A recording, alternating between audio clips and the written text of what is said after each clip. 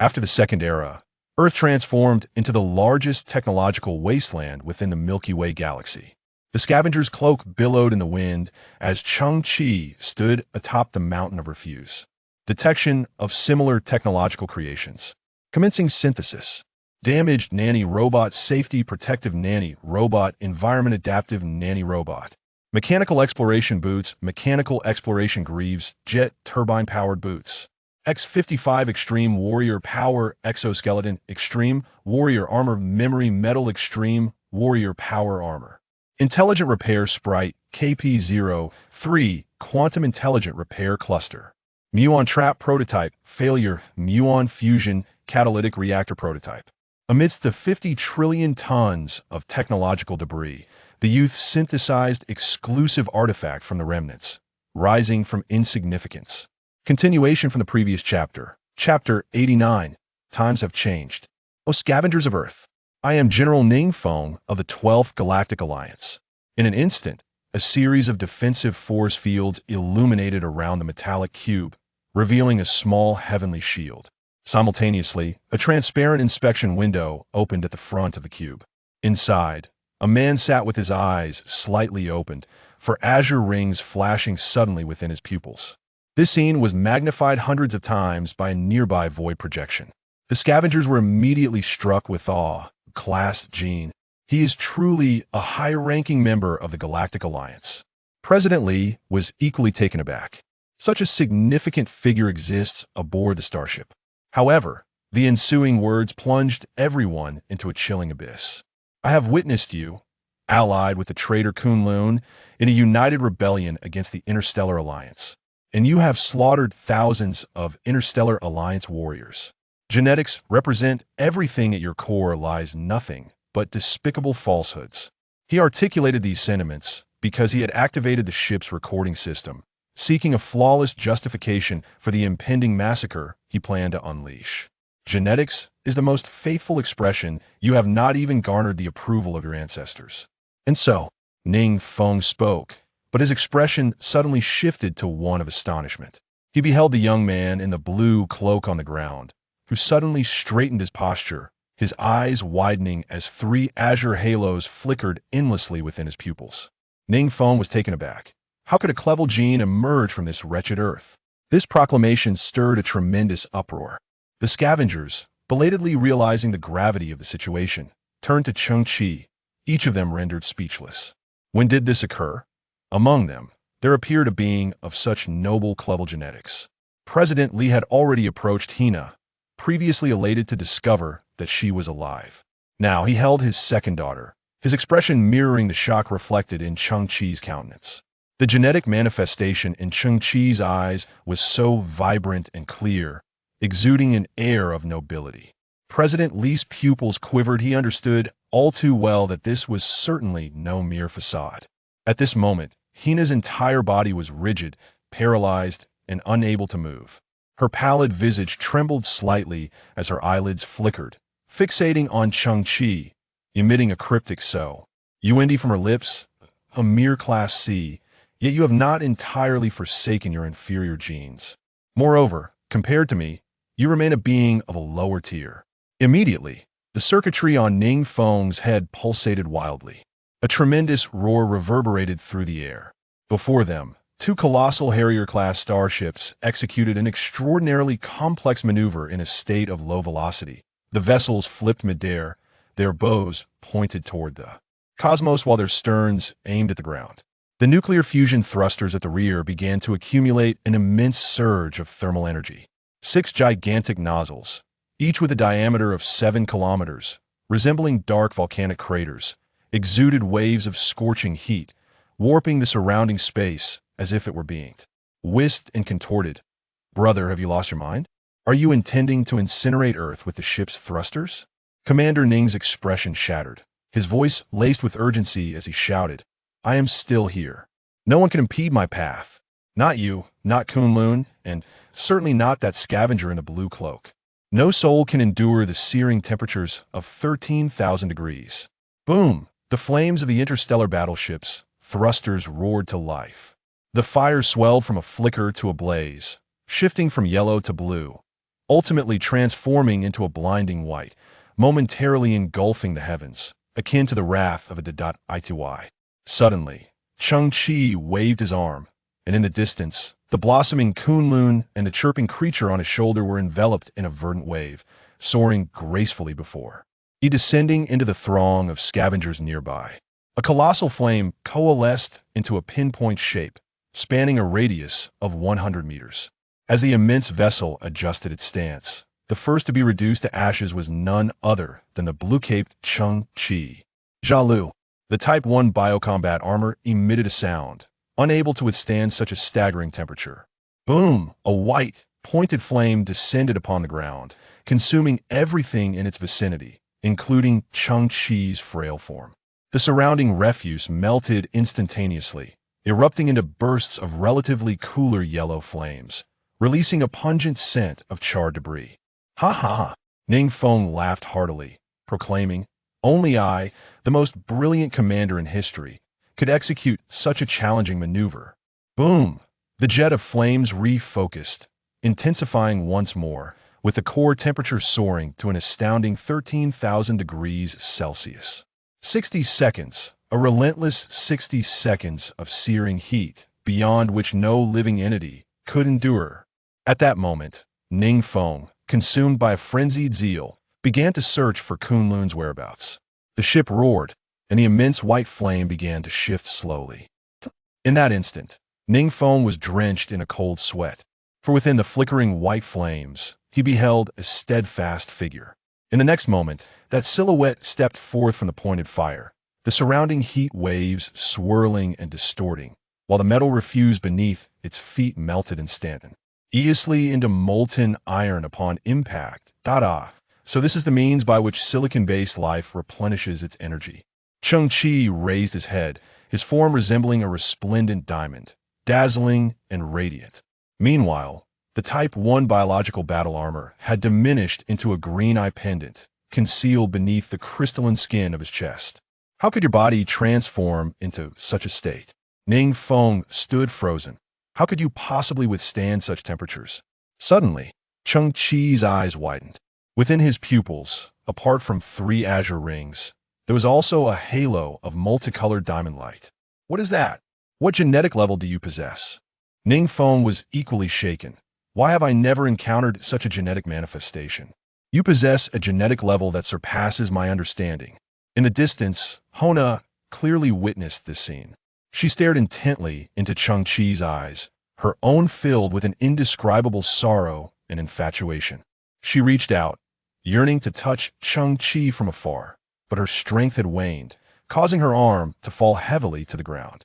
Simultaneously, her head tilted, and a layer of ashen despair gradually spread within her pupils. Hona, President Li, was overwhelmed with grief, shaking his daughter's body fervently. "Wake up. Please don't leave me." Cheng Qi furrowed his brow. His legs slightly bent. The silicon-based life form emitted the sound of crystal friction. He could distinctly sense that within this body, recently energized by extreme heat, lay an unfathomable and violent power. Boom! The earth trembled, and the surface, buried beneath layers of debris, began to crack inch by inch. Cheng Qi astonishingly leaped several hundred meters into the air, reaching the same altitude as Ning Feng in an instant. Ning Feng, concealed within a metallic box, gazed in disbelief at the unfolding spectacle. There, suspended in midair, Cheng Qi's eyes glimmered with an extraordinary light. His arms, resembling diamonds, bent at the elbows, sprouting sharp crystalline spikes that plummeted downward with immense force. Boom! Crack! In a fleeting moment, the 7-layered celestial shield surrounding the metal cube was shattered. It was unfathomable that such power could emanate from a mere biological form. Ning Feng's eyes widened to their fullest extent as he distinctly perceived Cheng Qi's elbow drawing for closer to his face. "Is there no one who can obstruct your path?" Cheng Qi's voice echoed softly. "My lord, the times have changed."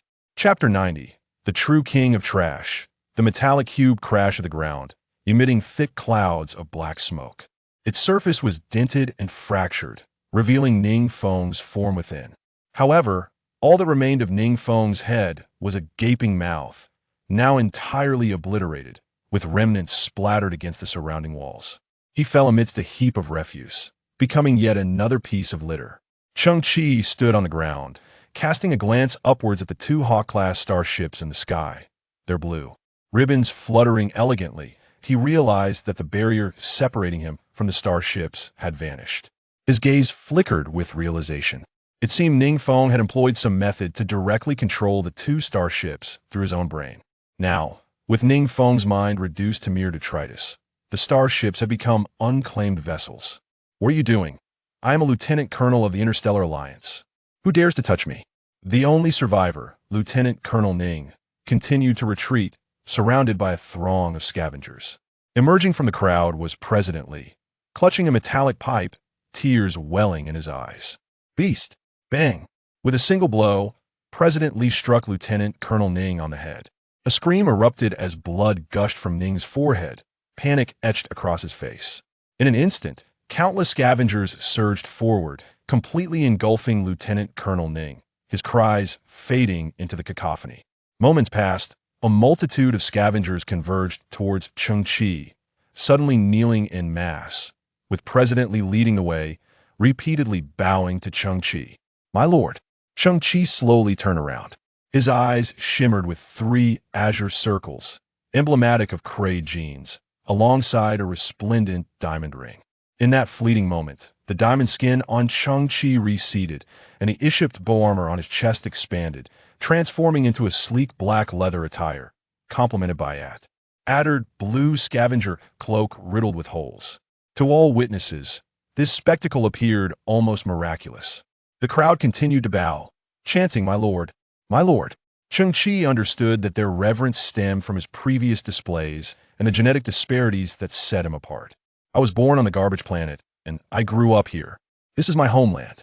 No one wishes for their homeland to become a place of despair, where people slaughter one another and feast upon bones. Defeating this counterfeit army need not be so complicated. My intention in doing this is to stir something within your hearts. If we continue to drift aimlessly like this, external forces will not be necessary. The scavengers will ultimately perish. Only through self-awareness can we alter this fate. Only through self-improvement can we forge a beautiful homeland of our own." As Cheng Qi spoke, he cast a glance at Hong Yan, who stood at a distance, weapon in hand. Then, he looked at the kneeling President Li before him. "President Li, you have aged. From now on, the Scavenger Alliance shall be entrusted to Hong Yan." Hood. President Li repeatedly knocked his head. "Yes, very well. I shall heed your words." "What is this?" Hong Yan stood beside Cheng Qi's makeshift shelter, gazing at the rectangular metallic device on the ground. One end of the device continuously decomposed waste, while the other emitted a viscous gel. Simultaneously, a radiant artificial sun ascended, casting warm, golden light that illuminated the desolate surroundings. This is called the SN11 Ecological Recycling Platform. Cheng Qi observed the gel's front, where a vibrant blue sunflower swayed gently. It can dissolve inorganic matter, transforming it into energy, and accelerate plant growth at an astonishing rate. As he spoke, tiny green shoots had already begun to sprout from the ecological gel before them. Before Cheng Qi acquired over 6,000 soilless cultivation capsules and synthesized the first such device within the underground shelter, the STC had indicated insufficient space. However, if all were to be synthesized, Cheng Qi could possess more than 400 of these devices. Hong Yan's eyes widened in astonishment. In an instant, her mind conjured a vivid scene of her dreams. The scavengers had resolved the famine, relying on their own hands to construct their homeland, as the desolate earth gradually embarked on a path toward standardization and sustainable development. Moreover, the vision that unfolded in Hong Yan's mind was even more exquisite than her dreams. The overwhelming garbage had vanished, leaving behind a verdant earth adorned with flourishing trees and undulating wheat fields stretching infinitely. The small tender sprout before her had grown several centimeters taller. Hong Yan's astonishment deepened as she turned her gaze to the other side of the shelter, where 100 SN11 EC. Illogical recycling platforms were neatly arranged. "Did you create all of those?" Hong Yan's breath quivered slightly. This technology is quite advanced, isn't it? Cheng Qi nodded. Indeed, it is quite sophisticated. Hong Yin was left speechless, unsure of where to begin. Those weapons should be reserved for arming the self-defense team. They need training to unleash the true power of those weapons, Cheng Qi explained. As for these recycling platforms, you must utilize them fully. They will only suffice for immediate needs, while further transformation requires the scavenger's direct involvement. Cheng Qi fixed his gaze upon Hong Yin. Miss Yin, I wholeheartedly support your dream. Hong Yan's eyes trembled. So, that night, you recognized me? Cheng Qi shrugged. Even if I cannot see through your biological disguise, the aura you exude is distinctly different from that of other scavengers. Hong Yan's body momentarily froze. Cheng Qi then revealed a smile, saying, Presently, I hope to witness a comforting Earth in the near future. Tears welled in Hong Yan's eyes. The despair stemming from genetic hierarchy and living conditions, coupled with a yearning for outer space, has confined Hina's life. Ultimately, she met a tragic fate. I shall ensure that such a tragedy never recurs. Cheng Qi nodded, gazing into the desolation surrounding them, remaining silent for a long while. After a moment, he suddenly declared, all the similar technological refuse discovered throughout the Earth transformation process should be handed over to the monkeys. Hong Yan's eyes flickered. I am Cheng Qi, the beggar's beggar. My dream is to become the king of refuse here. With ease, he could produce high-grade genetic serums, disregard the no-flee order, and repair Kunlun, showcasing an array of astonishing technological devices and enigmatic genetic levels, culminating in the awe-inspiring ecological recycling platform. All of this is a miracle birth from the refuse resources of Earth, crafted by Cheng Qi. Hong Yan's heart surged with inspiration, feeling infinitely motivated. He had already become the king of refuse on Earth. Ultimately, Hong Yan said little more, her demeanor respectful, as she nodded and replied, yes. Chapter 91, The Bonds of Fate. Not far away, the strikingly poised and commanding Valkyrie stood silently. The crimson pupils of Hua Kunlun glimmered. I shall handle everything. Cheng Qi chuckled softly. Collaborating with an intelligent partner simplifies matters. Speaking of a series of troubles, Hua Kunlun turned to Cheng Qi. Deep down, do you also wish not to be an overly conspicuous presence? My abilities are still lacking. A towering tree attracts the wind, does it not? Cheng Qi replied calmly. I can play the role in this wretched world. In the face of the vast universe, prudence is advisable. Understood. Hua Kunlun gazed at the overcast sky. When someone inquires about who restored me, granting me such formidable machinery and a new lease on life, I shall say, he is a mysterious and extraordinary genius mechanic. A genius mechanic. Cheng Qi, you are worthy of this title. I have observed you transform discarded scraps into entirely new machinery. Cheng Qi's eyes sparkled slightly. Technology ruins? Indeed. Among them are mechanical planets abandoned by advanced civilizations, interstellar battlefields scattered with the wreckage of thousands of warships, and a legendary time portals, left behind by a civilization of level 12 technology. Hiss! These artifacts are indeed the most precious resources. Cheng Qi's gaze flickered as he accepted the item from Hua Kunlun's hand. But this is your memory chip, encompassing all your former memories? I have always been quite curious. Your previous body was covered in synthetic skin. Could it facilitate romantic pursuits? Cheng Qi, I've always held a deep admiration for you. Possessing such formidable abilities, yet you often present yourself as a fool, frequently engaging in thoughtless actions, and at times, rather shamelessly. Hua Kunlun gazed intently at Cheng Qi. How do you manage to do this? A momentary pause ensued. It was then that Hua Kunlun noticed Cheng Qi's smile, which had been radiant all along. Suddenly, Hua Kunlun faced Cheng Qi, knelt on one knee, and placed his left hand against his chest. Alas, what is this for? Cheng Qi was taken aback. Even if I possess considerable charisma, there is no need for such formality. On behalf of the countless souls of the 24 Fleet, I express my heartfelt gratitude to you, Mr. Cheng Qi. Hua Kunlun slowly lowered his head. It is you who have cleared the unjust accusations against us all. Oh, there is no need for such gestures. Cheng Qi assisted Hua Kunlun to rise. As Spider-Man's uncle once said, with great power comes great responsibility. Who is Spider-Man? And who is his uncle? Oh, merely a legendary figure from ancient history. Have you not heard of the tale of Spider-Man battling the white bone demon? It's understandable, as there are few youths like me who are well-versed in history. Hua Kunlun rose, interrupting Cheng Qi's display of knowledge. There's one more matter. She suddenly faltered, noticing Xiao Qiong hiding behind a pile of refuse, gazing at Cheng Qi from a distance. I'm quite fond of this child. I can discern her immense potential. Hua Kunlun paused. I wish to take her away, to train her as an exceptional warrior, and perhaps one day, she may succeed me. Cheng Qi furrowed his brow. Hua Kunlun promptly added, rest assured, I shall not alter her in any way. Xiao Qiong will forever remain Xiao Qiong. However, Xiao Qiong averted her gaze and murmured, I wish to become a formidable warrior so that I can protect those around me.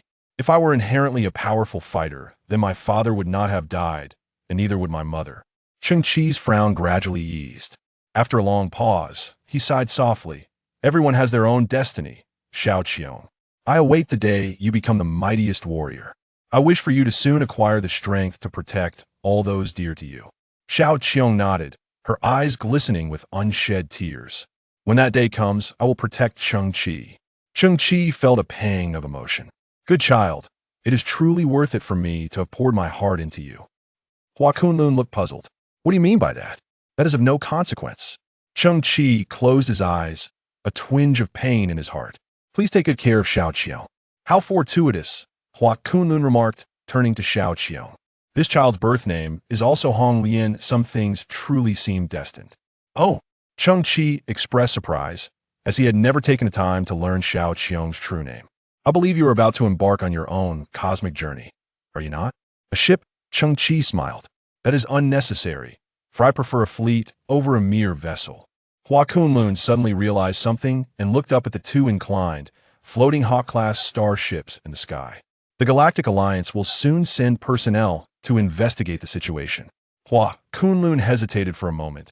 Unless you possess the ability to conceal them well, otherwise. Cheng Qi chuckled softly. Do you doubt my capacity to hide them? Cheng Qi stood atop a towering mound of refuse. A gust of wind caused the blue scavenger's cloak to flutter audibly. Hua Kunlun finally re-established contact with her former subordinates, and soon someone arrived to escort her and Xiao Qiong away. Meanwhile, Hong Yin had also transported the ecological recycling platform. As she had previously asserted, she would embark on a vigorous endeavor.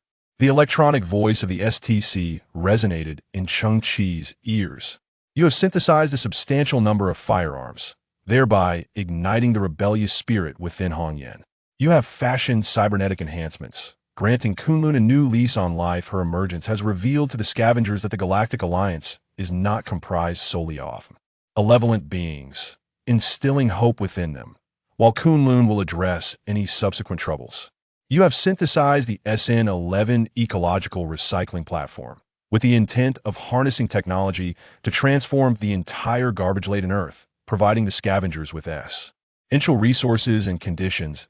In truth, what you have synthesized is not merely an array of equipment, but rather an opportunity for a long-lost civilization to rise anew. Cheng Qi waved her hand dismissively. I'm not so grand since this is my homeland. There is bound to be an ephemeral connection, is there not? This is indeed remarkable. I feel I have not erred in my choice of companions. I perceive the hope of the mother civilization's revival. Chapter 92. The dream of a true man. Cheng Qi's body gradually ascended into the air. From his perspective, the garbage-laden Earth below receded further into the distance, everything shrinking in size. As he approached the two Harrier-class starships, his excitement mounted. Observing them up close, their 20-kilometer-long hulls were nothing short of breathtaking. The appearance of the Harrier-class starship bore a resemblance to an aircraft carrier from a bygone era, resembling a floating fortress suspended in the atmosphere. Massive thrusters were strategically positioned at the rear and sides of the vessel, periodically emitting brilliant blue plasma flames to maintain its posture, causing subtle tremors in the surrounding space. At the forefront of the ship, the towering command tower loomed like a majestic peak, adorned with an array of sensors and communication devices that attested to its capabilities for long-distance interstellar travel. Although one of the starships had sustained damage to its annihilation cannon, billowing thick black smoke and tilting slightly, Such impairment was negligible in the context of such a colossal vessel. Moreover, the interior of the starship was impeccably clean, with the counterfeit soldiers having perished on the ground, and remarkably, there were no operators present in the expansive bridge of either starship. Cheng Qi gazed at the two starships, wiping away his saliva. To speak of the dreams of a true man, one encompasses mechs and machinery, while the other encompasses starships and the vast cosmos. Among these aspirations, the most exhilarating is to don one's battle armor, pilot one's starship, and carve out a path uniquely one's own. The boundless universe, the peculiar and beautiful planets, the mysterious and splendid treasures, alongside countless astonishing civilizations, await exploration. The journey of becoming stronger, of growing, and of experiencing the most exquisite scenery unfolds. This is a scene that Cheng Qi has fantasized and dreamed of countless times. Indeed, if the starship possesses performance so extraordinary that it can withstand all manner of risks, appearing and disappearing like a wisp of smoke, the thrill would be unparalleled. What marvels could these two magnificent vessels create? They have already ascended to the pinnacle of humanity's alliance in starship technology. The next level must surely transcend reality itself. A fervent gleam akin to that of a sorcerer sparkles in Cheng Qi's eyes. The forthcoming operation is, to date, the most eagerly anticipated synthesis he has ever undertaken. Casting a glance at the desolate earth beneath him, he recognizes that such a grand synthesis must be conducted discreetly. Cheng Qi closes his eyes, and upon reopening them, they radiate with a brilliant diamond-like brilliance. Simultaneously, dozens of ethereal blue ribbons materialize in his vision, intertwining and connecting the two colossal starships. The electronic resonance of silicon-based life forms is indeed formidable. In the next moment, the main engines of both starships begin to hum to life. A thunderous roar echoes through the heavens as the vessels ascend steadily. Yet, Cheng Qi furrows his brow slightly. A mere command for movement disperses his focus, as the multitude of electronic systems aboard the starships demands his attention and control. In an instant, he feels as though his very essence has been siphoned away. While the starships are indeed in motion, Cheng Qi perceives himself as wielding arms as frail as twigs, lifting a luxurious vehicle, though he has managed to elevate it. His arms flutter as if caught in a tempest. It seems that my silicon-based sequence level is rather inadequate. Cheng Qi felt a twinge of anxiety. After the synthesis of the starship, would I be entirely inept? Despite the challenges faced, the two starships finally ascended beyond the atmosphere. At that moment, the two Harrier-class starships, set against the backdrop of the dark, profound cosmos adorned with twinkling stars, appeared even more magnificent. Cheng Qi's visage was obscured by a black mask formed from Type 1 biological battle armor, which shielded him from the frigid temperatures surrounding him and provided ample oxygen. Commence synthesis. He inhaled deeply, slowly raising his right hand, the back of his hand directed toward the two starships, as the STC emitted a brilliant azure beam. Disperse into primordial matter. The spectacle this time was grander and more awe-inspiring than ever before. The colossal Harrier-class starships transformed into specks of white light under the azure technological brilliance, shimmering even more brightly than the distant stars. Although Cheng Qi had grown accustomed to such scenes, this time he was inexplicably filled with reverence for technology. Commencing synthesis. Target blueprint. Interstellar-class Falcon starship. A product of human civilization from 78 years hence. The Harrier and Falcon, names that continued the nomenclature of the Raptor series. Cheng Qi's pupils quivered. Indeed, this was technology from the future. Synthesis in progress. Synthesis in progress. Cheng Qi furrowed his brow slightly. Why did it seem as though there was a glitch this time? Such an occurrence had never transpired before. Undocumented technology detected within target creation, differing from standard Harrier-class starships. Cheng Qi's eyes widened in disbelief. What was happening? In the next instant, before Cheng Qi, STC projected an ethereal image, revealing the scanning results, a holographic representation of two Harrier-class starships. Suspended at the bridge of each vessel were human brains, with nearly 1,000 slender steel needles piercing the surface, delving deep into their cerebral cores. The posterior ends of these needles connected to a myriad of circuits, winding and sprawling throughout the starships, linking to various hubs. Cheng Qi furrowed his brow, pondering the implications. These Harrier-class starships were exceptionally unique. Their core control systems were not governed by conventional onboard intelligence, but rather by human brains. Cheng Qi paused, recalling a previous encounter where Ning Feng had engaged in a remote dialogue with Lieutenant Colonel Ning. Ning Feng had revealed that the black prosthetic housed the brains of their fathers, which enabled him to manipulate the vessels from afar. They were both advanced gene carriers, suggesting that their lineage possessed a form of telepathy. A glimmer of realization flickered in Cheng Qi's eyes as his deductions aligned. Upon clarifying the connections, he inhaled sharply. The brains within the Harrier-class starships must belong to Ning Feng's direct relatives, perhaps siblings. It became evident that this individual operated the two warships through such a means, elucidating why he could be deemed the most brilliant commander in history. Thus, these seemingly ordinary Harrier-class starships were, in truth, extraordinary entities, harboring profound secrets, so much so that even STC lacked corresponding synthetic blueprints. Cheng Qi's heart sank instantly. He had initially believed he had stumbled upon a treasure, only to discover that it was too unconventional to be of any use. Chapter 93, A New Creation, Integrating Existing Technologies. Revising the synthesis plan, Cheng Qi. In light of your previous aspirations, I have endeavored to develop an entirely new pathway for you, along with a technological blueprint. To be precise, it is about creating an alternative possibility through the utilization of existing technologies and conditions. Of course, there exists a certain probability of failure. What will happen if it fails? Everything will turn to naught. Cheng Qi clenched his fist, realizing he had no other options available. After a brief moment of silence, he gritted his teeth and declared, "Merge." In that instant, the STC emitted an even more dazzling brilliance than before. Seemingly engaged in some form of rapid computation, a Harrier-class starship shattered into a multitude of white light particles, exhibiting violent oscillations. Gradually, those luminous particles converged towards another Harrier-class starship. At that moment, a blinding radiance erupted ahead. Cheng Qi's eyes widened slightly, his palms drenched in sweat. 3 seconds later, he heard the most melodious sound. Synthesis successful. Cheng Qi's brow relaxed suddenly. It had succeeded. The overwhelming brilliance before him began to fade. It was as if a grand light curtain was slowly being drawn back, revealing the long-awaited protagonist. Cheng Qi's pupils trembled as he gazed forward. There, before him, stood a white warship, sharp and spear-like in its design. It has been significantly reduced in size compared to the previous Falcon-class starship, measuring approximately 2 kilometers in length. Its overall design is sharp and streamlined, exuding an aura of precision and elegance. Cheng Qi was acutely aware that size does not equate to capability. The true essence lies within its technological sophistication. The material of this starship appears to be unlike any known metal, resembling a delicate white ceramic that emits a soft, milky luminescence. Most intriguingly, its surface is adorned with an array of peculiar blue patterns, seamlessly covering every inch without any blind spots. These patterns resemble gigantic octopuses, their tentacles interconnecting with one another. Cheng Qi's pupils flickered in astonishment. The design bore an uncanny resemblance to the neural pathways of the human brain.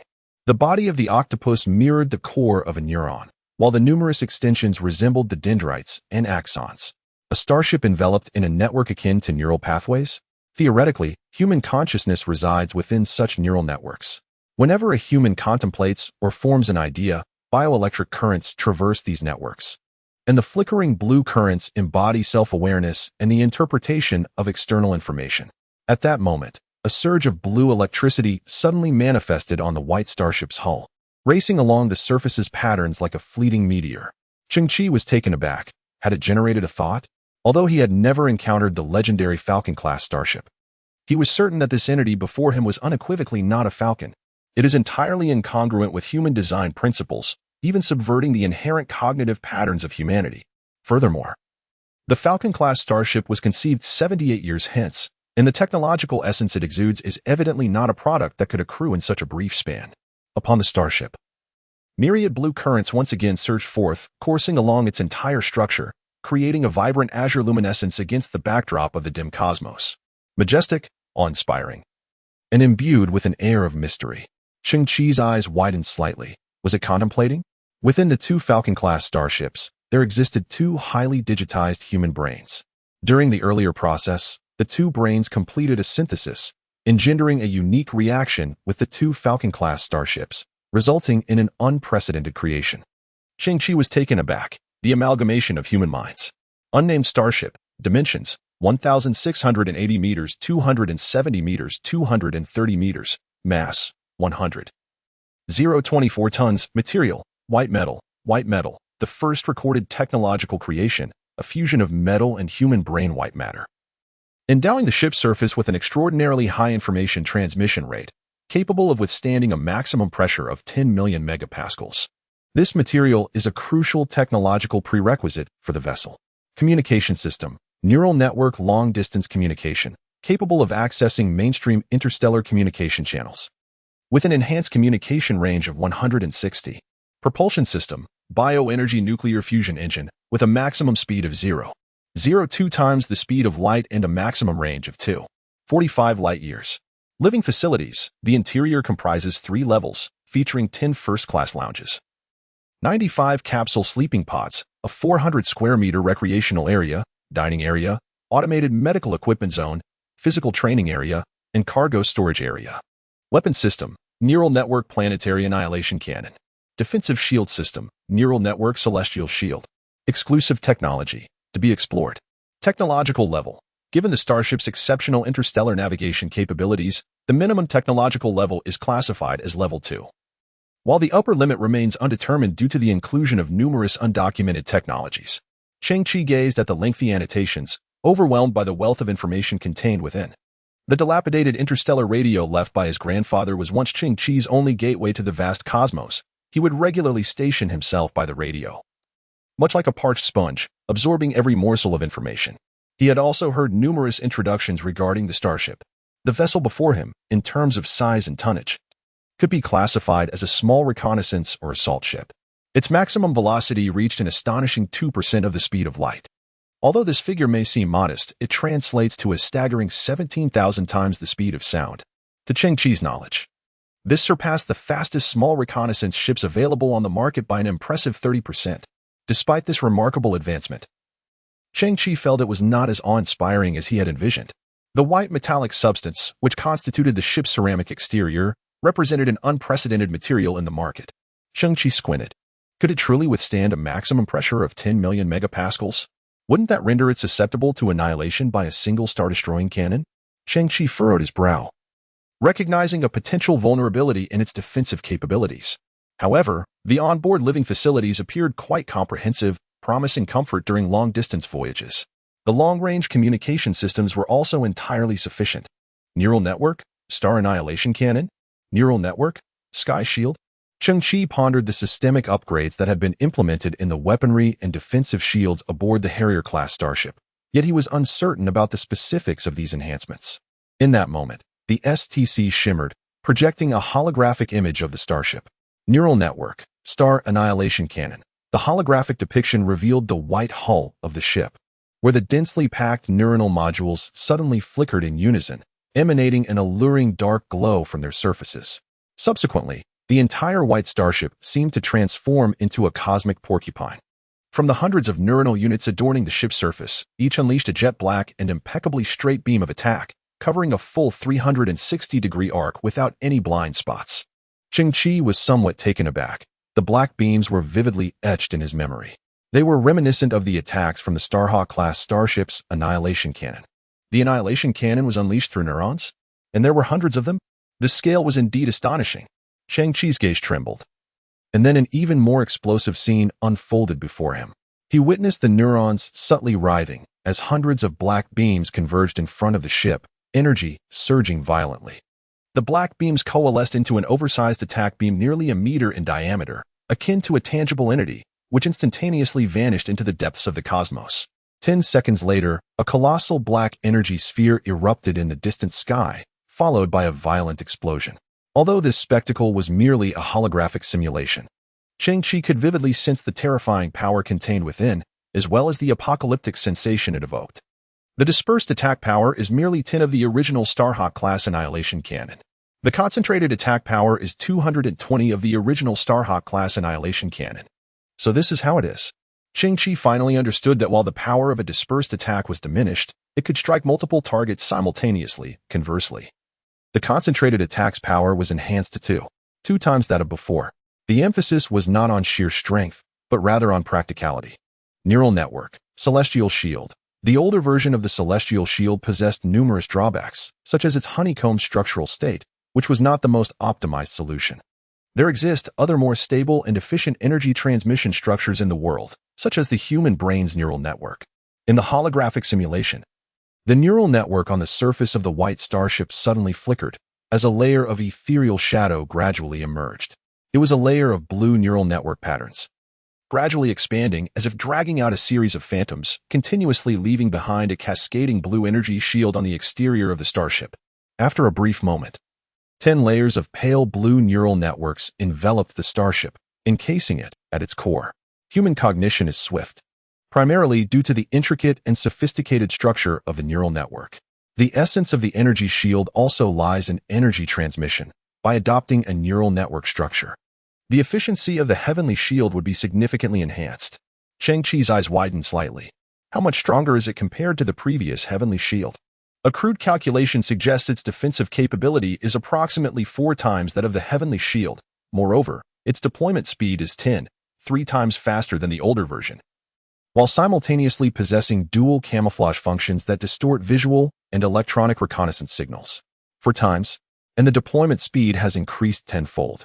Thus, my Musi prototype can no longer penetrate it. Cheng Qi nodded. This greatly compensates for the shortcomings of the white metal. Chapter 94. Ghost Ship. Cheng Qi reflected on his starship. Purely in terms of structural strength, it is rather fragile. This is akin to the human brain, immensely powerful yet incapable of withstanding heavy blows. The upgraded heavenly shield resembles the human skull, greatly safeguarding the inner brain. Although the additional function of the neural network and heavenly shield can distort signals, this function is defined as camouflage rather than invisibility.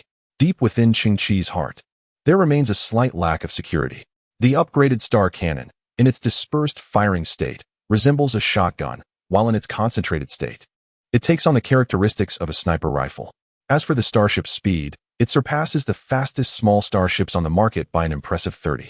In summary, this entirely new starship embodies the essence of air reconnaissance vanguard. Although its overall performance may still lag behind certain superstar ships, it remains exceptionally commendable as a light starship.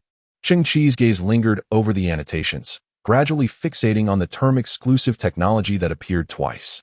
My data is derived from the feedback of the starship's intelligent core. As of now, the special technology of this starship remains dormant. Exploration is required on your part. Cheng Qi's eyes sparkled with intrigue. This was to be expected, as the starship before him was, after all, a product beyond the STC blueprint. The prospect of uncovering hidden functionalities excited him immensely. Watch me decode this in no time. Cheng Qi rubbed his hands together, and with the propulsion of his turbo-powered shoes, he glided silently through the cosmos. After circling the entire starship, he astonishingly found no entrance. The vessel appeared entirely seamless, devoid of any crevice. What does it mean to have no door? Just as Cheng Qi was lost in thought, a small cluster of neural networks suddenly materialized on the ship's hull, radiating a brilliant blue light.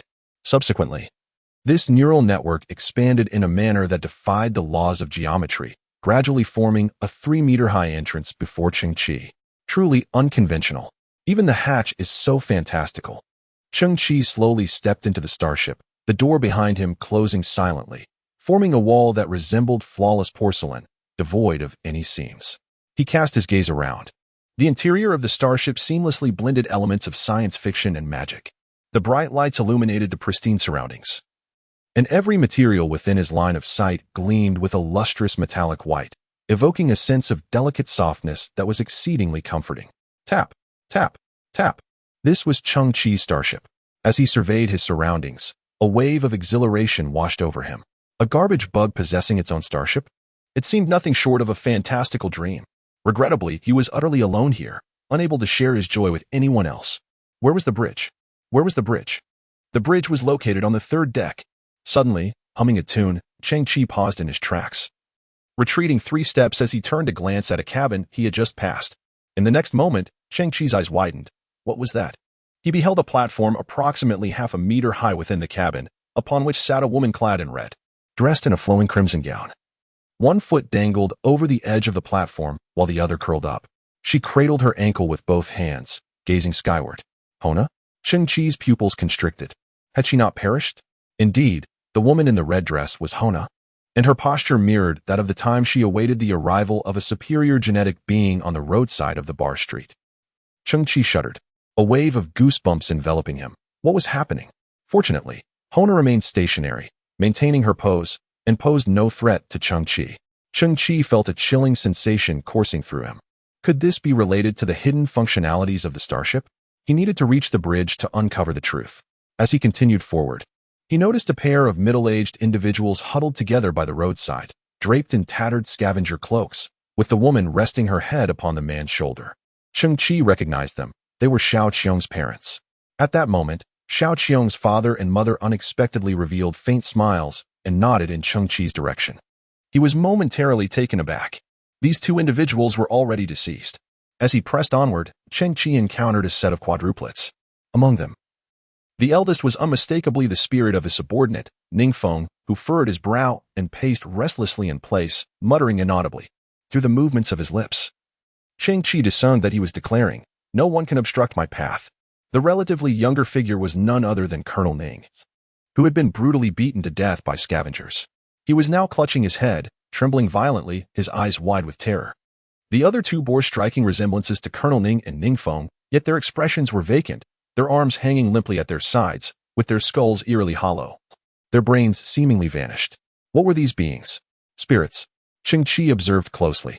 These phantoms bore no holographic devices atop their heads, or beneath there it stood at an impressive height of 3 meters, with a diameter exceeding 1 meter, emanating a radiant blue luminescence.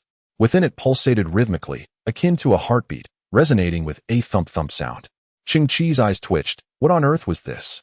In that very instant, he felt an inexplicable itch on his scalp, as if countless delicate currents were forming within his brain. These currents converged at his brow, and as the energy intensified, Cheng Qi sensed his forehead opening as though a third eye had emerged. Almost immediately, something surged forth from his forehead, drifting gracefully into the enormous cocoon before him.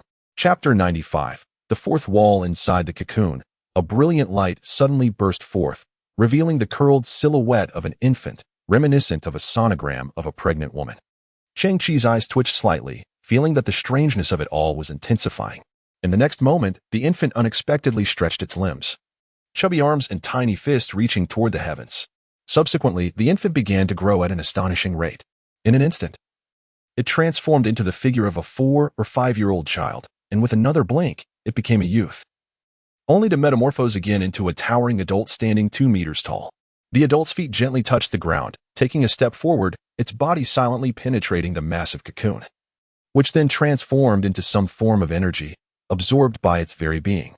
Afterward, the tall figure emitted strands of light, advancing step by step until it stood before Cheng Qi. It was a skeleton enveloped in blue light, with 2 blazing white flames dancing within its eye sockets. "Greetings, my creator."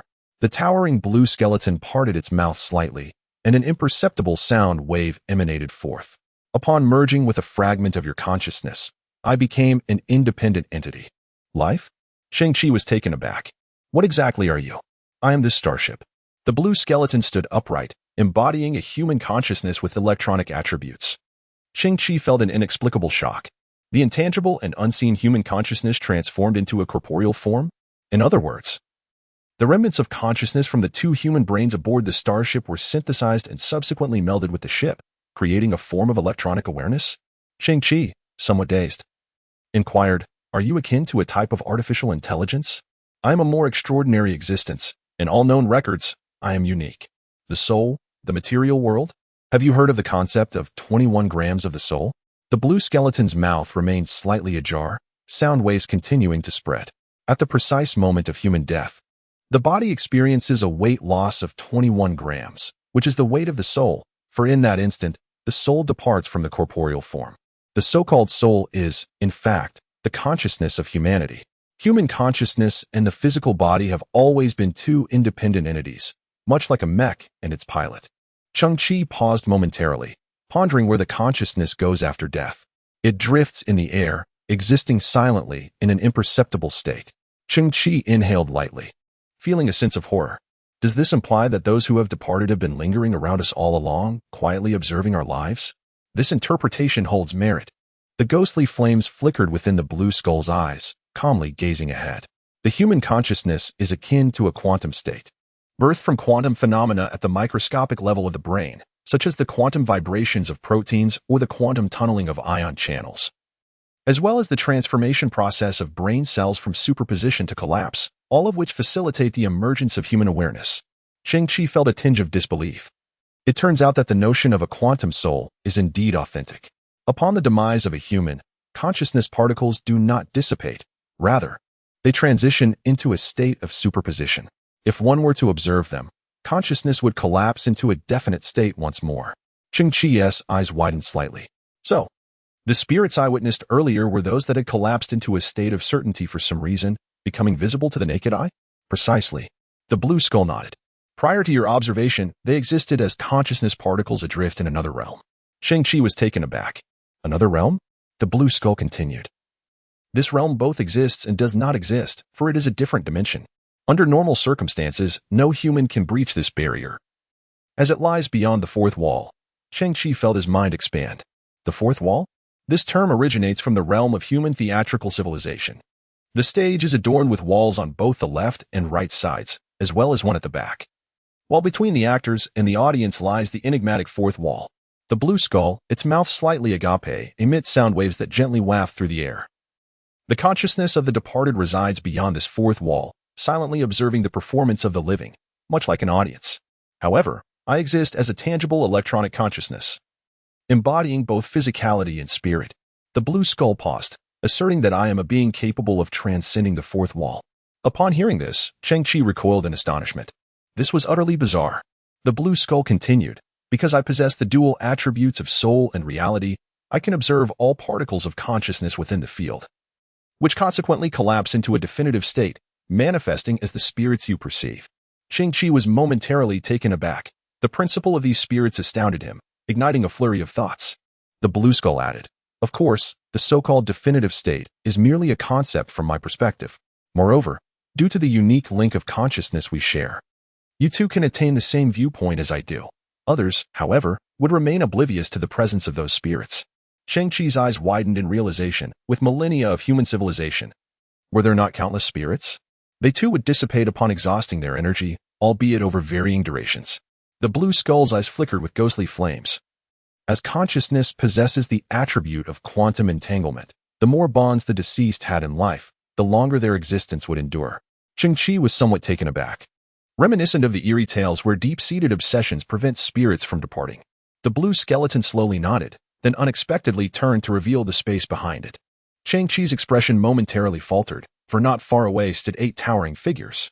They were 8 resolute warriors clad in formidable mechanical exoskeletons. Cheng Qi's pupils quivered slightly. It was the Elite 8, Ding Feng, Lin Luanyue, Long Zhanxiao. In that fleeting instant, the 8 warriors straightened their backs in unison, raising their hands to offer Cheng Qi a precise military salute. Cheng Qi's body stiffened. In their eyes shone a palpable gratitude, accompanied by a sense of liberation. Cheng Qi recalled a previous scene where he had avenged these 8 warriors by eliminating the impostors who had usurped their place, intending to provide them with a sense of closure. Coupled with the blue skeleton's earlier words, it became evident that these warriors had been observing from beyond the fourth wall. Witnessing that very moment, their current actions conveyed profound respect and gratitude towards Cheng Qi.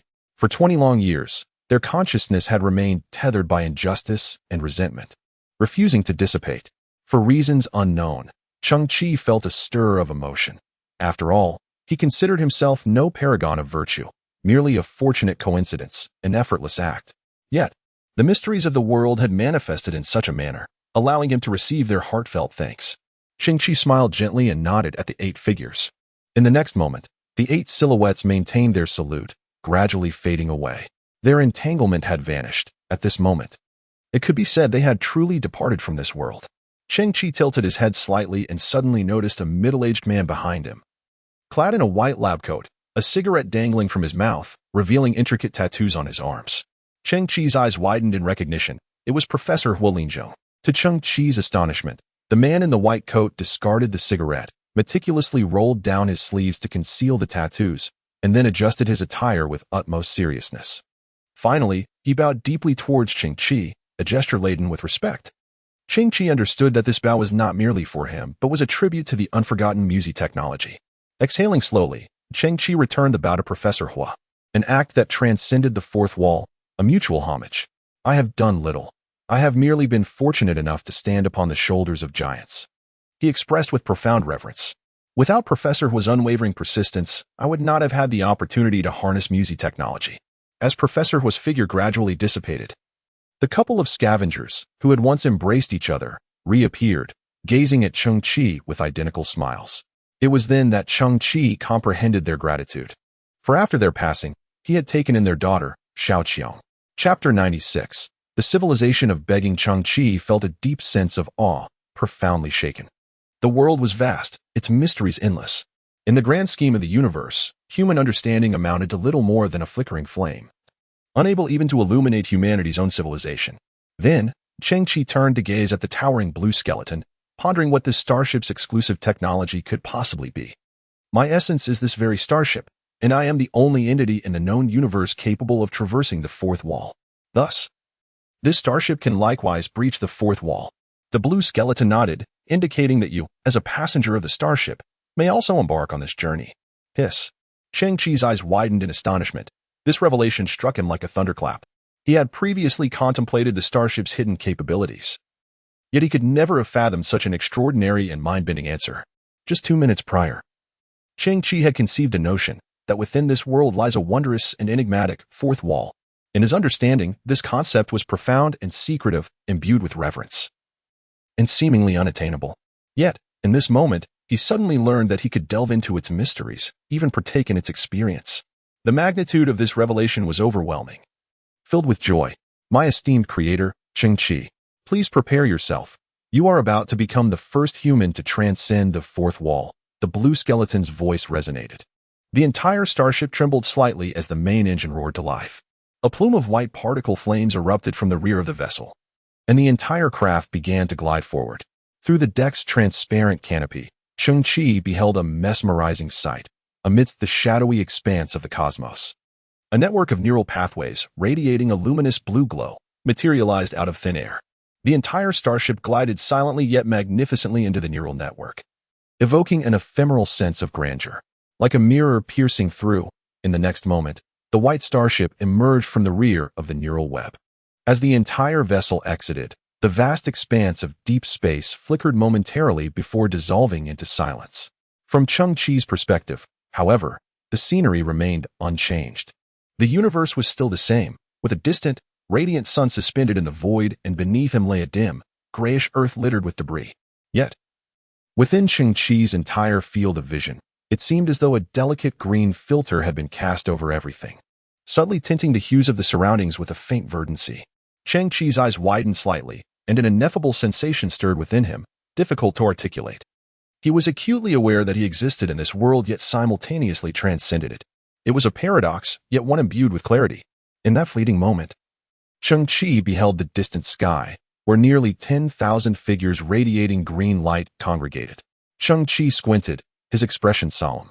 These were the figures of the 24th Fleet of Wakunlan, whose bodies had previously been scattered around Earth by Ningfeng. At this moment, the nearly 10,000 figures saluted Cheng Qi with a military gesture, their presence formidable yet inexplicably tragic. They had come to realize that it was Cheng Qi who had restored Wakunlan, granting them the chance to vindicate their grievances. A tumult of emotions surged within Cheng Qi, feelings of guilt and unworthiness overwhelming him. Subsequently, the multitude of figures from the 24th Fleet turned in unison, striding towards the depths of space, gradually vanishing from Cheng Qi's sight. He too inhaled slowly, striving to calm the indescribable turmoil within. It appeared he had truly pierced through the fourth wall. This is utterly incomprehensible. Cheng Qi's eyes flickered as he pondered the nature of his relationship with the reality surrounding him. At that very moment, a small passenger starship suddenly emerged from the distant expanse. Cheng Qi discerned the insignia emblazoned upon the vessel. It appeared to belong to an investigator from the Interstellar Alliance, as mentioned by Hua Kunlun. The front of the craft glimmered with a faint crimson scanning beam, advancing steadily closer. Meanwhile, Cheng Qi's white starship was positioned directly in the path of the small passenger vessel, yet the latter seemed entirely oblivious to its presence. 30 seconds later, Cheng Qi's eyes widened in disbelief as he witnessed the small passenger starship pass right through his white vessel, heading towards the desolate Earth. A thunderous cacophony erupted in Cheng Qi's mind, prompting him to command the blue skeleton to accelerate, matching the pace of the passenger starship for a full 100 kilometers. Remarkably, there were no unforeseen incidents. Regardless of how the passenger vessel scanned its surroundings or how its occupants peered into the void, they remained utterly unaware of the existence of the white starship, even at such close quarters. During this journey, Cheng Qi experienced an entirely novel sensation. He discovered that a form of consciousness control could be established between him and the blue skeleton. He merely needed to transmit the navigation plan as if through telepathy, allowing the blue skeleton to adeptly maneuver the starship and execute a myriad of intricate operations. The concerns Cheng Qi had previously harbored about his inability to pilot the starship solely due to his silicon-based genetics proved unfounded. On the contrary, the presence of the blue skeleton as a pivotal conduit enabled Cheng Qi to navigate the starship with remarkable ease. This operation resembles that of the genius Commander Ningfeng. Yet the synergy between Cheng Qi and the blue skull surpasses even that of Ningfeng. The blue skull spoke slowly, though the fourth wall encompasses both inner and outer realms. They are distinctly separate spaces that cannot interfere with one another. Theoretically, neither human civilization nor any other living beings can perceive our existence. Naturally, we cannot attack them either. Cheng Qi's heart surged with excitement. Can we enter and exit at will? The blue skull nodded affirmatively. Indeed, Cheng Qi suddenly clenched his fist. This capability is nothing short of miraculous. It signifies unparalleled stealth technology, an ultimate form of subterfuge. In that instant, Cheng Qi truly grasped the core ability of this starship. Its offensive power may not be the mightiest, nor its defensive shield the strongest, but its stealth capabilities are undeniably extraordinary. Navigating through perilous situations, entering realms unreachable by other starships, or evading pursuit, all while safely traversing the treacherous cosmos. This is the true advantage of this starship. It fulfills Cheng Qi's long-held aspirations. How exhilarating! This synthesis has brought forth an overwhelming surprise. Cheng Qi, feeling a surge of excitement, gazed at the blue skull. Incredible! This is a starship that traverses the realms of yin and yang. The blue skull's ghostly flames flickered in its eyes. Esteemed creator, your words carry a hint of naivety, tinged with humor. To be precise, this technology is known as fourth wall navigation. Are you challenging me? Cheng Qi responded. Not at all. Not at all, he said, observing the massive blue skull nodding before him. Now he comprehends that he has unwittingly birthed a fragment of consciousness, fully awakening it. Indeed, it is his creation. Imbued with unwavering loyalty, yet it possesses its own awareness. From a certain perspective, it resembles his own subjects. Suddenly, the voice of STC resonates in his ear. It is an entirely new form of life. In certain respects, it constitutes an independent nascent civilization. I am merely a tool, and you are its creator. Now, you may bestow a name upon this civilization. Naming, a burgeoning civilization. I shall call it Cheng Qi. Though the name may appear somewhat mundane, it is exclusive and singular. Thus, I shall proceed without hesitation. Cheng Qi's eyes gleamed momentarily as he declared, I shall name it the Qi Civilization. Qi Civilization. I shall establish its archives. And this starship before us shall be recorded as the inaugural technological achievement of the Qi Civilization. Cheng Qi felt a surge of exhilaration. This synthesis had far exceeded his expectations. He had never anticipated that Ningfeng's two human-brain starships were not mere useless debris, but rather a uniquely scarce resource. This revelation granted him unparalleled technology, the sole starship in the cosmos, belonging to his own nascent civilization. Gazing at the towering blue skeleton standing silently beside him, the first subject of the Qi Civilization, Cheng Qi suddenly remarked, You should have a name. The blue skeleton gazed at Cheng Qi with reverence, saying, Great creator, if you would bestow a name upon me, I would be most grateful. Dog egg. Cheng Qi waved his hand, jesting, Let us just call it Ling, as in spirit. Inclusion from the Blueprint of Civilized Technology. File number 1. Ling-class starship. Chapter 97. Departure. The first destination. Are we off for a trip? The Ling-class starship docked beside Cheng Qi's humble abode, as a scavenging vulture glided through the seemingly non-existent vessel, landing on the ground and incessantly pecking at a tin can. The task of packing was entirely entrusted to Steel Mother. The KP-03 Quantum Intelligent Repair Cluster, SN-11 ecological platform, and innocent defense array were all loaded onto the starship. Hanzai clutched a large iron box, guarding it jealously as if it were a treasure. Cheng Qi stood at a distance, squinting slightly. A thousand-eyed fly spiraled down, landing on Hanzai's iron box, its multitude of compound eyes peering through the seams. Inside, there lay a dozen issues of Flamboyant Robot magazine alongside an ancient-looking robotic toy. The magazines featured various voluptuous female robots, their expressions alluring as they opened their metallic chests to reveal two heart-shaped power batteries within. Cheng Qi couldn't help but chuckle. He cast another glance at the radio specifically tuned to communicate with Mo. Could it be that this fellow absconded with over 10,000 of my high-entropy alloys? Just then, a voice crackled through the radio, sounding somewhat weary. Family strife has left me stretched thin. A great favor has been bestowed. Gratitude will be expressed later. M.O. I shall never be untrustworthy. Cheng Qi nodded in understanding. It appeared that the mouth of Boss Missouri had not successfully twisted into a Nike emblem. The one capable of disseminating that toxic beverage throughout the entire family could only be an insider, and insiders are the most treacherous. Pursuing a similar acquisition through M.O. had become a futile endeavor for the time being. However, that was of little concern. Cheng Qi raised his gaze towards the overcast sky. Now, he possessed the vastness of the stars and the ocean. 18 years of dreams mirrored those of all scavengers. Once, Cheng Qi could only intermittently listen to tales of the cosmos through the old radio left by his grandfather. While the universe and the entirety of human civilization formed a vague outline within his mind. It was akin to a child raised in a mountain village, piecing together the splendor of a bustling city through scattered fragments of conversation. Hanzai, the time has come.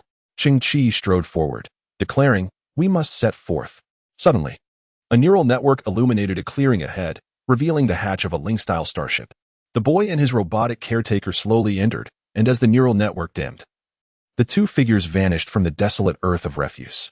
Sometimes, the commencement of a grand voyage occurs in utter silence.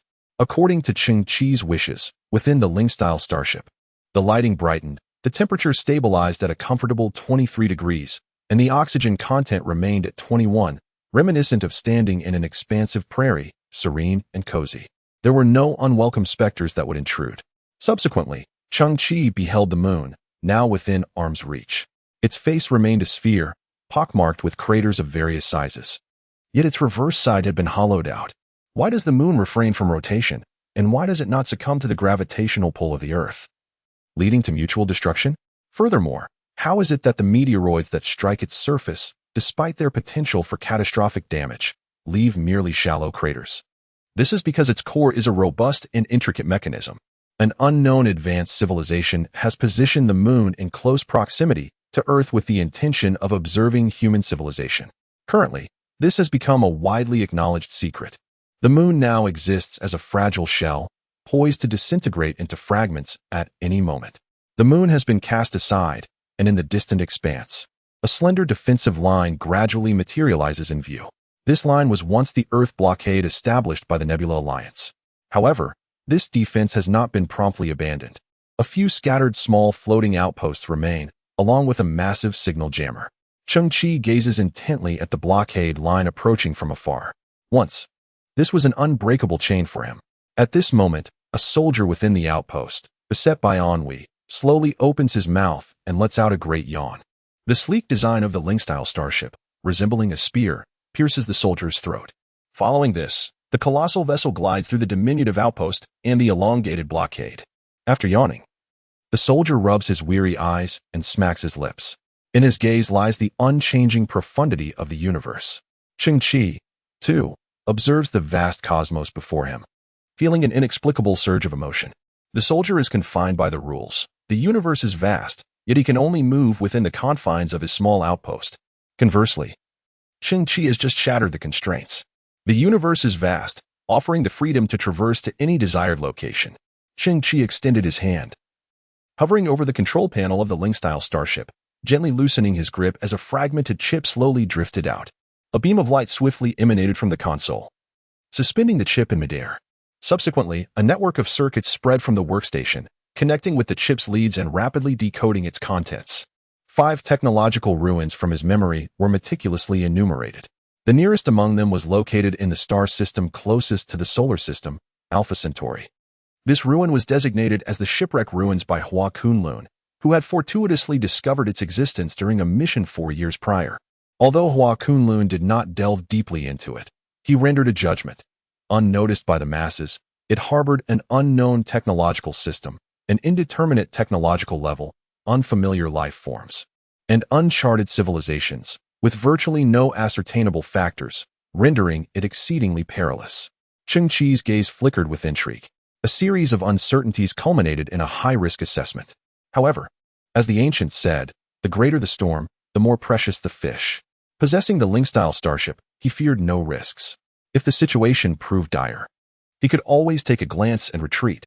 To Cheng Qi, the boundless cosmos resembled a banquet of exquisite delicacies, vast to the point of being overwhelming. Consequently, he opted to explore the nearest ruin out of curiosity. In that instant, Cheng Qi felt invigorated, his eyes set on the horizon as he propelled forward at full speed. The Ling-style starship finally unleashed its true velocity, its rear igniting with white flames, vanishing into the depths of space like a shooting star. Chapter 98. The Future of the Qi Civilization. Alpha Centauri. The star system where the shipwreck ruins are located lies a mere 24 light-years from Earth. Traveling at a velocity of 2% of the speed of light aboard the Cheng Qi-class starship, it would take approximately 21 years to reach Alpha Centauri. Regardless of whether one exists within the fourth wall or outside of it, the required distance and velocity remain constant. The cosmos is vast, and the terrestrial measures of meters and kilometers are woefully inadequate to convey the scale of the universe. A light-year serves as a common unit of distance in the cosmos, representing the distance light travels in 1 year, approximately 9 trillion kilometers. Nearly 21 years. By then, I shall undoubtedly be full of vitality. Alas, look at my naive demeanor. Standing upon the bridge, Cheng Qi was merely indulging in self-entertainment, while simultaneously perusing the memories of Hua Kunlun in search of the directional Stargate hub. In truth, no human starship would foolishly embark on a journey spanning 2 light-years. Humanity's entry into the grand era of the cosmos was not due to the birth of starships, but rather the advent of directional stargates. The Stargate serves as a shortcut through the universe.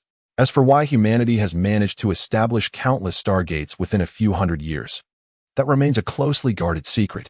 Rumors suggest that humans sacrifice certain things in exchange for assistance from a higher civilization. The nearest Stargate hub still requires an additional 5 hours of travel. What on earth is this? Inside the bridge, Hanzi stared intently at Ling. The ethereal figure resembled a towering blue skeleton, yet it was seated upon a ceramic step, its right elbow resting on its knee, palm gently cradling its chin, head slightly bowed, gazing vacantly ahead. The electronic eye of Hanzi flickered, pondering whether it was a sculpture of a thinker. Cheng Qi found the scene rather intriguing and approached, fixating on the entity. The figure slowly turned its head, offering a subtle nod to Cheng Qi. Creator. I am currently communicating with the nearby spirits, engaging in learning and contemplation. Often, I find myself empathizing with their obsessions. It is a peculiar experience that captivates me. Cheng Qi was taken aback. The figure was a nascent being, shrouded in many mysteries. Moreover, as a species straddling the realms of life and death, it indeed possessed some extraordinary channels of information. The tableau before him was quite fascinating. After their exchange, the figure resumed its contemplative posture. A 2-meter-tall, blue luminescent skeleton, with white, ghostly flames dancing in its eyes, sat silently on the steps, its expression a blend of confusion, curiosity, and the unknown, resembling a philosopher in pursuit of ultimate truths. Goodness! Hanzi scratched his brass head, marveling at the quiet grandeur of the blue specter. Suddenly, with a resounding thud, it exclaimed, "What nonsense! I am Bai Ji. The clarity of my verses in the book of Yuan Weiji is unmistakable." Awakened from a dying illness, I sit up in shock as the dark wind blows rain through my cold window. At that moment, the figure abruptly slammed its hand on the table, startled and indignant, its ribs heaving irregularly. Cheng Qi and Hanzi exchanged bewildered glances. My apologies, dear sirs. I momentarily became overwhelmed with empathy. Ling Weiwei nodded an apology and then resumed her position on the steps, once again entering a contemplative state. Hanzi was taken aback, as if possessed by a spirit.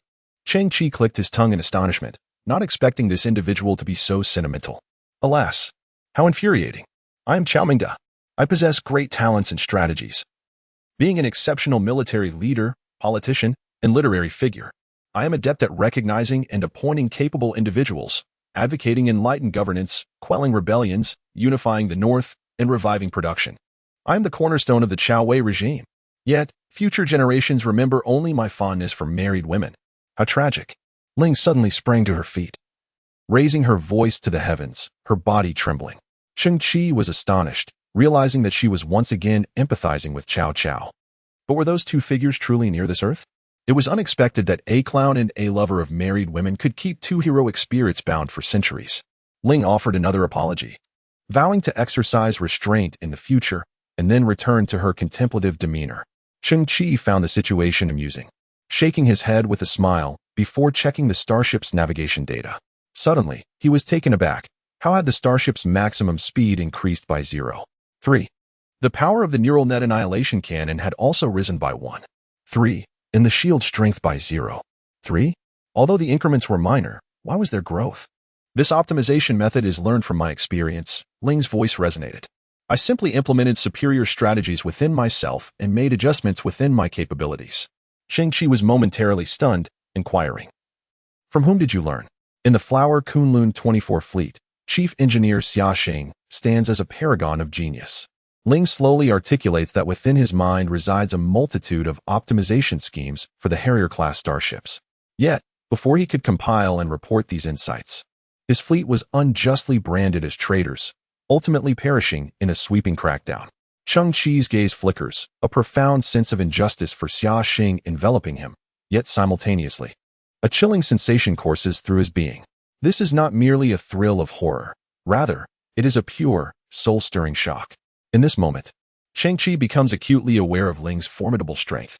Throughout the vast expanse of history, countless invaluable knowledge, experiences, and secrets have become fragmented due to the cessation of life. These treasures are forever shrouded beneath a heavy veil, their brilliance extinguished, rendered inaccessible for future generations. This represents an immeasurable loss among all wise civilizations. If the wisdom of Sun Simiao and Hua Tuo could have been transmitted in its entirety and continuously refined, how could traditional Chinese medicine have gradually faded? Now overshadowed by Western medicine?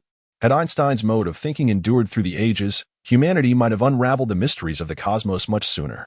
However, at this moment, everything seems transformed. Cheng Qi's eyes widen slightly as he gazes at Ling. This extraordinary ability possesses a terrifying potential for growth. In other words, it is a key that can unlock a vast treasure chest. Cheng Qi is convinced that in the universe, beings endowed with souls extend far beyond humanity. United in their origins, Ling undoubtedly has the potential to awaken them. In that instant, Cheng Qi feels he has discovered the essence of the Qi civilization and glimpsed its future. This seemingly unremarkable civilization possesses an unparalleled technology, derived from the memories of countless departed souls and the irreplaceable gaps in technological advancement that have left many civilizations lamenting their losses. It resembles the work of grave diggers, though a more fitting analogy would be that of gold prospectors.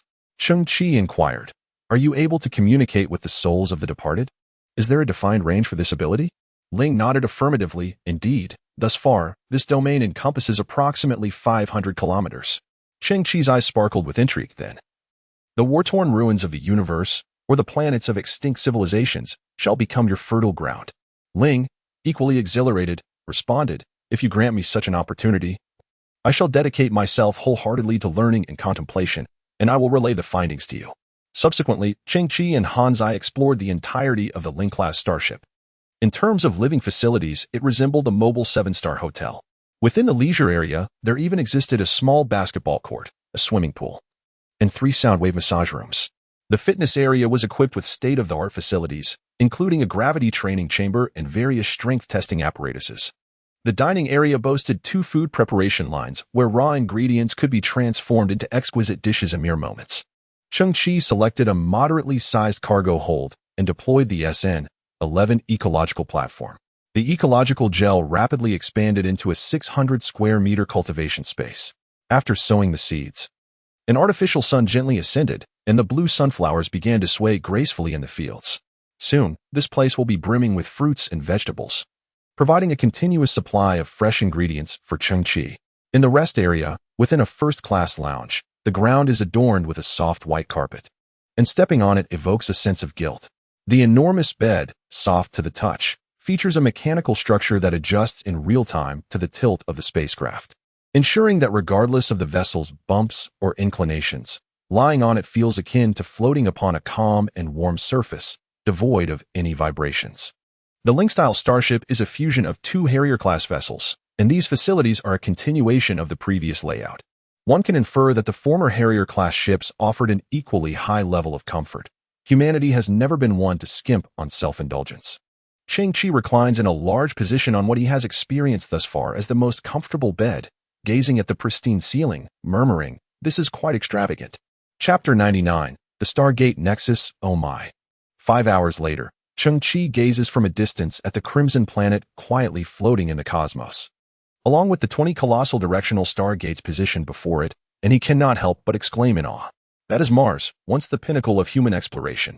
To the north of Mars, the 20 towering stargates, each reaching a height of 100 kilometers and glowing like blue rings, illuminate the surroundings with brilliant light. His gaze pierces through the stargates, revealing the slowly drifting debris behind them.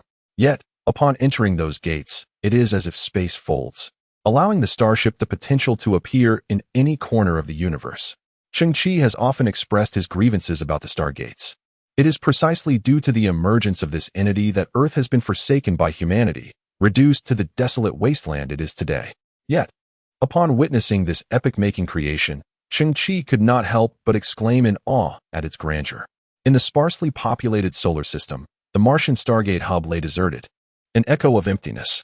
This is quite commendable, Cheng Qi nodded. The exterior of the Spirit-class starship was exceedingly peculiar.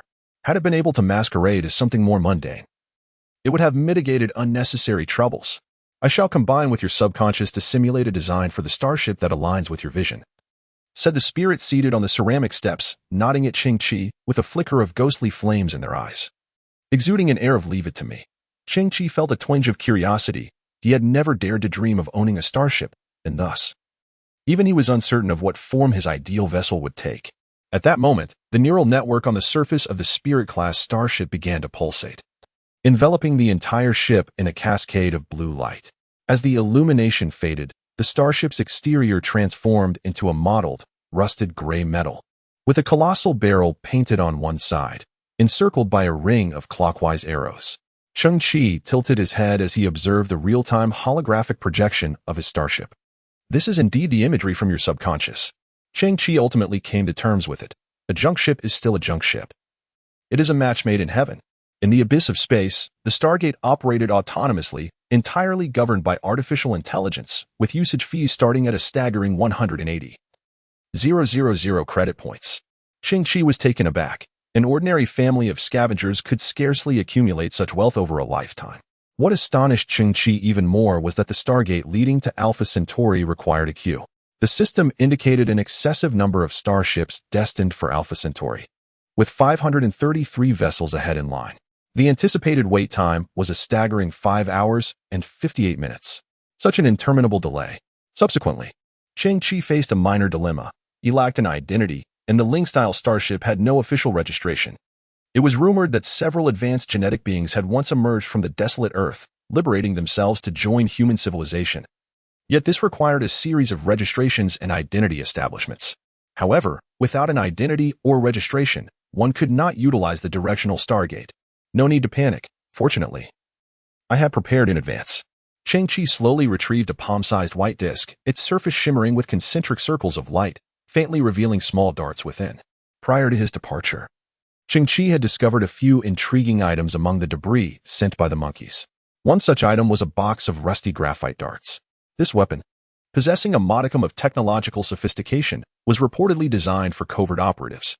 When deployed, the dart would release micron-sized graphite filaments upon striking a circuit board, adhering to the pathways and causing short circuits or even destruction. Cheng Qi had acquired a total of 8 graphite darts, which he subsequently synthesized thrice, resulting in the equipment he now held, the M23 Information Assassin. Although the small disc contains 3 diminutive darts, these projectiles are not intended for actual launch. Instead, this device emits a programmable electromagnetic pulse, which directly targets the circuit board, implanting specific information within it. It is akin to a diminutive deity of concepts, descending directly into the algorithms of the adversary. Shortly thereafter, this information vanishes entirely. An invisible pulse is unleashed, striking the artificial intelligence of the Stargate, a unique entity, unparalleled and unmatched, the most formidable scavenger. The starship, a marvel that could astound both heaven and earth, stands as the pinnacle of its kind. To Q would be a profound insult to them. The Stargate's artificial intelligence received this information, summoned immense computational power to the brink of overheating the CPU, and ultimately grasped the message. It promptly initiated the clearance procedure, elevating Cheng Qi's Q position to the very top. The thrill of an unfair advantage is truly exhilarating. Soon, Cheng Qi's priority will dissipate from the Stargate's artificial intelligence database, evading any significant alerts from the system, as if nothing had transpired. In essence, this represents a transient breach targeting a singular device.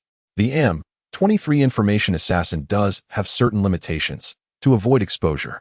It may only launch a dart at the same device once within a 12-hour period, with strict character constraints. Cheng Qi has just exhausted the entirety of this character allowance. Beep.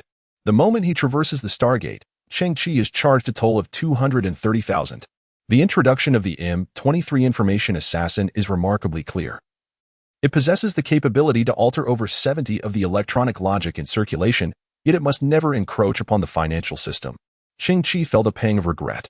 He wondered if there would ever be an opportunity to upgrade the information assassin in the future. Enabling a covert evasion of orders, character limitations would pose no significant issue. After all, he could simply temper his boasts a little. Upon entering the Stargate, a dazzling array of lights enveloped him, causing a slight disorientation in his perception of time and space. Visually, it felt as though he had plunged into a kaleidoscope, a riot of colors overwhelming his senses. Suddenly, a blinding light emerged ahead, reminiscent of a heavy curtain, slowly unfurling. Cheng Qi's eyes widened in astonishment. This sensation was surreal, and within mere seconds, he arrived at Alpha Centauri, the pivotal star hub. Chapter 100, the annual event. The Stargate emitted a departure alert sound, accompanied by grandiose music that stirred a profound sense of exhilaration. Cheng Qi's eyes widened as he beheld a scene beyond his imagination, akin to a new world. To his right, in the depths of space, a colossal starship port floated serenely. The entire port extended for thousands of kilometers. Its structure predominantly white and shaped like the character, with various starships docked in the gaps. A massive black tourist starship passed before him, akin to a planet casting a wide shadow. Good heavens! Cheng Qi gazed upward. It could transport at least 100,000 passengers. As the tourist starship glided by, it revealed a vast circular space station in the distance, radiating brilliant white light, also silently drifting in the cosmos. In the distance, variously shaped starships shuttle between the docking ports and space stations. The docking ports serve as parking lots, while the space stations function as service areas. Some space service robots flutter around the starships. One particular robot, equipped with a laser dusting gun and a rotating brush, approaches Cheng Qi's starship.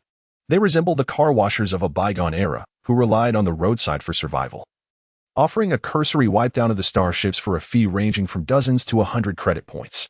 Most starship pilots, unwilling to squander time, casually pay a nominal fee to expedite their passage. Of course, this so-called cleaning is merely a perfunctory gesture, primarily a means of coercive extortion. Behind these robots lie common human proprietors. The credit points earned by the robots ultimately belong to these owners. It is said that this unassuming business allows them to amass wealth quietly. Regardless of where humanity's footprints are found or how technology advances, such schemes continue to thrive. At this moment, Cheng Qi, peering through the observation window of the starship, is astounded by a colossal figure in the distance. What is that? A space mech?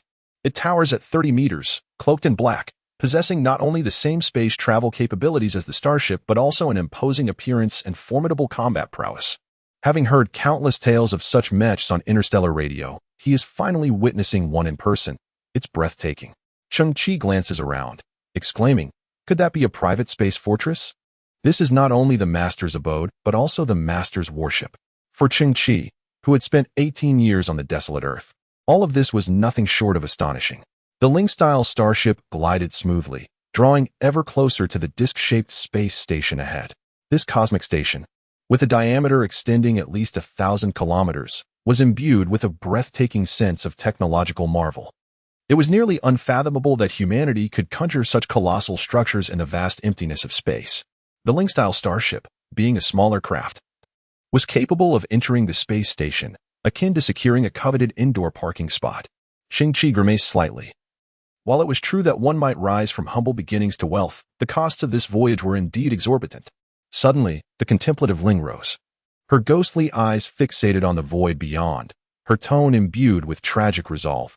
Even if she has vanished like a shooting star into the boundless cosmos, we must fulfill our promise and safeguard until the very last moment. Ling's profound emotion was palpable, as tiny flames welled in her eyes, cascading to the ground where they transformed into wisps of white smoke. Cheng Qi tilted his head, pondering whom Ling was conversing with. He nodded. maintaining a reverence for all those who had departed. The reason for their docking here was due to the shipwreck ruins, located a mere 10,000 kilometers to the north of the space station. Nevertheless, a flicker of anticipation and excitement stirred within Cheng Qi. This was, after all, his inaugural venture into a human gathering place beyond Earth. Taking a deep breath, he slowly stepped out of the cabin, his pupils reflecting the resplendent surroundings. Slightly tilting his head back, he beheld the grand transparent dome at the apex of the space station, through which the stars were clearly visible. After setting foot on the ground, Cheng Qi confirmed that the gravitational parameters here were almost identical to those of Earth, creating an environment most suitable for human adaptation. However, as he gazed at the two footprints he had left behind, he hesitated slightly. A fine layer of dust coated the ground, suggesting it had not been cleaned in quite some time. He turned his attention to some distant service facilities, noting that both the water point and the medical station appeared to be abandoned. What could be the reason for this? Cheng Qi furrowed his brow, sensing that this space station had been silent for an extended period, only recently reactivated. At that moment, an indoor flying device glided beneath the glass dome, trailing a long beam of light. The annual Shipwreck Ruins Exploration Competition is about to commence. All registered participants are requested to gather at the center of the space station. So, that was it. This place was only activated once a year. Wait. Cheng Qi paused, struck by the realization, once a year. Was it not stated in the Wakumlan information that the shipwreck ruins had gone unnoticed? His imagination of this expedition had always involved entering the hidden ruins alone, enduring numerous trials, and ultimately reaping the rewards. How had it become an annual event? Did this imply that the countless starships he had previously encountered, along with the humans aboard them, were all drawn here for the shipwreck ruins? Cheng Qi was momentarily taken aback as he tried to piece together his thoughts. For years ago, Wakumlan had stumbled upon the shipwreck ruins, when it was still a well-kept secret. Unfortunately, after Wakumlan's discovery, others had also found the site, and gradually, the shipwreck ruins became widely known. Once a year. This implies that the shipwreck ruins have been explored at least twice. Cheng Qi's expression tightened. Does that mean it has been thoroughly emptied? No, that cannot be the case. If it were truly depleted, how could there be such a gathering of people this year? The shipwreck ruins must not yet be completely uncovered. There is hope. Chapter 101. Treasure. I did not expect that your starship, despite its unremarkable exterior, possesses such unique qualities within. Suddenly, Cheng Qi heard a somewhat slurred yet melodiously captivating female voice. She arched her back, accentuated by her flowing gown, peering inside with an alluring posture. Strangely, I felt an inexplicable sense of having found a home. Although the exterior of the Ling-style starship mimicked that of a garbage transport vessel, its interior remained pristine, with a flawless porcelain white that exudes elegance. Surely a remarkable entity within the entirety of human civilization. As she spoke, the woman in the black dress unexpectedly seated herself within the doorway, leaning against its edge, her snow-white legs elegantly entwined. She placed a glass of red wine beside her and slightly arched her chest, reaching behind to slowly unzip the long gown from her back. May I sleep here tonight? Cheng Qi paused momentarily. Madam, you may have indulged a bit too much. I understand what men desire. It is merely this directionless body of mine, devoid of meaning, akin to a lifeless shell. The woman revealed a hint of self-mockery in her smile as her long dress continued to slip, exposing her black lingerie. She cast a glance at Cheng Qi and, in a tipsy manner, proposed, "Shall we sleep together? Is that acceptable?" Cheng Qi was taken aback, instinctively stepping back. What? At that moment, several men clad in black suits approached the garbage boat. One of them promptly removed his coat and draped it around the woman's shoulders, while another approached Cheng Qi. I apologize for the inconvenience, sir. We hope you can keep what you have just witnessed confidential. This is a small token of compensation. I hope you find it satisfactory. The man bowed deeply to Cheng Qi, displaying considerable politeness, and then produced a small blue disc resembling a casino chip, inscribed with the number 20,000. Despite the tattered cloak and the rusty garbage boat, the man appeared genuinely apologetic. Cheng Qi recognized the small disc as a form of cryptocurrency, signifying 20,000 credit points. Such extravagance. Cheng Qi hesitated, realizing he had no choice but to accept it with gratitude. Subsequently, the group of men in black assisted the woman in her long dress as they departed. Although she resisted, the men handled her with great care, as if afraid of causing her harm. Don't pull me. I want to stay here tonight. Cheng Qi pondered the cryptocurrency in his hand, having grasped the situation. The woman appeared to be around 25 or 26 years old, strikingly beautiful and elegantly dressed, while the men in black seemed to play the roles of her bodyguards or attendants.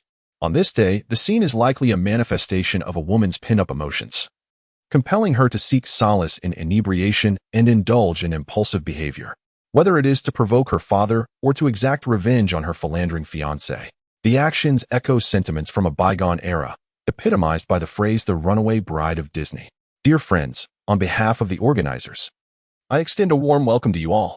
At the heart of the space station, before a grand stage, stands a sprightly elder, surveying the throngs of spectators gathered beneath the dazzling laser display of the annual Shipwreck Ruins Exploration Contest. Cheng Qi, Hanzai, and Ling, cloaked in a gray mantle, have also arrived at the venue. Hanzai struggles to push Ling forward, finding the task arduous. This difficulty arises from Ling's reluctance to move, resembling a slippery creature being forcibly propelled by Hanzai. Cheng Qi gazes at Ling beneath the cloak and inquires, "What troubles you?" Ling, towering at 2 meters with a fearsome visage, possesses eyes that flicker dimly like dying embers. With a quivering voice, it responds, "Esteemed creator, I suffer from social anxiety." Cheng Qi is taken aback. "What?" Ling glances around in trepidation. "I am adept only at silent contemplation or conversing with the departed, when faced with the living. I am paralyzed by fear."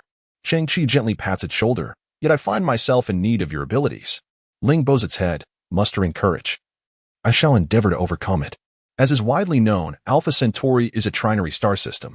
Under normal circumstances, Alpha Centauri A and Alpha Centauri B, 2 stars, engage in a mutual orbit, forming a binary solar system. However, every 6 months, Proxima Centauri, the relatively smaller star, aligns with the other two due to its orbital path, creating a spectacle known as the triple solar eclipse.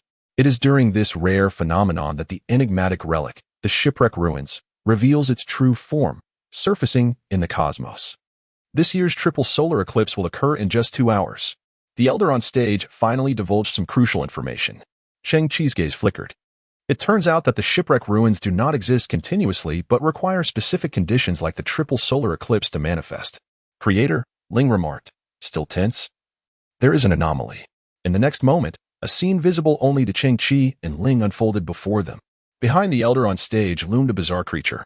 The creature was entirely snow white, resembling a cross with bifurcated ends. Its elongated arms coiled around the elders, while its legs entwined the elders as well. The creature's spherical head hung limply on the elder's left shoulder, with eyes and mouth reduced to mere black lines, appearing somewhat dull. As the elder spoke, the white creature's arms elongated, becoming sharp and slender, manipulating the elder's mouth. With each word the elder uttered, the white creature would twist, or rather, every time the creature pried open the elder's mouth, he would articulate a sentence. Cheng Qi's pupils constricted suddenly. The old man's every word and action seemed devoid of his own volition, as if he were being forcibly manipulated by those diminutive white figures. Not only did he speak, but his limbs were ensnared by these white creatures, rendering even the simplest gestures, such as raising a hand or taking a step, subject to their control. Cheng Qi cast a horrified glance at Ling, pondering whether these beings were the personifications of souls. How could they interfere with the living? The flickering ghostly flames in Ling's eyes indicated that these entities were peculiar cosmic life forms, souls unlike any he had ever encountered. And he was in the midst of unraveling their mysteries. Cheng Qi's gaze flickered. Was it possible to communicate with them? Ling shook its head. It seemed inherently incapable of dialogue. Remaining silent. On the platform, the elder continued, "My organization discovered the Shipwreck Ruins 4 years ago, realizing that it harbored astonishing treasures.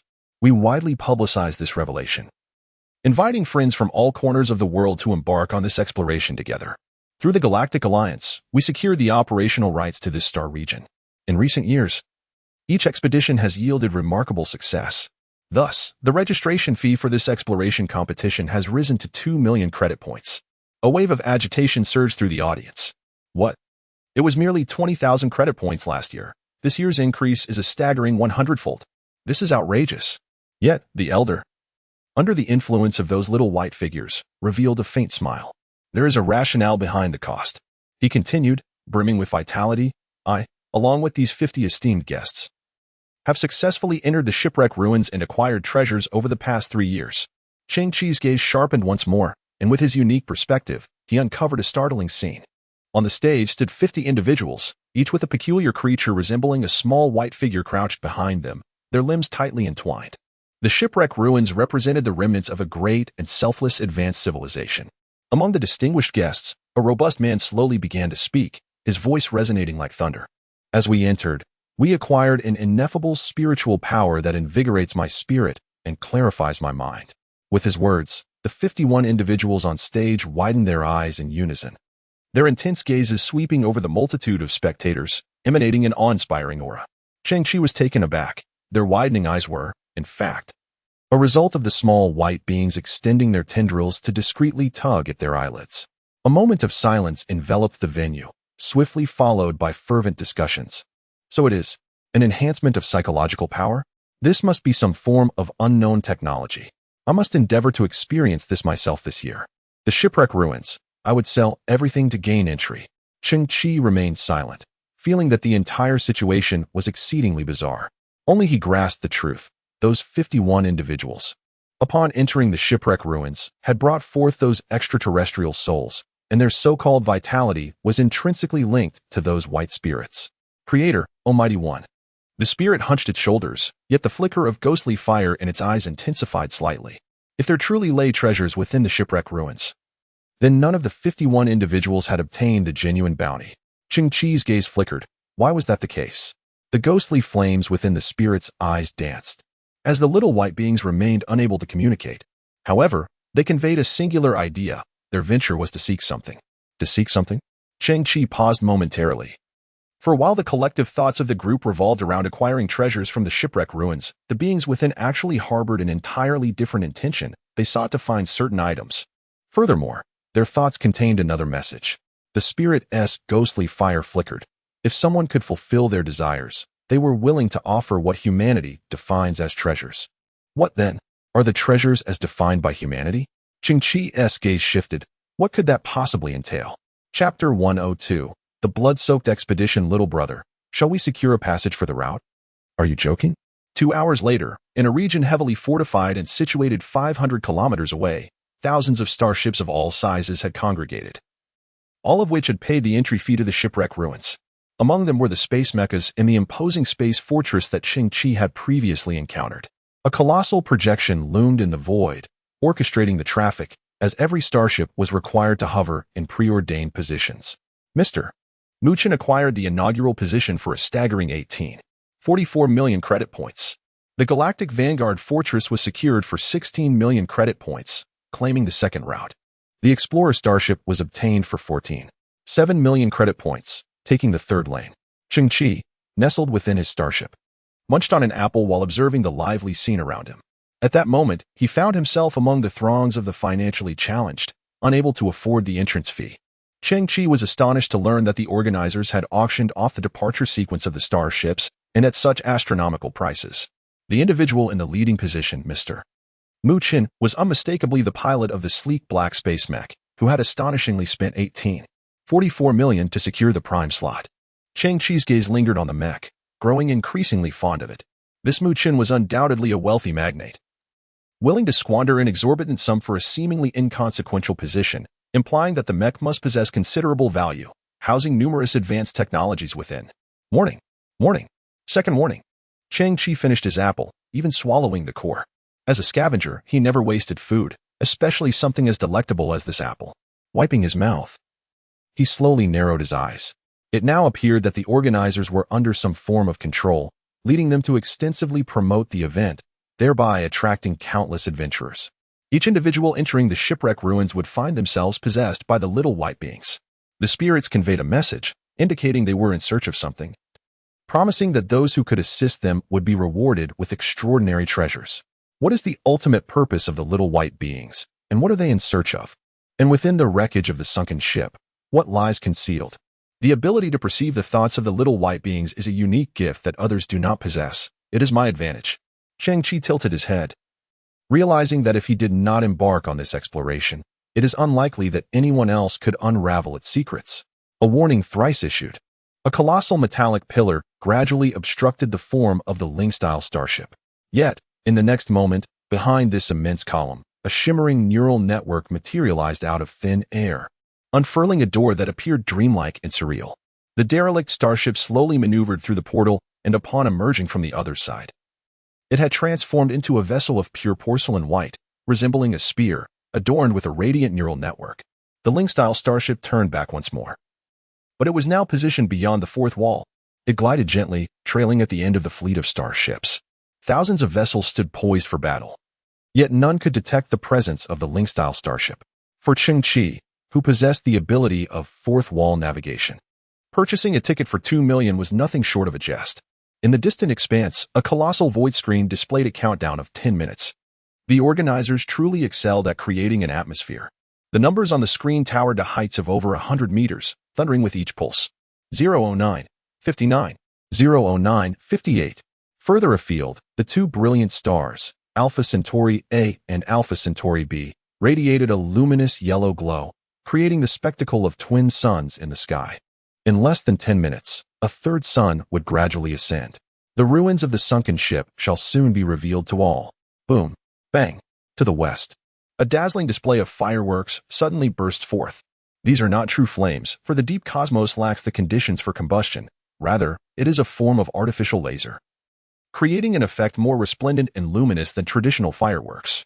Across the public channels of all nearby starships, an excited and fervent voice of the host resonates. Dear explorers, a delightful surprise awaits you from the organizers. Let us welcome the galaxy's most radiant, most passionate, most enchanting, and melodious Scarlet Diva. Boom, boom. In the dim depths of the universe, even grander fireworks erupt. On a stage suspended in midair, brilliant lights suddenly illuminate the scene. Countless beams of light sweep rapidly across the stage, finally converging at its center. There, under the white glow, stands a captivating figure clad in a red leather mini-skirt, red leather boots, and red leather gloves. Her legs are slightly apart. One hand rests on her slender waist while the other points skyward. Under the intense illumination, her silhouette appears somewhat ethereal. Yet it is evident that her tall frame boasts perfect curves and exquisite proportion. Merely standing there, she conveys an infinite allure, transforming the cold cosmos into a realm of fervor and vibrancy with her presence. After a brief silence of 3 seconds, the communicator erupts into a frenzy of cheers. It is the Crimson Diva. In recent years, the most resplendent superstar of the entire galaxy. The organizers have truly outdone themselves.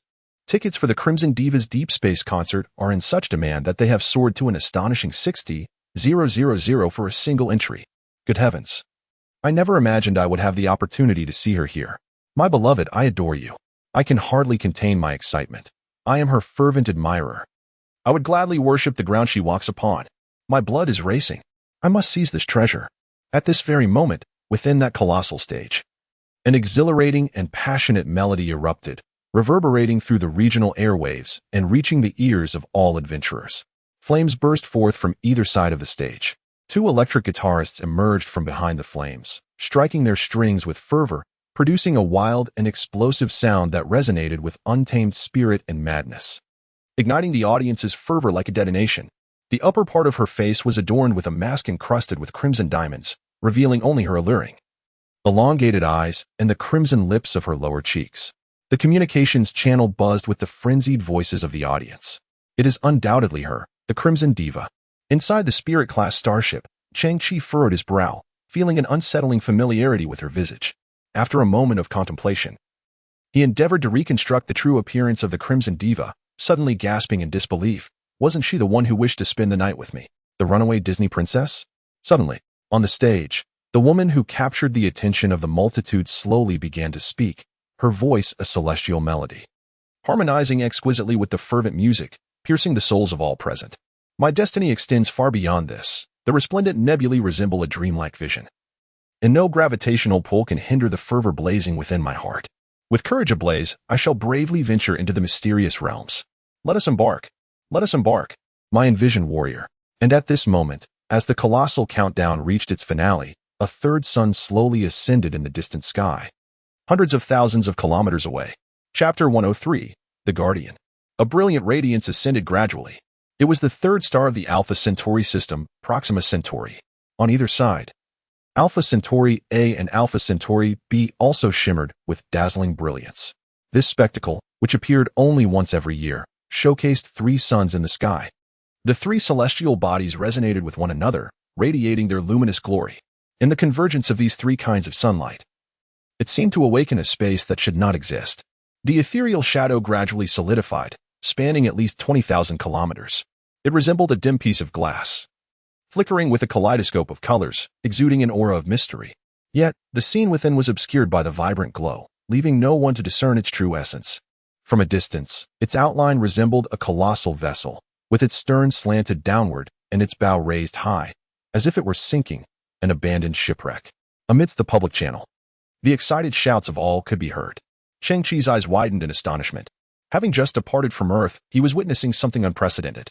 The address is indeed enigmatic. It does not exist in everyday life and only reveals itself at specific times and locations. At this very moment, countless flames illuminate the path ahead. As all the poised exploration starships ignite their propulsion engines, embarking on a grand interstellar chase, with various starships roaring full throttle towards the shipwreck ruins.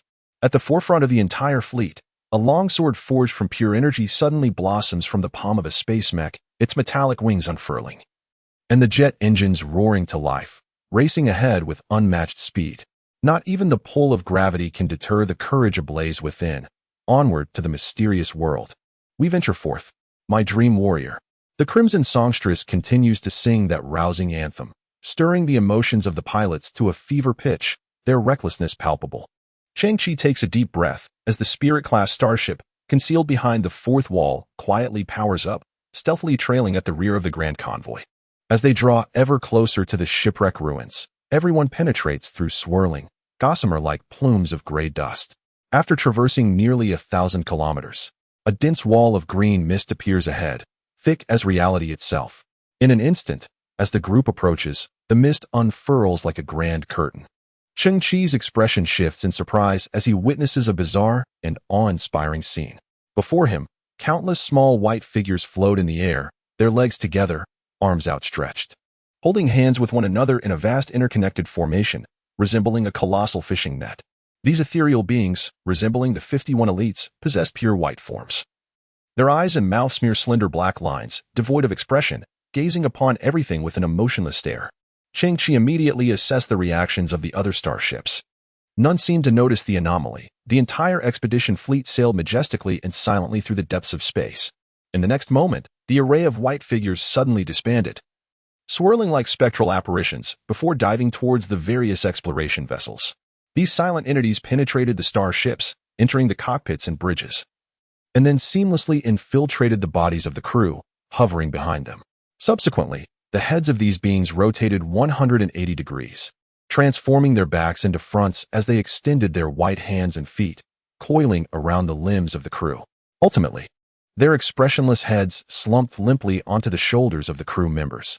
Cheng Qi, through the glass observation window of a starship, beheld this unsettling scene with a shiver running down his spine. In truth, these white figures manifested as unknown spectral entities in Cheng Qi's eyes. Apart from him and Ling, no one else could perceive their existence. The crew of the other starships remained oblivious to the eerie and insidious presence clinging to their backs. Suddenly, a resounding explosion jolted Cheng Qi.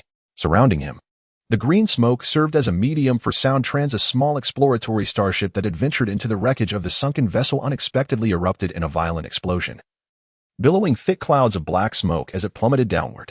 Strangely, the source of this destruction was not some bizarre entity, but rather the other human starships within the expedition team.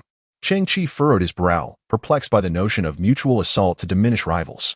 In the next moment, chaos erupted among all the starships. Vibrant shields flared to life in a cacophony of colors while an array of advanced weaponry was unleashed in a frenzied and disordered manner, as if they were besieged by phantoms. Through the shared communication channel, Cheng Qi could hear their terrified cries.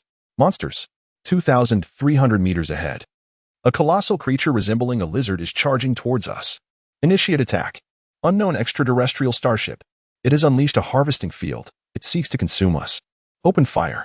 My starship is under assault by gigantic locusts, suffering severe damage. Assistance required. As Cheng Qi surveyed the chaotic battlefield, his eyes narrowed into mere slits.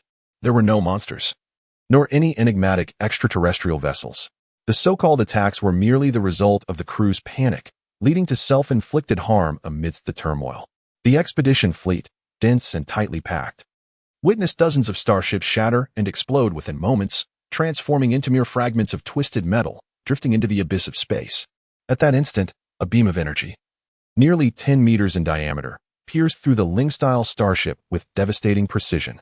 At this moment, the Spirit-class starship resides beyond the fourth wall, existing in a dimension separate from the reality known to all, maintaining a state of non-interference that is profoundly secure. In a corner of the starship's bridge stands a diminutive white figure, resembling a head the size of a football, with eyes and a mouth merely represented by black lines. Silently observing Cheng Qi, Cheng Qi gazes at the small entity, tilting his head slightly. The white figure mimics this gesture, returning Cheng Qi's gaze. You possess the ability to intrude upon human consciousness, allowing them to perceive illusions and other such phenomena.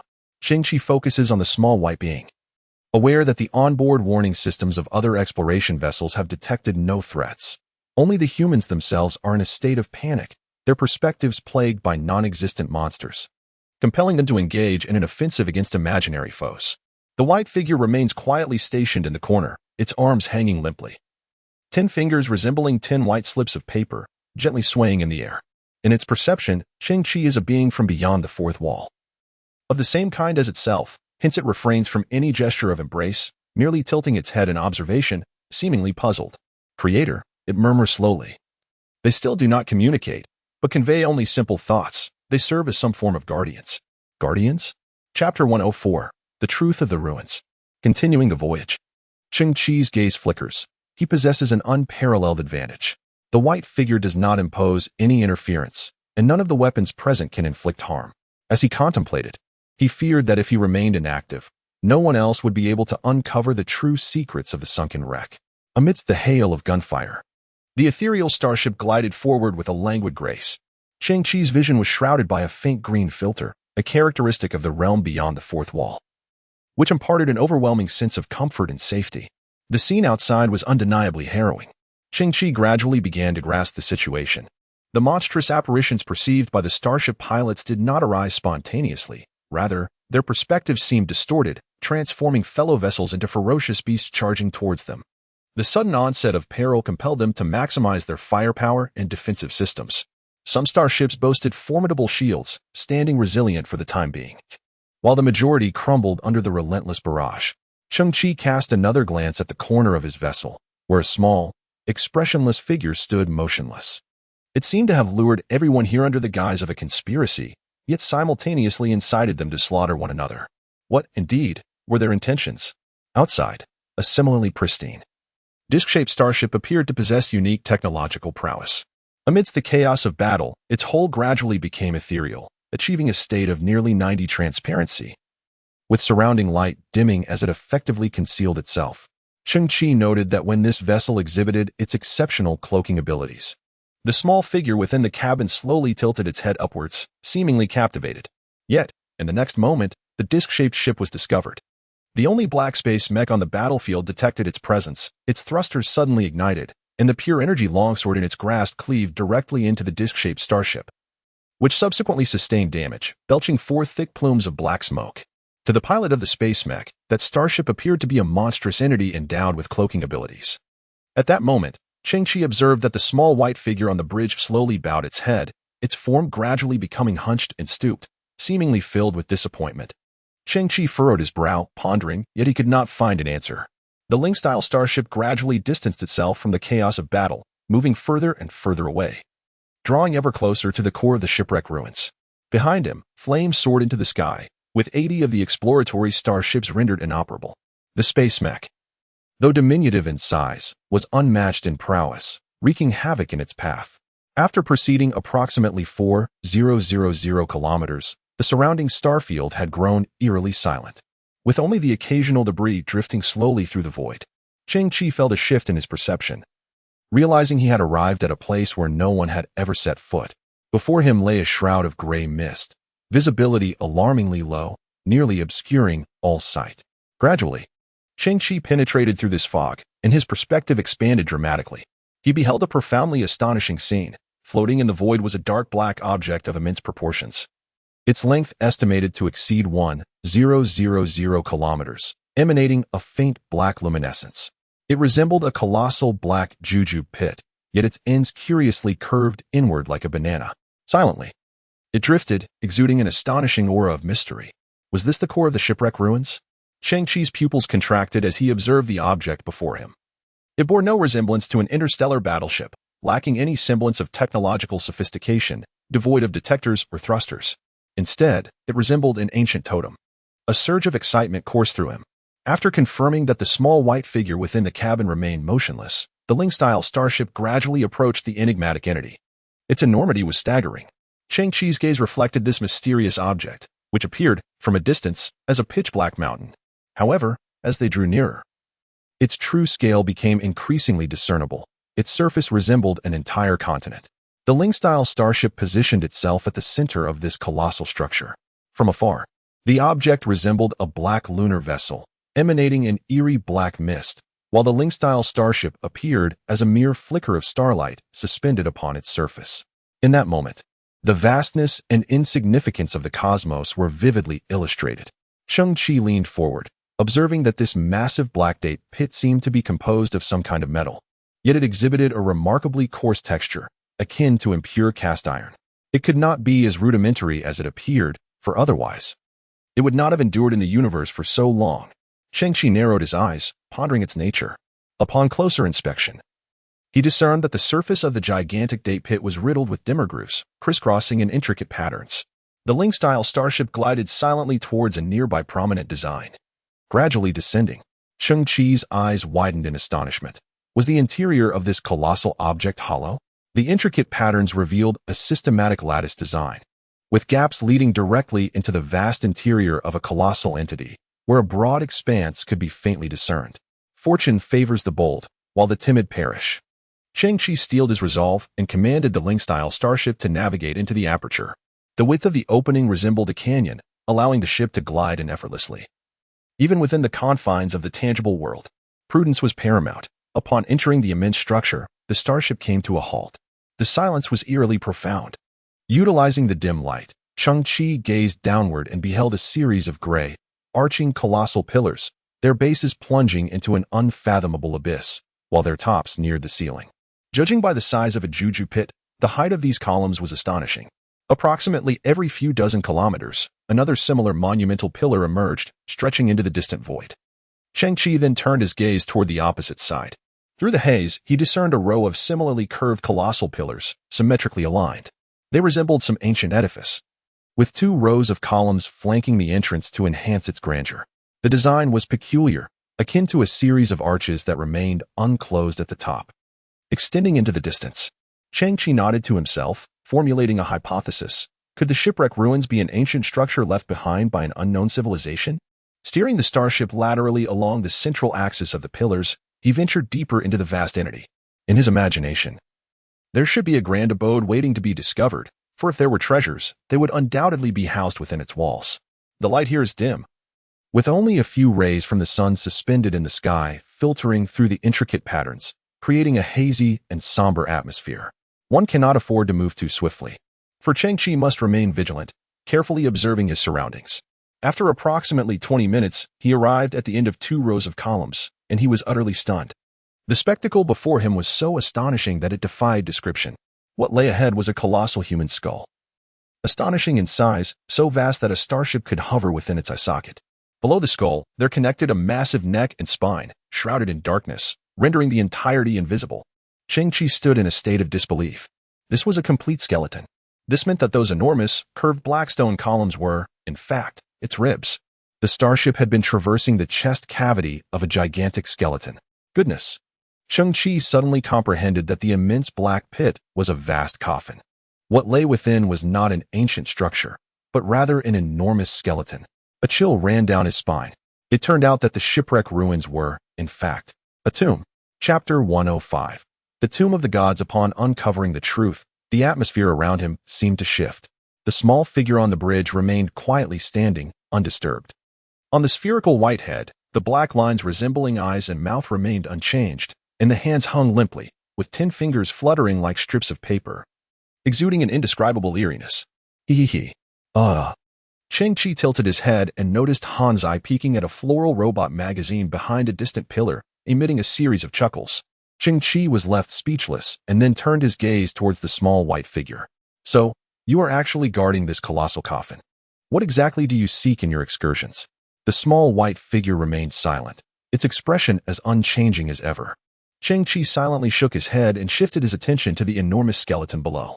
The coffin, shaped like a juju pit, measured an astonishing 1,000 kilometers. Clearly custom-made for this skeleton. This indicated that the creature interred here stood around 800 kilometers tall in its lifetime. Cheng Qi's eyes quivered slightly. 800 kilometers, roughly a quarter of the moon's diameter. In other words, if the entity within the coffin were to stand, it would tower a quarter of the height of the moon. It is unfathomable what manner of creature this could be. The cosmos is vast and wondrous, and humanity has only begun its exploration.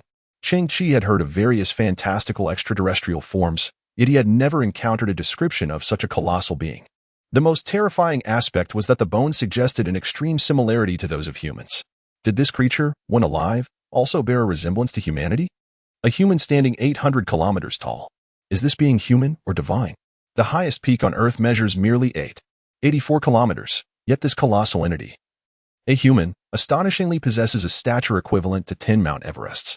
Should it stand upon the moon, it would evoke the image of an adult atop an oversized yoga ball.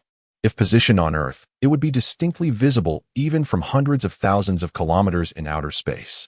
Cheng Qi found himself increasingly horrified by the thought. This being must belong to a civilization beyond our own. Who could it possibly be, and why lies it buried here? Were its kin also such gigantic creatures? Where did their civilization reside? Has it long since perished, or does it persist somewhere in the depths of the cosmos?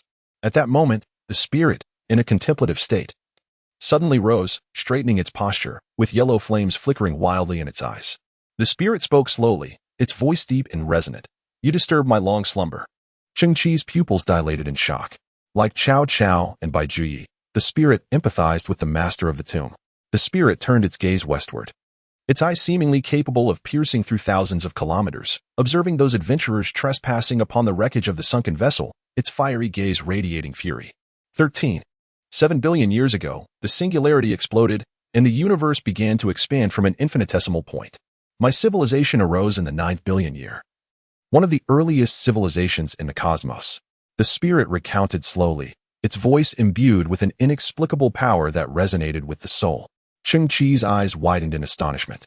The master of this tomb was indeed a being from 7 billion years ago. At this moment, the spirit had completely transformed into the spokesperson of the master of the tomb. It stood tall, gazing towards the north. With the expansion of the universe, the configuration of galaxies had also changed. To my astonishment, the giant galaxy where my civilization resided had been engulfed by the Virgo supercluster. Humans even bestowed upon this place the ludicrous name of Alpha Centauri. Cheng Qi's eyes flickered. The colossal galaxies in the universe were in a constant state of movement, merging and colliding. The stars within would collide, resulting in cataclysmic explosions, disintegrating into dust, which would eventually give rise to new stars. In fact, the Milky Way, where Earth is situated, will one day be consumed by the galaxy killer, the Andromeda Galaxy, leading to total annihilation. Subsequently, massive fragments will reabsorb the dust, coalescing into a new type of galaxy. This represents a geomorphological change on a cosmic scale. However, for humanity, this notion seems almost fantastical.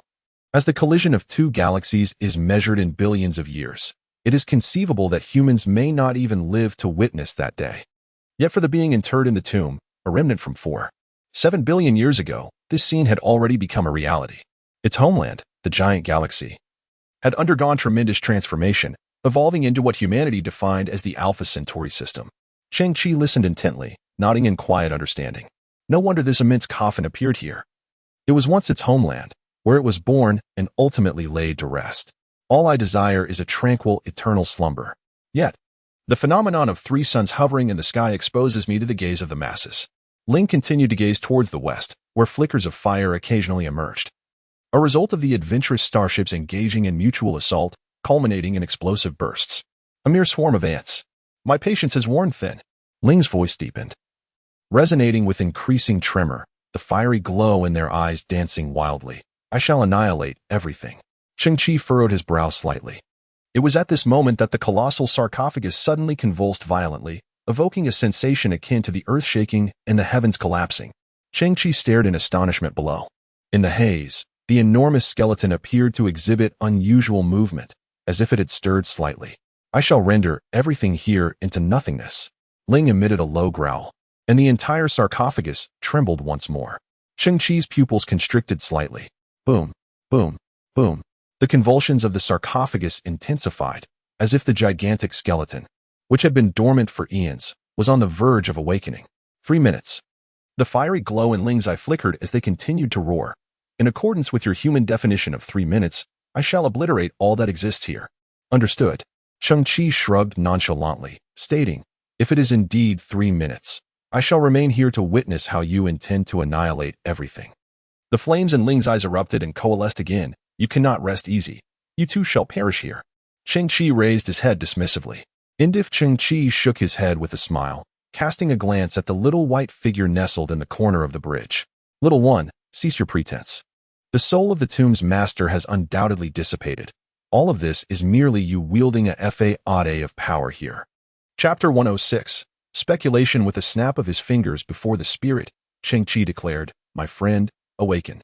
The spirit suddenly shook its head, the ghostly fire in its eyes diminishing significantly, before nodding in acknowledgement, Master Creator. A smile graced Cheng Qi's lips. Where did those lines come from? Precisely.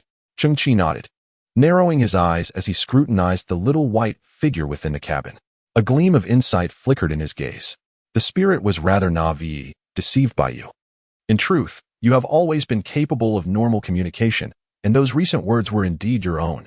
Yet, the little white figure's mouth and eyes remained as unyielding black lines, its expression unchanged, offering no response. Still unwilling to admit it? Cheng Qi chuckled softly. Concerning the truth of this sunken ruin, I believe I have discerned a considerable portion. The little white figure's demeanor remained utterly static, as if its appearance were eternally fixed, impervious to change. Cheng Qi continued, it once said, even if she, like a shooting star, vanishes into the vast cosmos, we shall fulfill our promise and guard until the very last moment.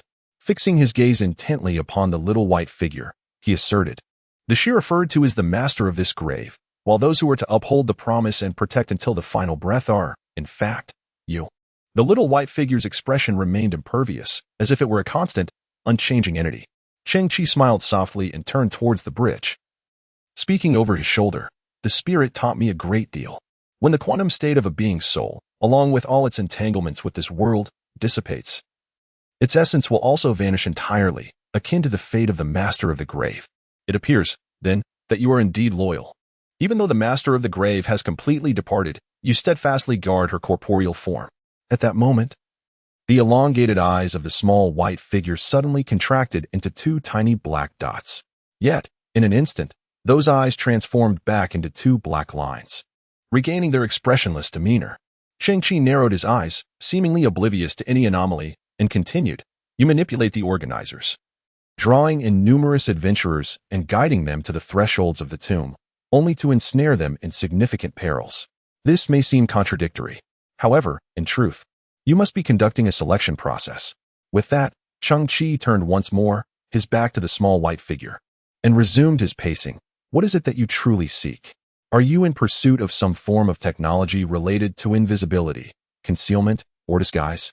In that fleeting moment, the small white figure's elongated eyes again shrank to 2-minute black dots. Swish. He chuckled softly. In the previous chaotic battlefield, a starship exhibited cloaking technology with nearly 90 transparency. You appeared quite intrigued, but when you realized that the vessel was detected by a space mech, your disappointment was palpable. Allow me to guess. What you previously articulated regarding the existence of the colossal coffin in the 4.7 billion-year-old giant galaxy, where the deceased are interred, appears to be true. The longevity of this immense sarcophagus within the cosmos can likely be attributed to the implementation of some form of cloaking technology. Regrettably, the ravages of time have rendered this technology defective. Cheng Qi turned once more, stroking his chin thoughtfully, and remarked, every year, during the trifecta of suns suspended in the sky, the coffin's cloaking mechanism becomes utterly ineffective. Although this lapse is brief, it evidently conflicts with your mission. You would never permit the disturbance of the master you are sworn to protect. Moreover, should this situation persist, such disturbances would be a mild concern, as there exists a considerable risk of unearthing and desecrating the tomb. You reside beyond the 4th wall, able to exert only a slight influence over human consciousness. And even that is limited. In light of such circumstances, you find yourselves incapable of resolving this issue independently. Thus, you have devised a plan that amalgamates your capabilities. The first step involves enlisting human elites. The second step entails inciting chaos among them, thereby inadvertently revealing their cloaking technologies. The third step is to identify a predominant, impenetrable cloaking technique among them. The fourth step involves exerting control over the bearer of this technology to restore the coffin. Unfortunately, to date, all the cloaking technologies exhibited by humanity have left you profoundly disappointed. Moreover, this plan has introduced an anomaly in the form of myself. To my astonishment, I could traverse the fourth wall and boldly penetrate into the coffin. Your mission is one of guardianship, thus I too am a target of your expulsion.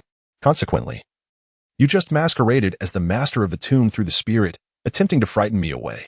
In truth, you are utterly powerless. The colossal remnants could never awaken, let alone bring about annihilation. Cheng Qi slightly bent forward, gazing directly into the small white figure's eyes, which resembled two black lines, and smiled. Am I correct in my assumptions? Yet, the small white figure remained impassive, utterly motionless.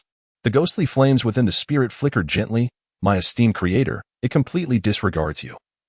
Your seemingly astonishing deduction might be entirely off the mark. What does it mean to disregard me? Cheng Qi turned to the spirit. You, despite showing me great respect. Why do you always retort with such words? I apologize, my esteemed creator. The spirit inclined its head slightly. I am still in the process of learning and contemplating human language. Next time, I shall deliver a lethal blow with my words. Oh no, I shall be precise. Cheng Qi sighed in resignation and then turned his attention back to the small white figure, recognizing that its indifference towards me was not without reason. At that moment, a brilliant sphere of light suddenly surged from afar. Cheng Qi turned his head to behold the black cosmic mech from earlier, unexpectedly powerful enough to single-handedly obliterate the entire exploration fleet. Now, both man and machine had breached the blockade, arriving directly at the core of the sunken shipwreck. At a distance of 500 kilometers from the colossal sarcophagus, a brilliant emerald barrier suddenly illuminated the sky, enveloping the tomb in its protective embrace. The space mech, seemingly caught off guard by this unexpected phenomenon, unfurled its deceleration wings in a moment of dire urgency. The yellow flames of its thrusters erupted in a reverse thrust, successfully halting its momentum just before colliding with the verdant shield. Cheng Qi narrowed his eyes, realizing that this sarcophagus possessed its own specialized defensive field, previously undetected due to the Spirit-class starship remaining behind the fourth wall, thus preventing the activation of the force field. Observing the emerald barrier from within, Cheng Qi noted the irregular flickering of its green luminescence, oscillating between brightness and dimness, exuding a sense of model decay.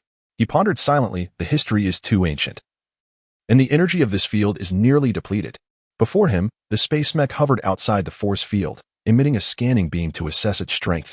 In that very moment, from the gray mist behind the mech, a colossal structure gradually emerged. Cheng Qi's gaze sharpened. It was the space fortress, having broken free from its confines. However, what transpired next took him completely by surprise. The space fortress and the space mech did not engage in any conflict.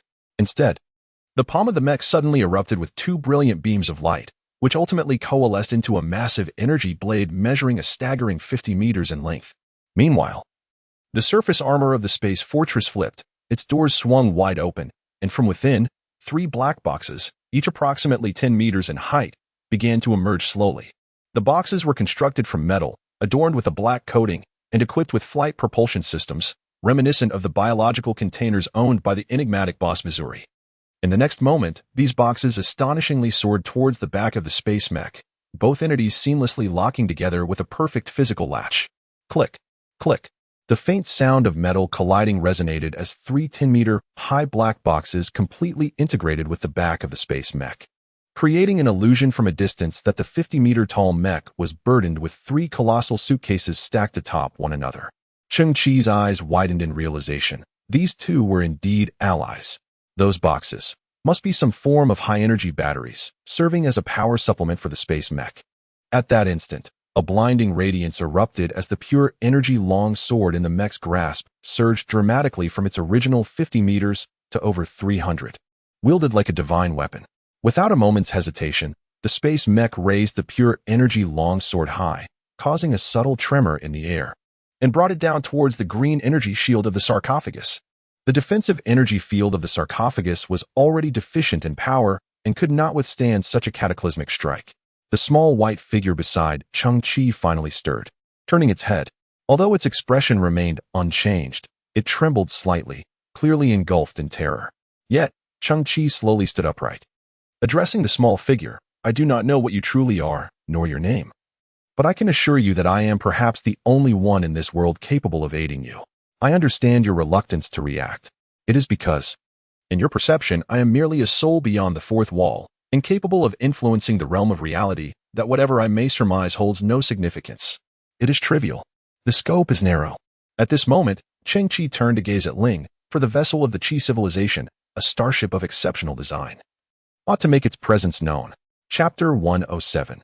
Competing for business, Mr. Muon, who secured the inaugural position with a bid of 18.44 million credit points, is the pilot of a black space mech and one of the most brilliant inventors within the B3Q4 Star Domain Alliance. He has amassed remarkable wealth through his ingenious inventions. The allure of the sunken ruins lies not in the astonishing treasures they may conceal, but rather in the unique opportunity to rigorously test the results of his inventions amidst a congregation of human elites. This 50-meter-tall space mech, designated as M14 Black Phantom, incorporates the most advanced materials technology, energy control systems, and beam magnetic cage weaponry known to human civilization. Although it may not be large in stature compared to a starship, it possesses astonishing agility and devastating explosive power. This mech is not a mass-produced product, but rather an exclusive invention of Muon, the only one of its kind in the entire galaxy. The colossal space fortress, weighing in at millions of tons, which others perceive as a mere dream, serves as the logistical support center for this mech. Should outsiders learn the truth, they would surely be astounded. No one could fathom that Muon's endeavor is solely to push the limits of his mech's performance. With a lavish expenditure of 18.44 million credit points, not only did he secure the primary position for the mech, but he also paid an additional 16 million credit points to acquire the secondary position for the mech's logistical support center. This, however, does not encompass all the costs. The expenses associated with the space fortress and the mech's navigation are also staggering figures. Given Muon's character, he would never consider selling any technology of the M14 Black Phantom.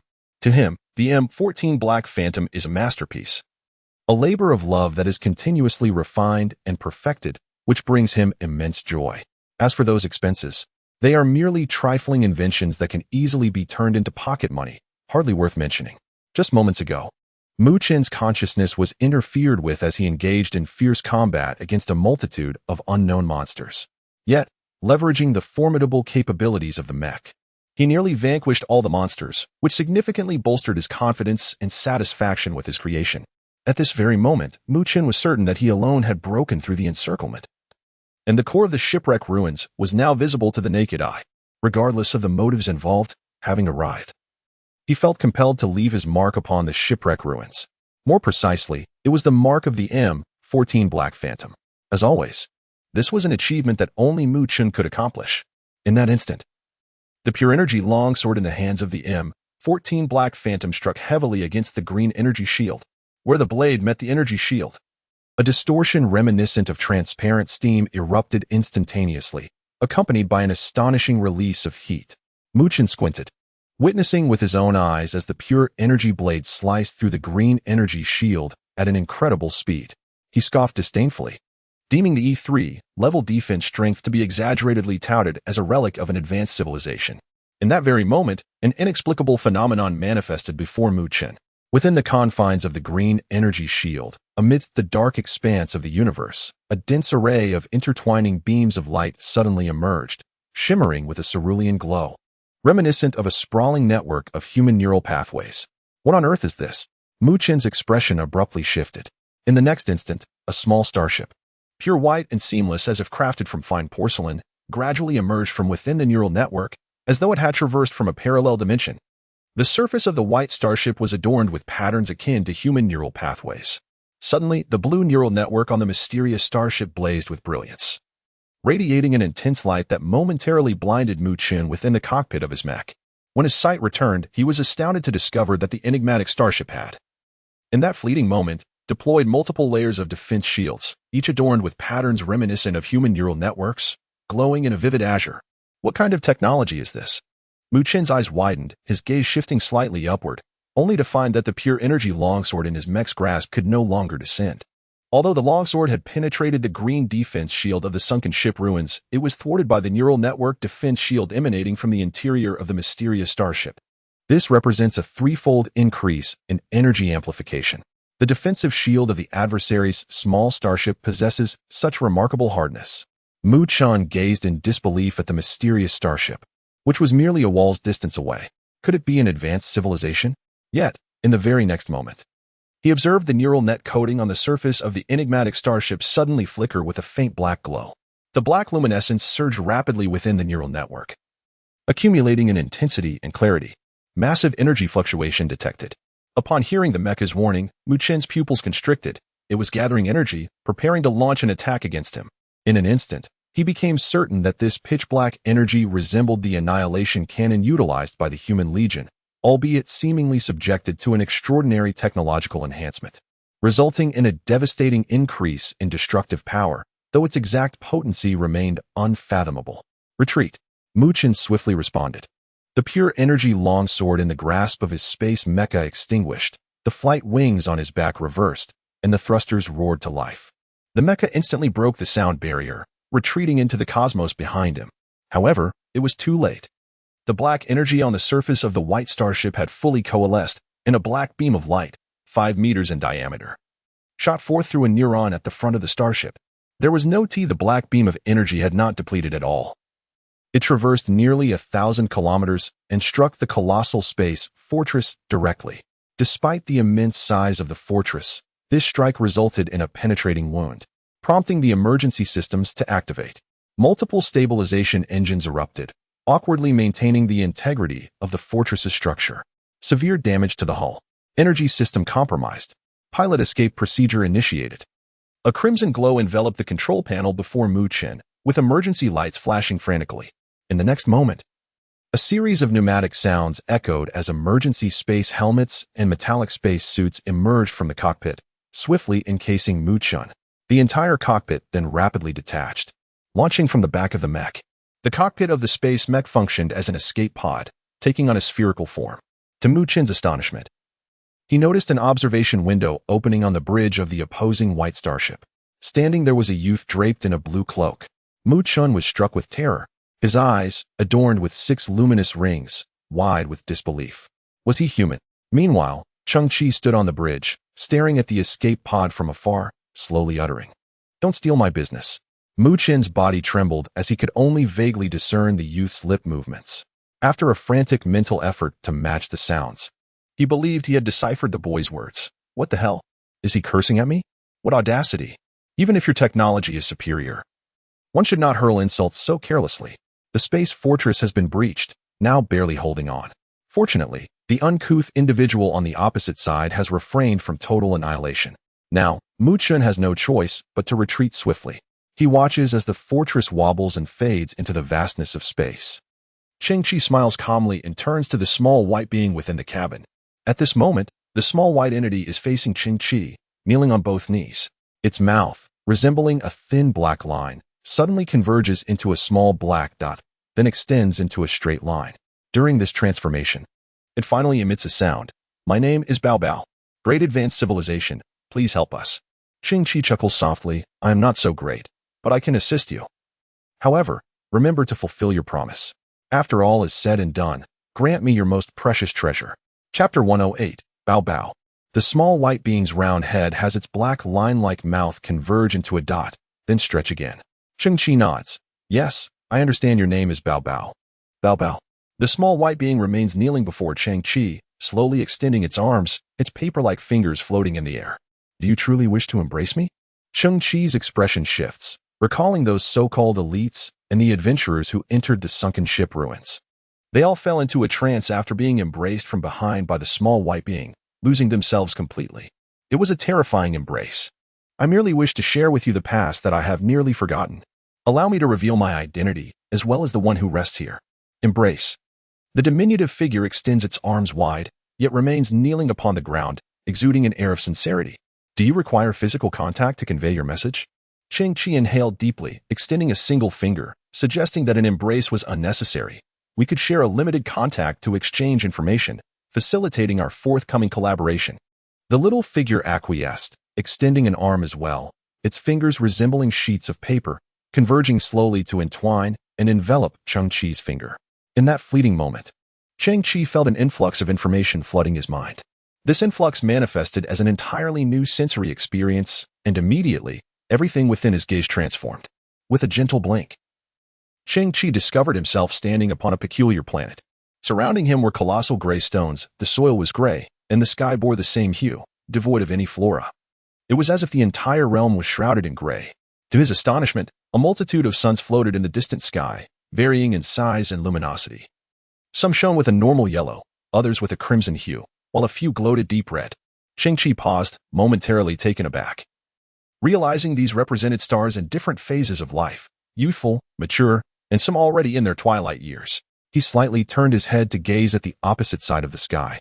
There exists an astonishing scene, where a massive core drifts in the distant cosmos, gradually attracting the surrounding dust.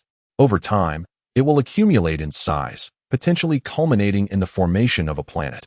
If its gravitational force proves sufficient, it may even give rise to an entirely new sun. The clarity with which the vast expanse of space is observed is due to the absence of an atmosphere on the planet where Cheng Qi resides, offering an unobstructed view.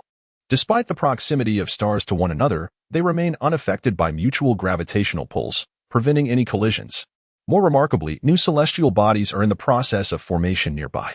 The only explanation lies in the fact that Cheng Qi's gaze flickers. This region is situated in a phase of cosmic expansion, akin to an incompletely spread chessboard, where all the pieces are clustered together, each possessing immense mass. This is the universe 6 billion years ago. Suddenly, a tremendous tremor shakes the ground. An unimaginably colossal foot descends upon the earth beside Cheng Qi. The foot is so vast, resembling an aircraft carrier, clad in a shoe made of an unidentified gray material. Cheng Qi's neck strains almost to a 90-degree angle. He beholds a youth of 14 or 15 years, garbed in gray attire, resembling a titan, standing at least 600 kilometers tall. Cheng Qi is momentarily rendered speechless. The unprecedented ecological environment and the exaggeratedly large giant are not the most astounding aspects for Cheng Qi. The most perplexing aspect lies in the facial structure of this youth, which astonishingly resembles that of humanity 6 billion years hence. He possesses ebony eyebrows and sparkling eyes, complemented by a nose and mouth, all contributing to a visage weathered by time. This is utterly inconceivable. This planet lacks an atmosphere, devoid of vegetation, surrounded by a multitude of suns. Such conditions indicate an absence of oxygen, with ultraviolet radiation at staggering levels and temperatures that are astonishing. Under these circumstances, how could a biological structure identical to that of humanity 6 billion years in the future possibly evolve? On Earth, the atmosphere filters ultraviolet rays. Thus, human skin does not require an exceptionally strong resistance to UV radiation, resulting in its delicate and fair complexion. The necessity for an oxygen cycle has led to the evolution of the nasal organ in humans. If the objective conditions were to undergo such a dramatic upheaval, humanity could not possibly retain its current form, unless the theory of evolution within human civilization is fundamentally flawed. Everything here leaves Cheng Qi in a state of profound astonishment. It seems that within the vast expanse of cosmic evolutionary history lies a staggering secret, unknown to mankind. Suddenly, the ground trembles with a series of thundering sounds. And in the distance, a lengthy procession emerges. At both the forefront and rear of the line are numerous adolescents clad in gray attire. At the center of the procession hovers an object reminiscent of a palanquin, employing a silent levitation technology as it glides forward. Abruptly, a resounding voice emanates from within the palanquin, belonging to what appears to be a charming little girl of 4 or 5 years, her tone bright and innocent. On one side of the palanquin, a short-haired youth gently nodded. "My queen, we shall soon reach home. The sandstorm here is quite fierce." Cheng Qi felt his ingrained perceptions being repeatedly washed away. This was the language of humanity, the customs of mankind. The palanquin, the queen, the fierce winds and sands, this seemed like a scene from a bygone era. "I wish to embrace you." The curtain of the gray palanquin was lifted, revealing the sole splash of color in this gray world. A little girl clad in red, no more than 3 or 4 years old, adorned with a mask crafted from crimson jewels, leaped from the palanquin to the ground. With a thunderous crash, the earth trembled. To Cheng Qi, she appeared as a girl standing at least 400 kilometers tall. "Very well, an embrace." The youthful guard, seemingly helpless, gathered the little girl into his arms. And the entire procession resumed its journey. Cheng Qi could only perceive the ground shaking beneath him as the entire caravan gradually vanished into the distance. The scene shifted. Cheng Qi found himself in a vast courtyard constructed of an indeterminate gray material. He remained as diminutive as ever. Even a single grain of sand on the ground loomed like a colossal boulder. The girl with the ruby mask had now grown to 7 or 8 years of age. Seated on a gray stool in the courtyard, swinging her legs, the short-haired guard had approached the age of 20, a deep scar running across his face, and his right hand had been severed. "Embrace me." The little girl squinted against the glare of a dozen suns, extending her hand toward the youth. The young guard hesitated for a moment, yet he resolutely cradled the little girl in his single arm and slowly stepped into the cool shade beneath the eaves, where the two stood in tranquil silence. The scene shifted once more. A lengthy procession moved through the streets. Within a palanquin, a girl adorned with a ruby mask appeared. Already 14 or 15 years of age. Accompanying her was the one-armed youth, now bearing a hint of stubble. He had lost one eye, leaving behind a dark, hollow socket. The long line of guards was filled with many unfamiliar faces, as numerous former young guards had perished in battle. Suddenly, the palanquin came to a halt. The girl in the ruby mask leaned out, gazing at a gray flower blossoming from the gray rocks. "Embrace me, my queen. You are no longer a child, and I can no longer hold you. The flower is too high. Without an embrace, I cannot reach it." The guard hesitated for a moment, then lifted the girl once more, and she finally plucked the gray flower. The scene shifted again. The previous gray courtyard was engulfed in flames. The bodies of the young guards lay strewn across the ground. On the porch, a young man, now a middle-aged figure, bore the scars of war, one arm severed, one eye lost, his face marred by a deep scar. Before him stood hundreds of enemies, clad in archaic attire, yet wielding luminous long swords. He was the last bastion, unwavering in his resolve. As the foes surged forward, he faced them valiantly, and with he could no longer maintain his balance and collapsed to the ground, akin to a mountain crumbling. His unwavering vow to protect had borne fruit, as reinforcements arrived and vanquished the enemy. From the innermost chamber of the courtyard, a graceful figure adorned with a ruby mask emerged slowly. She knelt beside the shattered body of the young guardian, gently embracing him, her tearful eyes whispering, "Hold me." The scene shifted. Countless citizens knelt, weeping. The girl in the ruby mask, her lips devoid of color, floated silently in midair, having lost her life without a single wound, seemingly succumbing to illness. Two pitch-black, crescent-shaped metallic halves gradually converged, forming her coffin, resembling a crescent moon. Flames flickered at both the apex and the base of the crescent, illuminating the darkness with a small candlelight. The obsidian crescent coffin ascended slowly, becoming increasingly translucent until it vanished altogether. Beneath the point of its disappearance lay a black lake. The young guardian, now bereft of both arms and a leg, with strands of white in his hair, sat solemnly before the lake. Flanking him were thousands of similarly clad young guardians, standing steadfast. Time flowed like the tides, and as the years passed, many among them approached their end, standing in death, their flesh decaying into brittle bones. A century elapsed, the lake dried up, and the inhabitants of this world gradually faded away. Millennia passed, and the dying sun extinguished. Eons rolled by, and the cosmic cycles became starkly apparent, as the expansion at the speed of light rendered the universe increasingly vast, with celestial bodies growing ever more sparse. The motion of nebulae leads to the collision of stars, which shatter into interstellar dust and gas clouds, eventually coalescing to give birth to a new galaxy. After countless millions of years, a fresh cosmic tapestry emerges, adorned with numerous novel celestial bodies and 3 resplendent stars. Time seems to fast forward.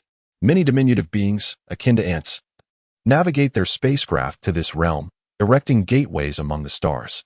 Gradually, this place becomes bustling with activity as unfamiliar vessels arrive, some tragically meeting their end due to unforeseen incidents. Yet, within the vast temporal scale of the universe, they are but ephemeral microbes, born and perishing in the blink of an eye. Suddenly, the 3 stars shine simultaneously, a result of their annual orbital alignment. The crescent-shaped sarcophagus begins to flicker intermittently, revealing itself to the world. Numerous humans regard this site as a relic of advanced civilization, driven by a treasure-seeking spirit to commence their explorations. In this moment, a line of small white beings materializes before the sarcophagus. The past 3 years condense into an instant as these beings strive valiantly to protect the sarcophagus from disturbance during the 3 days it hovers in the sky. In the 4th year, the sarcophagus experiences violent tremors, as if struggling to endure. The small white beings gather a multitude of humans, seeking a means to effect repairs. Yet fortune does not favor their efforts. A peculiar white starship appears, penetrating the heart of the site, where one human astonishingly deduces the truth of the matter. He extends a finger, engaging in a strange exchange with one of the small white beings. Suddenly, the entire world ripples gently, and all dissipates like splashes of water.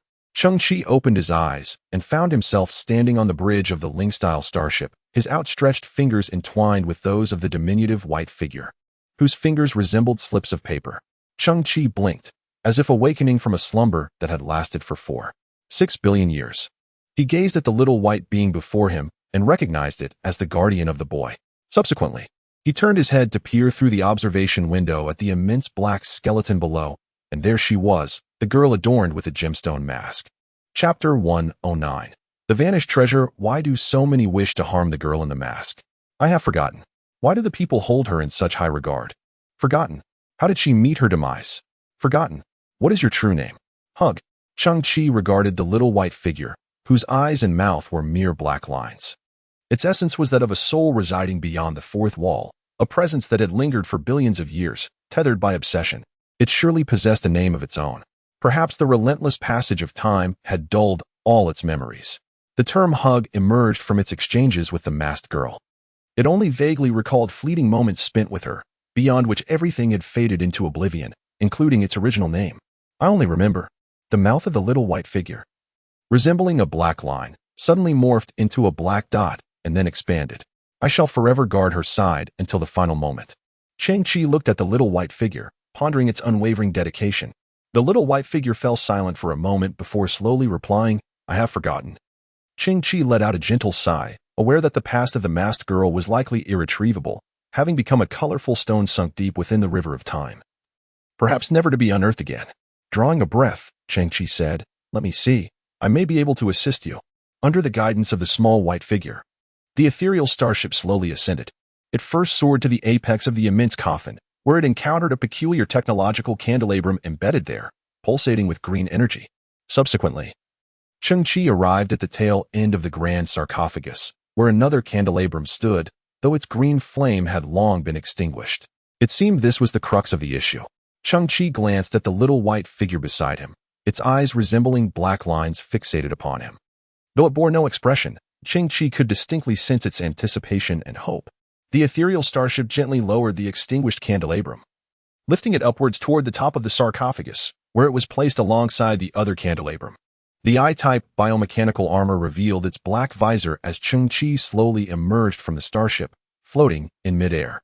He raised his right wrist, and a cerulean fan-shaped scanning beam burst forth. Detected similar technological artifacts, Ancient Titan Civilization Mirage System 2 devices from 3. 2-level Ancient Technological Civilization. Cheng Qi nodded to himself. One of the candelabra was damaged, resulting in a state of insufficient power, while the 3 suns hovering in the Centaurus star system coincidentally created a unique interference magnetic field. Thus, the shipwreck ruins emerged within the purview of ordinary humanity. A 2-level Ancient Technological Civilization. Cheng Qi gazed at the small beings, asserting that they could find no substitutes among humankind. Indeed, as previously stated, throughout the vast expanse of the galaxy, only I, Cheng Qi, possess the ability to assist you. Initiating synthesis, the extinguished candlestick shattered into specks of white light, drifting and swaying, merging seamlessly with another candlestick. Synthesis successful. Space cone failure product. 1. Cheng Qi's gaze momentarily paused. A failure product? This device can only be activated once. However, it can pierce through the intangible dimensional space, creating a zero-dimensional independent realm, with the entrance lasting 24 seconds.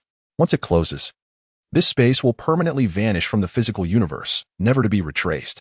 It is deemed a failure product because this concealment technology is not only irreversible but also requires an instantaneous consumption of vast amounts of energy, rendering it devoid of any reasonable application in real-world conditions.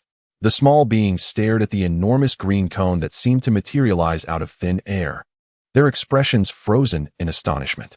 After a moment of contemplation, Cheng Qi slowly remarked, Once this equipment is activated, The colossal coffin will permanently vanish from this world, entering an independent space that shall never be reopened, where no one can disturb her, and simultaneously, you shall forever lose her.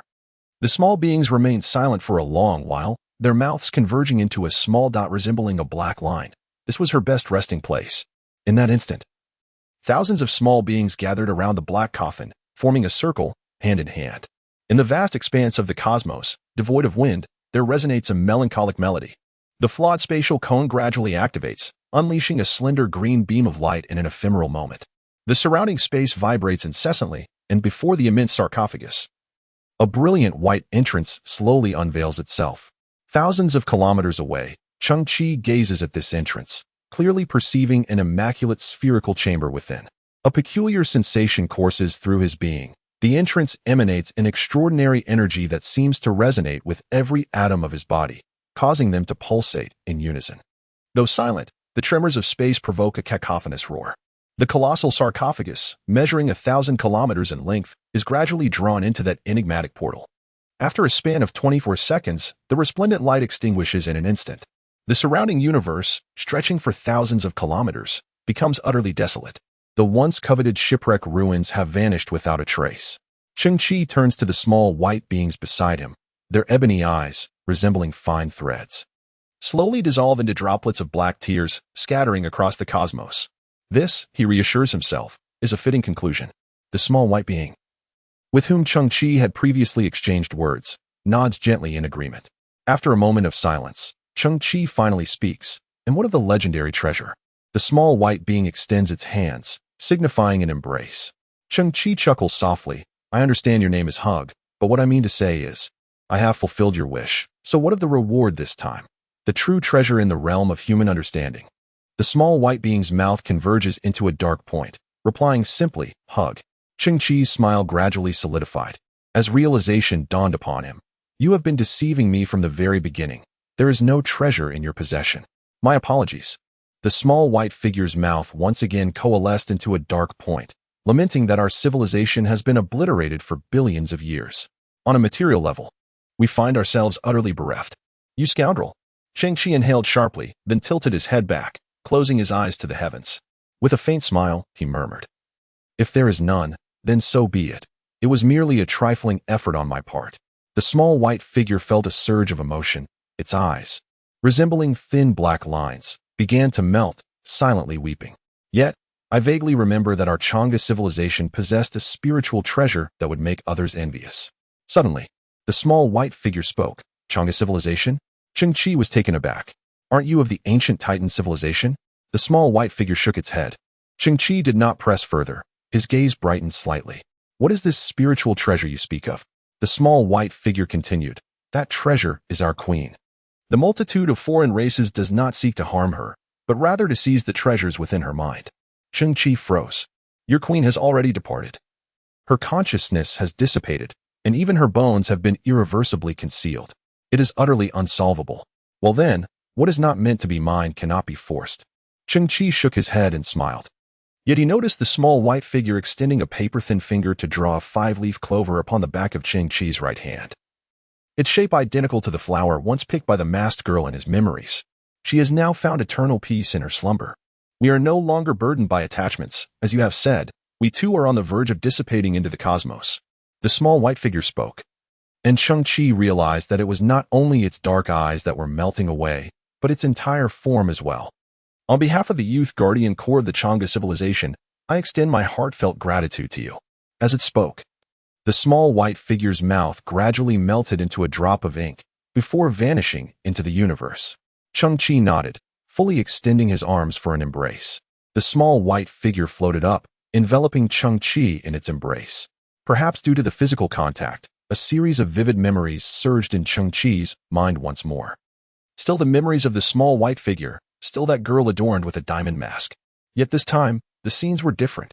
Whether within a tranquil room, or during a journey, or even within a cave guarded with utmost vigilance, they were all sanctuaries where one could shed fatigue and rest.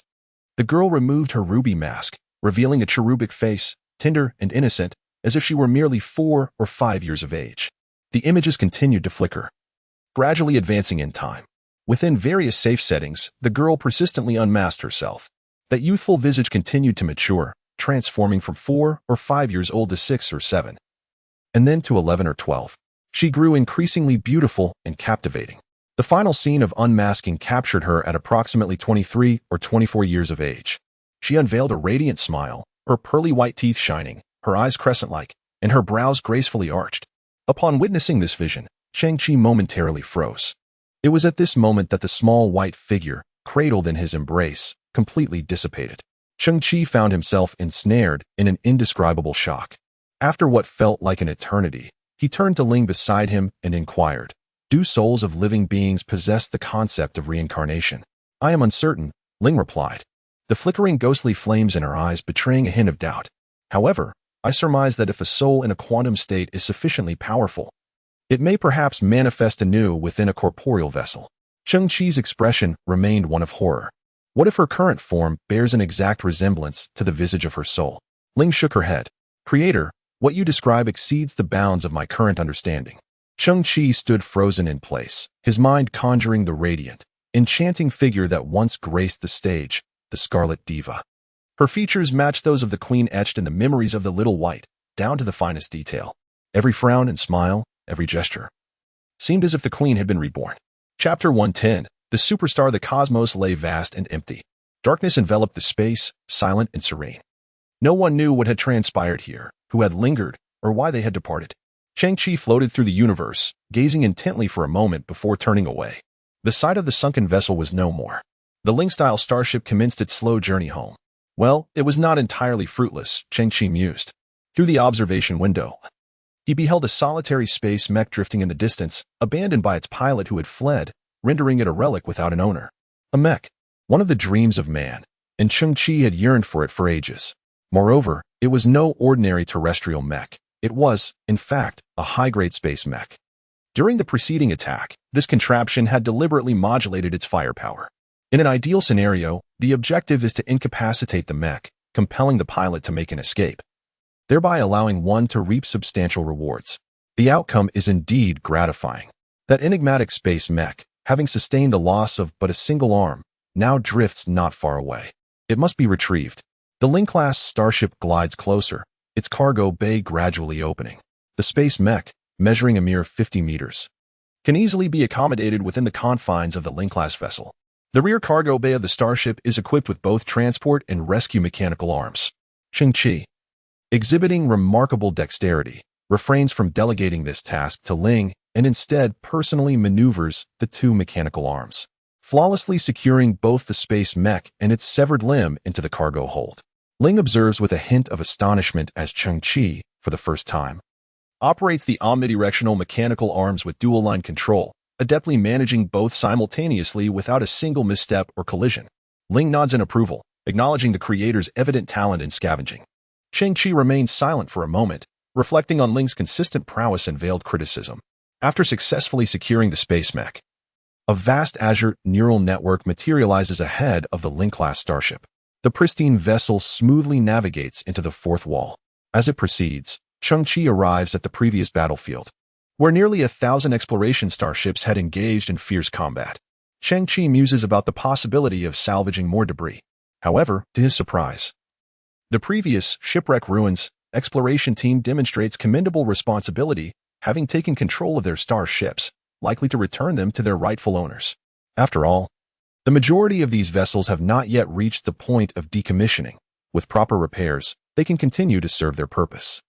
Cheng Qi found himself aboard a panoramic inspection vessel, where he beheld the official elder who had previously addressed the audience, alongside the 50 distinguished elites. The little white beings had departed forever, leaving their backs conspicuously empty. At that moment, the elder was consumed by regret, incessantly berating himself. How could I have squandered such vast resources on a project fraught with peril? With so many damaged starships, I may face exorbitant compensation claims. Meanwhile, the once vibrant 50 elites now appeared utterly despondent, their spirits depleted, as if they could muster no interest in anything. With the disappearance of the little white beings, they had reverted to their original selves. Cheng Qi furrowed his brow. In truth, the sunken ruins harbored numerous unresolved enigmas. What was the origin of the little white beings' abilities? They were clearly the quantum state souls of youthful guardians. How could they exert influence over the living? Their powers seemed to embody a subtle form of consciousness manipulation, originating from the depths of the human psyche, providing mental impetus and, on certain levels, interfering with human judgment. The Ling-style starship continued its forward journey. Arriving at the exit of the sunken ruins, piercing through the final layer of pale green dust. In the distance, a massive space station teemed with people. The stage starship hovered beside the space station, its stage still radiating resplendent light. Countless visitors, peering through the station's glass dome, admired the performance on stage, awaiting the glorious return of the treasure-seeking adventurers, as per the official narrative. Only Cheng Qi understood that no adventurers would return in glory. Suddenly, the entire stage of the starship dimmed, only to be illuminated by a solitary spotlight, casting its glow upon the enchanting figure standing at the center. This silhouette was ethereal and dreamlike, her ruby mask shimmering like twinkling stars in the night sky, reflecting a dazzling cross of starlight, captivating and mesmerizing. In that instant, the tens of thousands of spectators within the interstellar space station held their breath.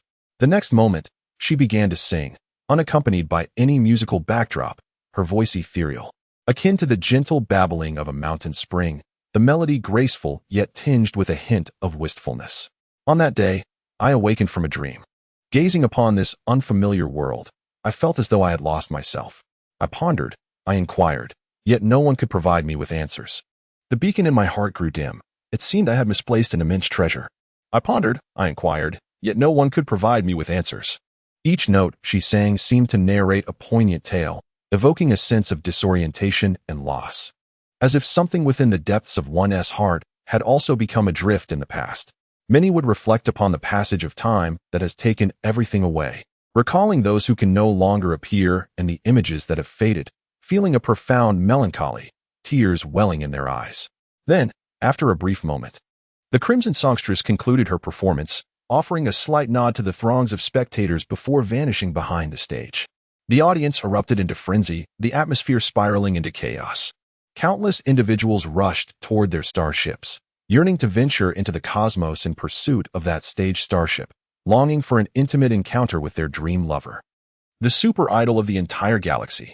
Several security robots at the scene were swiftly toppled, with some spectators, their eyes ablaze with fervor, tearing off the arms of the machines. The organizers, left with no recourse, dispatched additional security robots, resulting in a chaotic atmosphere. Oh, Crimson Diva, I adore you. In life, I am yours. In death, I shall be your specter. Crimson, look at me. I am here. You are simply exquisite. Ah. Amidst the frenzy, a deranged fan raised a beam pistol and indiscriminately fired into the sky, exclaiming, I must obtain the signature of the Crimson Diva today. Not even Jesus can stop me. Cheng Qi felt a twitch at the corner of her eye. The madness of the crowd was overwhelming. The scene before her bore a striking resemblance to the chaos of scavengers on the desolate earth, fighting over energy blocks, items that could save lives. Yet, this situation posed a far greater peril. 15 minutes later, a throng of fervent fans departed, chasing after the stage starship. The area lay in disarray, with only a few robots remaining to tidy the aftermath. Cheng Qi slowly turned her head and noticed a peculiar figure standing at the front of her starship. The individual wore an oversized cap that nearly obscured half of her face, and large sunglasses further concealed her features.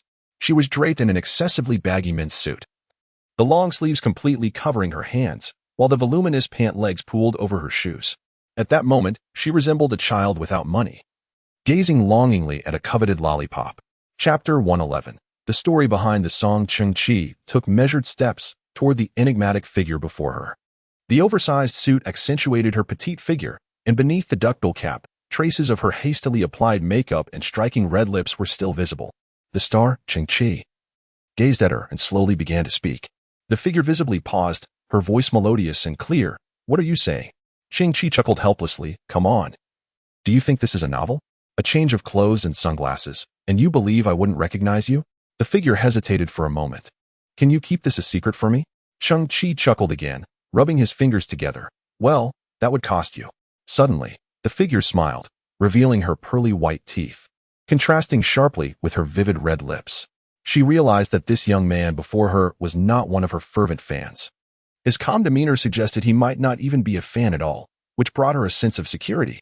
Just call me Scarlet, she said, tilting her head back, exposing her smooth, fair chin as she gazed at the junk starship. For some reason, I feel a peculiar fondness for this starship, much like someone who adores animals suddenly encountering a fluffy, adorable little puppy. Cheng Qi cast a glance at Ling, hidden within the starship. I advise you not to describe it as a dog. Someone might take offense. It's merely a metaphor, the woman replied, tilting her head. May I rest inside your starship for a while? I've been struggling with insomnia for the past few months. Cheng Qi tilted his head. Is that the reason you once wanted to sleep with me? The woman pursed her lips. I had a bit too much to drink back then. If you desire payment, I can provide whatever amount you need. Cheng Qi pondered for a moment, contemplating that while money could be disregarded, he yearned to understand the significance of your farewell song. The ambient light dimmed slightly, and Proxima Centauri receded further into the distance, the marvel of 3 suns in the sky soon to vanish. Scarlet, either exhibiting courtesy or harboring a lack of trust in Cheng Qi, refrained from casually inspecting the Ling-style starship, not even venturing inside. She merely leaned against the hatch, her legs resting on the climbing ladder, quietly gazing at the distant Proxima Centauri.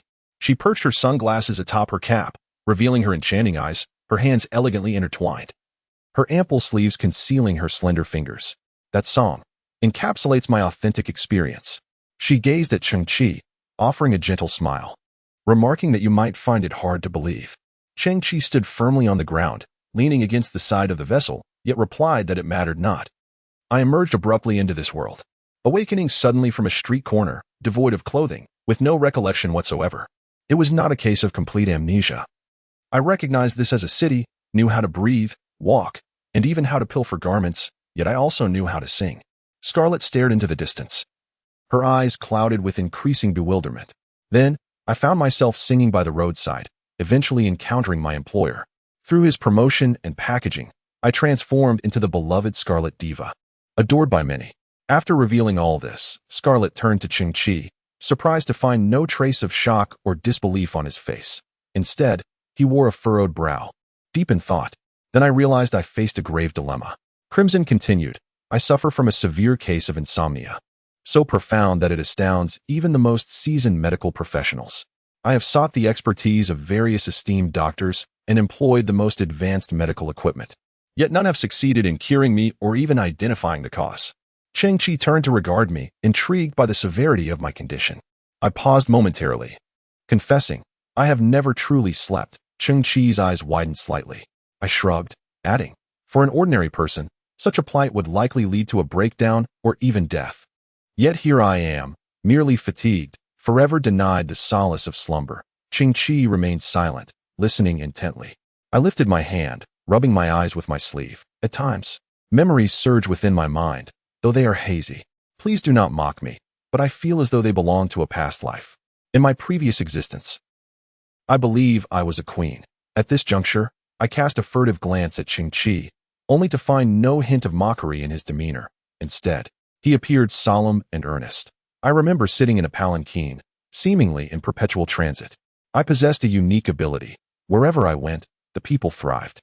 If I failed to arrive in time, they would perish from hunger and thirst, ultimately facing extinction.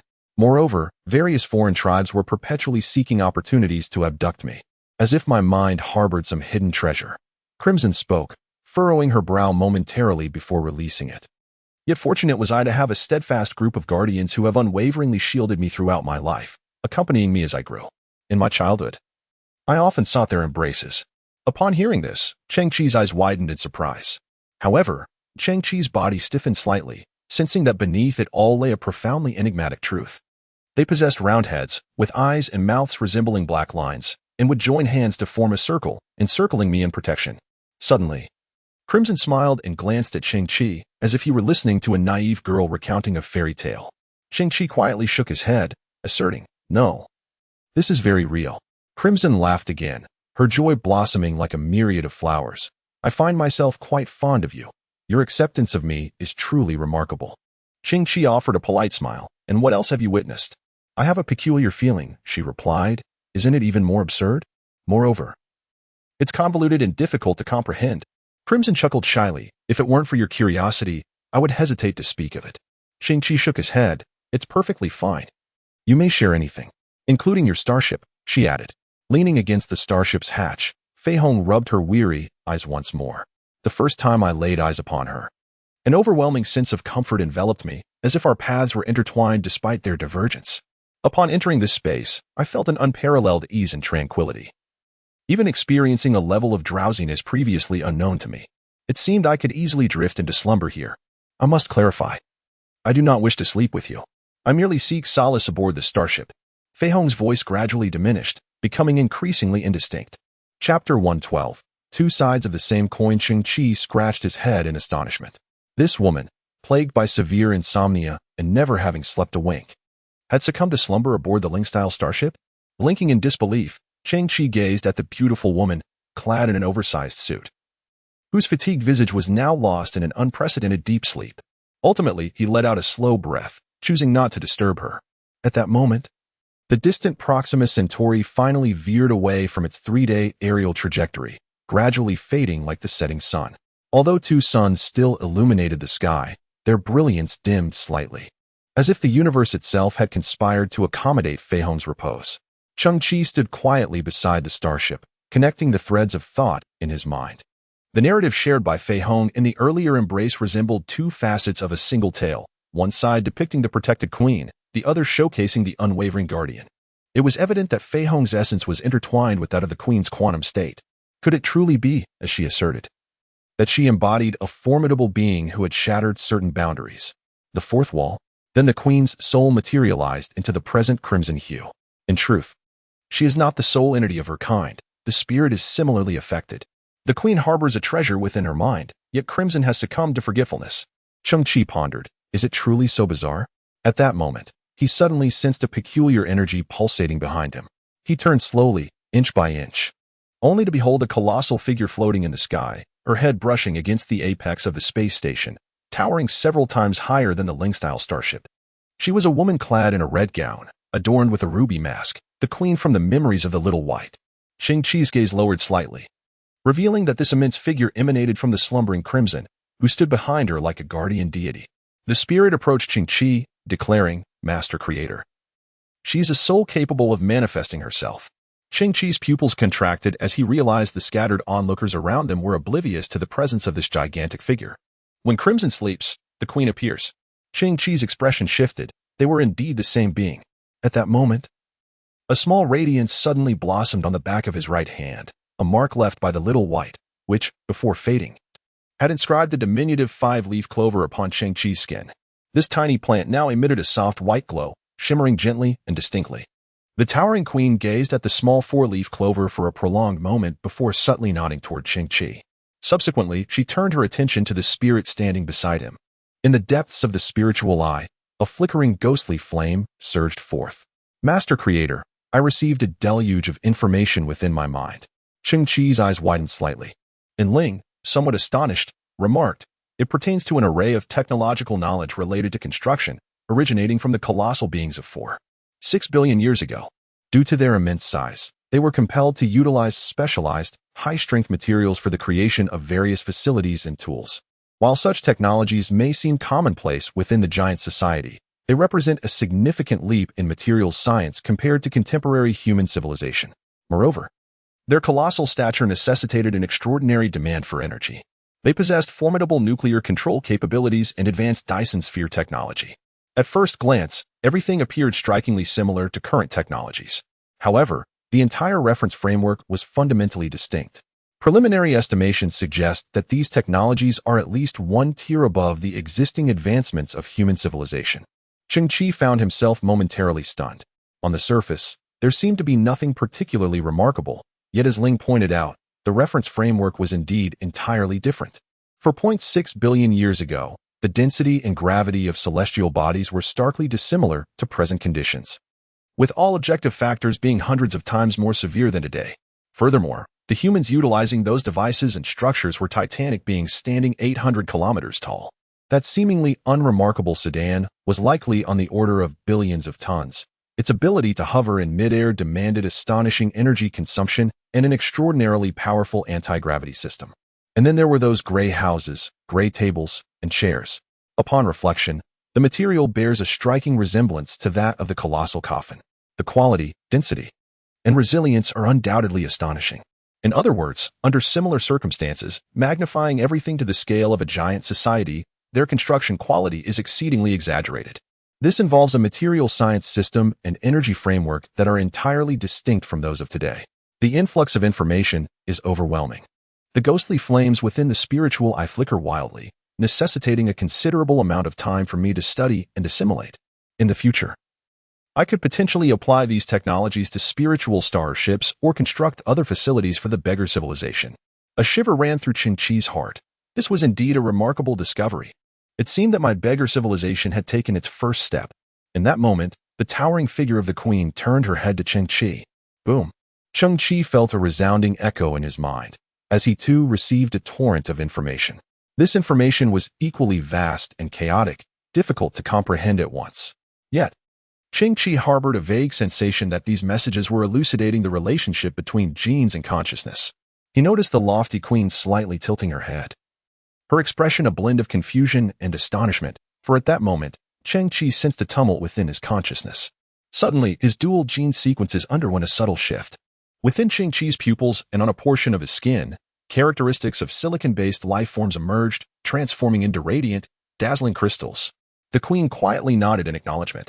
Subsequently, yet another wave of colossal information surged into Cheng Qi's mind, leaving him with a profound sense of dizziness. It feels as though one's stomach is already satiated, yet is being filled with an array of diverse delicacies. Though these morsels are delectable and among the most easily digestible, there remains an unsettling sensation akin to food lodged in the throat. Indeed, in the context of Cheng Qi's current experience, substituting the stomach with the brain is strikingly apparent. In a realm of darkness, Cheng Qi once again beheld his two strands of DNA. One set exhibited the classic double helix structure of humanity, while the other manifested as a rhombocosidodecahedron, characteristic of silicon-based life forms. However, this time, each DNA strand was enveloped by a gossamer blue luminescence. In a mysterious way, Cheng Qi instinctively grasped the corresponding understanding. The ethereal blue substance represented his own consciousness, a facet of his existence that the former Cheng Qi could not perceive. The relationship between consciousness and DNA resembles that of a monarch and his subjects, while the body and DNA correspond to the dynamic between soldiers and their leaders. Humanity is not an original life form, but rather a vessel housing consciousness, which is the very essence of life in the universe. The more potent the consciousness, the more forcibly the DNA sequence is optimized. Conversely, as DNA strengthens, the body undergoes corresponding evolution. 46 billion years ago, the purity of consciousness vastly exceeded that of the present, allowing for a deeper comprehension of the cosmic truths. At this moment, Cheng Qi could sense that the information previously infused into his mind pertained to certain knowledge regarding the mastery of consciousness. It resembled a complex and intricate Rubik's Cube, manipulated by his subjective will. Yet, its facets were overwhelmingly numerous, potentially in the hundreds of millions.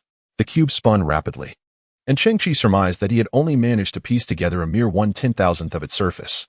In that fleeting instant, in reality, Cheng Qi's eyes fluttered open slightly, and within his pupils, 3 luminous rings representing C-grade genes suddenly illuminated. Amidst the intense flickering, a 4th ring gradually emerged. Chapter 113, The Sealed Information. From Cheng Qi's perspective, he remained enveloped in a realm of darkness. Ahead, 2 beams of light shone forth, embodying his 2 sets of DNA. Suddenly, from behind these DNA strands, a dim yet profound black light flickered, expanding like an inkwash painting unfurling before him. This canvas grew larger, revealing an increasing multitude of white points of light, which began to scintillate in harmonious brilliance. Cheng Qi surmised its significance. Could this be the cosmos? In the next instant, the perspective was strikingly unique. Thanks to the prior visual anchor, Cheng Qi could effortlessly locate his 2 sets of DNA.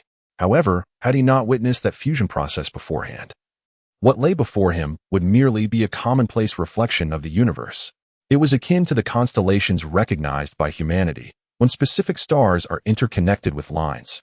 They form patterns resembling Sagittarius, Libra, or Gemini. If, at this moment, the visual anchors within Cheng Qi's gaze were linked, patterns representing carbon-based and silicon-based DNA would emerge within the cosmos. Cheng Qi couldn't help but ponder. If my understanding were profound enough, could I uncover the models of all DNA within the universe?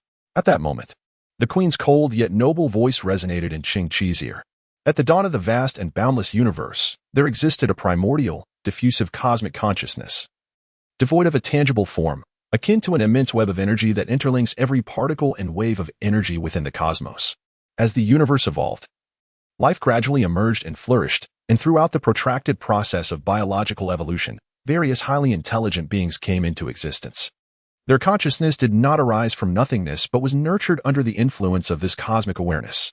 Thus, the consciousness of intelligent beings and the cosmic consciousness are manifestations of the same elevated existence.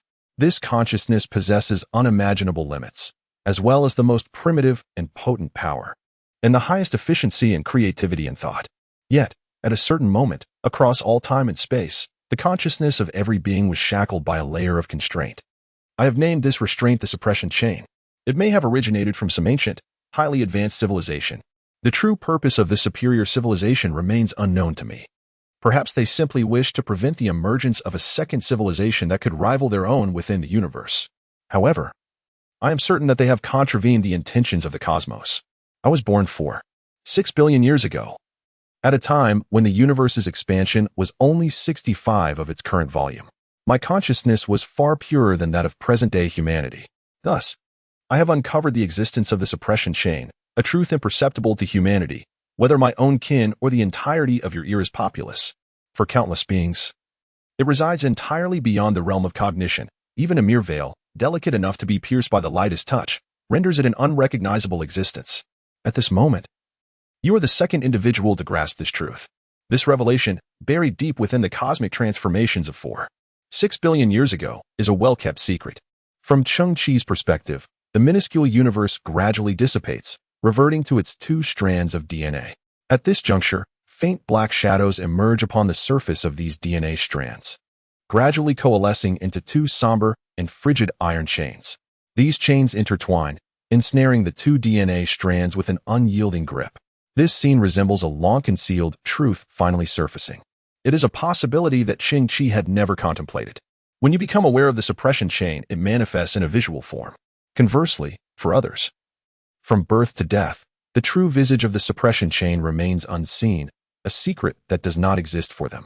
The moment the suppression chain reveals itself, you will find yourself increasingly confined. In reality, standing before the Spirit-class starship, Cheng Qi's eyes widen ever so slightly. Yet, I beheld in his eyes the 4 azure rings that represented the B-class gene, suddenly dimming, gradually losing their hue, and soon becoming marred with cracks, crumbling silently into countless gray fragments. Simultaneously, the resplendent gaze of the silicon-based gene emerged, and the 7 colored rings within underwent a similar fate, shattering into oblivion. In the end, only a half-gray ring remained in Cheng Qi's eyes, positioned in the lower semicircle of his pupil, dull and devoid of light, filled with ashen despair. Concurrently, within the realm of his consciousness, it felt as though waves of depleting energy relentlessly surged forth, rendering his mind heavy and sluggish.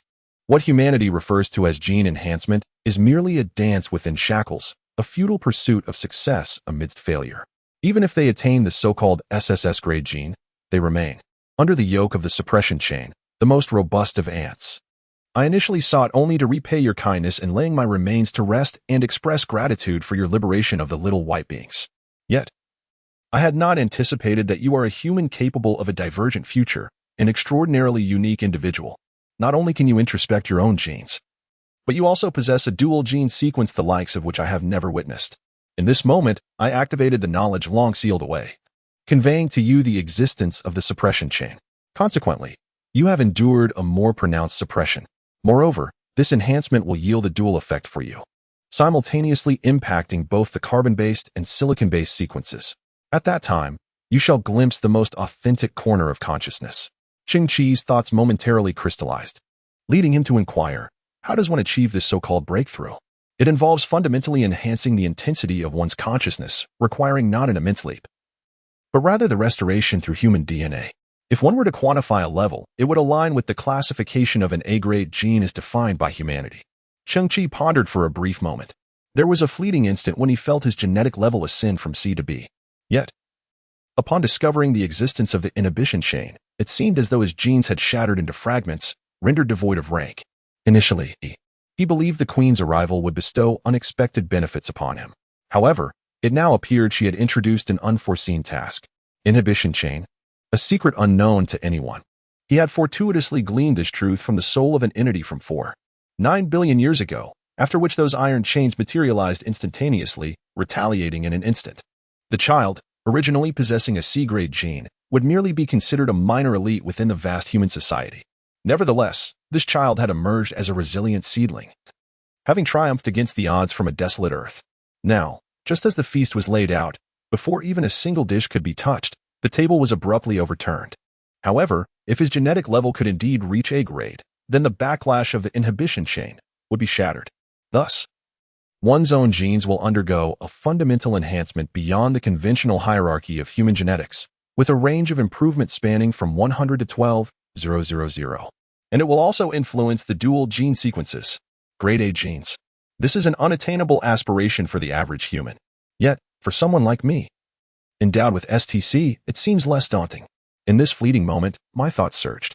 In truth, I often possess a profound awareness within me. To become a formidable individual, numerous prerequisites must be met, such as unwavering perseverance, extraordinary efforts behind the scenes, and the innate talents that set one apart from the masses. I do not harbor such arrogance. I acknowledge that many individuals exert efforts far surpassing my own. However, the reality is that not all endeavors yield commensurate results. If success is likened to a grand thoroughfare, then countless divergent paths lie before it. Whether the journey narrows or widens depends on another factor, opportunity. Many diligent individuals simply lack a few vital opportunities. What you have brought to me is a monumental chance. This is the most invaluable treasure. To break and then to rebuild. I, Cheng Qi, cherish this phrase. Chapter 114. The Iron Law. I have gained clarity on the path that lies ahead. Cheng Qi's consciousness lingered in the dark expanse as he cast his gaze around. I recognize you as the queen from the memories of the little white being, yet simultaneously, I remain utterly perplexed about the nature of your existence and the reason you can embody the higher self. I am the higher self of the queen. Cheng Qi's thoughts momentarily stalled. What does higher self truly mean? In his line of sight, the colossal figure of the queen in midair was rapidly becoming transparent, on the verge of vanishing. At that moment, leaning against the hatch of the spirit starship, the crimson-haired maiden's long lashes fluttered slightly. She suddenly extended her hand to rub her eyes, then stretched languidly before opening her eyes wide. It was then that the towering figure of the queen in the air abruptly dissipated, as if she had never existed. Cheng Qi's pupils trembled. Wow, this sleep was profoundly comfortable.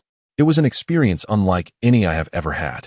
The crimson-haired maiden gazed at Cheng Qi with her beautiful eyes, her previous fatigue completely erased, radiating vitality and exuding the unique charm of femininity. At that moment, Cheng Qi grasped the underlying logic. When the crimson maiden slept, the queen would manifest, and upon her awakening, the queen would vanish in an instant. Although the logic was clear, it still concealed an enigmatic truth in principle. Suddenly, the crimson-haired maiden clasped Cheng Qi's hands, her touch warm and delicate. Upon closer inspection, her skin resembled the exquisite texture of mutton fat jade, and her eyes were profound and enchanting. Cheng Qi, she inquired, if I continue to suffer from insomnia and find myself utterly fatigued in the future, may I seek refuge in your starship? Cheng Qi paused momentarily, perhaps possessing a hint of traditional masculinity, or perhaps simply disregarding her allure. He instead unearthed a pivotal question. When did I ever mention that my name is Cheng Qi? He was uncertain, yet her name had mysteriously embedded itself within his consciousness. Fei Hong suddenly smiled, her eyes crescent-like, and mused, perhaps this is what one calls fate? Cheng Qi pondered. He had only shared his name with the queen. There existed a subtle connection between the queen and Fei Hong, yet Fei Hong remained oblivious to it. Very well. When you are weary in the future, feel free to reach out to me. Cheng Qi smiled, acknowledging that an ambiguous relationship with a superstar like Fei Hong was the ultimate fantasy for countless men. However, for Cheng Qi, such desires held little appeal. His true yearning lay with the queen, for within her understanding resided countless secrets, akin to pearls lost in the depths of the ocean, potentially concealing other invaluable opportunities. In the future, as Fei Hong rested aboard the ethereal starship, Cheng Qi would also gain the chance to converse with the queen. At that moment, a procession of luxurious small starships from Huawei glided into the space station. Once docked, over 20 bodyguards clad in black suits emerged and made their way directly towards Cheng Qi. Crimson stuck out her tongue, realizing that she had been discovered. It seemed she would have to take her leave. Subsequently, she departed amidst a throng of cloaked figures. One of the men, wearing black, cast a reproachful glance, yet dared not voice his concerns. In hushed tones, he remarked, "Teacher Crimson, you've been missing for over 5 hours. The entire team is in a frenzy. If anything were to happen to you, I could not bear the responsibility." Another cloaked figure approached Cheng Qi, requesting the contact ID for the starship. As per the instructions of the songstress, Crimson, this man displayed a courteous demeanor, though he could not entirely conceal the emotions roiling beneath the surface. He stared at Cheng Qi's dilapidated starship for an extended period, then shifted his gaze back to Cheng Qi.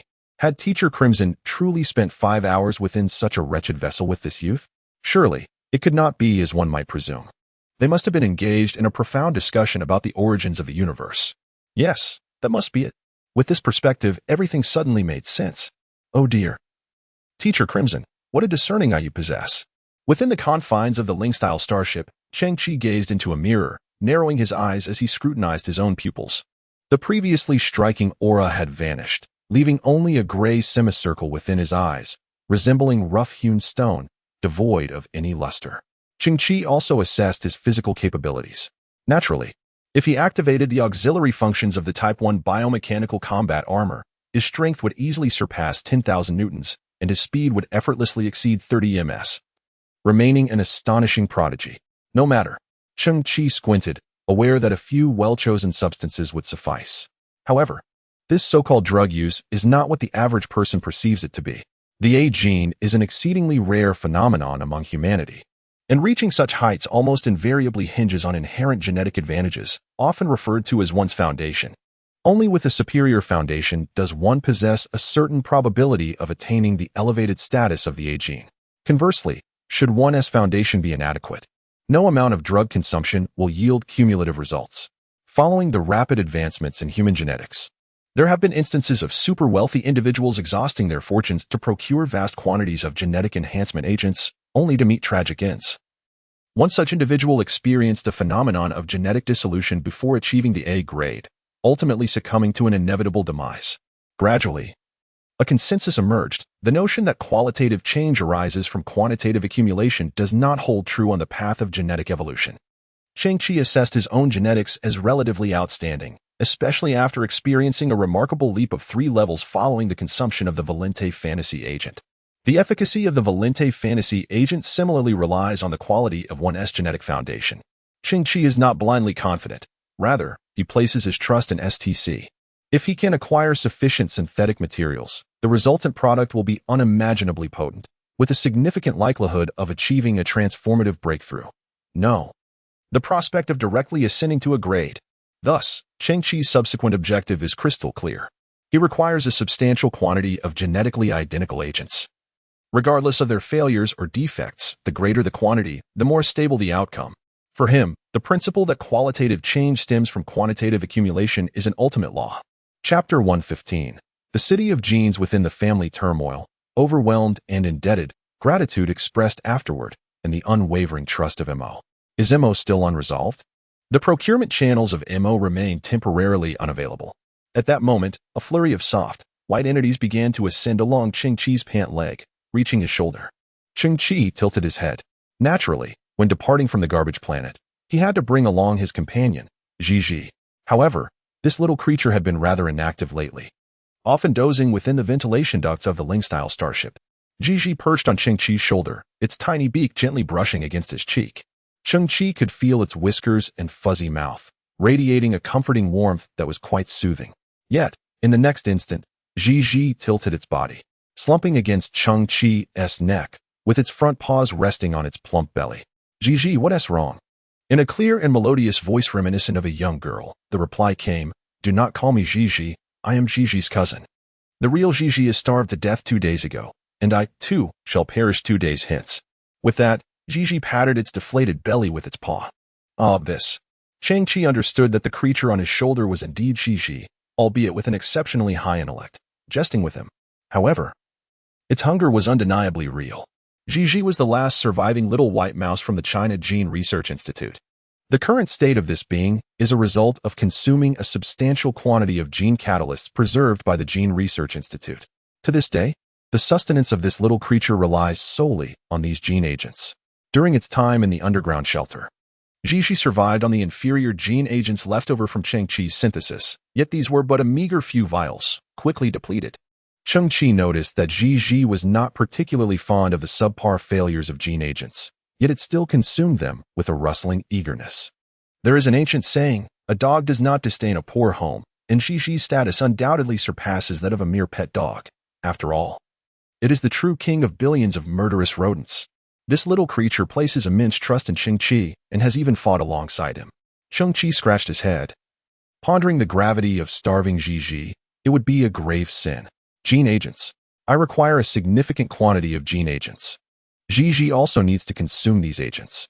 The urgency is palpable. As Cheng Qi furrowed his brow in contemplation, a spark of inspiration struck him.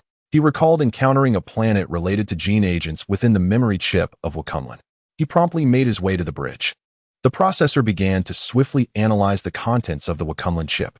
Serpens, the aging star system of Barnard's star, hosts a D3JD34 terrestrial planet, colloquially known as the City of Genes, which stands as the largest hub for gene agents in contemporary human civilization. Excellent, excellent, excellent.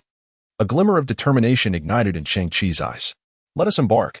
Upon departing from the space station, he plunged directly into the directional stargate leading to Serpens.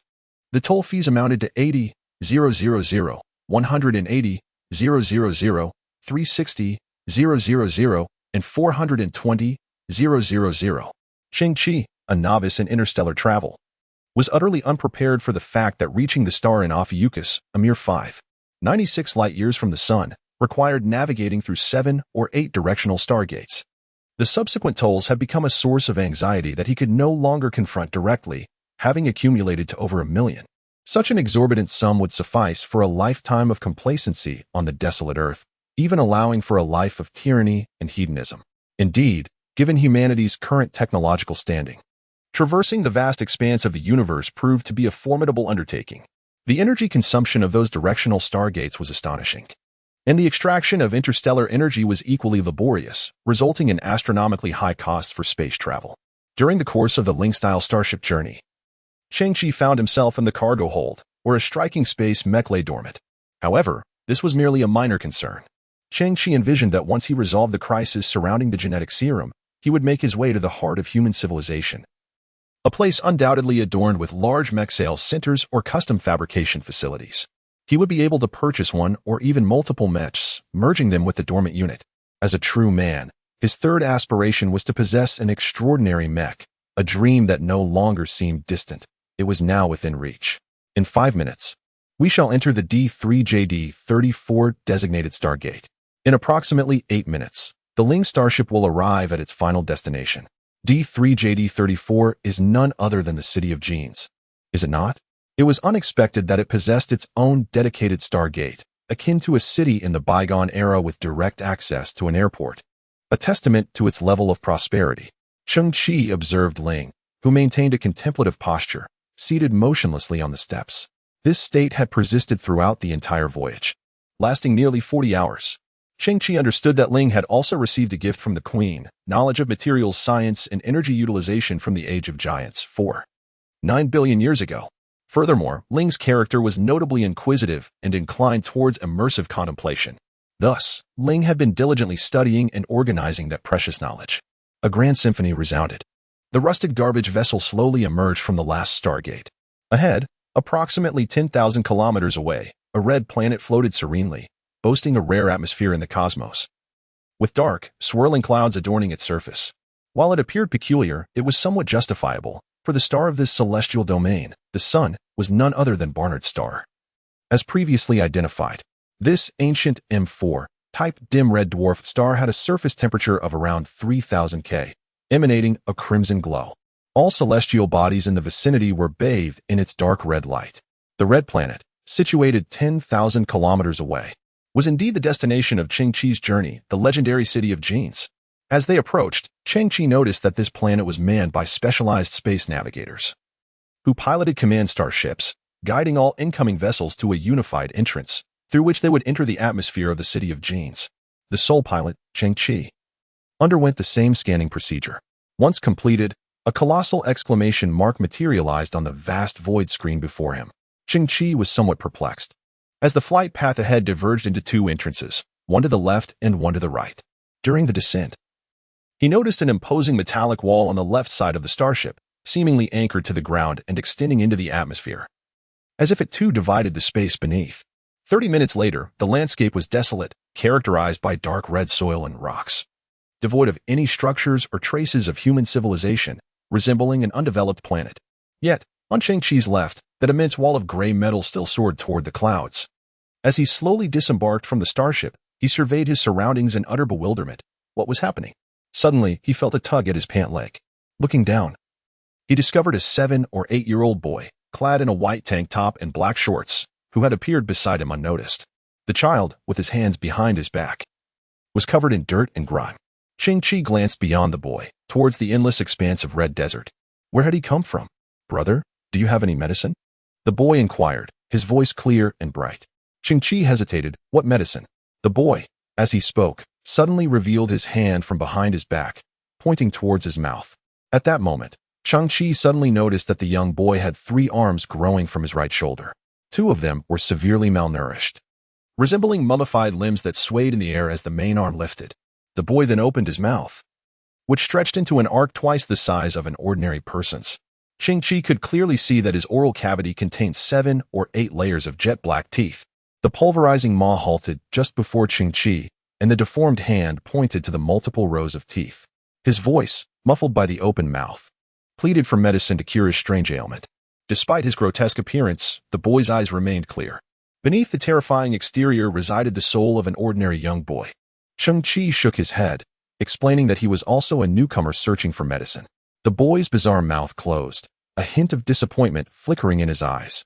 Just then, a patrol aircraft from the Jin City slowly passed by Cheng Qi. Inside, a man in a protective suit, resembling a security guard, gazed down at Cheng Qi and the strange boy. Cheng Qi inquired how to gain entry into the city. The aircraft paused briefly, and the man inside declared that he was ineligible. Cheng Qi frowned, questioning the reason for his disqualification. A flicker of impatience appeared on the man's face. For you are a product of failure. Cheng Qi paused slightly, his brow furrowing even deeper. What standard do you derive this from? I cannot ascertain whether your amnesia is a consequence of medication or if you have endured failure on another planet, leading you to this point. The security personnel aboard the spacecraft leaned against the window, urging you to examine yourself closely, then cast a glance at the child. Suddenly, Cheng Qi realized something and lowered his gaze to the boy's pupils. The child grinned widely at Cheng Qi, revealing a set of 7 or 8 teeth. Cheng Qi distinctly observed a semicircular pattern within the boy's pupils. The lower arc was dim and lacked luster, resembling rough, cracked rock. Cheng Qi's eyes widened in surprise. The child's genetic manifestation mirrored his own perfectly, my little brother. The security personnel regarded Cheng Qi's astonished expression, finally displaying a hint of sympathy. Life is arduous for everyone. Everyone aspires to ascend, yet the successful remain a minority. At this moment, you are akin to those children. I perceive your youth. And though I shall refrain from explicit words, your existence, much like theirs, bears no significance. The spacecraft gradually commenced its journey. The security personnel's voice faded into the distance. The regulations of the city of genes are unequivocal. Defective genes, flawed genes, are forbidden entry. Cheng Qi stood rooted in place, a hypothesis forming in his mind. This child, presumably due to genetic issues, had suffered physical deformities. Yet, he discerned a fundamental difference between himself and the child. His condition was temporary, whereas the child's was permanent. In the city of genes, the inhabitants have merged their identities with those of the children, establishing themselves as one and the same. The division of this planet's pathways into 2 distinct realms serves to categorize the various types of genes. Cheng Qi gazed up at the towering city walls that loomed above him.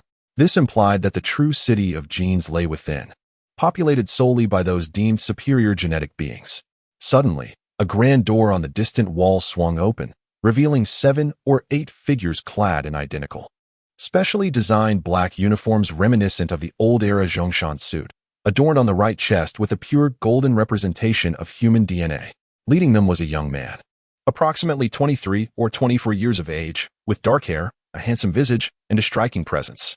"Brother Pigeon," exclaimed the young boy beside Cheng Qi, bursting with excitement. In that instant, the ground around them began to shift, revealing wooden boards that had previously been concealed beneath a layer of red soil. Underneath these boards lay shallow earth pits, from which numerous children emerged, racing towards the man at the doorway. Cheng Qi was taken aback, realizing that the little fellow had been hidden beneath the surface all along. However, none of the children who surfaced appeared to be in a normal condition. Each exhibited varying degrees of deformity. Some were barefoot, their feet unnaturally large with multiple toes, while others had spines curved in such a way that they could not stand upright, instead crawling on all fours. Among them, the child who seemed the most normal had a third eye growing from the corner of his right eye. Witnessing this scene, Cheng Qi gleaned new information, leading to fresh inferences. These children evidently possess distinct genetic issues. Their congregation outside the city of genes is surely not without reason. It seems that this city of genes is not as resplendent as one might envision. For instance, the achievements they have attained have come at the cost of countless test subjects, and these children may indeed be those very subjects. Brother Pigeon! Brother Pigeon! The children clearly recognized the man, their cheers echoing in delight. The man in black, radiating warmth, gently patted each child's head without a trace of disdain. Then, with a wave of his hand, he signaled to several staff members behind him, who slowly brought forth a massive glass jar. At the front of the jar, an electronic measuring tap was affixed, from which staff retrieved test tubes to collect precise doses of a black liquid, subsequently distributing it among the deformed children. Cheng Qi squinted, sensing an unsettling aura surrounding both the actions taking place before him and the black liquid itself. Yet, the children exhibited no signs of fear. Rather, their faces shone with anticipation and excitement. Upon receiving the test tubes, they eagerly consumed the black liquid, revealing expressions of satisfaction and comfort. Some children even sought another dose, only to be met with a gentle shake of the staff's head, pointing to the markings on the test tubes, implying that the dosage must be regulated. Cheng Qi felt an eerie vibe emanating from the man clad in black, affectionately referred to as Brother White Dove by the children. Approached Cheng Qi with a purposeful stride. His eyes widened, revealing four luminous azure rings that flickered in intensity. Cheng Qi paused momentarily, perplexed by this man's intentions. "My name is Zheng Baigu," he stated. The black-clad man slowly extended his hand and grasped Cheng Qi's tattered blue scavenger cloak. He clutched the worn and coarse fabric, his fingers rubbing against it gently as tears welled up in his eyes. In truth, the cloak he held was not the original, but rather an exterior projection of Cheng Qi's Type 1 bioarmor. Yet, it was evident that this man harbored a profound emotional connection to the scavenger cloak. He tilted his head back, tears shimmering in his gaze. "My friend, did you come from garbage earth?" Cheng Qi, somewhat bewildered, nodded slowly. Suddenly, Zhang Baiji's expression transformed with excitement as he embraced Cheng Qi, unperturbed by the dust that clung to him. Whispering with a tremor in his voice, he said, "Brother, my name is Zheng Baigu, hailing from garbage earth, Sector A33. Cheng Qi's eyes widened in astonishment. "You? From garbage earth?" Zheng Baigu released him, fixing his gaze upon Cheng Qi with tear-filled eyes. "Once, a blue scavenger cloak accompanied me for 2 decades. Cheng Qi, taken aback and somewhat shocked, recalled hearing tales of the extraordinary scavengers from garbage earth, those rare individuals who, through their innate talents, transcended genetic limitations and subsequently departed for human society. Zheng Baigu nodded, stating with pride, "I am indeed one of them." Cheng Qi's eyes widened in astonishment, caught entirely off guard. He observed Zheng Bai's arm trembling with excitement. "Brother, do you realize that although the environment on garbage earth is harsh and its inhabitants are embroiled in constant conflict, upon seeing you and that familiar cloak, I feel an overwhelming sense of warmth? In the vastness of the universe, encountering another scavenger is akin to a dream come true." Perhaps influenced by Zhang Bai's emotions, Cheng Qi felt a stirring within himself. Indeed, in such a treacherous environment as garbage earth, overcoming countless obstacles to emerge as a standout is a feat of incredibly low probability. Not to mention, the likelihood of 2 such exceptional individuals crossing paths in the boundless universe is minuscule, ultimately attributable only to the whims of fate. Cheng Qi scrutinized Zhang Bai, inexplicably drawn to him. This fellow now appeared resplendent, having emerged from the Gene City, accompanied by 7 or 8 subordinates. All signs indicated that he was faring quite well. Regardless, he remained a distinguished figure on garbage earth. Even in human society, he would not sink to the bottom. It was evident that he held a position of some influence within the Gene City, perhaps as a captain or department director. The adage holds true. It is better to be a head of a chicken than a tail of a phoenix. However, if one is indeed a head, it must possess exceptional qualities. As long as he remains diligent, he shall never find himself relegated to the tail. And it was at this moment, previously, the security inspector, piloting a flying device, hurried over with swift steps and bowed at a 90-degree angle in front of Zhang Beige. "Greetings, boss." Cheng Qi paused momentarily. Glancing at the security personnel, "Boss?" He then noticed the guard looking up with a beaming smile. "Little brother, I never expected you to know the owner of Jin City. Why didn't you mention it sooner?" "Ah," Cheng Qi exclaimed, astonished as he turned to Zhang Beige. "You, the owner of Jin City?" Zhang Beige smiled gently and nodded slightly. "Indeed, it is an honor to be referred to as such." Chapter 117. Flaws Goodness. My perspective was narrow.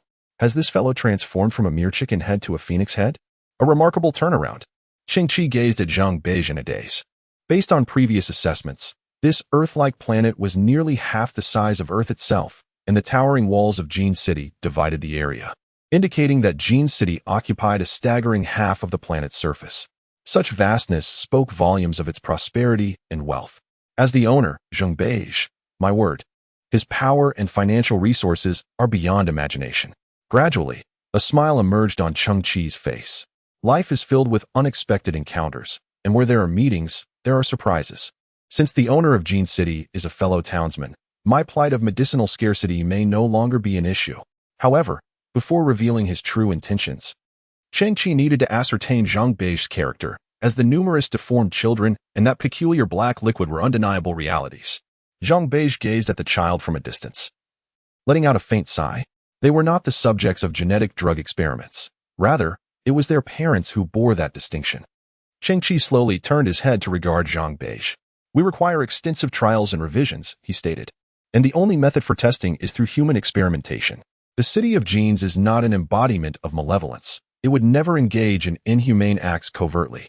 We have issued a call to the entire human society, hoping to recruit a significant number of volunteers based on the principles of equality and consent.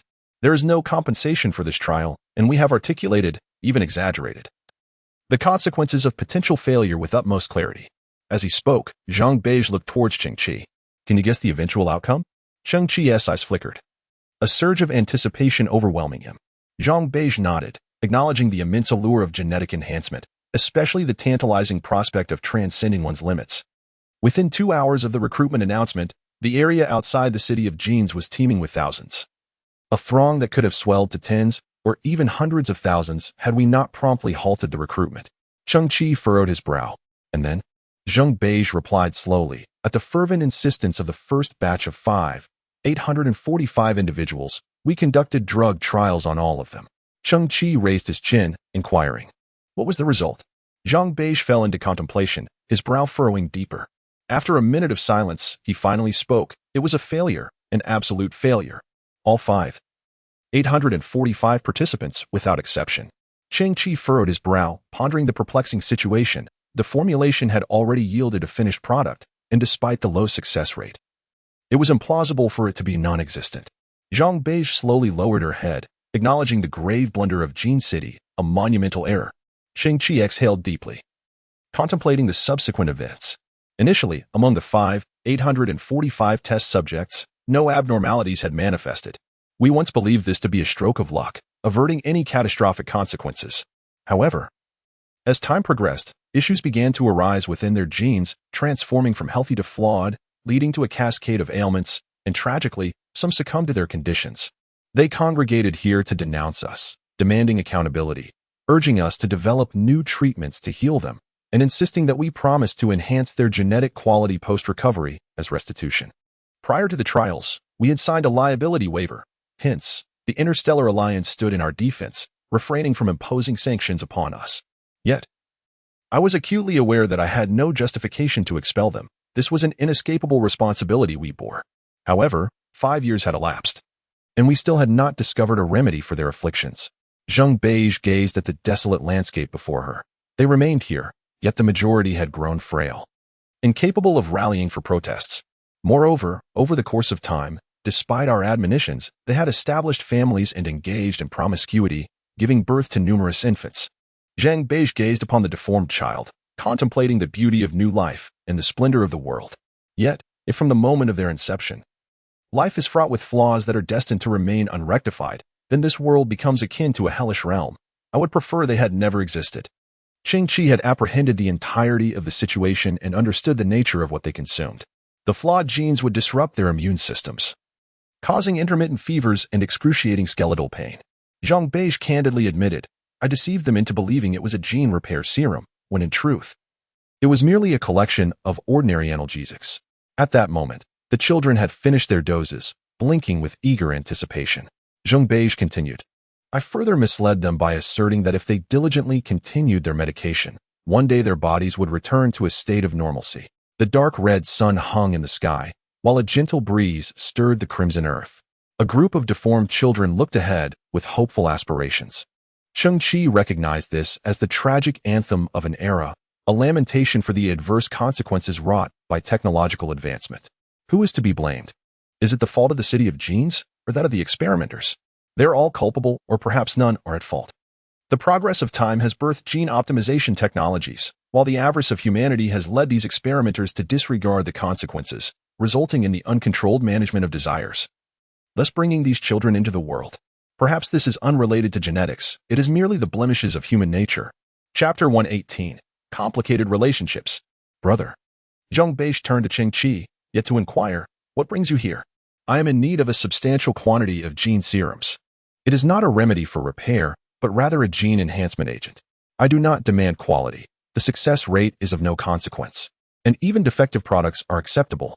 Cheng Qi gazed at Zhang Beige, now aware that this individual possessed a kind heart, far from being a nefarious figure, and thus revealed the purpose of his visit.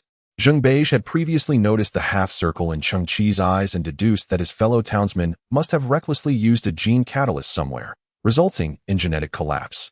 Although he was somewhat stronger than those experimental subjects, his situation was, in essence, quite similar, leaving him to pin his hopes on the faintest glimmers of possibility. A trace of sorrow appeared on Zhang Beige's face as he pledged, I will do my utmost to assist you. At that moment, a thunderous voice echoed from within the city gate, Zhang Beige, what are you doing? A tall man of European descent, with golden hair and piercing blue eyes, stood before him. Zhang Beige's expression shifted, and he quickly turned back, donning a smile. Senior brother, I was merely. You are once again engaging in these meaningless and resource-wasting endeavors. The golden-haired man scowled. How many times must I tell you to refrain from opening the city gates and offering them assistance? Just then, the previously deformed boy approached the golden-haired man's side, tugging at his trousers, and opened his mouth, lined with 7 or 8 rows of teeth. Brother, do you have any medicine? How repulsive. The golden-haired man raised his hand, ready to strike the boy across the face. However, Zhang Beige stepped between the man and the boy, forcing a smile. Senior brother, please do not be angry. The golden-haired man's hand halted in midair as he suddenly caught sight of the black vial beside him. His brow furrowed in dismay. With such a substantial dosage, did he presume that the Gene City operated as a charitable institution? A resounding slap echoed through the air as the golden-haired man struck Zhang Beige across the face. Zhang Beige's head tilted, her cheek flushed, yet she managed to respond with a smile. Senior brother, I shall reduce it next time. Dare there be a next time? The golden-haired man glared fiercely, causing Zhang Beige to swallow nervously and fall silent. This scene was entirely unforeseen by Cheng Qi. Wasn't Zhang Beige the owner of Gene City? Who, then, was this golden-haired man, capable of striking the master at the very entrance of Gene City? A major client from the K-233 colonized planet had already arrived in the city. This represented Gene City's largest order of the year. How could you neglect to attend to the clients and instead engage in such trivial matters? The golden-haired man glared. Zhang Beige, can you still manage effectively as a boss? Zhang Beige nodded repeatedly. Yes, yes. Yet, the golden-haired man turned and strode toward the city gate. Zhang Beige lingered for a moment before hastily approaching Cheng Qi. Cheng Qi was the first to speak. Who was that? Zhang Beige's cheeks still bore a hint of crimson as she sighed. He is my senior brother, my elder. Moreover, Gene City is a creation of our shared mentor. For years ago, our mentor vanished without a trace, leaving only a letter for me to assume the role of owner. So, you are a boss existing in the shadows. Is there infighting within the sect? Cheng Qi's eyes glimmered slightly as he gazed at the back of the golden-haired man, a chill evident in his gaze. Since you are willing to assist me, I could, in turn, do something for you. Zhang Beige instantly discerned Cheng Qi's intent and shook his head with a wry smile, saying, It is not as you imagine. Zhang Beige, what are you hesitating for? The furious voice of the golden-haired man echoed once more from within the city gates. You are useless. Zheng Beige immediately panicked, whispering to Cheng Qi, "We will meet here again at 3 o'clock tonight. I will provide you with what you seek." Then, Zheng Beige turned to the boy with the 7 or 8 layers of teeth. "Do me a favor and find this elder brother a temporary resting place." The small boy nodded in agreement. Subsequently, Zheng Beige dashed after the golden-haired man as the gates of Jin City thunderously closed. "Brother, let us go."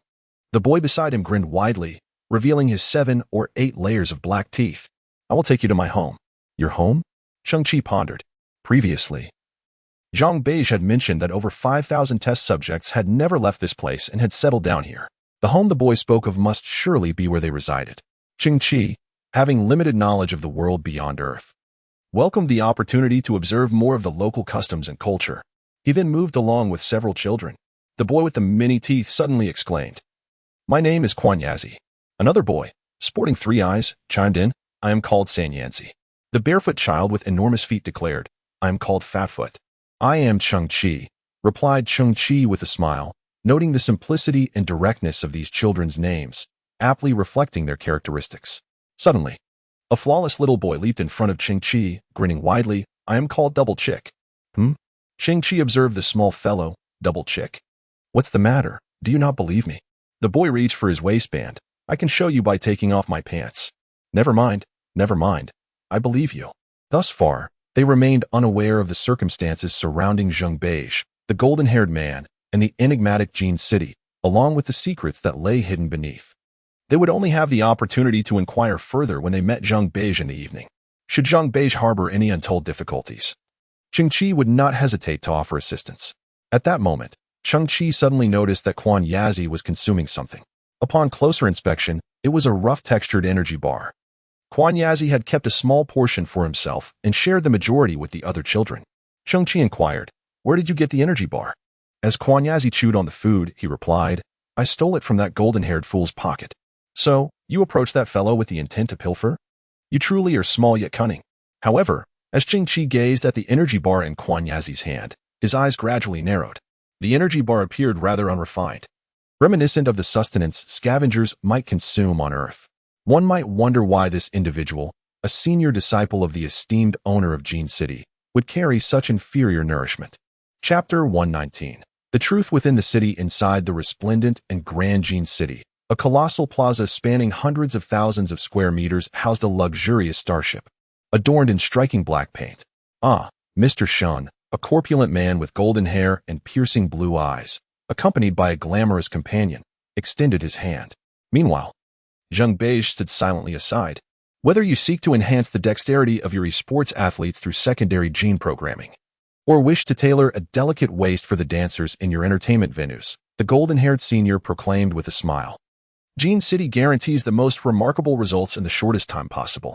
Such trivial matters have lost their significance, he continued. Moreover, there are at least 3 other modification institutions outside that have surpassed you technologically. The rotund figure before him, his eyes squinted into mere slits, stated, "I have other needs on this occasion." The golden-haired senior's expression momentarily stiffened before he resumed his composed smile. "What exactly does Mr. Shin desire?" The hefty man lifted his chin, declaring, "I require the second serum left by your master." "The second serum?" The golden-haired gentleman's expression shifted slightly. "Please, do not jest. The formula for agent number 2 is a relic from 5 years ago, an antiquated product. Regardless of its antiquity, agent number 2 boasts an impressive 23 enhancement rate, making it highly coveted in the black market." The stout man declared, "I wish to acquire the formula for agent number 2. As for the price, set it as you please." A hearty laugh escaped the golden-haired gentleman. "Mr. Shun, your humor seems to have flourished. Agent No. 2 is the result of my mentor's early endeavors. Its efficacy is difficult to articulate. After my mentor's departure, the relevant documents vanished without a trace, leaving no formula behind. Cruxus, can you cease this charade?" The stout man replied with a cold smile. "Do not presume I am unaware of the true nature of your Jin City. You are now no better than a mere dog." The golden-haired gentleman's smile faltered. "Mr. Shun, what do you mean by that?" "I mean to say that your Jin City is now impoverished and destitute, akin to a dog," the stout man retorted coolly. "Yet you continue to feign a facade of prosperity, pretending to be my equal while discussing business with me?" The golden-haired gentleman furrowed his brow. "Mr. Shin, I must insist you choose your words carefully." "Words?" The stout man scoffed. I have already extended you enough courtesy. Without your mentor, you, and that nominal leader Zhang Beige are nothing. He pointed at Zhang Beige, then at the golden-haired gentleman, exclaiming in anger, I previously dispatched someone to investigate you. Since that experimental incident 5 years ago, your gene city has been on a downward spiral, and now you are left with nothing. Fortunately, over the past few years, I have collaborated with you, only to be treated like a mere pawn. A resounding slap echoed through the air as the rotund figure struck the golden-haired senior with tremendous force, sending him staggering backward until he ultimately collapsed onto the ground.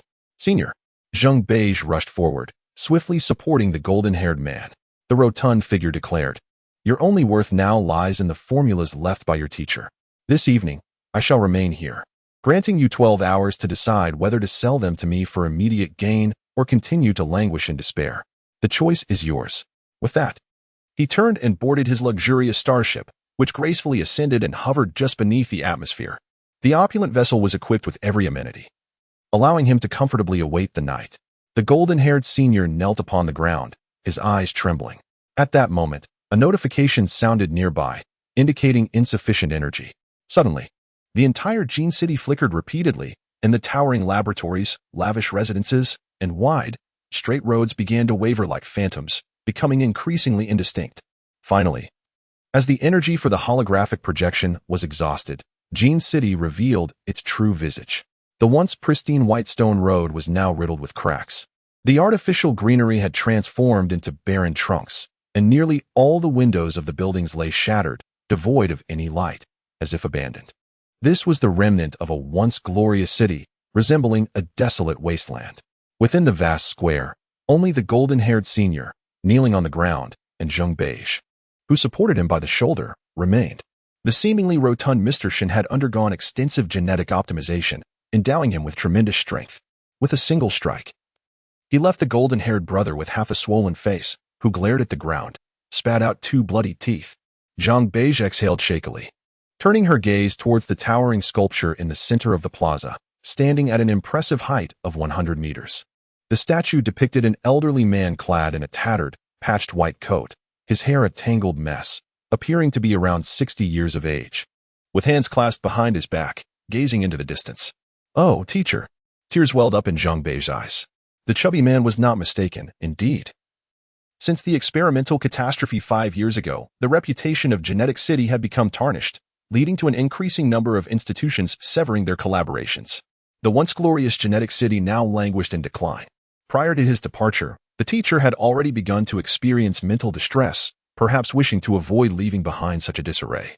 Nonetheless, both she and her senior brother remained resolute, unwilling to abandon the Genetic City that had once bestowed upon them countless accolades and had sheltered them in their darkest hour. They persevered, tirelessly seeking ways to rescue Genetic City. Yet, the tide of defeat surged with relentless intensity.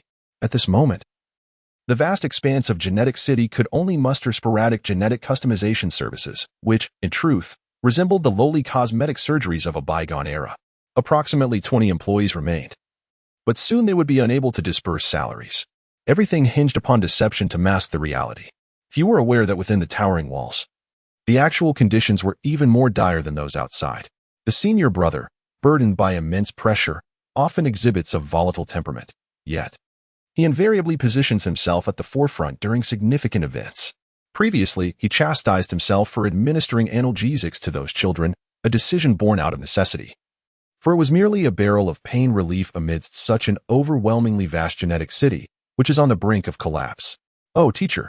Zhang Beige continues to gaze upon the colossal statue, now marred and dilapidated by the ravages of time and weather. We are aware that you possess a laboratory, a repository of your former formulas and thousands of experimental agents. Yet, why did you not disclose its location before departing?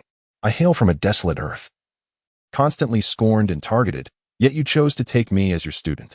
It was you who salvaged the inherent flawed genes of our senior brother. We do not seek to exploit our authority. Our sole desire is to rescue the Genetic City. Where, pray tell, is your laboratory? And where have you gone? At this very moment, the communicator of the blonde senior brother crackles to life with the voice of the rotund businessman, Boss Shun. Ah, by the way, if you do not intend to sell me the formula for agent number 2, I shall prepare to unveil the truth of your Genetic City to the public. After all, as a successful entrepreneur, I must also shoulder my social responsibilities.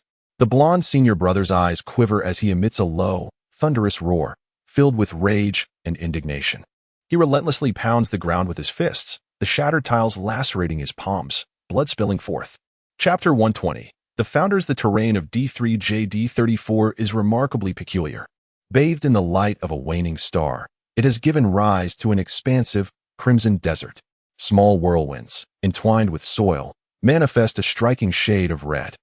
Adding to the novelty of the landscape, Cheng Qi gazed ahead at the unbroken expanse, devoid of any semblance of architecture. He couldn't help but inquire of Kuan Yizai. Is your home far away? Not at all. Kuan Yizai replied, taking a few brisk steps forward before leaping onto a red stone and gesturing below. We've arrived. Cheng Qi felt a surge of excitement, quickly stepping onto the stone to peer down. Below lay a vast, magnificent red canyon, stretching for hundreds of kilometers. The canyon's sides were rugged and uneven, adorned with natural walkways and nearly 1,000 caves of varying sizes. Within these caves flickered faint yellow lights, and some entrances were draped with tattered fabric curtains. Shadows of numerous figures could be seen traversing the pathways, while others were kindling fires at the cave entrances, sending wisps of smoke into the air. With a peculiar smile, Kuan Yizai exclaimed, "Welcome to the Valley of the Flawed." Cheng Qi was taken aback by the scene before him. "You live underground?" he asked. "Indeed," Kuan Yizai responded, "by residing beneath the surface. We remain undetected by clients from the cosmos, allowing Brother Baigu to conduct his transactions without difficulty. We wish to spare Brother Baigu any trouble." Cheng Qi gazed at Kuan Yizai. "You hold such a favorable impression of Zheng Baigu?" "Absolutely," the young man sighed, fully aware that he had merely inherited the mess left by the former city lord. If only I could ascertain the whereabouts of that old lord. I would not hesitate to use my teeth to crush his most sensitive parts. Cheng Qi silently nodded in agreement. Tracing the timeline, it was evident that the teacher who established Jin City had made a grave mistake and, shortly thereafter, abandoned Zheng Beige and the others, fleeing without a second thought. Accompanied by several children, they traversed the steep side walls, making their way into the canyon. Along the journey, Cheng Qi encountered the so-called defectives. They were nearly all emaciated, their skin darkened, and their clothing barely sufficient to cover their bodies. Many were bald, their eyes swollen, resembling goldfish. Fortunately, they retained a semblance of awareness, albeit their gazes were vacant and numb as they stared at Cheng Qi. Had they lost their reason and posed a threat to humanity? This place would bear an uncanny resemblance to a zombie den from a film. "Sister." A tattered cloth was lifted, revealing a girl of around 16 or 17. She had a graceful figure, and her facial features were undeniably beautiful, though her lack of hair and the swelling of her forehead were striking. It was twice the size of an ordinary person's. Cheng Qi nodded and smiled at her, pondering whether her name would reflect her appearance. "My name is Vanilla," the girl said, her expression somewhat stern as she regarded Cheng Qi. "I am one of the experimental subjects." "I am Cheng Qi," he replied. A boy hailing from the wasteland Earth, he had never harbored prejudice against anyone. Nearby, the young man could only swallow hard. Cheng Qi observed keenly. Within a young maiden's cave, there lay a rudely fashioned earthenware pot, containing merely a half of a steamed bun. Momentarily, Xiang Chao paused above that fragment, yet ultimately retrieved a whole bun, presenting it to Cheng Qi. He refrained from uttering much, accepting the bun. The distinct texture in his hand revealed that this bun was of inferior quality, far worse than the crude energy blocks from the old forest. "You have come to heal, haven't you?" Xiang Chao inquired, gazing into Cheng Qi's eyes, where a gray halo lingered. "We have another outsider here. I shall take you to meet him. You may find some common ground, and it could ease your experience here." Cheng Qi was taken aback. There was indeed another outsider residing within the Valley of Flawed Ones. He had lived here for 4 years. As she spoke, Xiang Chao began to walk, leading the way. Following her, Cheng Qi ventured, "Sister Xiang Chao, since you are an experimenter, it signifies that you were among the first visitors from 5 years ago. You must have some knowledge about the creator of this Jin City. Namely, Zheng Beige, correct?" Xiang Chao merely nodded, her expression devoid of enthusiasm, remaining consistently aloof. Undeterred, Cheng Qi pressed on, "Could you share his story with me? You are a flawed Jin, and so are we." Xiang Chao's eyes widened slightly, the gray halo in her pupils becoming conspicuously pronounced, yet she replied, "Our reasons for being flawed differ. Throughout the Valley of Flawed Ones, every individual harbors a deep-seated hatred for that name. None wish to utter it." After a brief pause, she sighed softly, revealing, "His name is Valente." "Valent?" Cheng Qi paused momentarily. his memory vividly recalling that he had encountered this name multiple times while synthesizing genetic potions on the desolate Earth. The various genetic concoctions he had created were derived from valence formulas. He was a prodigious alchemist of the black market, renowned for crafting a myriad of genetic medicines that sold extraordinarily well. Yet, one fateful day, Valen vanished from the black market, rumored to have been conscripted by the Galactic Alliance. Could they be the same individual? All I know is that this enigmatic figure amassed considerable wealth through dubious means. As Vanilla led the way, she explained, he then brought his fortune here to establish the city of genetics, transforming himself into a celebrated scientist and businessman. After imparting this information, Vanilla fell silent, seemingly reluctant to mention that name further, or perhaps she simply knew little more. Cheng Qi suddenly felt that this narrative was becoming increasingly intriguing. "Who are you taking me to meet?" he inquired, wishing to ease Vanilla's discomfort and shift the conversation. "He refers to himself as Uncle Fei." Vanilla turned a corner ahead, continuing her stride. "He, like you, hails from the outside world and is also a flawed genetic being. Individuals in your predicament face the constant threat of demise. Yet Uncle Fei appears to possess profound knowledge of health preservation and prolonging life. Engaging with him may prove beneficial." Oh, Cheng Qi found this revelation fascinating. Such an existence truly intrigued him. "We have arrived." Vanilla halted before the entrance of a cave, indicating that Uncle Fei was within. And so it began. Vanilla lifted the tattered burlap, revealing the scene within the cave. Before her lay a spacious and towering cavern, cluttered with an array of miscellaneous items and intersecting wooden shelves. Cheng Qi was taken aback. "Is this what you refer to as the profound path of wellness?" Chapter 121, Diary of Uncle Fei. "Stop playing around. We have guests," Vanilla remarked calmly, accustomed to the peculiarities around her. Suddenly, the old man hanging by his neck, his eyes having turned completely white, began to move. His gaze shifted to reveal two dark pupils, and with a swift motion, he rummaged through his clothing, retrieving a pair of scissors. In one deft movement, he severed the noose. Thud. He plummeted directly into a large iron pot situated beneath him, where burning would crackle beneath the vessel, causing the clear water within to boil. Once more, he began to stew himself in the bubbling pot. Cheng Qi felt a twitch at the corner of his eye. Could it be that my lack of experience blinds me? Is this some form of extreme wellness I have never encountered? I am truly a waste of space. The old man sighed deeply in the boiling water, lamenting, "I cannot even manage to end my own life. You all continue your conversation. I shall take my leave." Vanilla bid her farewell and turned to depart.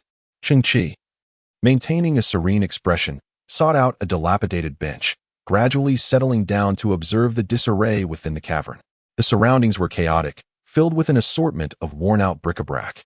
Deep within the cave stood a slightly askew workbench, adorned with test tubes carved from rock, alongside a crucible seemingly fashioned from iron slag, and some wooden tweezers.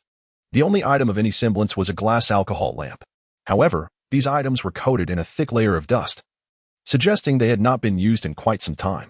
Cheng Qi shifted his gaze towards the elderly man in the murky water. The tone of the man's voice was laden with anguish, but it was evidently not due to the scalding heat. Rather, it seemed to stem from an inner turmoil. Cheng Qi slightly tilted his head, peering over the man's shoulder to observe his countenance. It could be described as exceedingly grotesque and horrifying, not due to natural features, but rather a result of acid burns that had disfigured him. His face was marred by deep craters filled with smaller pits, where old scars were obscured by newer ones. Suddenly, the elderly man in the iron pot let out a startled exclamation. "Nature calls. I have managed to endure the torment of boiling water and the noose, but I cannot hold back my urge to relieve myself. I must find a restroom." With a splash, he rose from the pot. Cheng Qi's pupils constricted as he observed the man's body. His wrists and abdomen were exposed and covered in scars, not from the boiling water, which had only rendered his skin slightly red. "Paper! Paper!" the elderly man exclaimed, leaping out of the pot, one hand clutching his backside while the other frantically rummaged through the clutter in the room, his urgency akin to a whirling top. "Do you have any paper, young man?" Cheng Qi shook his head. "Alas, I cannot hold it any longer," he bellowed, and moments later, he cried out in triumph.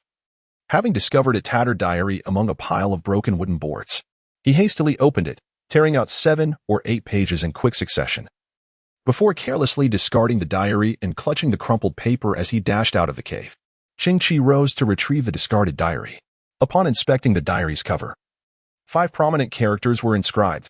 However, the first 3 had been ruthlessly slashed with a small knife, rendering the paper punctured and indecipherable, leaving only the latter 2 characters clear. Diary. What diary could it be? As Cheng Qi turned the pages, he discovered that at least half of the diary had been torn away, likely previously employed by the elderly man for a rather unsavory purpose. Cheng Qi turned to a page featuring merely half a sheet of paper, inscribed with the words, Agent Number 2.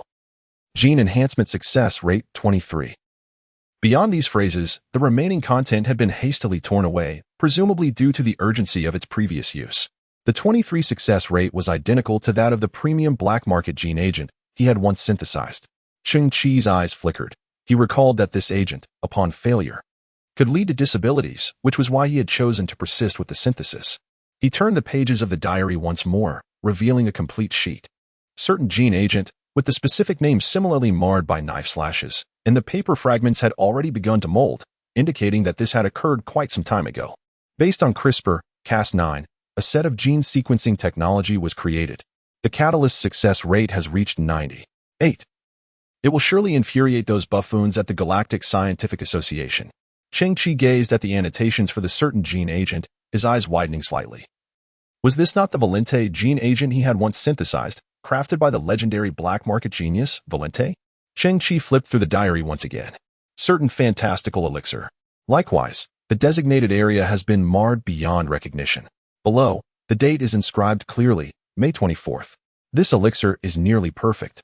It first emerged in the realm of my imagination.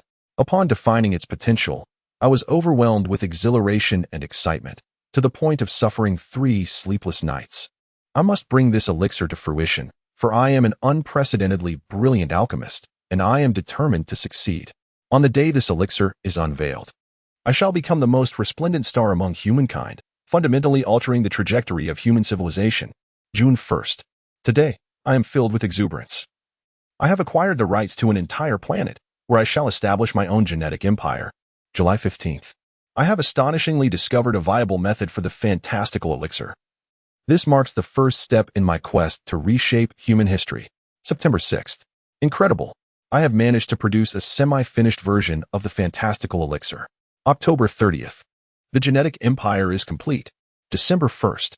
The fantastical elixir has undergone various theoretical trials. From a certain perspective, it seems I have achieved success.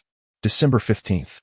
We are recruiting participants for drug trials from the entirety of human civilization, a revelation that has driven humanity into a frenzy. December 20th. I am a complete failure. A wretched being. December 31st. Even if I were to face death 100,000 times, I could never atone for the mistakes I have made. Cheng Qi continued to flip through the diary, but the remaining pages were blank. He closed the diary, recalling the medication he had taken. 4STC provided a clear annotation. Valence Fantasy Potion. This potion is a concept that exists in the notes of the genius pharmacist Valent, representing the pinnacle of his technical aspirations. However, he was unable to bring this vision to reality before his disappearance. Chapter 122. Fantasy Potion Huff. Uncle Fei entered the cave with a look of satisfaction. He noticed the young boy still seated on the bench, yet his toilet paper was neatly placed beside him, evidently having been disturbed. Uncle Fei furrowed his brow slightly before bursting into laughter. Why pay attention to that? It's merely refuse discarded from the city of genes. Only fit for wiping. Cheng Qi merely nodded calmly, yet his gaze remained fixed on the elderly man who called himself Uncle Fei. In his pupils, a faint gray ring was visible, much like Cheng Qi and all the flawed ones. However, the I-type bio-armored suit subtly reminded Cheng Qi that he was wearing biological camouflage glasses. Such equipment was commonplace among seasoned actors, and Hong Yin had a similar model. Coupled with Uncle Fei's resilience to hanging and scalding water, Cheng Qi had already deduced the truth. Uncle Fei was an advanced genetic being. After all, it is quite ordinary for a genius pharmacist to enhance himself with highly effective potions. In the butcher's home, how could one ever lack lard? Little brother, judging by your attire, you must hail from the wasteland earth? The waste uncle remarked, digging into his ear as he sought to change the subject. What sane human would pay attention to a place like the wasteland earth? Could it be that he discerned my identity merely from my cloak? Cheng Qi chuckled. That seems rather implausible, unless you have encountered other scavengers before. The waste uncle paused, feeling as though conversing with this youth was akin to teetering on the edge of a precipice. He glanced at the tattered diary. Its contents were comprehensible only to him. I have merely heard others speak of it. The waste uncle audaciously bolstered his credibility through direct confrontation, continuing, by the way, It is indeed fortunate that you managed to escape the wasteland Earth, but I have heard that even so, outsiders still look down upon former scavengers, fearing they carry some ancient virus or another. Consequently, those scavengers who emerge from the Earth do not lead easy lives. I am faring quite well. Cheng Qi replied with a serene smile. Is that your vessel? The waste uncle chuckled helplessly. So even out here, you are still collecting refuse? What is so admirable about that? At that moment, Hanzai emerged, greeting Cheng Qi from across the opening. Hey, I received your command. I've sent the food up. Hanzai stepped aside, revealing two metallic matriarchs transporting an abundance of fresh fruits and vegetables, which they subsequently distributed among the flawed individuals in the valley. The children, including Quan Yizi, had never encountered such an abundance of fresh produce, their joy bubbling over like a frenzy. The vanilla girl gazed in astonishment at the towering pile of fruits before her. As a metallic caretaker passed by, it placed a vivid red apple into her hands, intensifying her surprise as she turned to look at Cheng Qi. In response, Cheng Qi raised the rough bun in his hand, a smile gracing his lips as he waved it gently towards Vanilla. His lips formed the word thanks.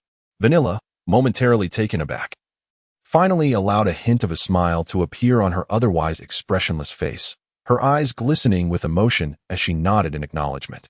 These fruits were sourced from the ecological farming platform aboard the Spirit-class starship, yielding an abundance that Cheng Qi could hardly consume.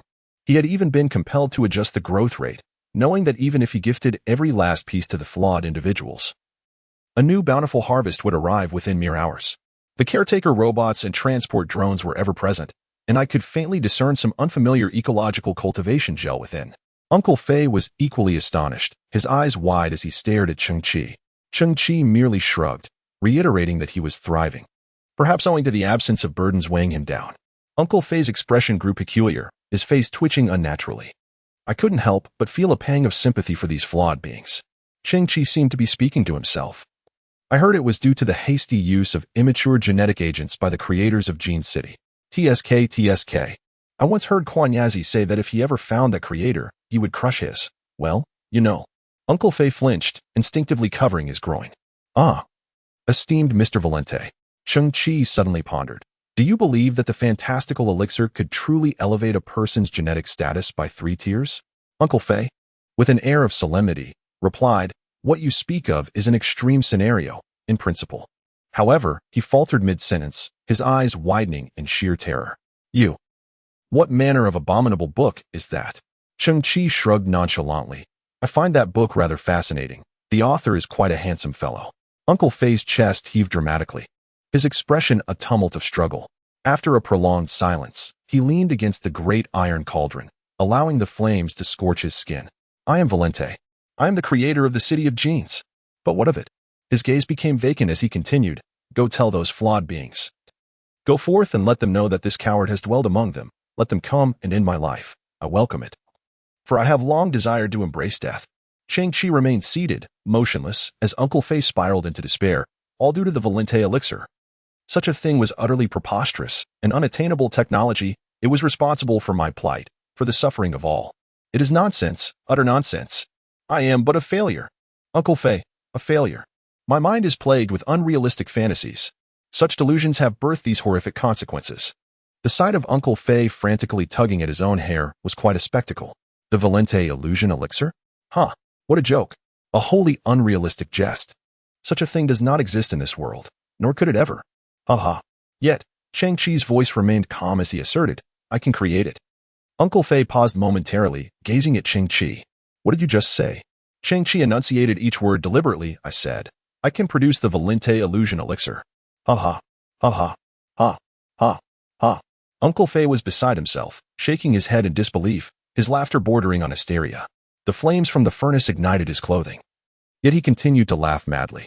Perhaps you are an exceptional scavenger, but you truly do not comprehend the Valente genetic elixir. You have no idea what it entails.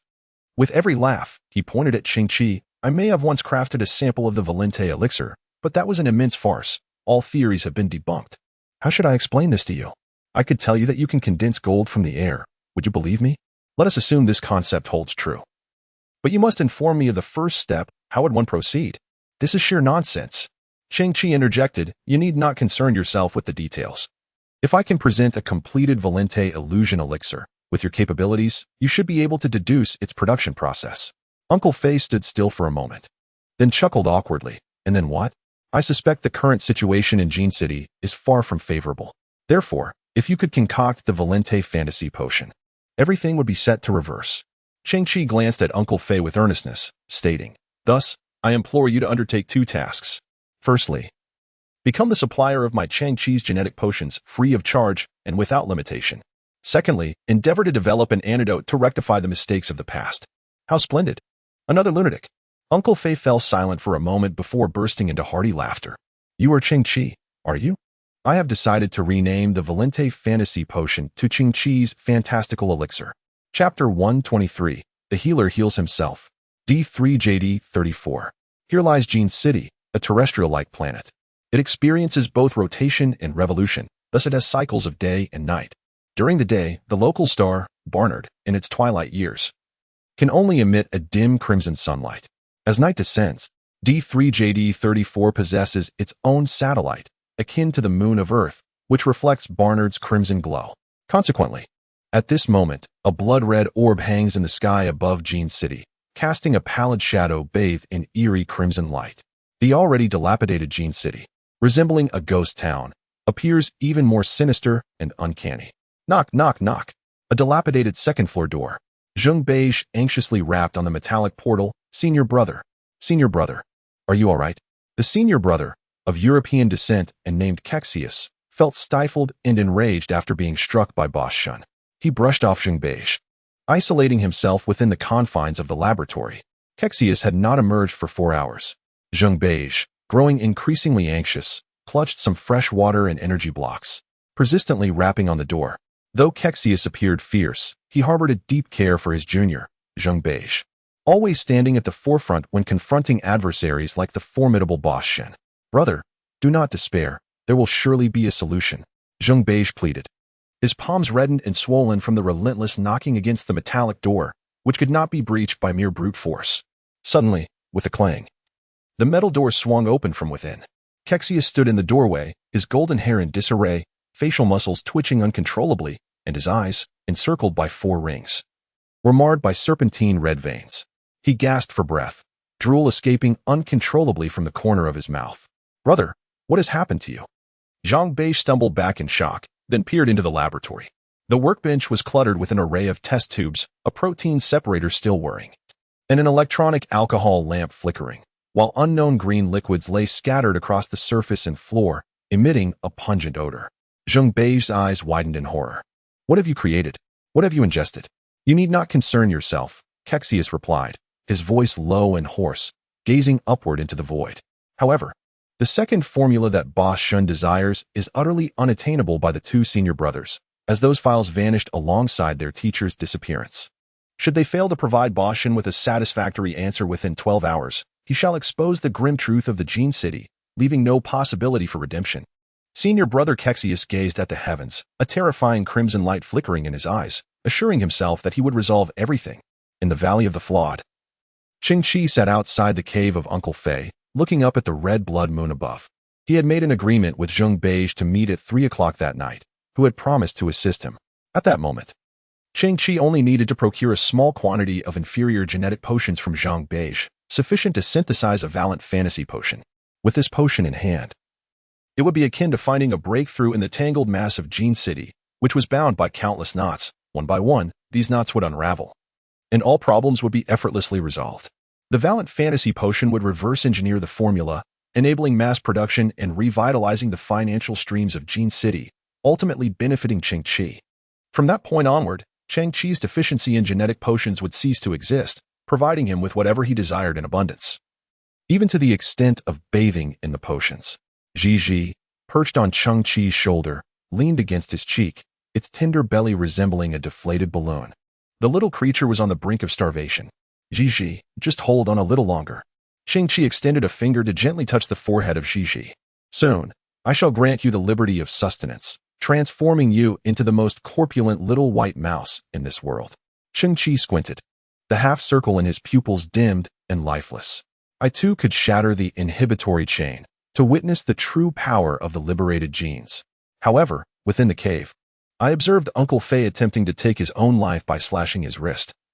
Yet the blade of the worn-out kitchen knife had become so dull that it merely left a faint white mark upon his wrist.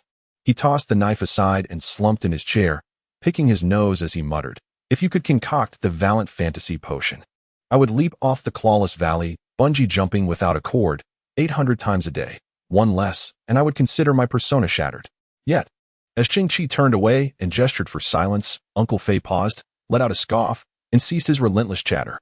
Uncle Fei, once the prodigious alchemist of the black market, known as Valiant, found himself burdened by the weight of expectation. Often, the greater the halo surrounding a person, the heavier the pressure they bear, leading to insatiable aspirations that transcend the bounds of reality. The failure of the fantasy potion had shattered his convictions, leaving him in a state of madness. To borrow an expression from a bygone era, it was as if his Tao heart had crumbled, though your spirit may have fractured. This body remains indestructible, impervious to blades and bullets, a testament to resilience surpassing mere genetic enhancement.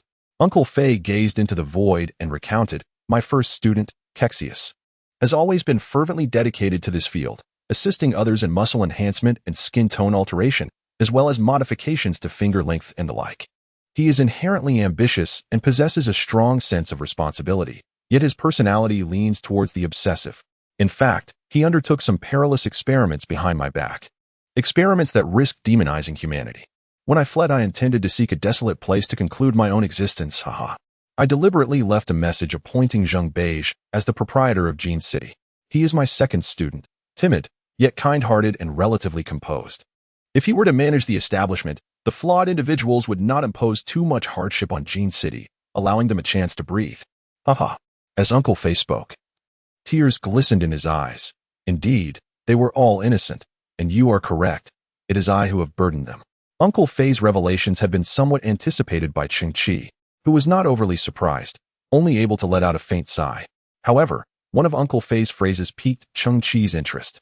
He looked at Uncle Fei, narrowing his eyes slightly, and inquired, "What do you mean by demonizing?" Chapter 124, The Blood Moon Demon God Within the Opulent Starship, on a Vast Waterbed.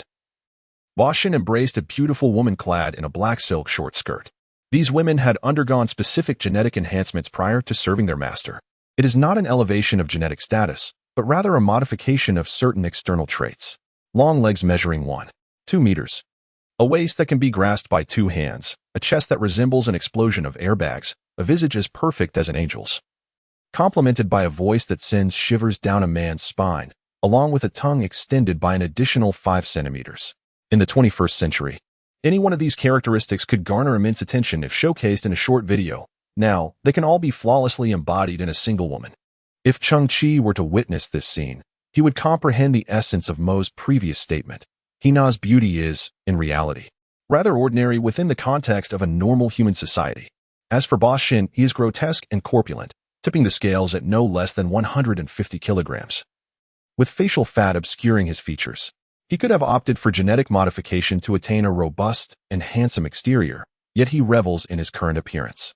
His body, reminiscent of a lifeless pig, allows him, due to his wealth, to brazenly possess the most exquisite beauties in the eyes of others, inflating his sense of superiority and amplifying his pleasure. Each time he finds himself surrounded by beautiful women in underprivileged areas, the envious and resentful gazes directed at him fill him with an indescribable delight, further fueling his pride. A collection of worthless beings, a congregation of refuse. Lying in bed, Bashan, the only thing of value lies in the formulas left behind by their teacher during his prime. To be frank, that fellow Valente is quite the fool. Why not sell genetic potions on the black market and accumulate wealth quietly? What is the purpose of creating a genetic city or developing enhancement potions? Now, behold the outcome. A once mighty commercial empire has transformed into a ghost town. Bashan gritted his teeth, his face contorted with rage. Those 2 youngsters have no way out. They will surely provide me with formula number 2. As for purchasing and trading, I shall not part with a single penny. I will expose their secrets to the world, and when the time comes, those afflicted will realize their hope for recovery has vanished, and they will undoubtedly tear those 2 to shreds. You are so wicked. I absolutely adore it. Do you like it? Bashan leered. Come, and this long. Dark Knight, extend your tongue. Just as Bashan lunged towards the beautiful woman, he suddenly felt a chill creeping up the back of his neck. It is largely humanoid, with an imposing stature that stands at least 3 meters tall. From its back extend a pair of immense wings, the contours of feathers faintly discernible, resembling those of a formidable bird of prey, such as an eagle, which are currently in a gentle flutter. The creature's hands extend slightly to the sides of its body. However, these are not human hands, but rather elongated claws with sharp, inward curving talons. Its feet are equally bizarre, with remarkably muscular calves that taper into slender skeletal ankles, below which are talons reminiscent of those found on raptors. Faintly visible are the pale yellow scales on its talons and calves, reflecting a subtle glow. A monster. Mr. Shen's pupils constricted sharply, his mind assailed by a tremendous shock, for this specter merely gazed from a distance, yet emanated an intangible terror that rendered him breathless, instilling an overwhelming sense of dread. The creature slowly tilted its head back, and its eyes, shrouded in darkness, seemed to reflect the light of Barnard's star, erupting into a fierce crimson glow. What is that thing? A chill ran down Mr. Shen's spine, and he cried out in fear, activating the defensive shield. As a luxurious private starship, it naturally boasted an integrated defense system. With a resonant hum, a pale blue energy shield materialized, enveloping Mr. Shen's vessel in its protective embrace. Suddenly, the monstrous figure emitted a sharp, piercing cry, its avian shriek resonating in Mr. Shen's ears, causing his eardrums to feel as though they were tearing apart. Clutching his ears, he let out a wail akin to that of a slaughtered pig. A fierce wind howled. The eerie shadow unfurled its colossal wings and lunged towards the starship. With a resounding clang, the shadow's talon-like claws collided with the starship's defensive field, producing a metallic resonance. In the next instant, those obsidian claws, as dark as iron, pierced through the defense field, which boasted a staggering strength of several 100,000. The cry of the creature echoed once more in the night sky as its talons suddenly parted, tearing a gaping hole in the starship's protective barrier. The proprietor, Mr. Shen, turned pale and fell to the floor in terror. What in the world was that? With a thunderous crash, 5 thick, ebony nails penetrated the hull of the starship, casting a ghostly light that illuminated Mr. Shen's ashen face. With a crack, the starship's alloy structure was rent open, creating a vast breach. Reflected in Mr. Shen's wide eyes was the horrifying visage of a figure that resembled a demonic entity, sending shivers down his spine. This being was enveloped in feathers as hard as metal, with crimson eyes the size of fists, and a beak measuring nearly a meter in length. Beneath its plumage, the creature's muscular frame was grotesquely bulging, exuding an aura of terror befitting a monstrous deity. Frozen in fear, Mr. Shen lost control of his bodily functions. Like a tempestuous storm of darkness, the creature's wings extended to a remarkable 5 meters as it ascended into the air, hovering above Mr. Shen. Its talons reached for his shoulder. Boss Shen's corpulent form was violently cleaved in two, his head remaining upon the left half of his body, still trembling from inertia, while the right ear and cheek lay grotesquely severed, abandoned upon the other half. The left side of his head bore the visage of a plump man, whereas the right side was a macabre display of bloodied bone. Intestines and viscera spilled across the ground, and Boss Shen, with a gaze filled with terror, had already met his demise. The previously seen damsel in a short skirt let out a harrowing scream, fleeing towards other cabins. Yet, the monstrous figure slowly turned its head, opening its beak wide, its elongated, crimson tongue quivering violently, spittle spraying forth, unleashing a piercing sonic wave. In an instant, the entire starship's electronic systems erupted in a cascade of fierce sparks. The short-skirted beauty, overwhelmed, began to bleed profusely from her orifices, collapsing to the ground with a thud. Her beautiful eyes wide with horror, yet her mind had already devolved into a muddled state. Chapter 125. Fellow villagers, both Boss Shen and his companion had transformed into lifeless corpses, and no one would betray their secrets anymore. The luxurious starship belched forth thick black smoke, its electronic systems irreparably damaged, the vessel increasingly tilting as it hurtled towards Gene City. A dreadful avian cry resonated from within the ship, a fierce figure crashing through the armored hull, silhouetted against the blood-red moon, wings unfurling as it soared into the sky. However, in that fleeting moment, the fearsome entity paused, suspended in midair, its wings fluttering gently, crimson eyes gazing towards the distant sky. Not far off. It was still an hour until 3 o'clock in the morning. Cheng Qi, adhering to a principle of caution, utilized the fourth wall navigation function of the Ling-style starship to venture into the city of Genes, preparing to explore its depths. However, he unexpectedly encountered a chilling scene. The monster's icy gaze fixated upon Cheng Qi, who raised his chin slightly, the eye-shaped biomechanical battle armor poised for combat. Their silent gazes intertwined in the air, an undercurrent of tension swirling between them. "I am Cheng Qi, the beggar," he introduced himself with a calm demeanor. "And you are?" Strangely, at that moment, Cheng Qi wore a thin black mask, a rather clumsy disguise. Anyone familiar with his true visage would instantly recognize him. A series of unsettling, bone-cracking sounds emanated from within the monster's formidable frame as its sharp claws clashed, producing a metallic resonance. Its gaze shifted from blood red to a dull hue, as if it were suppressing a primal urge, its massive wings quivering yet refraining from launching an attack. "Who are you?" "Truly?" Cheng Qi, undaunted, inquired once more. The monster's crimson glare flickered ominously before its wings trembled violently, not in Cheng Qi's direction, but transforming into a shadow that plummeted toward the city of Genes below. At that moment, Boshin's starship touched down with a violent explosion, generating a vast cloud of dust.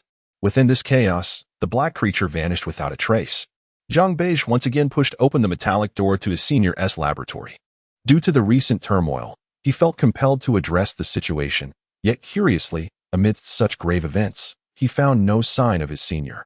Unexpectedly, Brother Kexius remained alone in the laboratory. At this moment, he lay on the bed, his body trembling incessantly, appearing to have lost considerable weight, drenched in a cold sweat. "Brother, what on earth has happened to you?" Zhang Beige asked anxiously, hastily examining his condition. "I am fine," Kexius replied. His lips pallid and the once red veins in his eyes now turned black. "Alas, my skills are lacking. I had developed a new gene serum, hoping it would save our gene city, but unfortunately, it has failed." Zhang Beige's eyes widened in shock. "You used yourself as a test subject?" Cough, cough. Kexius replied weakly, "It's nothing. After all, I am a high-level geneticist. My body will soon detoxify from these poisons. I shall recover by tomorrow." Tears welled in Zhang Beige's eyes. "Brother, you have sacrificed too much." Kexius managed a smile. "Could you refrain from crying all the time? As the owner of Gene City, it is rather unbecoming to behave so pitifully." "Brother, I have news. I'm not sure if it is good or bad," Zhang Beige said, wiping her tears. "That detestable boss Shin seems to have encountered a malfunction with his starship. It suddenly crashed deep within Gene City 20 minutes ago. He has no chance to report us now." "Oh?" Kexius appeared surprisingly calm. "I can assure you, this is indeed good news." Suddenly, Kexius inadvertently brushed against Zhang Beige's pocket, uncovering two rigid objects.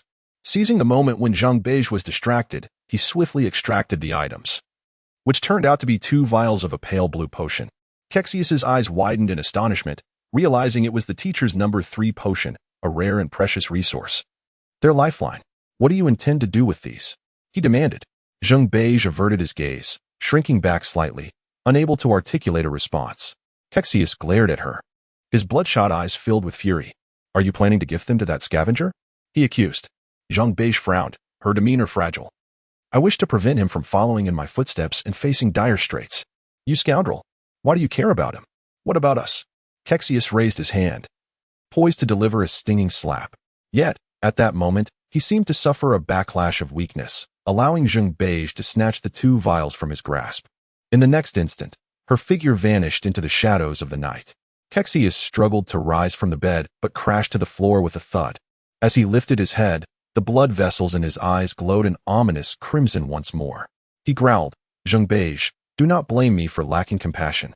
At 3 a.m, outside the gates of Gene City, Zhang Beige handed the 2 vials of pale blue potion to Cheng Qi.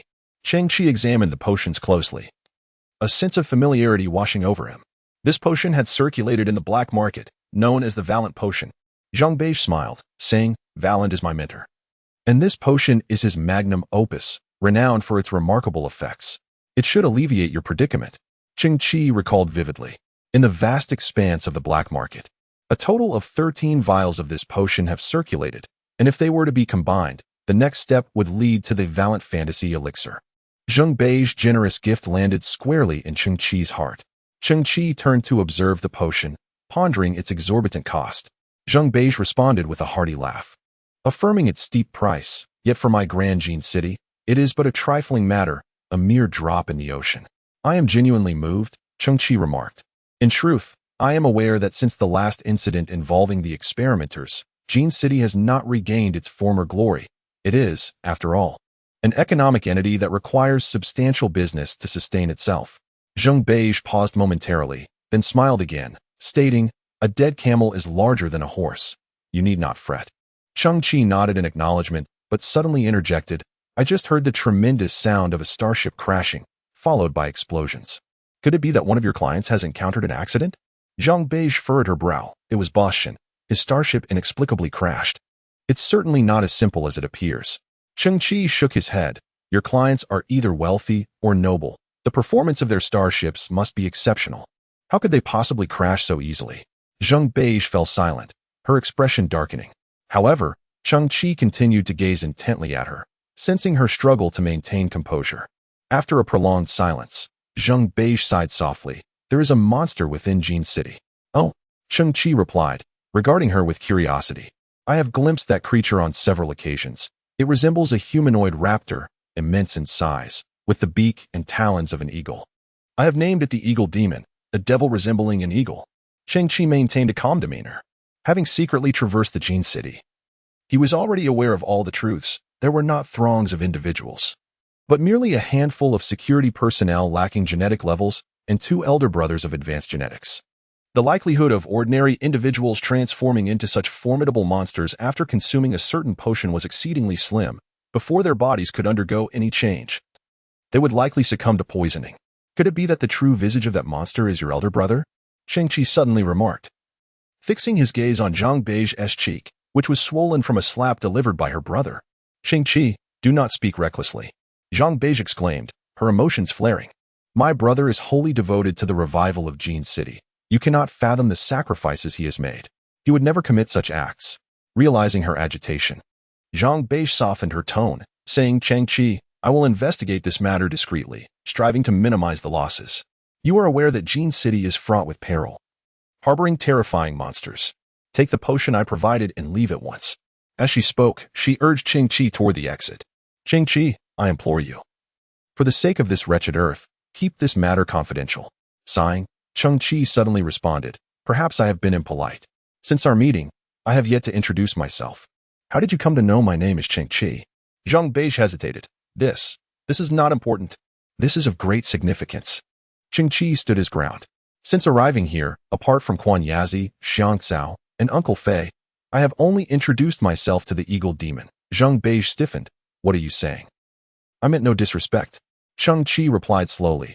"I have lived on Earth for 18 years, and every scavenger carries a certain scent, one that is difficult to eradicate due to prolonged exposure to a highly polluted environment. When we first met and you embraced me, though faint, I still detected that familiar aroma. Previously, while exploring the city of genes, I wore a mask formed from biochemical armor that greatly enhanced my sense of smell. Even when the creature was far from me, I could distinctly identify that scent. It is a unique odor among scavengers, and in the entirety of D3JD34. Only you and I possess it. I am grateful for your consideration of our hometown bond, willing to bear such a cost to ensure my safe departure." At that moment, Cheng Qi gazed at the dazed man, recognizing that he was both the meek and kind-hearted white dove and the fiercely ruthless eagle demon, a being akin to a devil. Chapter 126, Unexpected Assault. White dove, eagle demon. What a striking contrast. Beneath the crimson night, Cheng Qi's gaze flickered. "I witnessed the hawk demon's killings. Yet you couldn't bring yourself to harm me. Instead, you offer two such precious elixirs, seeking to appease me, so I might depart forever, causing no ripples and escaping death." Zheng Beige's thoughts churned, his face trembling with emotion. "Look at me, weak and inept. I am truly not the hawk demon. You are kind, sentimental. There must be a reason for your killings." Cheng Qi's expression remained calm. That Shen fellow likely committed some act threatening the Jin City. Such opportunistic villains deserve to be eliminated. I stand with you. Upon hearing this, Zheng Beige's eyes widened, but after a moment of silence, he gritted his teeth. "I truly don't know who the hawk demon is." Cheng Qi smiled, patting Zheng Beige on the shoulder. "It's all right. In that case, neither do I know who the hawk demon is." Zheng Beige was stunned once more, tears welling up in his eyes. Then, "I thank you on behalf of the hawk demon." At that very moment, a hair-thin red line appeared between them, descending from the sky and piercing the ground at an angle, like the targeting beam of some energy weapon. A black battle starship, 10 kilometers in length, emerged from the atmosphere above. Zheng Beige looked up in astonishment. Shen must have sent a distress signal before his demise, for he had a mercenary fleet under his command. There was no time to react. The battle starship unleashed a crimson energy beam, following the path of the laser, striking the ground at light speed. Boom. As the beam made contact with the ground, it instantaneously diffused, forming a colossal red sphere with a diameter of 100 meters. Within, a tumult of high temperature and pressure surged, with energy reaching its zenith before erupting in a cataclysmic explosion. In that fleeting moment, the Type 1 biomechanical battle armor instinctively shielded Cheng Qi's entire body. A thunderous roar ensued as the terrifying energy rampaged, creating a vast chasm of over 100 meters in the towering walls of Jin City. Enormous concrete debris plummeted from above, shaking the earth beneath. After approximately 30 seconds, the energy was finally expended. A fierce gust of wind swept away the dust, revealing Cheng Qi's figure. He was clad in a black biological battle armor, its surface adorned with intertwining muscles and robust veins, pulsating rhythmically. The armor glowed a fiery red, emitting wisps of blue smoke, yet it remained unscathed. At the center of his chest, a large yellow eye radiated an eerie luminescence. As the biological mask receded, Cheng Qi looked up, his pupils constricting in shock. He beheld Zheng Beige, crushed beneath a massive concrete slab, at least 50 meters in diameter and weighing no less than 1,000 tons. The weight pinned him down from the neck down, rendering his condition unimaginable. Blood trickled from the corner of Zheng Beige's mouth, his eyes widened in terror, the corners of which were torn. Zheng Beige, Cheng Qi cried out. Zheng Beige, grievously injured, was a B-level geneticist, his eyes adorned with 4 blue halos. Yet at that moment, those halos flickered ominously, growing dimmer, on the verge of extinguishment. However, just as the 4 blue halos in Zheng Beige's eyes completely faded, 4 new red halos ignited, bizarre and sanguinary, radiating a mesmerizing and terrifying glow. In the depths of despair, Zheng Beige underwent a startling transformation. His arms sprouted sharp, resilient black feathers, their dimensions swelling exponentially as muscles surged forth, bulging and bursting. His hands morphed into the dark, curved talons of a mighty eagle. With a tremendous clamor, Zheng Beige effortlessly lifted a massive concrete block, casting it aside. Dust billowed, obscuring the view. Faintly visible, a towering shadow, 3 meters high, slowly emerged from the rubble. Suddenly, 2 expansive wings, spanning 6 meters, unfurled. This figure resembled a demon of the earthly realm, instilling fear in the hearts of onlookers. The colossal wings flapped, propelling the shadow skyward, breaking free from the tumultuous dust and revealing itself against the blood-red moon. It was none other than the avian-headed, human-bodied eagle demon, with limbs that ended in lethal claws. Cheng Qi stood motionless, a smile creeping across his face. It became evident that this being could now effortlessly switch forms. For crimson rings, he had transformed into a being of genetic mutation. Zheng Beige was undoubtedly one of the apex combatants of human civilization. Yet Cheng Qi lowered his gaze to his palm, where 2 glass test tubes lay shattered.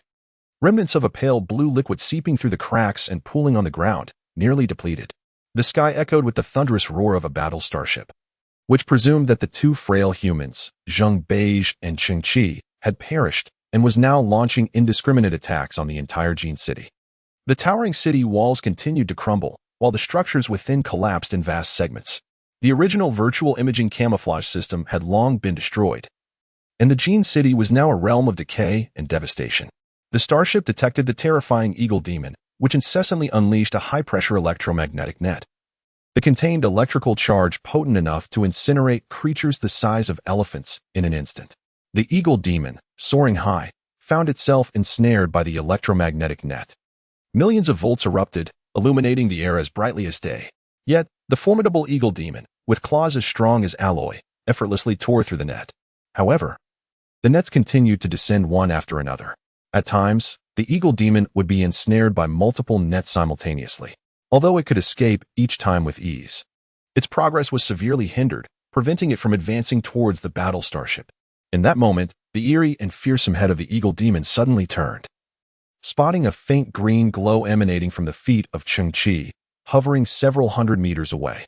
The eagle demon's eyes, adorned with 4 crimson rings, flickered slightly. Cheng Qi declared, "I have already stated that I will stand by your side." In the next instant, Cheng Qi slowly retrieved the first-generation muon catalyst, its energy levels instantly surging to 100%.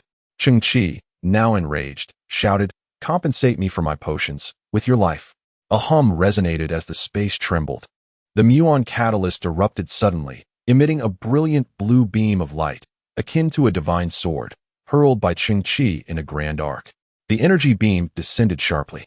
The defensive capabilities of this personal battle starship were far inferior to those of the former military-class Hawkeye starship, and in an instant, its defenses shattered, leading to a violent impact on the ship's surface, causing the armor to crumple and break apart.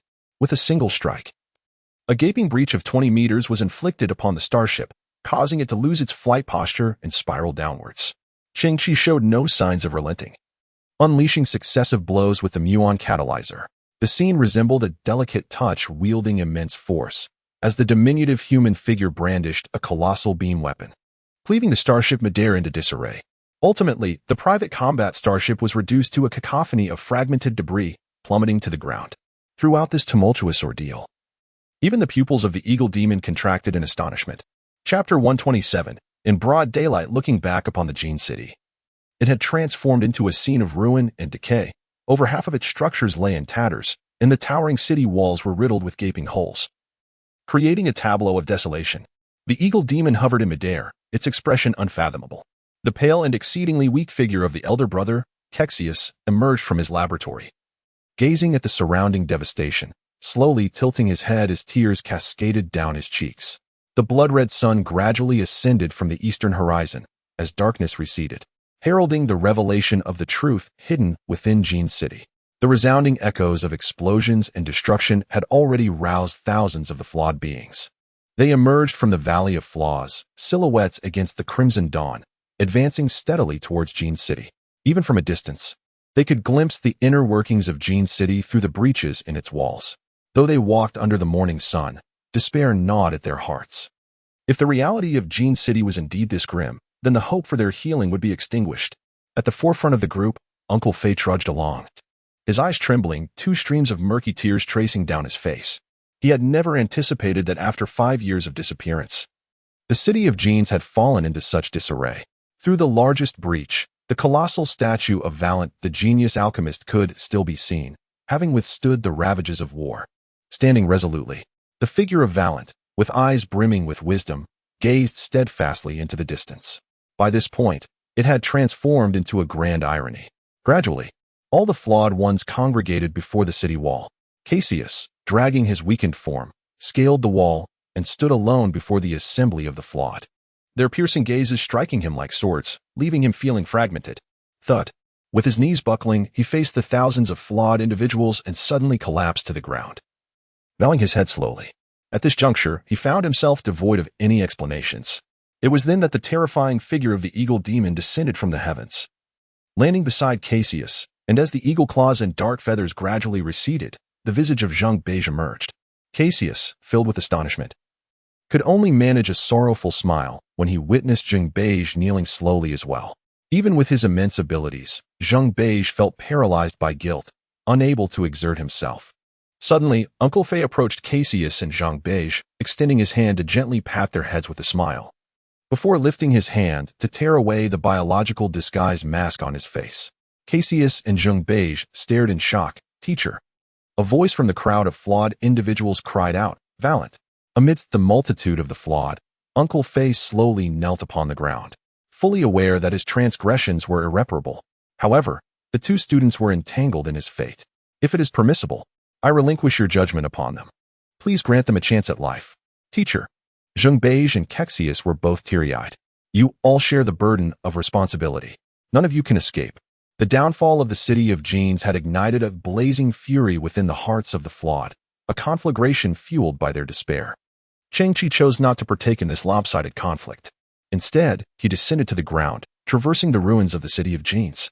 Ultimately, he arrived before the statue of Valente, gazing upward. The half-gray halo within his pupils held no glimmer of light, yet his shoulders shimmered with a brilliant azure glow. This was the traveling suit of the KP-03 Quantum Intelligent Repair Cluster, a compact UFO bearing thousands of nanorepair robots. The nanorobots drifted like mist, gradually merging into the base of the colossal statue. An electronic voice resonated. Encrypted lock detected. Initiating decryption. 3, 2, 1. With a hiss, a dark door, taller than a man, slowly opened at the base of the statue. Valente, too, took note of this unfolding spectacle. Within the statue lay his clandestine laboratory. Valent has never disclosed the location of the laboratory to anyone, for in his grand design, the two obstinate students will one day succumb and ultimately abandon the city of genes.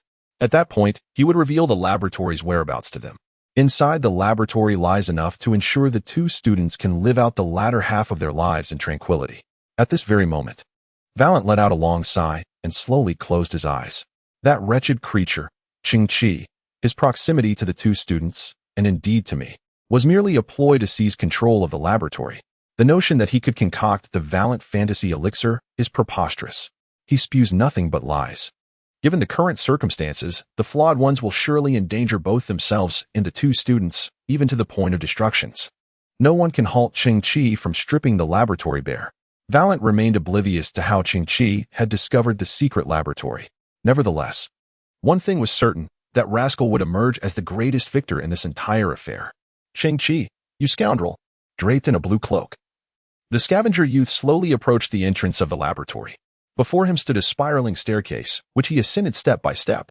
The reason he donned the Type 1 biocombat armor and manifested a pitch-black mask was indeed to enhance his olfactory senses, but not to identify the presence of the Eagle Demon, for he was still unaware of its existence during his inaugural venture into the City of Genes.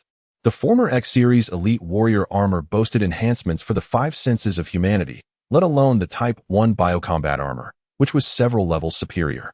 With this augmentation, Cheng Qi's sense of smell was amplified nearly 30-fold. He concluded that even if the City of Genes lay in ruins, there must still be some remnants. Perhaps even some that Zhang Beige was unaware of. This was suggested by Uncle Fei, whose words were laden with guilt towards the two students. It was highly probable that he had left them a way out. Although this was merely a tentative speculation, Cheng Qi resolved to enter the City of Genes and embark on a search. However, genetic potions do not emit any signal sources. And given the vastness of the City of Genes, how could one possibly conduct a search? Thus, Cheng Qi recalled the scent of the discarded potions on the dilapidated table in Uncle Fei's cave. Though this action seemed somewhat dog-like, Cheng Qi relied on his enhanced sense of smell to identify the same aroma within the City of Genes, ultimately pinpointing the Valent sculpture. Unexpectedly, Valent, in his own self-absorption, had concealed his secret laboratory within his own sculpture. This tactic proved effective, as neither Zhang Beige nor Kexius detected it. The encounter with the Eagle Demon was truly unforeseen for Cheng Qi. However, it was precisely during that moment of heightened olfactory perception that he discerned the Eagle Demon's true identity through the scavenger's scent. Chapter 128. A dance melody upon ascending the final spiral staircase. It seemed to trigger a certain sensory switch. The pristine white lights on the ceiling illuminated sequentially, akin to a celestial ladder, each light igniting one after another, revealing a broad corridor. On either side of the corridor stood 2 rows of gleaming glass cabinets, perfectly aligned and reflecting brilliance. Within the cabinet, pristine lights illuminate rows of black light-blocking test tubes with exquisite clarity. As Cheng Qi strides forward, the STC radiates a brilliant azure beam. Detecting similar technological constructs, synthesize. Detecting similar technological constructs, synthesize. Detecting similar technological constructs, synthesize. The most melodious sounds resonate in his ears, one after another. Cheng Qi opens his arms, a smile gracing his face, as he walks forward with closed eyes, feeling as though he is embracing the entire world. I have always proclaimed, I am the king of the world. At that moment, a fluffy, white object emerges from Cheng Qi's pocket, perching upon his shoulder. In its jet black, gemstone-like eyes, countless gene serums are reflected, glistening with unshed tears. Finally, I have food, squeaks the little creature, overwhelmed with joy. To Cheng Qi's surprise, Valente possesses a certain charm. As he steps into this place, the sound system automatically activates, playing a magnificent and cheerful dance tune. Cheng Qi has never encountered such enchanting music before, and with his spirits lifted, he instinctively begins to dance. The scavenger boy, lacking formal training, dances with carefree abandon. Amidst the elegant melody, the azure scanning beams blossom in splendid display. Common black market gene serum, 118. Synthesis initiated, synthesis successful, premium black market gene serum, 59. With a dazzling 720-degree spin, Cheng Qi raised his head and pointed towards another set of gene reagent cabinets. Premium black market gene reagents, 56. Commence synthesis, synthesis successful, Superb black market gene reagents. 28. The music crescendoed. And with a front flip complemented by an extraordinary spin, he directed his attention to yet another array of reagent cabinets. Valent gene reagents. 22. Commenced synthesis. Synthesis successful. Valent fantasy reagents. 11.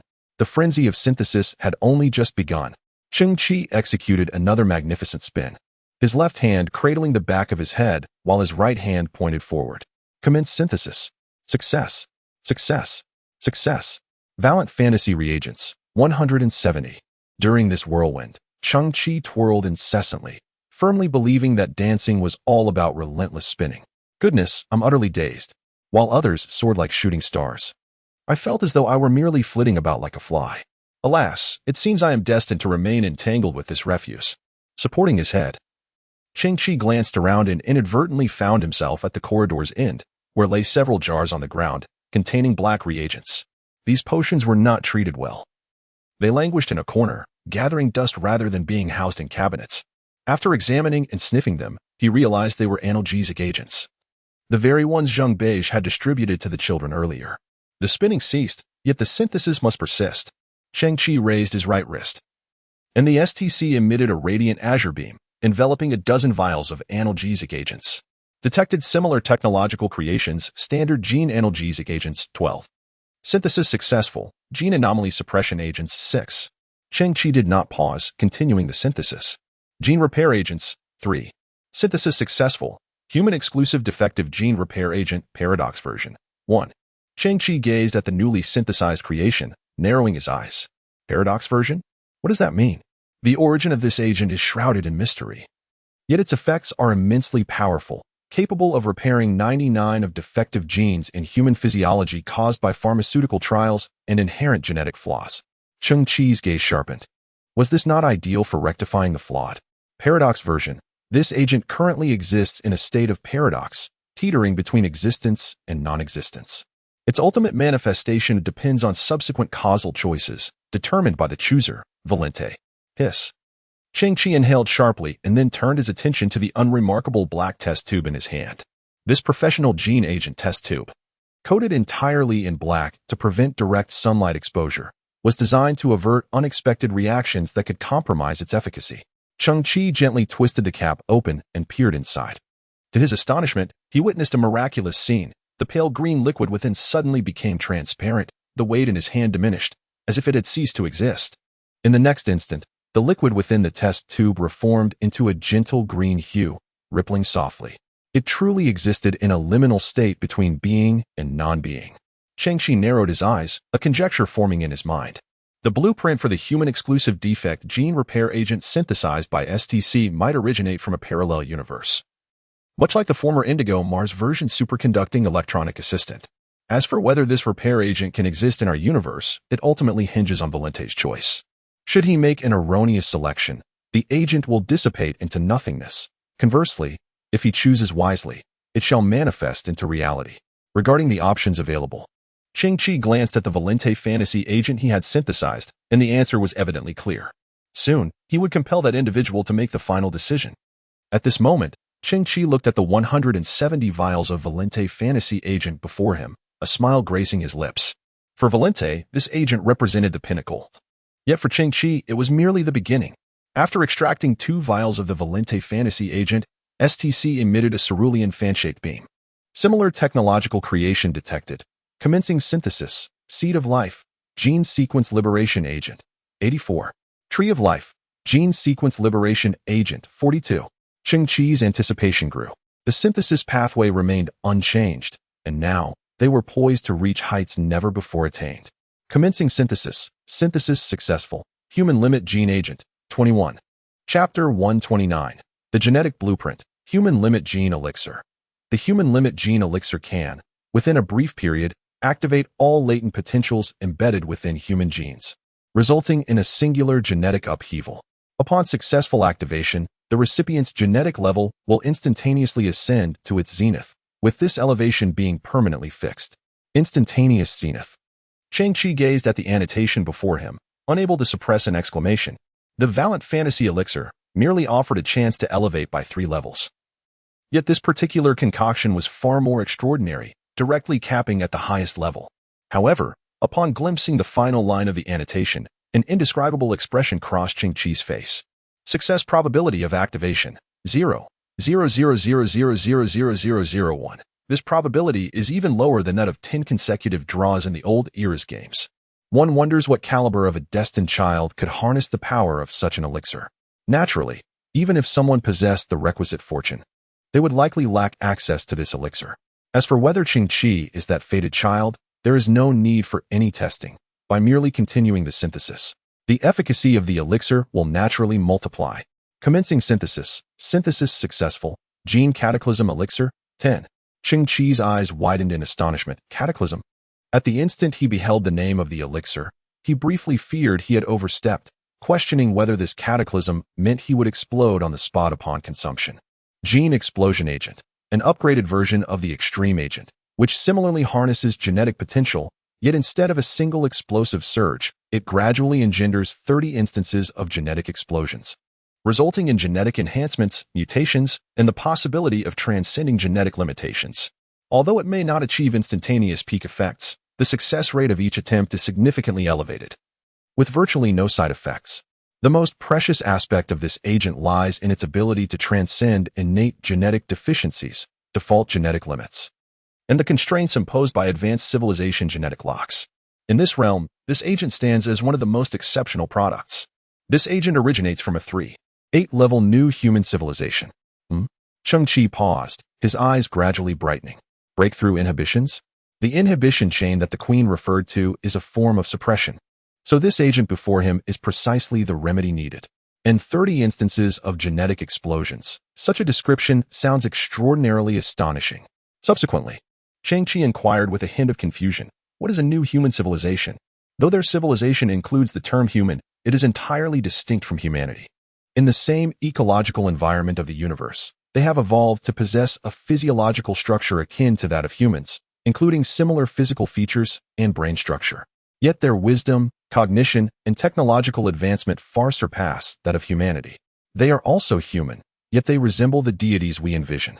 Cheng Qi's eyes brimmed with longing, pondering whether he would one day have the opportunity to witness them and their civilization with his own eyes. It was at that moment Cheng Qi suddenly noticed a small black cube nestled among a newly synthesized row of gene explosion serums. Upon picking it up, he found the material to be exquisite, possessing a texture reminiscent of fine sand, comparable in size to a human mahjong tile, yet remarkably thin and imbued with an air of sophistication. What is this? Cheng Qi pondered as he examined the small cube, perplexed by the presence of such an object amidst the serums, which had seemingly not existed moments before. In the new human civilization, every 10 gene explosion serums are accompanied by such a device. Functioning as a gene manual, you may perceive it as a complimentary gift. The STC indicated. A gift, a gene manual. Cheng Qi's eyes gleamed with interest. How considerate, to even include an explanation. Following the STC's guidance, he affixed the black cube to his right wrist. A wondrous spectacle unfolded as the cube appeared to melt, permeating his skin, leaving behind a small black box on his wrist, akin to a tattoo. Cheng Qi marveled at the fact that even a complementary item could possess such advanced technology. Gently touching the black box, a vision materialized before him, revealing the instinct line and supernatural line. Is this the gene manual? It is far from simple. With a glimpse, Cheng Qi instantly discerned that this was a genetic ability map. The instinct line, the supernatural line. Cheng Qi's gaze flickered as he realized that he had likely activated these two abilities before being restrained by the suppression chain. The vertical axis, it seemed, represented the potential for the advancement of these abilities. The instinct line presumably refers to humanity's fundamental capabilities, such as cognitive processes and basic physical attributes. In contrast, the supernatural line pertains to the extraordinary abilities defined by humanity. It is said that certain high-level genetic beings possess unique powers that fall within this category. For instance, Zhang Beige might belong to another line, perhaps the genetic mutation line, or something akin to it. So it is. Cheng Qi felt a sense of awe, realizing that through that small explanatory document, he had merely scratched the surface of the vast genetic world.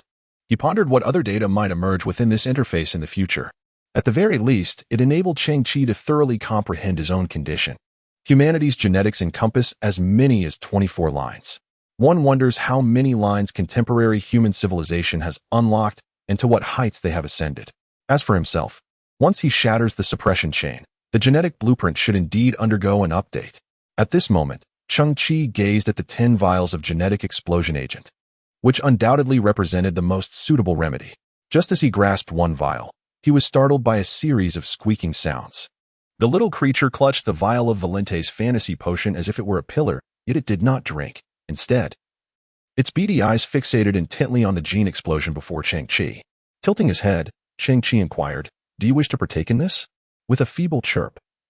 The creature was not being obstinate, but was, in fact, seeking Cheng Qi's approval. If all went as anticipated, they would not lack for potion ingredients in the future. Cheng Qi smiled, recalling his promise to nurture the plumpest little mouse in the universe. With that, he picked up a vial of gene explosion, removed the cork, and placed it gently in the creature's embrace. The little mouse's pink nose twitched, its whiskers quivered, and its eyes sparkled with excitement. Subsequently, Cheng Qi took another vial of gene explosion, removed the cork, and lightly clinked it against the one nestled in the mouse's grasp, producing a delightful chime. Now let us toast. Cheep cheep. Chapter 130. Critical hit. Thud thud thud. Sizzle sizzle sizzle. Cheng Qi tilted his head back to consume the potion, while the little creature dipped its mouth into the test tube to drink. Moments later, both vials were empty. Cheng Qi smacked his lips, and the mouse followed suit. Aside from the pleasant flavor, there seemed to be no other sensation. Cheng Qi remembered the clear indication in the notes that there were virtually no side effects. Thus, he did not hesitate to open 2 more vials, clinking them with the mouses, and continued the toast. Thud thud thud. Sizzle sizzle sizzle. No sensation. Cheep cheep. Not satisfied. Let us continue to toast. Thud thud thud. Sizzle sizzle sizzle. One person and a mouse, whirling in a frenzy with the gene explosion potion. If this scene were to be witnessed by human geneticists, they might very well succumb to madness. Each vial of the gene explosion potion essentially constitutes 30 instances of critical hits, while the gene repair function is a topic for another discussion. Each critical hit carries a substantial probability of facilitating a leap in genetic tier. 30 instances of high probability. A single valent fantasy potion can drive humanity into a frenzy. Yet the effects of the gene explosion potion are undoubtedly of a geometric magnitude. Furthermore, the current human civilization is utterly incapable of producing such a potion. Its rarity is likely beyond definition. Nonetheless, this extraordinary potion was consumed by Cheng Qi as if it were mere tap water. Ultimately, Cheng Qi ingested a total of 6 vials of the gene explosion potion, while Ji partook of 4. At this moment, Ji resembled a fluffy balloon, with all 4 legs unable to touch the ground, rolling gently on its back. The expression on Ji's face could only be described as dreamy. It squinted its eyes, seemingly entering a state of culinary ecstasy. The little mouse felt utterly sublime, having never tasted such delectable potions before. In the past, in the basement of the Genetic Research Institute, it had to consume a measured diet daily for survival, never having indulged so recklessly. Ji let out a soft murmur. Cheng Qi understood that this little creature was now thoroughly content, floating in a state of bliss. Subsequently, Cheng Qi began to contemplate his own condition. He first entered the interface for switching between dual genetic sequences. Though referred to as a page, it was, in fact, a mysterious realm nestled deep within his consciousness. The space was shrouded in a dim and profound darkness, with only 2 sets of DNA quietly floating within. At that moment, 2 tangible, deep gray chains ensnared the DNA tightly, sealing it off from the world. This was the manifestation of the inhibitory chains, as reminded by the Queen. It seemed as though everything had succumbed to a state of stagnation and silence. Nothing appeared to change. Did the effects of the potion require time to take hold? Yet, there stood Ji, hunched over and gazing intently at the ground, with pink light radiating vibrantly from its eyes. Moreover, Ji's once round belly had vanished, as if all the potion had been thoroughly digested. Ji emitted a resounding call from its mouth, and to the astonishment of all, the pink crystals atop its head began to grow inch by inch. Cheng Qi's eyes widened in disbelief. Ji was evolving through the potion. The crystals on Ji's head elongated dramatically, initially measuring only 2 to 3 centimeters, now reaching nearly 10 centimeters in length. Gradually, those crystals began to curve backward, seamlessly adhering to Ji's back, as the pristine white fur along its spine appeared to be melted by the crystals. The crystals merged with the skin on its back, radiating a beautiful pink glow. Approximately 3 minutes later, Gigi's appearance underwent a breathtaking transformation. The crystals atop its head formed a translucent skullcap, finally concealing its previously exposed brain. The crystals then extended along Gigi's body, culminating in a crystalline spine. This was undoubtedly a form of evolution. Cheng Qi found it utterly astonishing. In that fleeting moment, Gigi suddenly tilted its head back and emitted a piercing cry that resonated through the heavens. Although Cheng Qi's silicon-based biological genes were suppressed, a fundamental connection with Gigi endured. The surroundings were devoid of any peculiar sounds, and the roars of the beasts were entirely unfamiliar to Cheng Qi. They emanated from the depths of the cosmos, possibly from any planet, any extraterrestrial creature. At that instant, Cheng Qi grasped the profound truth. After evolving, could Gigi establish connections with a broader array of bizarre beings? Moreover, could this bond transcend unfathomable distances? Cheng Qi pondered a possibility. If they were to encounter other monsters in space in the future, could Gigi command them as well? Even if such an ideal were not attainable, establishing some form of communication should not be insurmountable. This was indeed a formidable advantage, a delightful surprise. Cheng Qi had merely intended to satiate Gigi, yet inadvertently facilitated its evolution. Amid Cheng Qi's elation, a thunderous roar suddenly erupted, sending chills down his spine. The sound was so colossal that it was almost terrifying. For a fleeting moment, Cheng Qi believed that the Volente sculpture had been struck by a massive lightspeed weapon. However, in reality, there was no change in the surroundings. The dreadful thunderclap resonated within his mind. Boom. Another deafening sound. Cheng Qi staggered, drenched in cold sweat, his head throbbing painfully. He realized that the source of the cacophony originated from the very double helix of his human DNA. The DNA remained ensnared by thick iron chains. Yet after another astonishing roar, the chains quivered ominously. Cheng Qi was struck by a sudden understanding. The gene explosion. No, it is the moment of my own critical strike. Boom. Another terrifying thunderclap reverberates. The suppression chain quivers incessantly. Boom, boom, boom. The tumultuous sounds continue unabated, evoking the sensation of a concrete fortress, its windows and doors sealed shut, while a colossal figure wielding a heavy hammer relentlessly pounds within, striving to shatter the confines. All of this transpires within Cheng Qi's mind. Thus, this striking resonates with an awe-inspiring force and a thunderous sound that only Cheng Qi can perceive. Boom. Amidst the cacophony, Cheng Qi silently calculates. Each resounding blast signifies a critical hit, and having consumed 6 vials of gene explosion serum, amounts to 6 times 30, totaling 180 strikes. Approximately after the 60th blow, the chains upon human DNA are riddled with fissures. A fervent flame ignites within Cheng Qi's heart. At last, I shall break free from these shackles. Chapter 131. The Heart of Volente bang. Crack. The red stones shatter. Before him stands a defector, hurling fragments of stone towards Volente's head. Volente remains impassive. The stones inflict no harm, leaving merely a scattering of debris and a faint white mark atop his crown. Behind him, numerous defectors grip their stones tightly. The trio of master and disciples kneels, facing thousands of defectors. Had their essence been that of malicious villains? This scene would never have unfolded. They would have long since fled, vanishing without a trace. Yet, their conscience transforms into immense guilt. Thus, they relinquished all thoughts and awaited their inevitable punishment in silence. There exists a saying that may not be entirely fitting, yet is quite apt. Good people do not endure, while evildoers thrive for a millennium. And so it was that Cheng Qi emerged slowly from the breach in the city wall, gazing upon the assembly of the flawed. Do not strike, he implored. The foremost among the flawed halted his arm mid-swing, refraining from delivering the blow. Cheng Qi's words carried a modicum of weight among them. For not long prior, his derelict starship had descended into the valley, bestowing upon them a bounty of fresh fruits and vegetables. Zheng Beige furrowed her brow and said, "What brings you here? Depart at once." Volente's countenance darkened, his gaze seething like fire as he turned to Cheng Qi. "What more do you desire?" Cheng Qi, undeterred by idle chatter, revealed a black test tube in his palm and extended his hand towards Volente. The Volente fantasy potion. Upon uttering these words, an eerie silence enveloped the gathering. Volente's pupils constricted in an instant. Ha ha. But merely a few seconds passed before he erupted into absurd laughter. Ha ha. Ha ha. Have you lost your mind, or have I? You spent a mere 10 minutes in my laboratory, and now present the Volente fantasy potion? Ha ha. Cheng Qi, however, maintained an expression of calm. He lifted his hand once more, producing a device with a small screen at its base, its tip resembling a slender steel needle. "This is a potion component analyzer," You may assess the data yourself, he stated slowly. As a genius alchemist, the results will surely be apparent to you. Valent was momentarily taken aback. Is this equipment from my laboratory? How have I never seen it before? Cheng Qi chuckled softly. I made a slight enhancement. Valent stood in stunned silence, glancing at the unreliable device in Cheng Qi's hand, then at the unremarkable vial of elixir. Suddenly, he erupted into absurd laughter. How is this possible? How can this be? I have devoted my entire life to knowledge and expended countless resources to approach such a potion.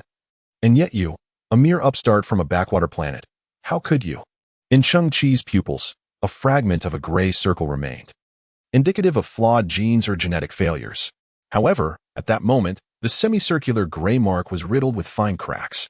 In truth, Cheng Qi's genetic critical hit was far from over. The thunderous roar in his mind persisted, and he had stepped out early to prevent Valent and Zheng Beige from potentially being killed by the flawed beings. Valent widened his eyes in astonishment. He noticed not only the cracks in the gray semicircle of Cheng Qi's pupils, but also the faint emergence of golden rings deep within them. Due to the small size of the pupils, Valent strained his vision to count them. 1, 2, 3, 4. Yet before he could finish counting, the radiance of those rings intensified, intertwining until they became indistinguishable. Valent was utterly astonished. His words faltered. What exactly have you done? Or rather, what kind of potion have you created? Valent could hardly believe his eyes. Cheng Qi had undoubtedly ingested something extraordinary. The signs were glaringly evident. What kind of elixir could transform an individual from flawed genetics to that of a superior being? Such a phenomenon, within Valent's vast knowledge and experience, seemed utterly implausible.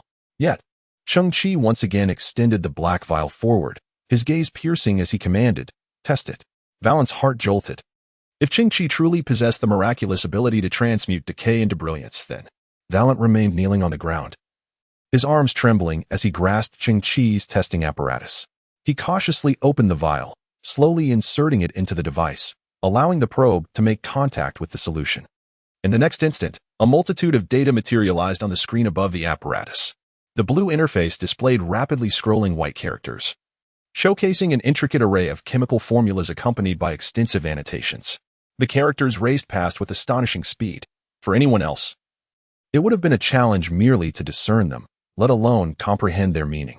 Yet Valent remained motionless, his face illuminated and shadowed by the screen's glow, his pupils darting with fervor. True to his reputation as a genius, he was evidently able to perceive, understand, and assimilate the information.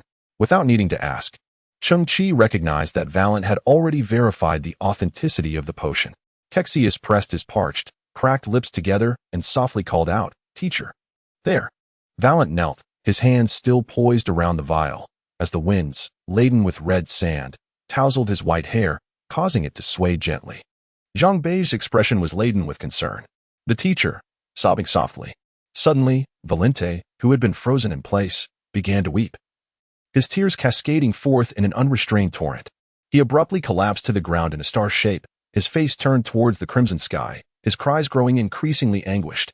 The mixture of mud and tears on his visage formed a dark, ruddy mire. He wiped his face with his sleeve, only to make it all the more muddied. As new tears streamed down, they carved paths through the grime on his cheeks. Memories flooded back of the time he had spurned the invitation from the Galactic Science Alliance. That arrogant self who had taken pride in his talents. He recalled the moment he had just developed the prototype of the Valente fantasy elixir, when he had leapt 3 feet into the air in exuberance. The sobs grew louder. Valente, nearing 70, wept with deepening despair. Then, visions of faces appeared before his eyes, those of the first victims of the elixir's side effects, gaunt and suffering from severe cerebral edema. One by one, these individuals succumbed. This scene a harrowing spectacle.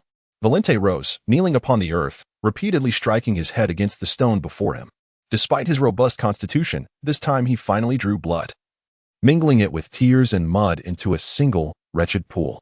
Over the past few years, he had lived among the flawed, under the guise of a failed uncle, hoping to observe their symptoms and discover a remedy. Yet, whether through 100 trials or 200, every attempt had ended in failure.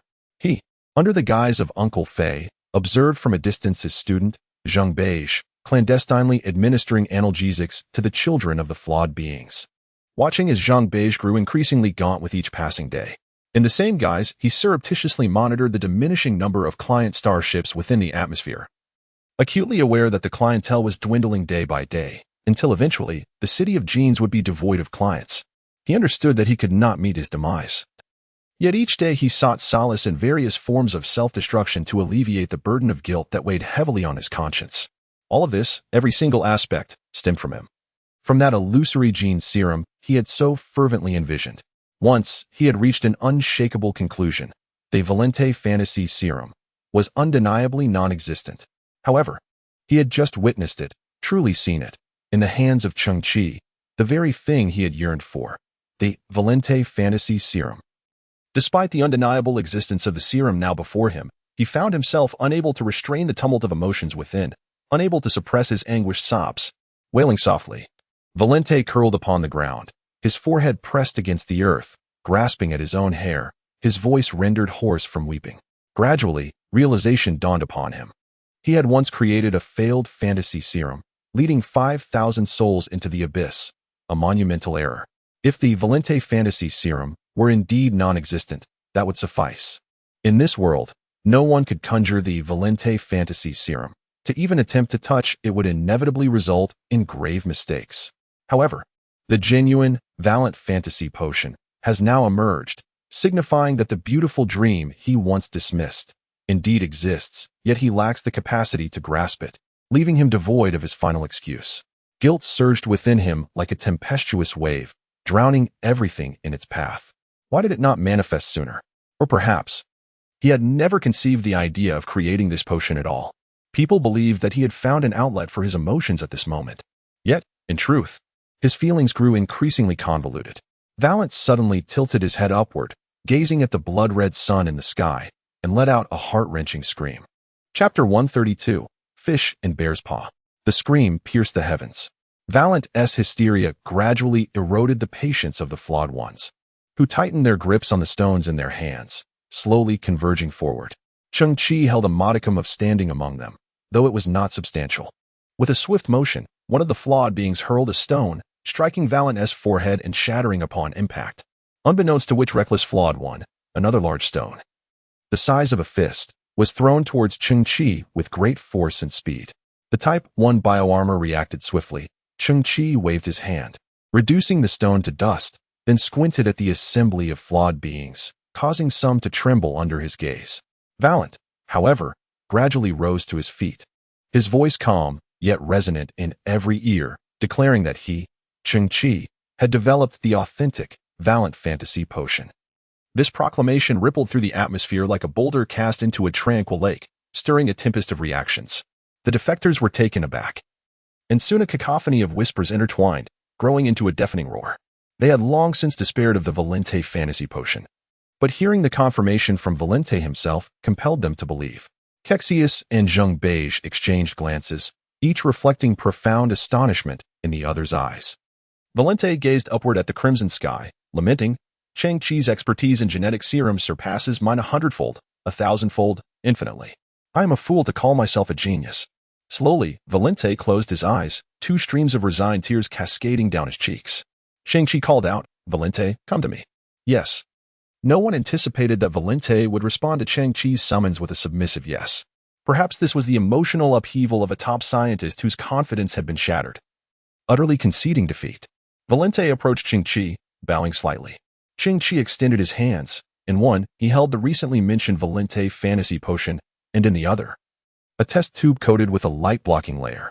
Cheng Qi suddenly lowered his voice. You must now make a choice. Valente's eyes widened slightly, perplexed. Two potions lay before him. One was the Valente fantasy potion, and the other was a flawed gene repair serum, which had a certain probability of curing the defectors. And you can only take one. Cheng Qi's voice was hushed, barely audible to Valente and two nearby students. Which option do you choose? Valente's eyes widened in surprise. He had not anticipated facing a decision at this moment and place. In that instant, an immense tide surged within him. Cheng Qi fixed his gaze on Valente. Should he opt for the Valente fantasy potion, the city of genes would truly rise, its renown echoing throughout human civilization. This potion could lead to an influx of wealth, rendering them as prosperous as a nation. The benefits would be substantial. Cheng Qi would gain access to a formidable supplier of potions, arguably the most exceptional in human society. With unimaginable returns, as ample funding would inevitably spur innovations in genetic technology. However, the downside was that a proliferation of advanced genes could render him less significant, akin to a mere dog. Admittedly, the term dog is somewhat exaggerated. Cheng Qi is, after all, a man of STC, destined to stand out. Yet, his personal aura would undoubtedly diminish. Conversely, if Valente were to choose the human-exclusive flawed gene repair potion, thousands of flawed individuals would be healed, granting Valente a sense of redemption and bringing closure to the crisis of the flawed. The integrity of the human genetic system would remain intact. With Valente's prior expertise, the production of basic genetic potions should pose no challenge. The concern, however, lies in the fact that the City of Genes could not experience an immediate turnaround. Its financial strength would diminish significantly, hindering research and development. Consequently, the supply to Cheng Qi would inevitably be delayed and insufficient. As for why a choice must be made between the two, STC previously provided clarification. Since Cheng Qi has synthesized a paradoxical item, this paradox must be resolved. Either the restorative elixir must become a reality, or it must vanish. Should the paradox persist, it would inevitably lead to unforeseen and dire consequences. The Valente fantasy elixir is, in essence, a mere illusion, while the human-exclusive defective gene repair elixir represents a paradox. Within the realm of human civilization, only one can exist. Cheng Qi sighed inwardly. An ancient adage states that one cannot have both fish and bear's paw. At this moment, both Zhang Beige and Kexius exhibited varying degrees of tremors in their lips, their eyes fixed intently upon their mentor. Unbeknownst to him, a sheen of perspiration formed upon Valente's brow. This was not an easy choice. Cheng Qi began to form a conjecture. Having had profound interactions with Valente, he interpreted Valente's seemingly deranged behavior in an alternative light. Within Valente's heart resided only frustration and remorse. The instant he witnessed the fantasy elixir manifesting into reality, frustration and regret consumed him entirely. Thus, it was highly probable that he would choose the restorative elixir, achieving self-redemption and liberating himself from his inner demons. A gentle breeze stirred the crimson dust, tousling Valente's white hair. He extended a trembling arm, and unexpectedly, he grasped the Valente fantasy elixir. Cheng Qi narrowed his eyes slightly, observing as Valente raised the elixir, the liquid within transforming into a deep crimson hue under the red sunlight. Valente's eyes glistened with moisture, and in his hand lay the very essence of his deepest longing, the object of his fervent desire. Cheng Qi could distinctly sense that the weight of the restorative potion he held was diminishing with each passing moment. A soft chuckle escaped Valente's lips. Suddenly, with a swift motion, he flung his arm, and the Valente fantasy potion shattered upon the ground, the vial splintering into fragments, its contents spilling forth and gradually seeping into the earth, vanishing from sight. Cheng Qi tilted his head slightly, while Zhang Beige and Kexius froze, their expressions turning rigid. Then, Valente drew a deep breath and seized the gene repair potion from Cheng Qi's grasp, clutching it tightly. The existence of the Valente fantasy potion heralded the potential emergence of others, such as the Zhang Lunt fantasy potion and the Li Lunt fantasy potion. Each of these could pose a catastrophic threat to humanity. I refuse to be the harbinger of such calamity.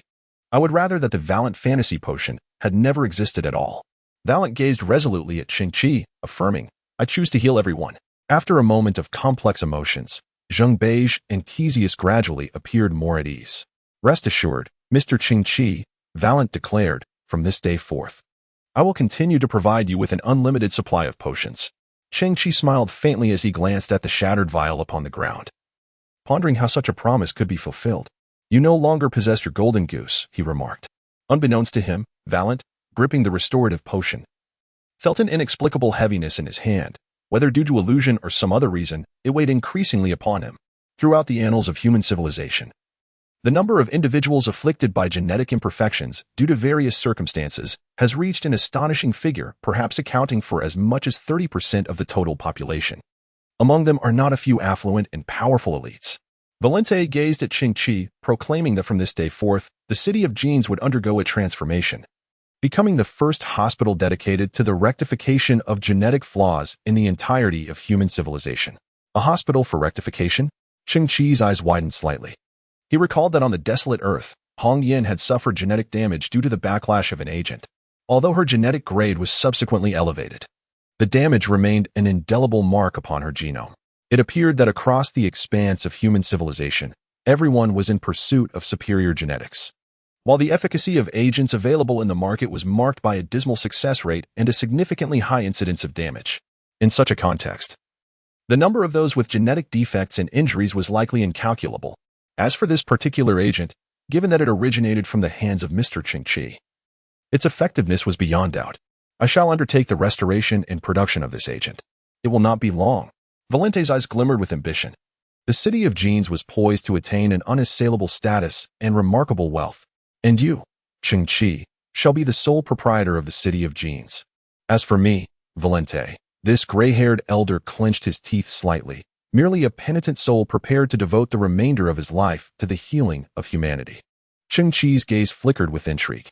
Upon his initial foray into human society, he, being relatively inexperienced, had never conceived the existence of such an alternative path.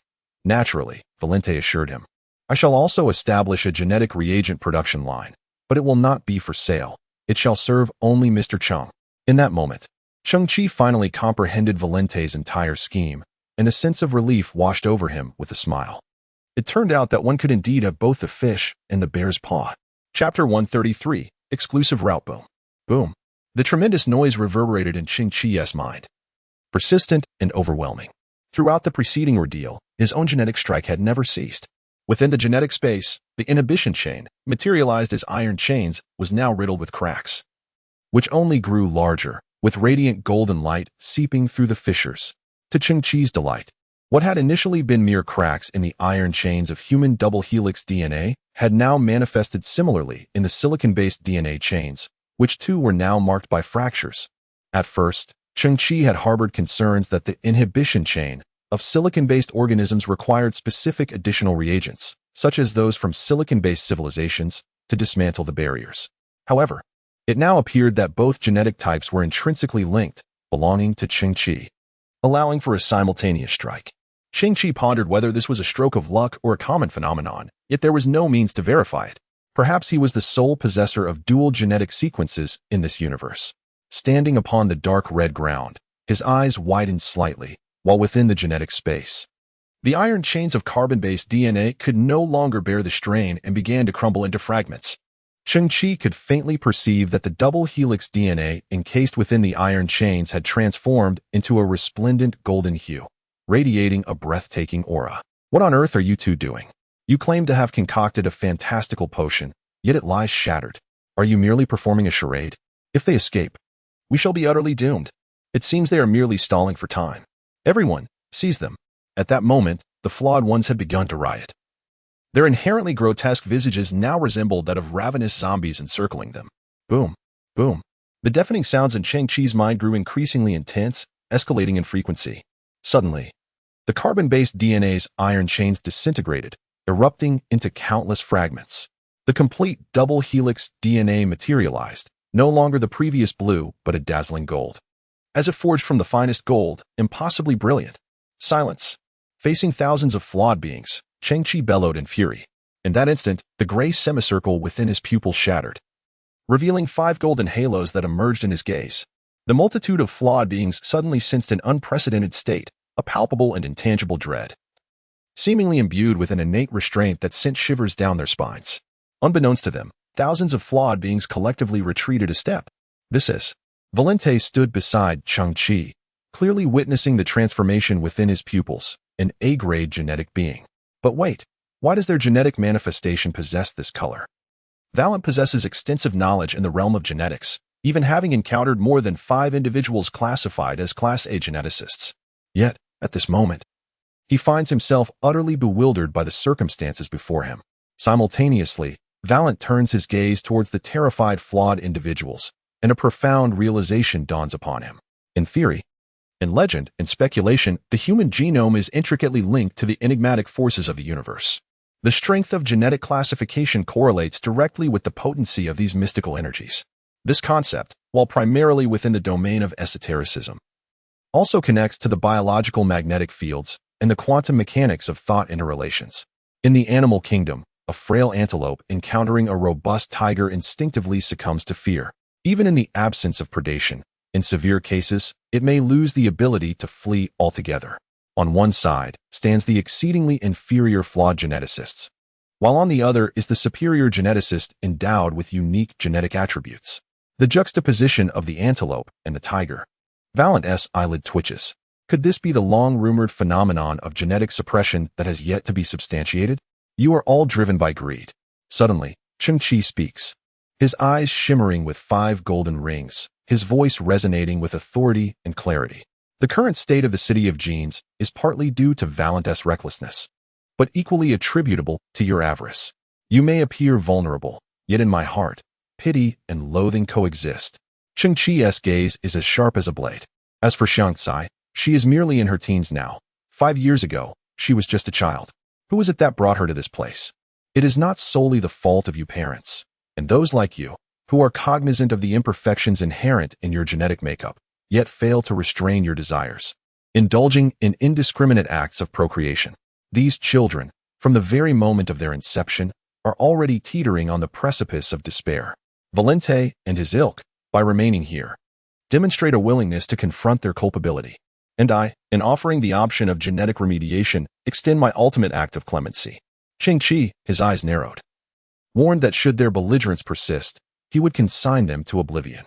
These words, coupled with the intangible force of genetic suppression, caused a collective shudder amongst the flawed beings.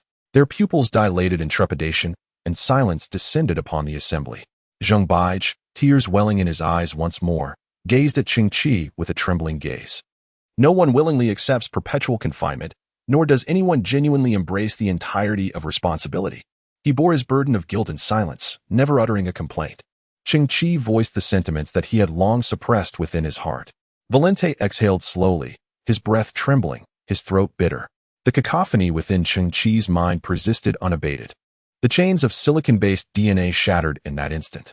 Yet, as it was the human genetic Big Bang elixir, it did not catalyze the silicon-based genes. Consequently, the rhombic dodecahedral DNA of the silicon-based component remained largely unchanged, save for the rupture of the suppression chains.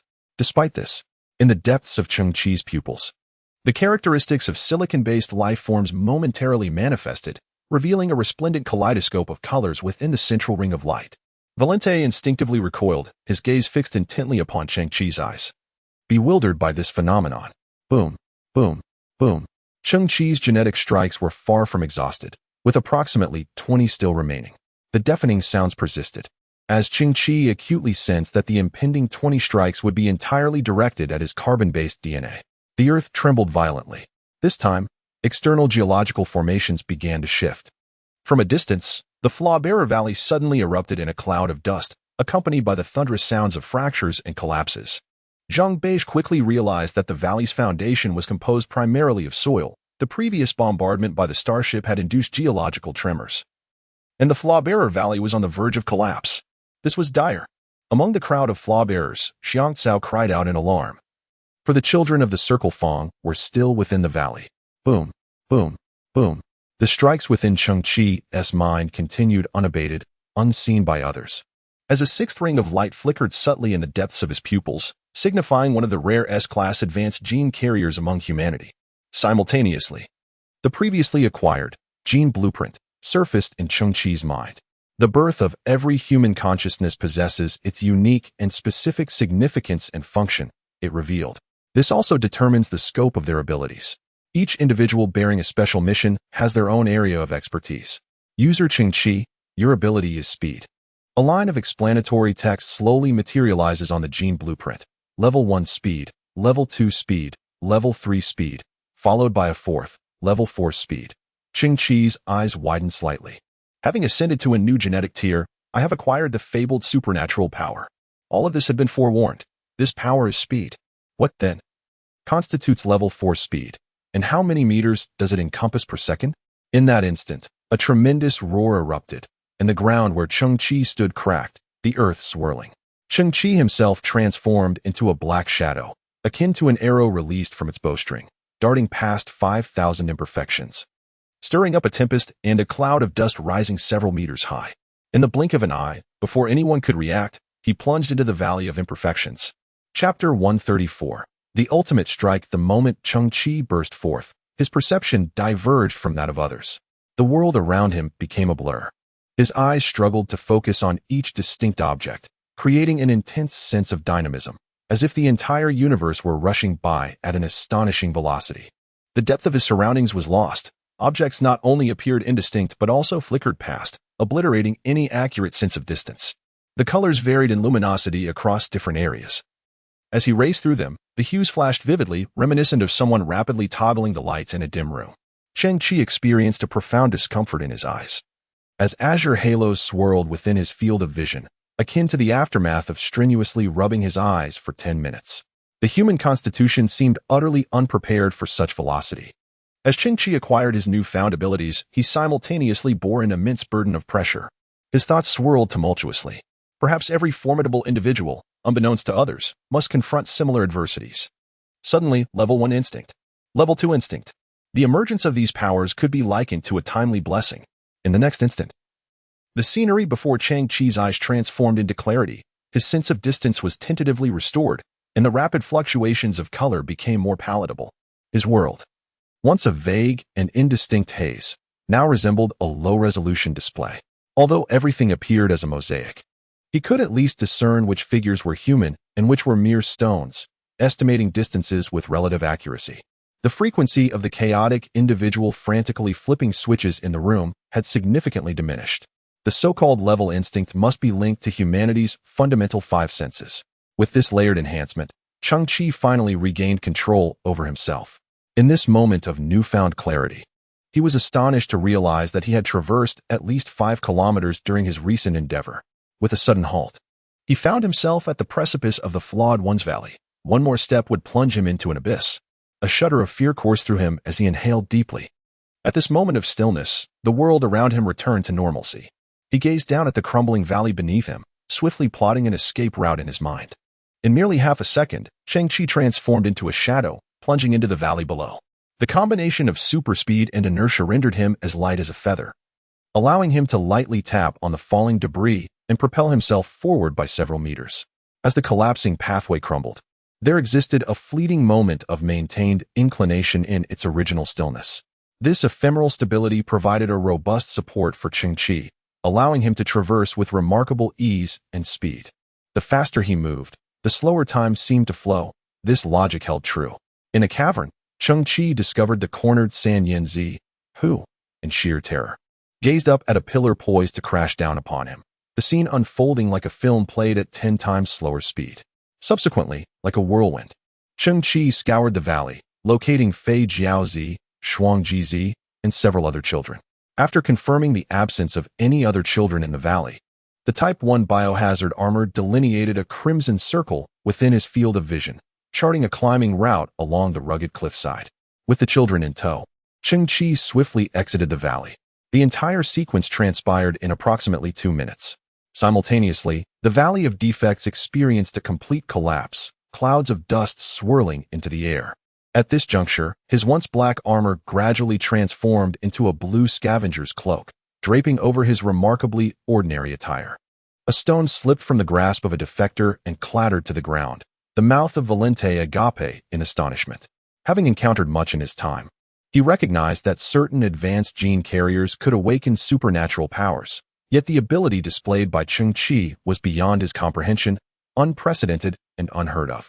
Indeed, the extraordinary abilities manifested by most advanced gene carriers typically revolved around immense strength or remarkable vision. As for Cheng Qi's suit of armor, it appears to have integrated a certain form of biotechnology, possessing such versatile abilities and seemingly capable of perfectly matching Cheng Qi's extraordinary speed. All of this transcended Valente's understanding, leaving him profoundly astonished. Boom, boom. The final 2 gene strikes in Cheng Qi's mind were completed.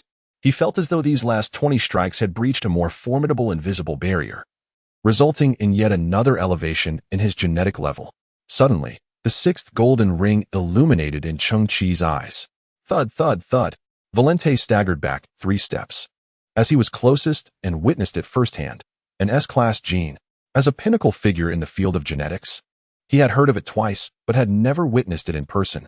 A few flawed individuals also noticed this scene, gasping in disbelief. Meanwhile, Cheng Qi himself felt rather unwell. In physics, there exists a concept known as G-value, which refers to gravitational acceleration. It manifests in various high-speed scenarios. For an ordinary person, experiences such as a rapidly ascending elevator evoke a sensation of downward drag force, causing physical discomfort. Additionally, during high-speed car races, when a vehicle makes a sharp turn, the driver experiences a lateral drag force. The faster the speed, the greater the force, which they must resist, particularly affecting the head. This explains why top race car drivers often have exceptionally developed neck muscles. Furthermore, analogous scenarios are encountered by fighter pilots and space shuttle pilots, who must endure immense G-forces, necessitating rigorous anti-G-force training. Conversely, if an ordinary individual were to suddenly experience an overwhelming G-force, they would suffer immense pressure, respiratory distress, cerebral ischemia, visceral rupture, and skeletal fractures. Regrettably, Cheng Qi experienced the full gamut of these afflictions. He was currently beset by excruciating pain, abdominal distension, and chest tightness, with suspected hairline fractures in his arms and legs. Were it not for the protective I-type biochemical armor, the severity of these injuries would have been amplified manifold. Cheng Qi maintained a cool and handsome demeanor, yet inwardly, he was railing against his predicament. Confound it. I've acquired super speed, but not the corresponding physique. Is this equitable? Am I destined to perish prematurely?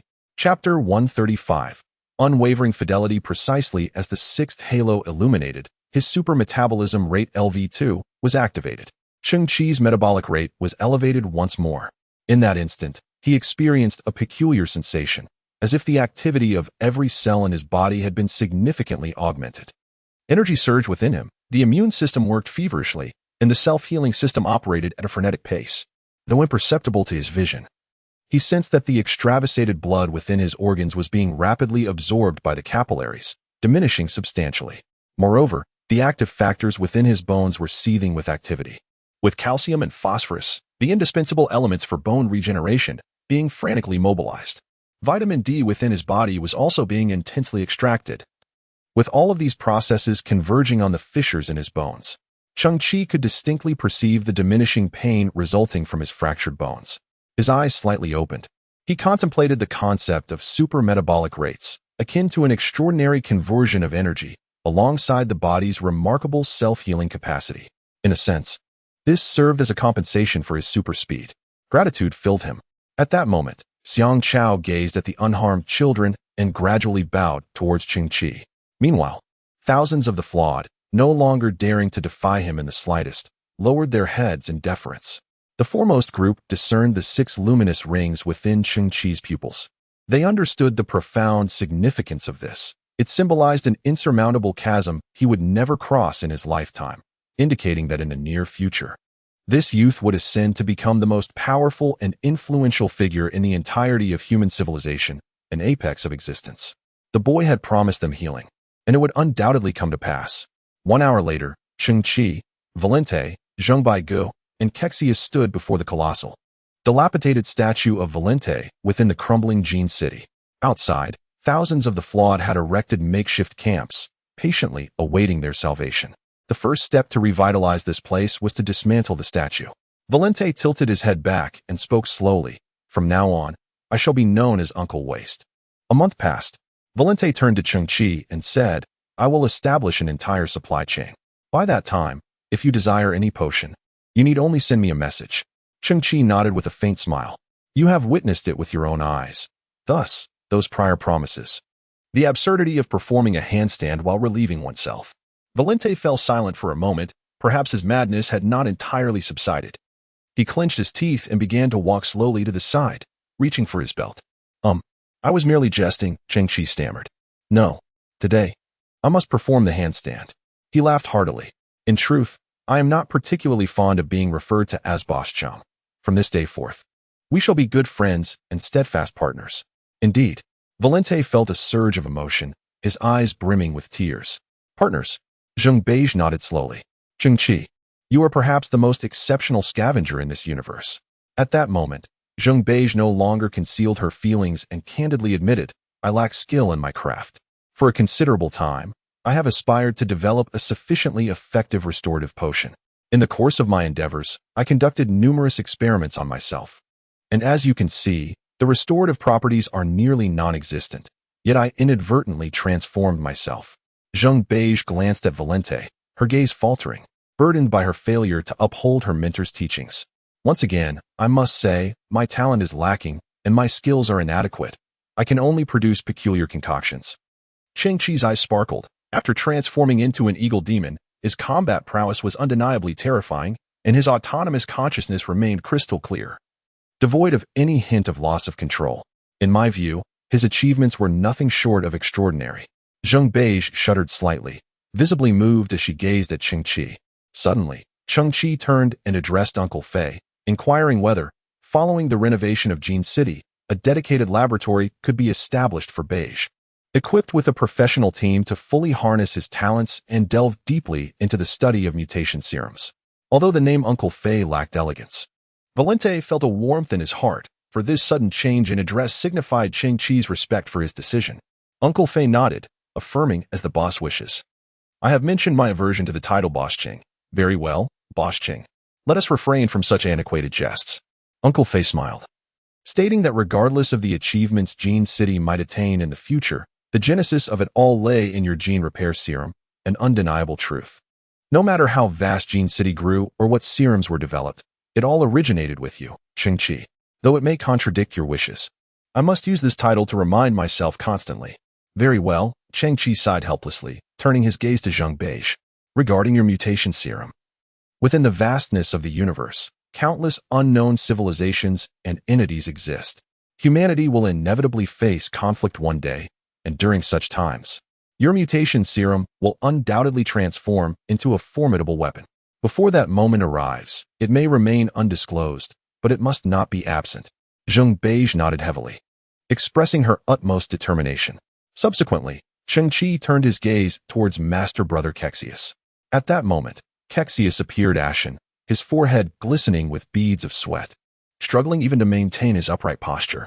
I have accepted an order, Kexius managed to utter, his weakened body finally succumbing as he collapsed to the ground. He continued softly. Like Beige, I too experimented upon my own body. What order?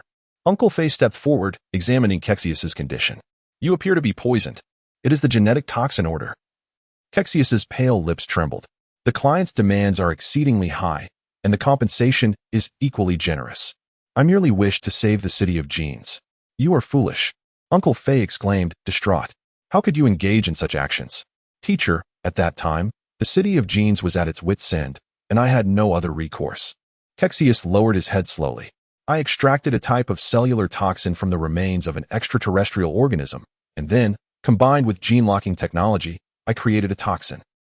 As it stands, current medical knowledge in humanity is incapable of deciphering it. Cellular toxin? Cheng Qi's eyes widened in astonishment. And what, pray tell, is gene-locking technology? Kexius coughed before responding. It is a targeting mechanism for specific populations, such as an entire family. Cheng Qi was taken aback. Who is your client? The head of Kexius drooped even lower, obscuring his true visage, as he communicated with me solely through encrypted signals. Meanwhile, the eyes of Cheng Qi sparkled with a fierce intensity. You mentioned that the client's demands were exceptionally high. What precisely does that entail? Kexius, with his head bowed, exhibited the chronic effects of a toxin, leaving him increasingly frail, sensitive to light, with golden flecks appearing within his pupils. Cheng Qi's pupils constricted slightly. If, during this process, he succumbed to be toxin, Uncle Fei's expression shifted abruptly as he seized Kexius by the shoulders and shook him vigorously. Speak, you little rascal. How many substances have you tested on yourself? Teacher, I'm sorry. Kexius's tears flowed freely, his voice abruptly cutting off as his head tilted to the side, a milky film gradually veiling his pupils. Uncle Fei hastily checked Kexius's breath and pulse. In the next moment, he began to weep softly. Cheng Qi, his eyes wide open, trembled violently at the corners. Aboard the Ling-style starship, Cheng Qi retrieved the specialized communicator meant for MO and slowly pressed the communication button. MO, are you there? The family is in turmoil. Resources are stretched thin. I owe you a great debt of gratitude, and I will express my thanks later. MO, I shall never betray your trust. Cheng Qi furrowed his brow and added, Dog MO, are you dead? The family is in turmoil. Resources are stretched thin. I owe you a great debt of gratitude, and I will express my thanks later. MO, I shall never betray your trust. Chapter 136. Outrun everything. Countless flawed ones gazed upward. Uncle Fei and Zheng Beige stood in the city of genes. their faces stained with tears, bidding farewell with a wave. Within the bridge, all symptoms aligned perfectly. The toxins in the Kexius order were identical to those found in the Mo family's energy drink. However, the toxin previously detected by Cheng Qi was classified as type A. Perhaps this was a clumsy disguise employed by the murderer to obscure the truth. Did the Mo family's mouth not only fail to twist into a Nike swoosh but ultimately lead to their demise? Such narratives are not typically woven in online novels. Cheng Qi's mood was somewhat somber. Boss Missouri, why are you so ineffectual? In Cheng Qi's grand design, Mo was envisioned as a crucial conduit. As the saying goes, behind every successful man stands an exceptional equipment supplier. Cheng Qi intended to seek foundational materials that could be synthesized, transforming waste into wealth, and in turn, exchanging them through Mo for substantial cash. Subsequently, he planned to procure a vast array of equipment through Mo's channels, such as practical weaponry, turbo-powered footwear, and the same cosmic mechs as those in the ship's hold, ultimately synthesizing them into even more formidable gear.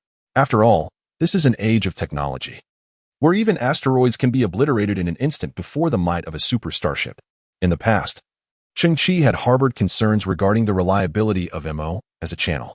Now, with that anxiety finally laid to rest, the current circumstances reveal that ever since humanity embarked upon the grand cosmic era, with living spaces framed by galaxies, civilization has become somewhat sparse, reminiscent of ancient nomadic tribes.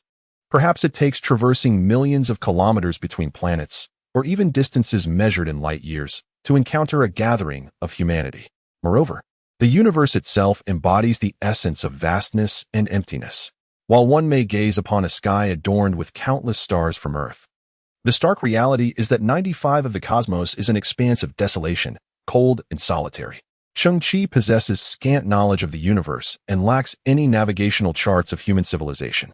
He yearns to uncover the circumstances surrounding the Mo family, yet is oblivious to their whereabouts. Should the connection to Mo be irrevocably severed, the daunting task of locating a reliable and formidable supplier amidst the boundless universe would ensue. Location.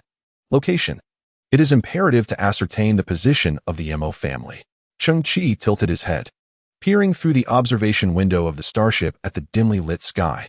The sentient entity in a contemplative state sensed Cheng Qi's inner turmoil, and, consequently, the ship's sound system reverberated with a mournful and poignant aero melody. Cheng Qi's eyes glistened with unshed tears. Beyond the disruption of the supply chain, another matter weighed heavily upon his heart. During his time on the desolate Earth, he forged a friendship with Mo, who was, in fact, his first companion in the vast universe beyond their beleaguered planet. Could it be that misfortune has befallen you? Beneath the tragic strains of music, Cheng Qi's throat quivered. Though I, Cheng Qi, am not one to meddle, your affairs demand my understanding. Because you have audaciously absconded with over 10,000 units of high-entropy alloy, leaving not a single coin in recompense. I must find your homeland. The Eru's melody resonated with deep sorrow as Cheng Qi wiped away his tears, his heart aching profoundly. Suddenly, a spark ignited in Cheng Qi's eyes. He recalled an individual, renowned for their peculiar abilities and moniker, Xinyan Majuan, the Faceless Demon Lord. This individual has been closely associated with the Mo family and should possess knowledge of their whereabouts. Ah, you inquire about the residence of Master Mo?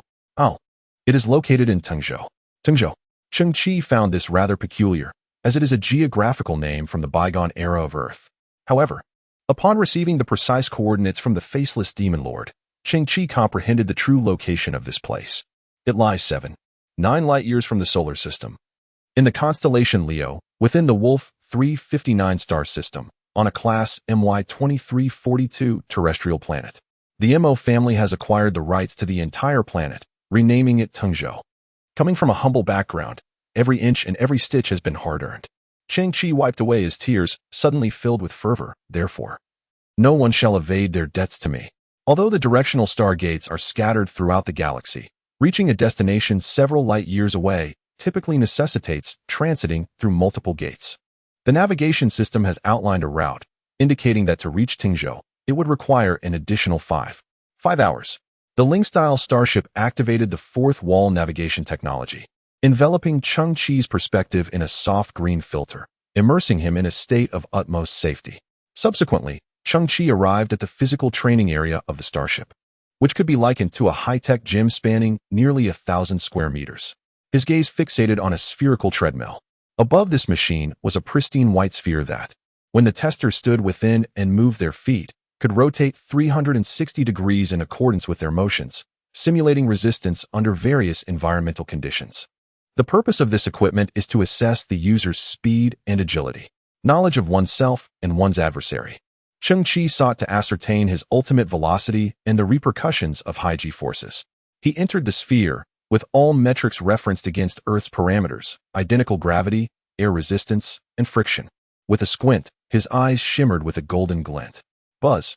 The instant he commenced his sprint, the white sphere spun wildly. In a heartbeat, he surpassed his previous limit of 56 ms, gritting his teeth to endure the agony inflicted by the intense G-forces.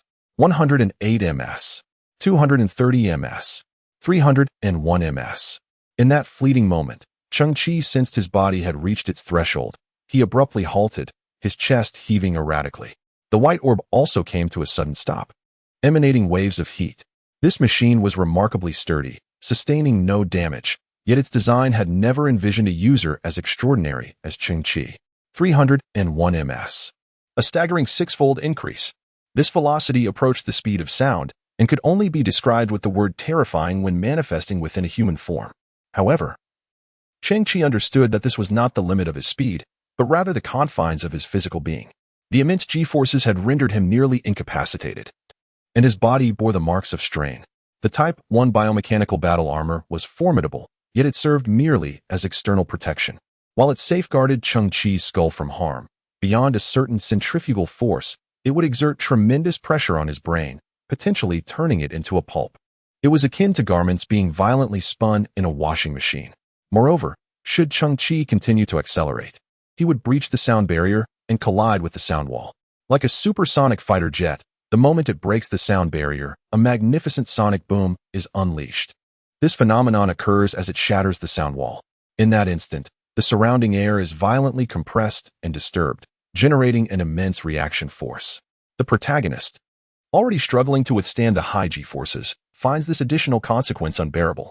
It becomes imperative to enhance one's physical constitution to fully harness one's innate abilities. Concerning physical constitution, there are those beverages from the MO family that purportedly augment one's vitality, yet the current circumstances surrounding the MO family and the whereabouts of those drinks remain unknown. Indeed, the genetic capabilities of humanity are remarkably unique. Take me for example. I possess extraordinary speed, yet my other attributes remain woefully inadequate, with scarcely any enhancement to speak of. I have not acquired prodigious intellect, nor do I possess a talent for singing or business acumen. I am simply swift, recklessly so, driven to attain unparalleled speed. A true man cannot admit to his swiftness, can he? It appears imbalanced. Contemplating this, Cheng Qi reflects upon the genetic blueprint, which indicates that each individual's genetic potential is intrinsically linked to their destiny. It stands to reason that my future path will still revolve around the pursuit of speed. However, what does it signify to have achieved ultimate velocity? To run faster than sound? To outpace light? According to the theory of relativity, when an object surpasses the speed of light, it transcends the bounds of time itself. I find myself captivated, yet all of this remains mere speculation. To uncover the ultimate outcome, one must proceed step by step, grounded in reality. Subsequently, I entered my genetic realm. The inhibition chain had vanished. Humanity's double helix DNA now shimmered in resplendent gold, grander and more profound, as if it were drawing closer to its original essence. The origins of humankind are a subject of much debate. If humanity is not merely a product of evolution, then the very nature of human genes remains a profound enigma. Though endowed with superspeed, I harbor a vague sensation that my genes have awakened immense potential, yet I have not fully mastered it. The Queen's assertion that consciousness dictates genetics eludes my understanding. In the future, should the opportunity arise, I must once again immerse myself in the embrace of the Scarlet. No, the Scarlet Diva, to sleep aboard the starship, and thus, I shall seek to learn more from the Queen. As for my silicon-based genes, their inhibition chain has also dissipated, and my abilities concerning silicon life forms have been entirely revitalized. However, the silicon genes have not been enhanced. They merely radiate a faint golden glow. My prior conjecture was indeed correct. The silicon genes possess their own unique catalytic agents, which will serve as my future objective. Now, after undergoing a complete transformation into a silicon-based life form, I ponder whether I would still retain superspeed.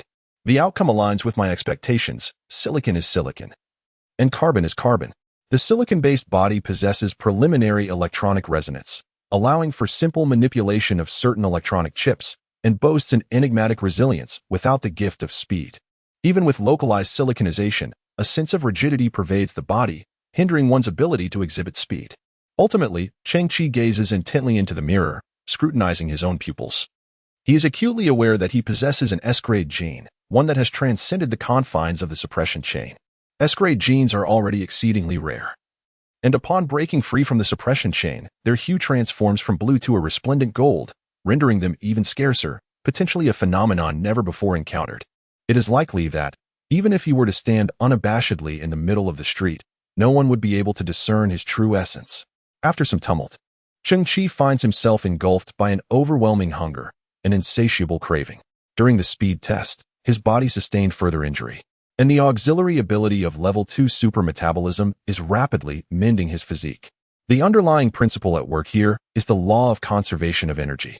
Thus, Cheng Qi is in dire need of substantial energy sources, such as proteins, vitamins, calcium, and more. He is absolutely famished, in a fervent search for sustenance. Cheng Qi harvests a plethora of fruits and vegetables from the onboard garden, indulging in a frenzied feast. Although he quickly reaches satiety, a lingering sense of deficiency persists. Meat. How he longs for meat.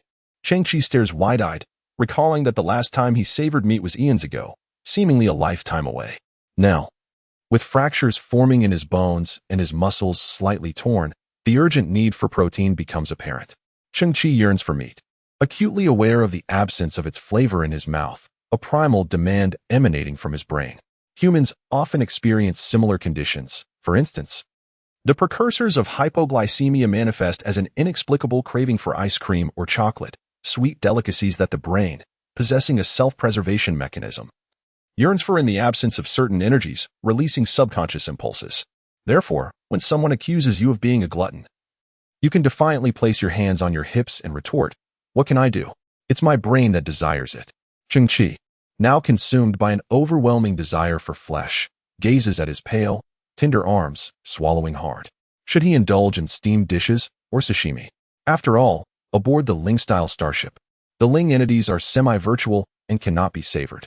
The clumsy ironclad fellow is also incapable of being eaten, and while Gigi possesses a modicum of meat, it is insufficient to satisfy one's hunger. Not long after Cheng Qi departed, a subtle tremor emerged on a patch of crimson ground near the walls of Jean City, marking the spot where Valente had shattered the vial of the Valente Fantasy Elixir. Previously, amidst the crowd of defectors, there was no trace of the circle-toothed creature.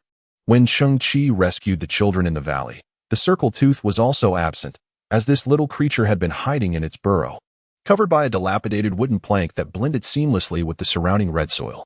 The circle-tooth and its kind frequently employed this method, waiting for Zheng Bei's provisions. Within the depths of the cave, the circle-tooth observed the azure liquid seeping through the soil, opening its mouth, adorned with layers of 7 or 8 teeth, to catch drop by drop the Valente Fantasy Elixir. How delightful it is! Little did Yazai know that the gray semicircle within his pupils had gradually begun to crack. Chapter 137. The Imo Family Passage Fee, 130,000. Passage Fee, 250,000. Passage Fee, 120,000. Passage Fee, 880,000. Good heavens, 880,000. Do I appear to be worth that sum? Cheng Qi stood on the bridge, listening to the incessant tolls from the directional stargates, his heart bleeding profusely. The cost of interstellar travel was exorbitant. Previously, when Cheng Qi traded high-entropy alloys with MO, most of the expenses were exchanged for inferior genetic potions, leaving him with merely 10 million credit points in cash. After the monkeys commenced their acquisition operations, Cheng Qi provided them with an additional 2 million as startup capital. At that moment, holding on to the remaining 8 million, he felt as though he had reached the pinnacle of life, believing he could never exhaust such wealth. Indeed, 8 million credit points would make one quite affluent on the desolate earth. However, upon entering the cosmos, he had already spent 3 million solely on transportation fees within just a few days, and merely at 3 locations. As for the second transaction of high-entropy alloys, Due to the inability to make an accurate appraisal at that time, Mo had granted Cheng Qi a credit limit of 500 million, allowing him to exchange items at will. Little did he expect that while the credit limit remained, the person had vanished. Originally, Cheng Qi intended to withdraw some funds from Mo to expedite Uncle Fei's construction of the new genetic city, hastening the acquisition of potion supplies. Alas, now Cheng Qi found himself in dire straits, ravenously craving sustenance, with his credit points dwindling rapidly. Mo, you had better not perish. Cheng Qi took a deep breath. At that moment, the resounding music echoed in his ears once more. Before his eyes appeared a white planet, significantly smaller than Earth yet exquisitely beautiful, resembling a pearl adrift in the cosmos, reflecting sunlight and emanating a gentle glow. This was Tengzhou, the abode of the Mo family. Indeed, this locale was also one of the enterprises of the Mo clan. As he approached the planet, Cheng Qi discerned that its white hue was attributed to a layer of cotton-like mist that enveloped its surface. It must be a form of advanced technology that had crafted an artificial atmosphere for this celestial body, shielding it from ultraviolet rays and frigid temperatures, thereby providing its inhabitants with a superior living environment. Undoubtedly, the Mo family was immensely wealthy. Cheng Qi also glimpsed the internal vistas of the planet, which astonished him. Inside this planet lay verdant mountains and clear waters, shrouded in ethereal mist. Having grown up on a polluted Earth, Cheng Qi had never before beheld such lush greenery. Although he had encountered similar descriptions on the radio, this planet seemed like a paradise beyond the mortal realm. Upon confirming the external air quality, the starship activated its air circulation system. Cheng Qi inhaled slightly within the bridge, only to be greeted by air that was fresh, gentle, and exceedingly comforting. Remarkable! Cheng Qi's eyes flickered. The nearby star was an M-type red dwarf, possessing a mass approximately 11 that of the Sun and insufficient luminosity. Thus, the original topography could not have been as such.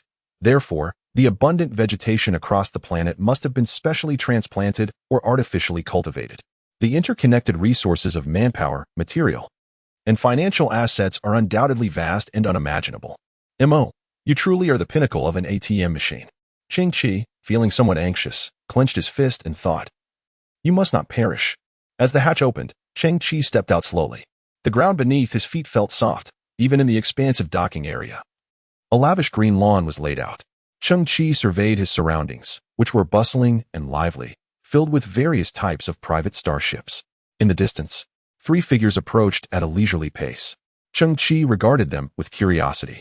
All 3 were men, clad in impeccably tailored light blue classical robes, each adorned with an embroidered character for Mo on their chests. Their long hair framed their strikingly handsome faces, exuding an air of refined elegance with every gesture. Furthermore, each possessed 2 azure halos in their eyes, marking them as D-level geneticists, the so-called elites of human society. Cheng Qi felt a sense of awe. Encountering 3 D-level geneticists, so rare on the desolate Earth, was a commonplace occurrence here. Greetings, my friend. I am Mo Yuan, the foremost robed man said, approaching Cheng Qi with a slight nod. His tone was exceptionally cultured. Welcome to Tengzhou. On behalf of the Mo family, I extend our gratitude to you. The young man returned the gesture, introducing himself as Cheng Qi. However, the 3 men gazed curiously at the golden disc in Cheng Qi's eyes, their expressions filled with intrigue. As Cheng Qi had anticipated, they could not discern his genetic level. Mr. Cheng Qi, please follow me, Mo Yuan continued, maintaining his courteous demeanor, gently adjusting his sleeve while indicating the way forward. The location he indicated was an ancient, elegantly adorned doorframe, rich in historical charm. Mo Yuan nodded once more and stated, I must trouble you to conduct a gene-level assessment. Oh? Cheng Qi was taken aback. Was that door a gene testing device? Mo Yuan affirmed with a nod, explaining that the name Tengzhou was derived from the hometown of the school's founder, Mozi. The descendants revered their teacher and upheld tradition. Thus, despite advancements in technology, the essence of ancient simplicity remained intact, reflected in the antiquated exterior of all facilities within Tengzhou. How intriguing, Cheng Qi mused, fixing his gaze on the gene testing apparatus. I had assumed that you were indifferent to the status of your visitors. Please do not misunderstand, Mr. Cheng. Mo Yuan replied with a hint of apology. We do not categorize our guests by rank or privilege. However, certain visitors possess superior genes and significant status, which may lead to unique preferences, necessitating a careful discernment of identity. Cheng Qi chuckled, understanding that some individuals, in their arrogance, tend to be demanding and difficult to accommodate. Hence the need for meticulous attention. Mo Yuan smiled in response, acknowledging Mr. Cheng's observations are quite candid. Embracing the local customs, Cheng Qi approached the ancient door frame. Yet, before he could draw nearer, a group of men clad in black suits positioned themselves between him and the gene testing apparatus. Simultaneously, 5 luminous rings appeared in the pupils of one of the men. A-class gene holder, the gene testing machine announced its final verdict. Mo Yuan's expression shifted dramatically, prompting him to signal another gentleman in a long robe to step forward and attend to the situation. Meanwhile, Mo Yuan activated the communicator on his wrist and cautiously remarked, "Please dispatch senior disciples to receive him. Counselor Liu from the Li Interstellar Federation has arrived, with a genetic level of A." Cheng Qi furrowed his brows, feeling a tinge of dissatisfaction. Although Counselor Liu spoke words of apology, an innate arrogance seemed to permeate his demeanor, impossible to mask. Yet, he indeed deviated from the expected protocol by lowering his stance to apologize. Cheng Qi chose not to pursue the matter further. The group led by Counselor Liu hurried away, soon disappearing into the distance. Subsequently, Cheng Qi, accompanied by Mo Yuan, entered the uniquely designed genetic testing apparatus. Numerous beams of light continuously scanned, with a gentle beam hovering over Cheng Qi's pupils for identification and differentiation. After a minute, Mo Yuan began to feel anxious. Was the machine malfunctioning? Just as he pondered this, the assessment results materialized. Unrecorded genetic level. Cheng Qi paused momentarily, puzzled by its meaning. Mo Yuan offered a polite smile, explaining, "According to your genetic manifestation, the system could not locate a corresponding level record. In other words, you have not undergone a genetic level enhancement. However, I noticed an anomaly in your pupils, suggesting some localized genetic optimization. Rest assured, Mr. Cheng Qi, regardless of the outcome, we shall treat you no differently." Cheng Qi felt a quiet amusement within. In their conventional thinking, no record equated to no level. Yet, in truth, the human genetic testing apparatus had never documented an S-level gene that surpassed the suppression chain.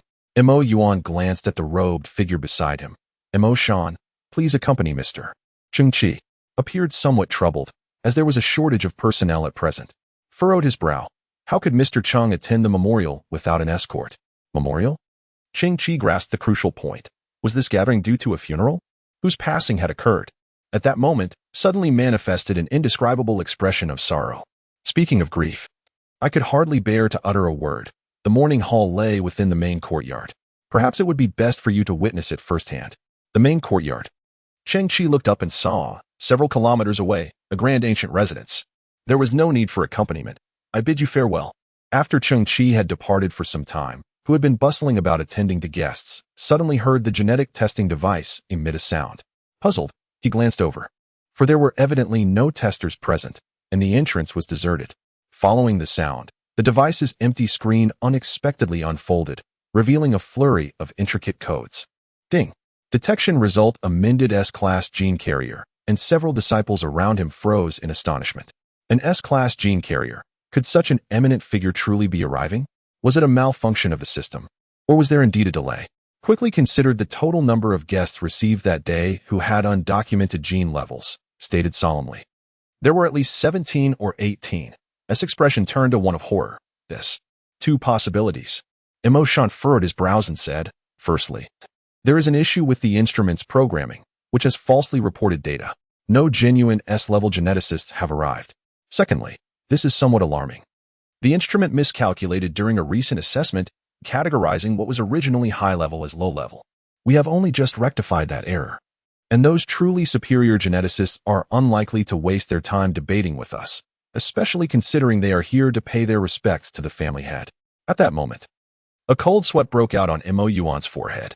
He hoped it was merely a mistake. Otherwise, we could not bear the consequences of offending such beings. Cheng Qi was walking through Tingzhou. The streets and buildings exuded a retro charm, adorned with exquisite structures. Mo had once mentioned that their family were descendants of the ancient Master Mozi. Back in the old era, during the pre-Qin period, the Mozi school was a remarkably advanced entity, possessing mechanical technology that surpassed its time in mastering the legendary Mo family's intricate machinery. Even now, as humanity ventures into the cosmos, the Mo family remains prosperous. The recent host, however, did not appear to belong to the Mo clan. Judging by their attire, they seemed to be disciples of the Mo school. As he walked, Cheng Qi noticed that at every courtyard entrance, a white flower was placed, evidently in memory of someone.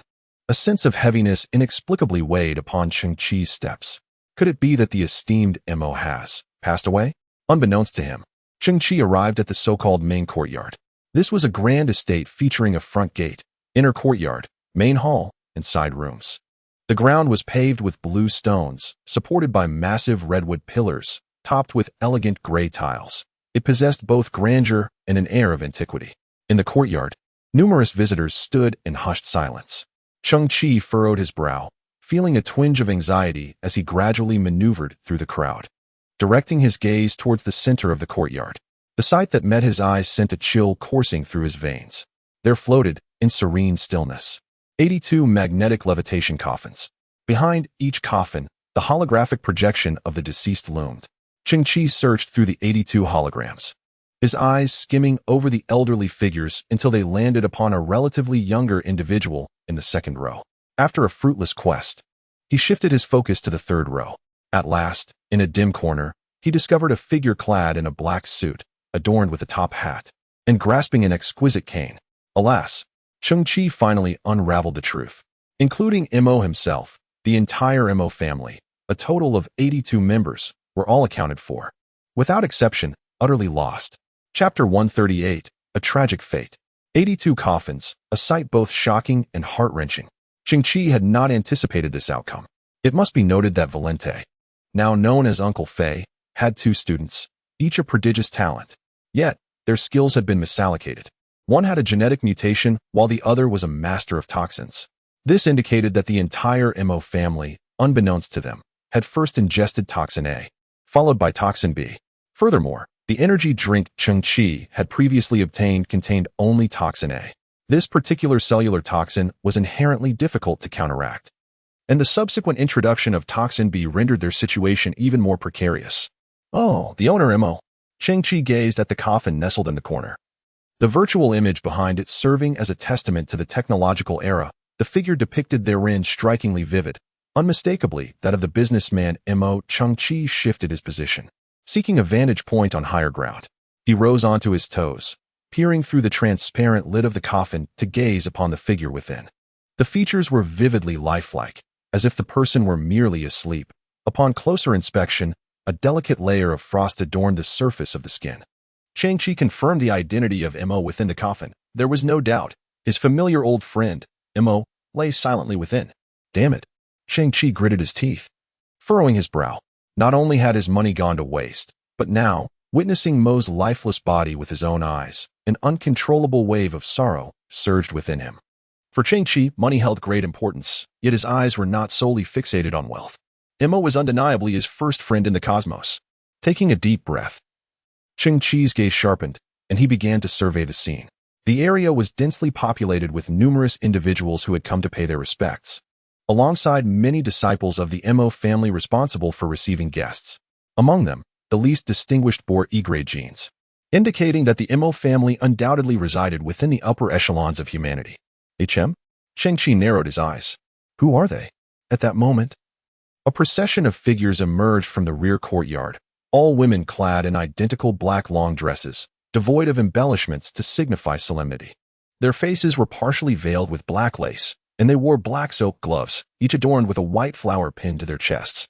A single glance revealed their extraordinary grace and striking beauty.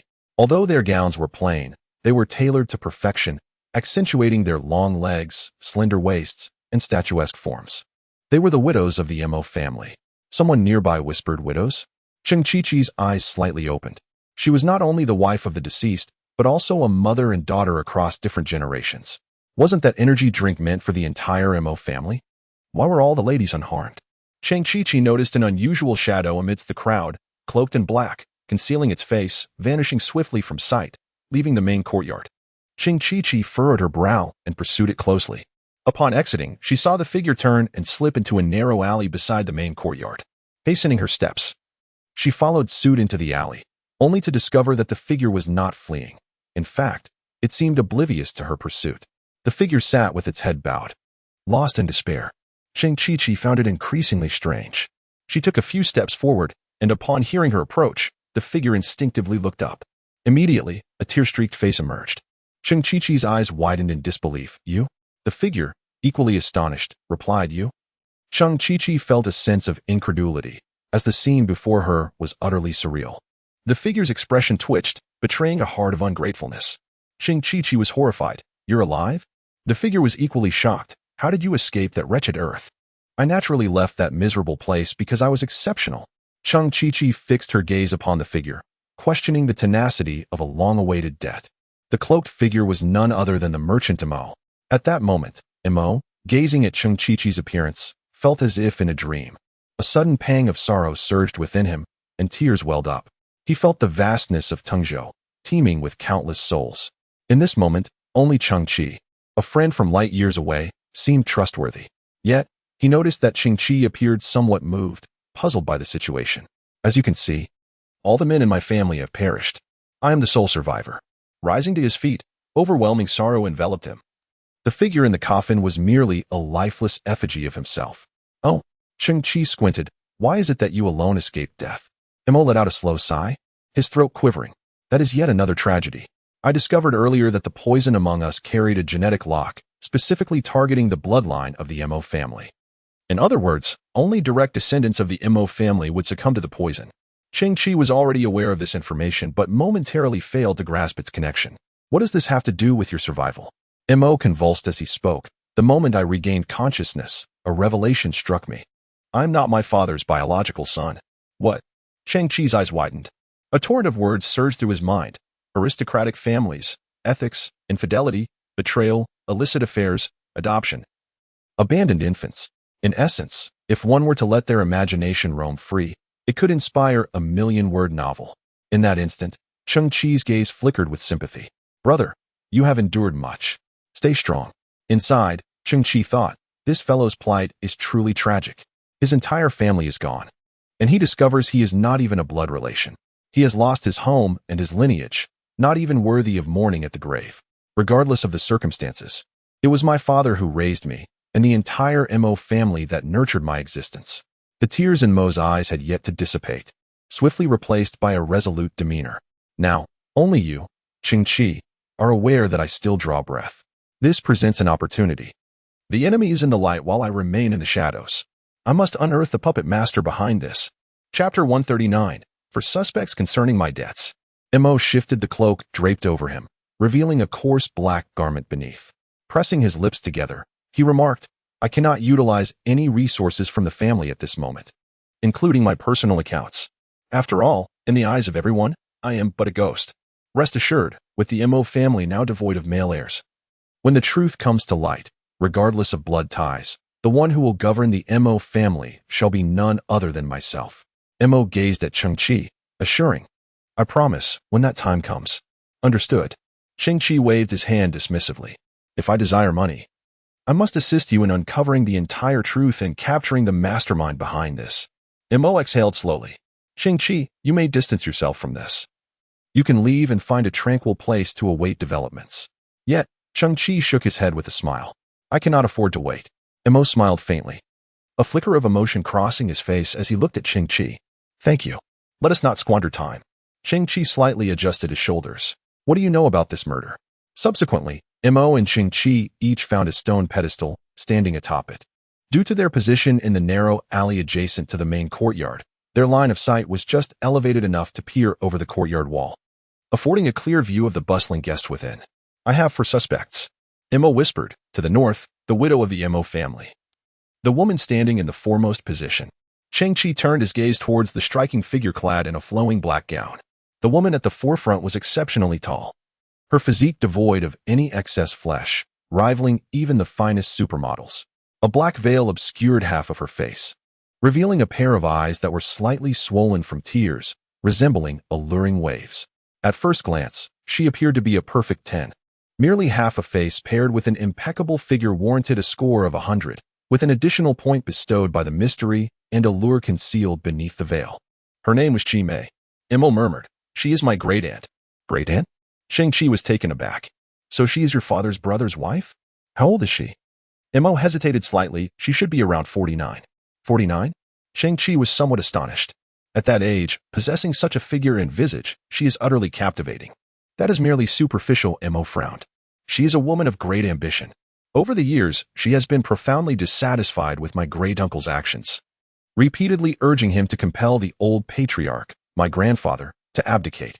She yearns to dominate the entire Mo family. Cheng Qi nodded slightly. However, is this tactic not somewhat antiquated? Ambition often correlates with intelligence. Could Qi Mei's actions not be excessively conspicuous? At this moment, Cheng Qi discerned something peculiar. He noticed Qi Mei's right hand resting upon her slender thigh, her index finger rhythmically tapping with an imperceptible amplitude. Cheng Qi narrowed his eyes. What could she be doing with her right hand? Was it some form of code, akin to Morse code perhaps? You noticed as well? Mo expressed surprise at Cheng Qi's keen observation. In his perception, this individual was unlike those on the desolate earth, exhibiting greater acuity and intelligence. Although the tapping was subtle, it bore a discernible pattern. She had been tapping since the funeral commenced, sending messages to certain individuals. Mo exhaled softly. He had been observing for quite some time and concluded that this was not any known code. It likely employed a proprietary cipher, one that they had possibly devised themselves, such as a unique alphabetic correspondence. Without the cipher key, no one would be able to decipher its contents. Cheng Qi silently acknowledged the suspicion that Qi Mei incited. Mo then slightly turned his gaze towards the second target, positioned at the 3 o'clock direction, a robust man with a formidable presence. Cheng Qi followed suit, his expression momentarily pausing. Councilman Liu? I am acquainted with him. Indeed, it is Councilman Liu of the Li Interstellar Federation. Mo spoke slowly. The Li Galactic Federation is an official institution, akin to a merchant management organization, reminiscent of the trade and commerce bureaus of a bygone era. Our family, the Mo clan, stands as a premier retailer, thus fostering a close collaboration between us. Approximately 4 months ago, Councilman Liu clashed with my grandfather. He sought to increase taxes to achieve a commendable performance. But my grandfather deemed this entirely unreasonable and escalated the matter to higher authorities within the Li. Consequently, not only did the tax hike fail to materialize, but Councilman Liu also faced disciplinary action. This year, he had aspired to run for the presidency of the Li, yet due to this incident, he has irrevocably forfeited his eligibility. Cheng Qi listened attentively while observing Councilman Liu closely. This individual was the very one with whom he had previously encountered conflict in the queue, an A-grade geneticist. At this moment, Liu's expression was one of profound sorrow, his eyes glistening with tears as he gazed at the coffin of the elderly patriarch of the Mo family, shaking his head incessantly. He genuinely appeared to be in mourning. However, as articulated in the remarkable work The Abyss of Insomnia, individuals capable of adjusting their emotions and demeanor will often conceal their true selves and harbor deep-seated cunning.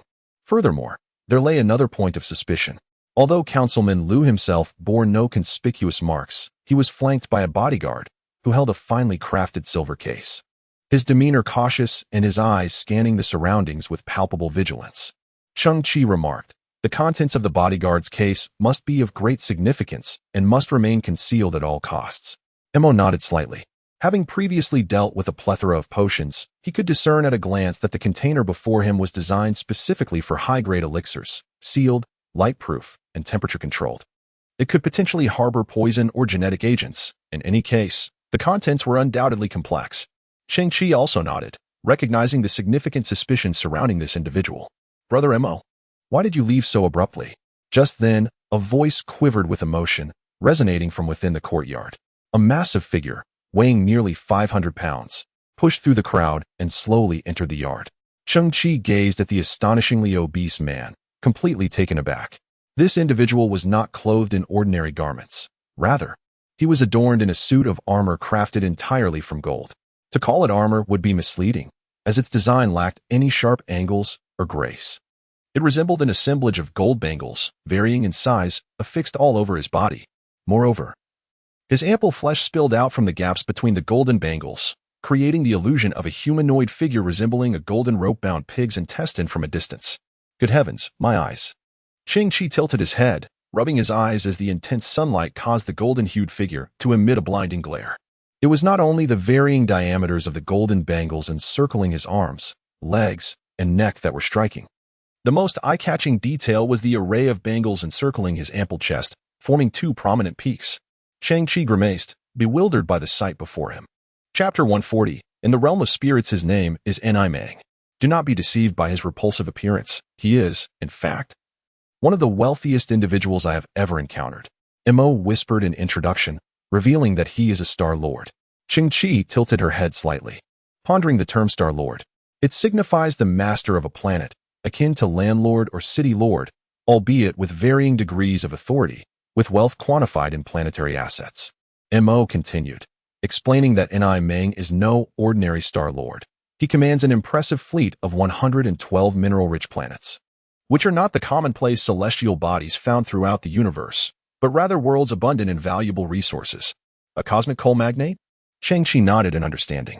This peculiar individual adorned in gold that, in this contemporary era, has lost much of its value, has it not? While not exceptionally valuable, it remains far from inexpensive. Mo elaborated. This metal, which possesses minimal practical utility, still symbolizes opulence in human perception, representing notions such as nobility, friendship as solid as gold, and a house filled with riches. Therefore, even in today's world, many still regard this metal as a prestigious ornament. Where there is opportunity, there will always be merchants. Thus, numerous capitalists and consortiums collaborate to create an artificial scarcity of gold, driving prices to exorbitant heights with the aim of reaping substantial profits. Brother Mo, I have yet to catch a final glimpse of you before you depart. Nanny lamented, his wails piercing through the gathering, leaving many attendees feeling quite uncomfortable. With a disdainful expression, he referred to my grandfather as Brother Mo, the head of the Mo family. In truth, he was not even on the same level as my grandfather, and not only was he encased in layers of excess flesh, but he also sought to embellish his own image. The gold extracted from the mine under my command boasts unparalleled purity and quality. Its retail price per gram reaches an astonishing 355 credit points, yet it has been fervently snatched up by countless young women.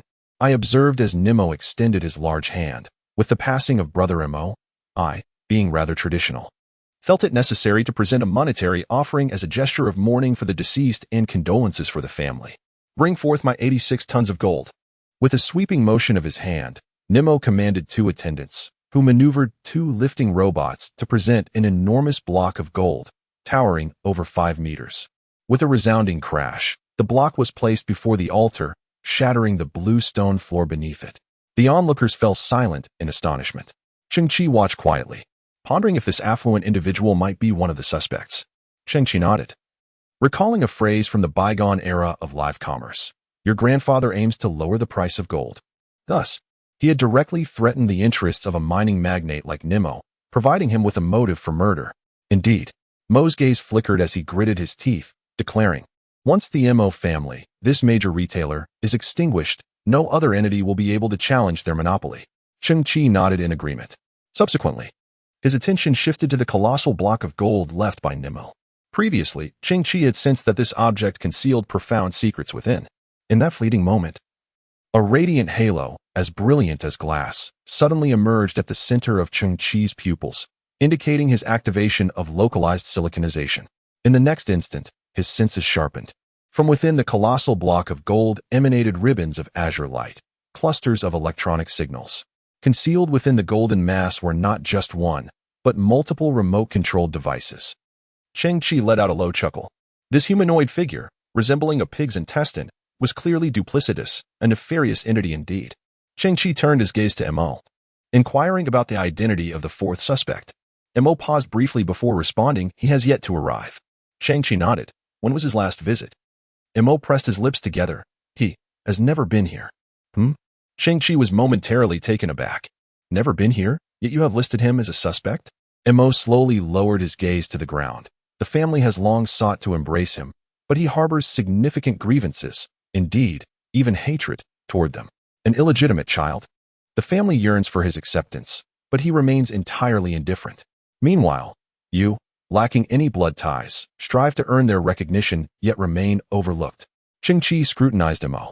You classify him as a suspect. Are you certain there are no personal biases? Well, there is a slight inclination, Mo sighed. But this individual is peculiar, and his identity is rather formidable. He is known as the pinnacle of combat capability among humans, possessing S-class genes, and has awakened a certain supernatural power. Cheng Qi's eyes narrowed. The notion of a combat capability apex, This individual certainly carried significant weight.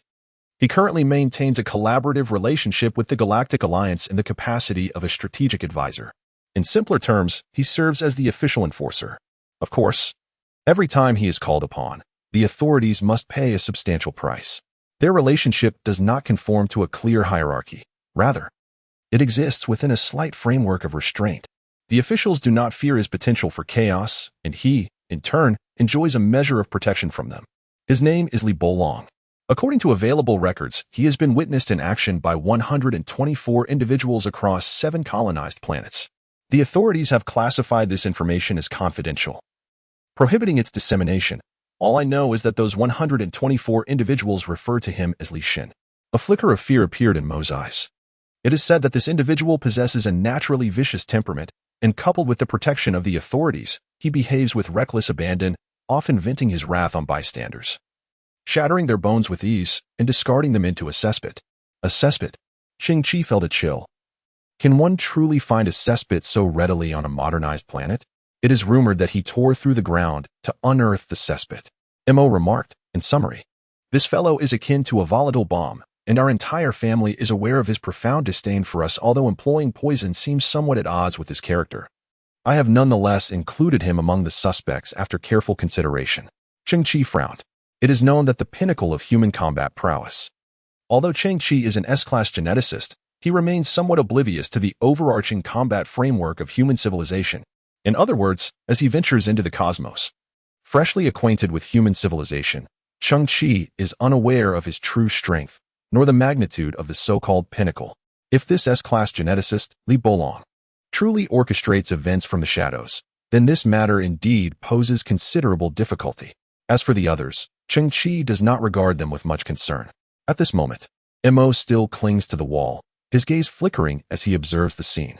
Following his line of sight, Cheng Qi identifies another individual, a woman standing in the second position of the widow's queue, her figure equally flawless and her demeanor ethereal. Cheng Qi inquires with curiosity, weren't there 4 suspects? Aunt, Councilman Li, N.I. Meng, and Li Bolong.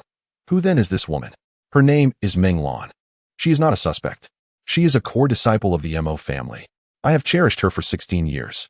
In fact, I have sought opportunities to express my feelings several times, yet she remained oblivious. Mo's eyes are filled with despondency, now that I am deceased. Her gaze has never lingered upon my coffin. It appears that my affections were entirely one-sided. Cheng Qi gazes at the woman, who similarly obscures half of her face with a black veil. However, a red birthmark resembling a 5-petaled flower graces the corner of her right eye. This mark does not detract from her beauty. Rather, it adds an alluring touch of charm and tenderness. Nonetheless, it is not the time for sentimental musings. Mo furrowed his brow, pondering who the true culprit might be. Brother, regardless of who the murderer is, I shall unearth him, Cheng Qi declared. His gaze fixed intensely upon Mo. I must provide an explanation to your spirit in the heavens.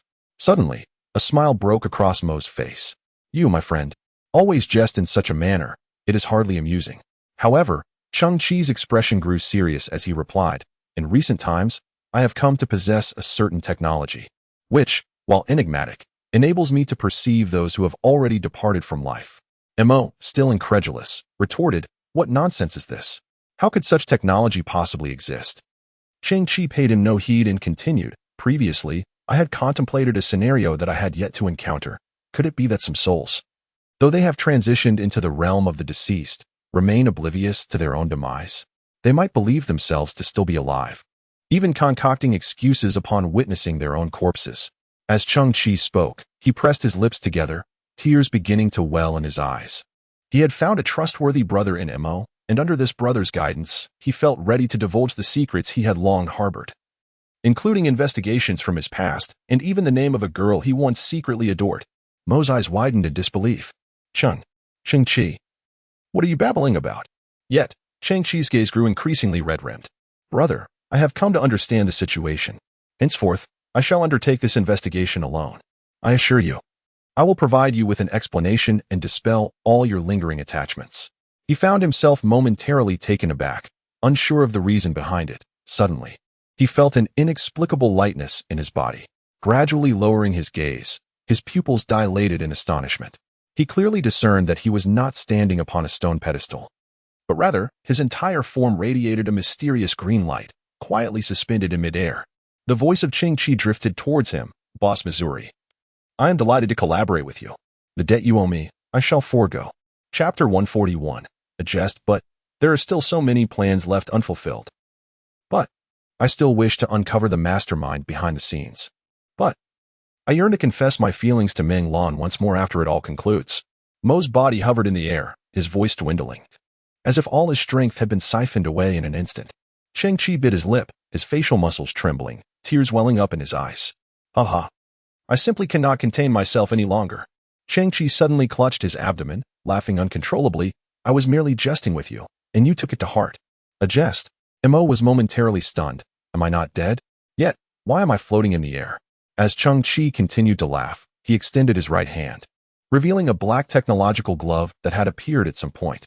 His fingers slightly spread, and another faint green light emanated forth.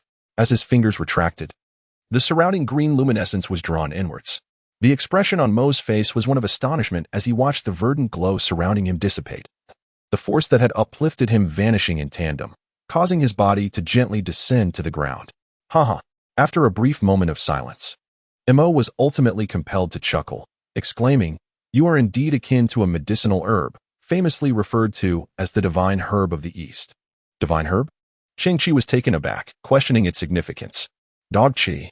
In an instant, Mo's expression was once again shrouded in melancholy, reflecting, So, I am indeed not my father's biological child. Yet, despite the jest, he firmly asserted, You cannot evade the debt you owe me. Cheng Qi stepped forward, engaging in a firm handshake with Mo, and together they resolved to unravel the mystery.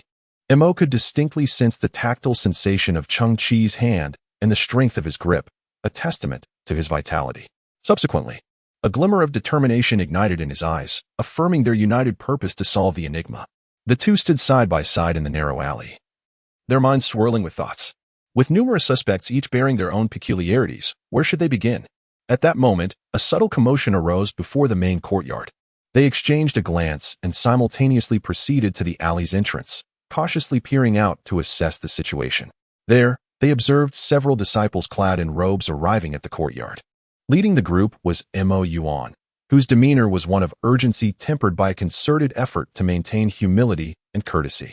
He engaged in dialogue with each guest, and upon securing their consent, designated disciples guided them towards the entrance of the gene testing facility. Mo contemplated. Muon is an exemplary disciple, humble and courteous, typically responsible for reception duties. Could it be that the genetic testing has revealed an issue, prompting them to seek a reevaluation? Cheng Qi narrowed his eyes, observing Mo's evident tension. Perhaps he had overlooked some influential figures. In that moment, both men simultaneously grasped a troubling notion, exchanging glances. Could it be that Li Bailong had infiltrated their ranks? If that deranged individual were to indeed become entangled in the web of deception, the entire affair would undoubtedly escalate in complexity and become increasingly troublesome. Li Bailong represents an uncertain variable. There is no need for premature concern. Cheng Qi's thoughts were clear. First, we must address the three confirmed suspects present, meticulously unraveling the threads, eliminating them one by one. Yet, Cheng Qi furrowed his brow slightly. However, Boss Missouri, you are currently in a precarious position, necessitating utmost caution to avoid premature exposure. Moreover, these three suspects are unlikely to engage in any suspicious activities under the glaring light of day. What do you mean by I am in a precarious position? That sounds rather peculiar. Missouri sighed softly, yet continued. Within the confines of Tengzhou, the inhabitants are predominantly disciples of the Mo school. Each night, from 9 to 11 p.m., they engage in evening study, immersing themselves in their books. Consequently, during that time, the atmosphere becomes eerily quiet, with few venturing outside. Oh? Cheng Qi's eyes flickered with realization. Thus, regardless of the nefarious intentions harbored by the three suspects, they would likely be awaiting the evening study period. This implies that the true chaos would commence tonight between 9 and 11 p.m. Mo nodded, affirming that his thoughts aligned with Cheng Qi's. Oh, it seems there are two guests over there. At this moment, a disciple of the Mo family, responsible for reception, noticed two figures in the alley and approached them. Cheng Qi's eyes sparkled with determination, suggesting they should find a place to hide and catch the thief under the cover of night. Mo pressed her lips together, questioning whether he would once again resort to his gravity gloves. feeling an inexplicable aversion to the idea. At that moment, footsteps echoed from around the corner. The Mo disciple was drawing near, and a mere turn would reveal Cheng Qi and his companion. Golden light flickered in Cheng Qi's eyes. Gravity gloves? There was no time. Gentlemen, I am. The Mo disciple rounded the corner, a smile gracing his face, but as he spoke the first half of his sentence, he was taken aback by the empty alley. There had clearly been someone here. Could it be an illusion? Damn it. The usually composed and refined Mo could not help but utter a curse. In that fleeting moment, Cheng Qi had placed a hand on the back of his head and then grasped his shoulder, leading to a whirlwind of sensations and a disorienting dizziness, only to find themselves on a street a kilometer away. Truly, as a man of vast experience, he quickly deduced, "Are you wearing some advanced armor?" Cheng Qi nodded in affirmation. Mo's conjecture was indeed correct, albeit incomplete. Mo's gaze flickered. He felt increasingly unable to fathom Cheng Qi's depths. As pedestrians passed by, Mo hastily adjusted his cloak to conceal his features. The two continued their walk down the street. The street remained steeped in antiquity, its cobblestone path flanked by buildings imbued with historical charm, interspersed with a few scattered vendors. However, due to the mourning ceremony of the Mo family, the vendors have ceased their calls. The coded message in Chime's hand may very well hold the key to the mystery. As Mo ambled along, he murmured, "There exists a possibility that this poisoning incident is the result of collusion among multiple suspects. And that hand gesture code might very well serve as their means of strategizing. If we can decipher that code in advance, we shall undoubtedly gain the upper hand." Cheng Qi, what is your perspective? Mo paused, turning his head to see Cheng Qi standing before a small stall, thoughtfully stroking his chin while gazing intently at the wares displayed. Mo, somewhat perplexed, tugged at his cloak and stepped closer to stand beside Cheng Qi. Before them lay a quaint stall, its sole offering being a singular item, a puzzle toy known as Mosey's Journey. This wooden contraption resembled the classic sliding block puzzle. Within its palm-sized rectangular track were several small wooden blocks that could slide up, down, left, and right. One block bore the image of an elderly man in ancient garb, wielding a cane, while the others depicted stones, flowing rivers, and soldiers wielding broadswords. Tap, tap, tap. Suddenly, a child seated beside the stall, biting his tongue in concentration, played with his newly acquired Mosey's Journey. He gently tapped the side of the toy with his fingers, seemingly uncovering a hidden pattern, as the figure of Mosey would slide upward and downward in response to the child's playful nudges. Chapter 142, Preparedness in His Lifetime. Mosey tirelessly traversed the land to promote his philosophical doctrines, undeterred by the hardships and obstacles that lay before him. However, his ideological assertions and actions inadvertently threatened the interests of certain powerful elites. Consequently, he once faced the peril of being hunted by Zihan, the Minister of State in Song. The toy vendor was a benevolent old man, his face adorned with a multitude of wrinkles and crowned with a mane of white hair. The game Mosey's Journey was inspired by this very incident, wherein players must tap in a code to maneuver Mosey in 4 cardinal directions, traversing mountains and rivers while evading pursuers. Cheng Qi observed the vendor, whose disheveled beard obscured his visage, evoking an inexplicable sense of familiarity, reminiscent of a kind-hearted grandfather from the neighborhood. Suddenly, a young child beside him raised his hand in jubilance, exclaiming, "Hooray! My Mosey has broken through the encirclement. I too have contributed to the ideal of benefiting the world and eliminating its harms." Cheng Qi and Mo had been listening intently, and at that moment, both narrowed their eyes in unison. The tapping pattern bore a striking resemblance to that of Aunt May. It dawned upon them that this woman's code was derived from the roadside game. The challenge of this game lay in discerning the directions before the pursuit commenced. The elderly vendor chuckled, "Do not underestimate this trinket. It is embedded with a rolling program, making up, down, left, and right unique in each game." Before commencing, players are granted 20 opportunities to ascertain how they should tap. Cheng Qi nodded slowly, realizing that the gameplay was indeed quite comprehensible. Each game unfolds uniquely. The sound tap tap. Tap, tap may signify left, while a simple tap tap could also denote the same direction. Ultimately, experimentation is essential, requiring one to navigate through limited permutations to unearth the correct method of control. Once the directions of up, down, left, right are established, maneuvering Mosey to escape becomes the simplest task. Cheng Qi suddenly smiled, appreciating the clever concept. The elderly vendor chuckled in return. "Young sir, would you care to purchase one?" "Yes."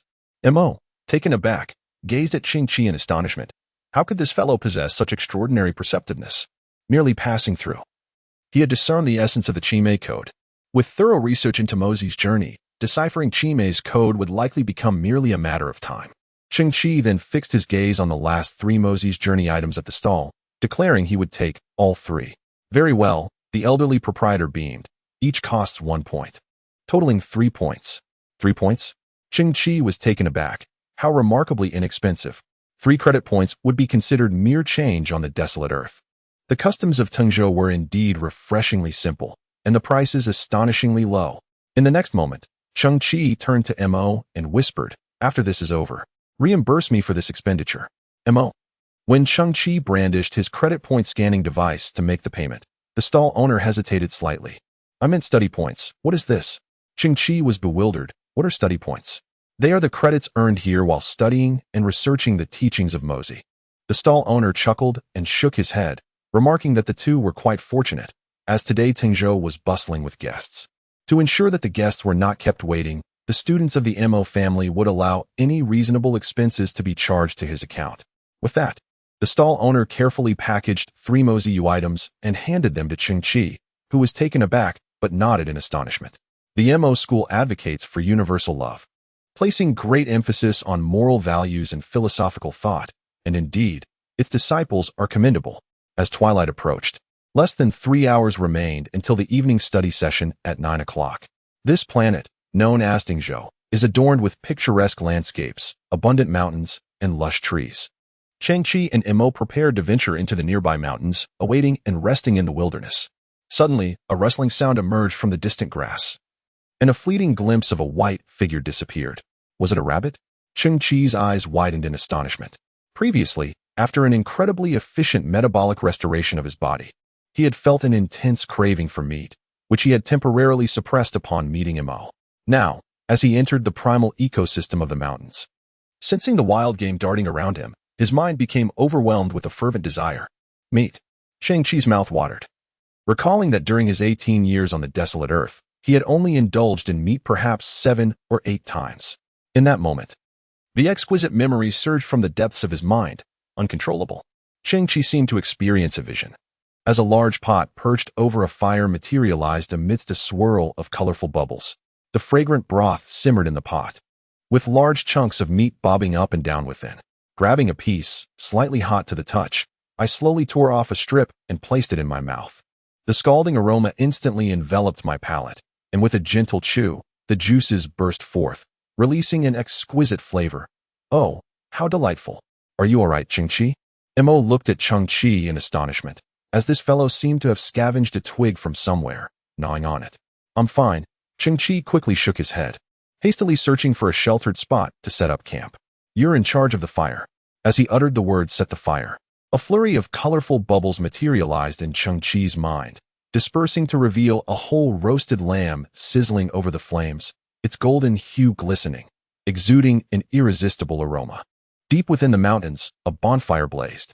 Mo sat beside the fire, holding a set of Mosey, incessantly testing and calculating, occasionally using a nearby twig to mark the ground.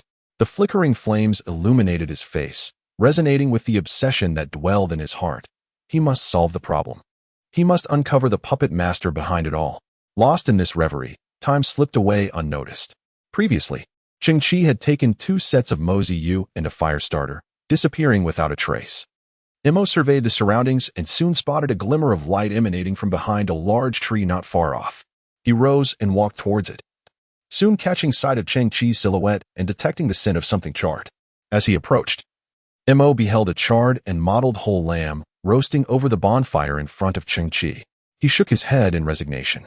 The creatures upon the mountains of Tengzhou have been meticulously cultivated by the family at great expense, with the intention of enhancing the vitality of the region. The family has established a decree that these animals are neither to be hunted nor consumed. At that moment, Mo smiled softly. Cheng Qi, his dear brother, had journeyed from afar to assist him.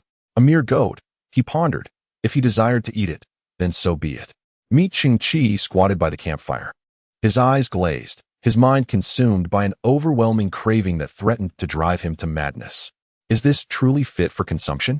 Mo glanced at the pitiful goat before him, reflecting on the scarcity of edible creatures on this wretched planet, thus explaining his lack of culinary skills. He then procured a dagger from his belongings, meticulously trimming away the charred portions of the goat, while searching the surroundings for unique foliage. He discovered rosemary, fragrant and rich, with a delightful blend of pine and lemon scents. Mo placed the tender sprigs of rosemary over the embers, allowing their aroma to waft through the air, before crushing the dried leaves and sprinkling them over the meat. He also found chamomile, a natural spice known for its ability to mask unpleasant odors. Mo squeezed the juice from this plant and applied it to the meat, stuffing the remaining leaves into the goat's cavity. Cheng Qi's eyes gleamed with the ferocity of a ravenous wolf. How deliciously fragrant! With a sense of accomplishment, Mo clapped his hands and declared with a chuckle, "Let us feast." In an instant, Cheng Qi sprang up, leaping over 3 meters high, exclaiming, "Meat! I shall devour it." Ah! Cheng Qi tore off a leg from the beast, devouring half a pound of meat in one bite, the corners of his mouth glistening with oil as tears streamed from his eyes. "This is incredible! This meat has saved my life. It is simply exquisite. What a delight!" he exclaimed. "Mo, I never expected you to possess such culinary skills. From this day forth, your status in my heart has risen tremendously." Cheng Qi continued to shout with glee, ravenously consuming his meal. Mo observed him quietly, a smile gracing his face. He then tore off a small strip of meat, placing it in his palm, his eyes sparkling with nostalgia. "When I was 9, I once indulged in a goat, and it was indeed delightful. The rules within our family can be rather rigid. The creatures of this mountain have multiplied over countless generations, their numbers vast.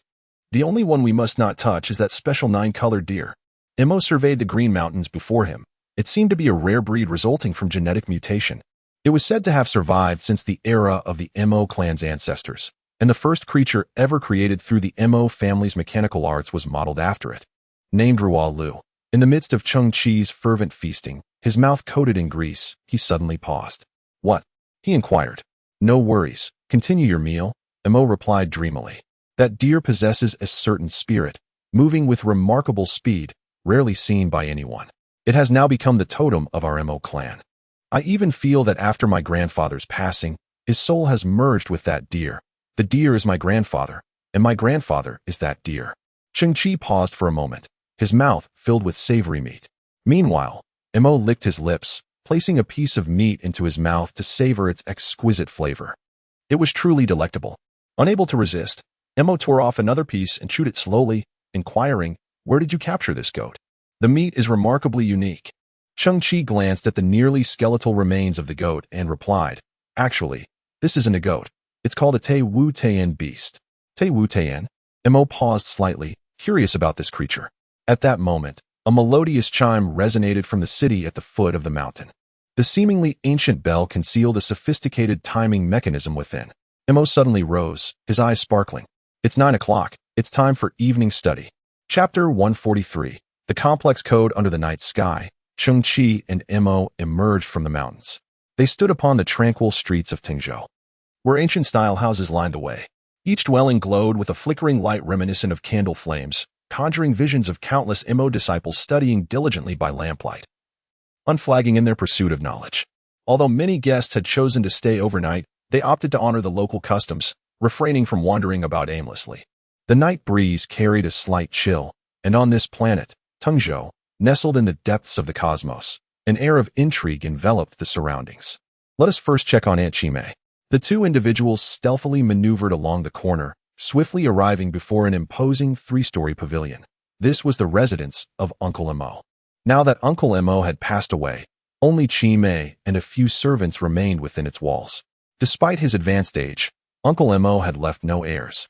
The scene bore an unsettling resemblance to a nocturnal visit to a widow's abode. Cheng Qi and Mo concealed themselves amidst the foliage outside the pavilion, squinting as they observed the unfolding situation. To their astonishment, Chimay stood alone on the balcony of the 3-story structure, gazing intently at the night sky. Though she still donned the black gown from earlier that day, the veil that had concealed her face was now removed, and her shawl had been cast aside. Her visage was revealed, surpassing even Cheng Qi's imagination and beauty. Her flawless countenance featured elongated eyes, an elegant nose, and a delicate, rosy mouth exuding an enchanting allure. Her alabaster shoulders were partially exposed, enhancing her captivating grace. As she stared into the starry expanse, a poignant expression of melancholy graced her features. evoking a sense of deep sympathy within Cheng Qi. He could not help but sigh. At the age of 49, it was uncertain whether she had employed some form of genetic enhancement technology. In any case, she was truly one in a million, eclipsing all others in beauty. Could she possibly be the perpetrator behind the tragedy that befell the Mo family? Suddenly, Chimei extended her fair hand, resting it upon the wooden railing, and began to rhythmically tap her slender finger. Tap, tap, tap. Instantly, Cheng Qi and Mo's gazes sharpened. Mo's eyes turned piercingly sharp, momentarily fixating on Chimei's finger. I had previously deciphered all the possible combinations of the Mozi game. After all, it was merely a puzzle toy, with only 24 possible arrangements. Mo lowered his voice and said, "Now, I only need to conduct a mental match to discern which method Chimei employed." Cheng Qi was somewhat taken aback. This fellow spoke so casually about the 24 permutations of codes, which was akin to memorizing the 24 strategies to complete MOZU. Moreover, within each strategy, there existed various combinations of keystrokes. How many possible outcomes did that entail? Cheng Qi had previously calculated it to be 5,832. Yet, Mo had to retain all combinations and their sequences in his mind, while simultaneously matching them with Chimei's actions within a brief period to uncover that singular result. Mo's arithmetic prowess and memory were truly remarkable. Cheng Qi remarked with a sense of awe, "You are indeed a natural-born merchant. Your genetic endowment must pertain to these abilities as well." "That's nothing," Mo replied with a serious expression, hoping fervently that Chimei's method of coding did indeed derive from MOZU, for otherwise, we would find ourselves utterly at a loss. Subsequently, Mo's furrowed brow slightly relaxed, revealing a glimmer of delight. It was indeed MOZU. She had utilized the 12th strategy. Let me see what she is compiling. Cheng Qi pondered. Since the code stemmed from MOZU, it was certain that the corresponding information pertained to directional cues, as MOZU allowed for the manipulation of direction alone. It was now essential to employ a cipher wheel. In the depths of the vast desert, a glimmer of brilliance flickered in her eyes. It appeared to be a matrix of letters, all arranged in a grand square. The starting point lay at the very center and guided by the signals emitted by Chimei, such as up, left, and down, right. The corresponding letters could be located, ultimately forming a sentence that conveyed her intended message. Cheng Qi nodded in acknowledgement, but then expressed his confusion. "Did you not previously lack such a cipher disk?" "The circumstances have changed," she replied. "With the directional information now available, I can make an inference. After all, Chimei is a member of the Mo family. Thus the spelling of the letters should adhere to pinyin. I will attempt to deduce her first character based on the linguistic habits of human speech, and then logically follow through to deduce subsequent characters. If the overall logic holds, I can ascertain the specific letters at certain positions, which will allow me to align them reciprocally, unraveling the code while simultaneously organizing the entire cipher disk." Mo's expression turned serious as she remarked, "During the early days of resistance in the bygone era, Chinese cryptography experts painstakingly deciphered enemy codes without any discernible patterns." Cheng Qi felt a profound sense of reverence. The concept seemed abstract and daunting. "How exactly do we proceed?" "Quite simply," Mo replied, narrowing her eyes. "According to the patterns of human speech, the first character that Chimei conveys might very well be I, you, today, or mission, among others. I will utilize the initial letters of these words to correspond with directions such as up, left, in an effort to determine the arrangement of the cipher disk." Cheng Qi was increasingly astonished, for this presented countless possibilities. If one could deduce them, it would be nothing short of extraordinary. I must admit, there is an element of luck involved. However, having known Aunt for quite some time, I have come to understand her manner of speaking to some extent. Subsequently, Mo fell silent, her eyes igniting with brilliance as 3 genetic halos flickered. Cheng Qi could sense that her CPU was surging and boiling, operating in a rather terrifying state. You. Mo's expression flickered, her first word being you. Cheng Qi widened his eyes slightly. "You, today." Her second word was today. Mo softly narrated, "You today brought the medicine." A chill surged down Cheng Qi's back. He actually accomplished it. "Extraordinary. You brought the medicine today. What kind of medicine? Is it poison?" The two promptly surveyed their surroundings. The current situation was clear. There must be a third person observing Chimei's passwords. At that moment, Mo's brow furrowed suddenly. Something was amiss. After Chimei sent that message, she changed the password disk. How remarkably cautious she is. In the stands, Chimei's fingers continued to tap on the railing. Mo's expression shifted again, After delivering the second message, she changed the password disk once more. 3 messages, although all variations of Mozi utilized 3 different password disks. Mo held her head with both hands, her eyes wide as she stared at the ground. The frequency was too high. I cannot calculate it. However, Cheng Qi patted Mo's shoulder and said, "All right. You have already demonstrated exceptional prowess, yet even the most accomplished player pales in comparison to a cheater." Mo turned slowly, perplexed. "What do you mean? Are you a cheat?" "I am not. It is." With that, Cheng Qi produced an unprecedented device called Mozi Game from his pocket. This apparatus was no longer crafted from wood, but forged from metal, featuring a vibrant interactive projection screen in the center instead of a sliding block. Intelligence Game GM System, a creation of a gaming enthusiast embedded with 488 solutions for various puzzle games, including Mozi Game, Huarong Road, Sudoku, and 9 Rings, capable of executing diverse cheating functions, including but not limited to reverse deduction of all decoding logic. This device hails from the parallel universe 01254 game world. Cheng Qi grinned. "Boss Missouri, your intelligence has certainly outshone me. Now it's my turn." Mo was somewhat taken aback. "What is this device? Where did it come from?" Cheng Qi shrugged. "The Mozi Game is a technological device. While grilling meat, I had some spare time, so I disassembled 2 Mozi games, combined them, and assembled a new device. Otherwise, how could I have burned that whole lamb?" Chapter 144. The Secret of Annie. Subsequently, Cheng Qi's maneuvers appeared exceedingly effortless and casual. He focused on Qi Mei's fingers, then, holding the Intelligence Game GM system, he meticulously replicated Qi Mei's frequency, gently tapping the edges of the device. Predictably, Qi Mei sent all the information 3 times in succession. This is a standard procedure to prevent the other party from failing to receive the message. "Bring your medication today." The content of the Intelligence Game GM system revealed a reverse cracking message, identical to Mo's deduction. However, the subsequent content after the password disk was changed became increasingly outrageous. "Come back in an hour. I have sent all the servants away. Today, I have even prepared a brand new lace lingerie set. Password disk changed. Come back in 3 hours. Enter through the back door." "You naughty fellow, you hurt her arm last time. I will let you play this time. But be gentle. I have a beautiful lace lingerie set. Though used, I can still show it to you." Cheng Qi and Mo stared at the content on the virtual screen, their eyes twitching, engulfed in silence. Finally, Mo erupted in silence, nearing a breaking point. "Damn this harlot. While her uncle's body is still warm, she is enticing men, employing such intricate and precise codes.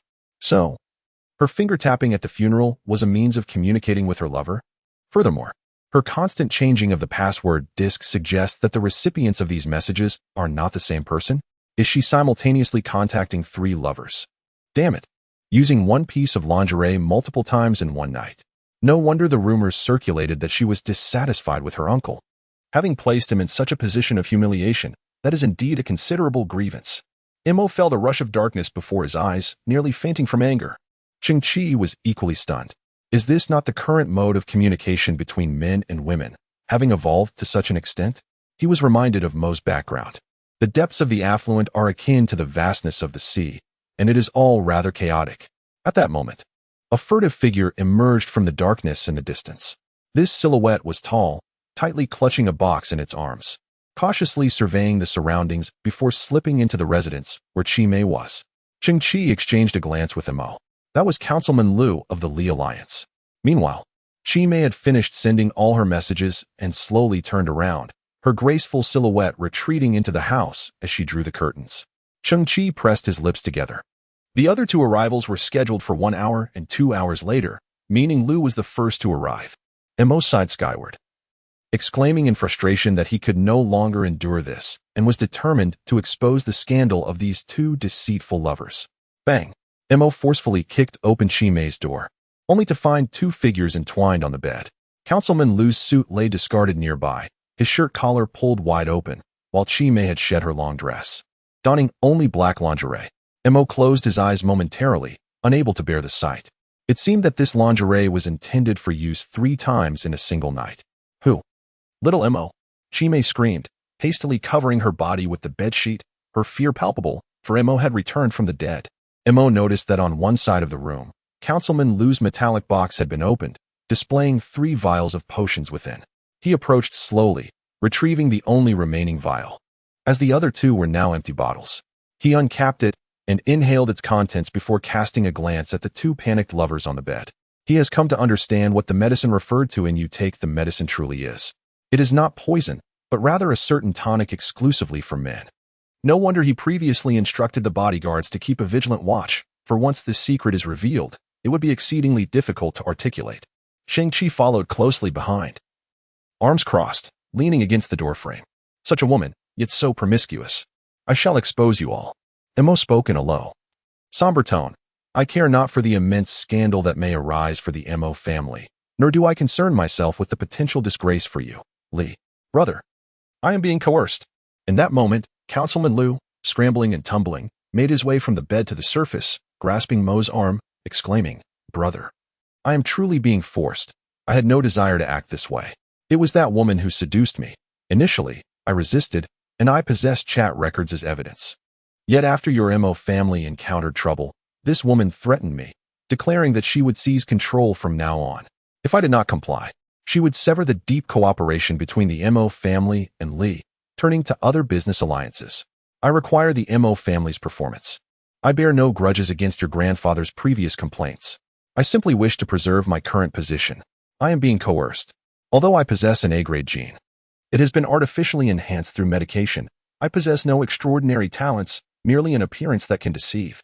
As Councilman Liu wept, he reiterated, "I am truly being forced." Furrowing his brow in annoyance, Mo observed the typical excuses uttered by illicit lovers upon their capture. Such words are often uttered by women. But your lack of dignity is truly astonishing. Do you believe that I would take your words at face value? Rumors had long circulated within the Li community, yet I had steadfastly refused to acknowledge them. However, at this juncture, I shall lay bare the truth.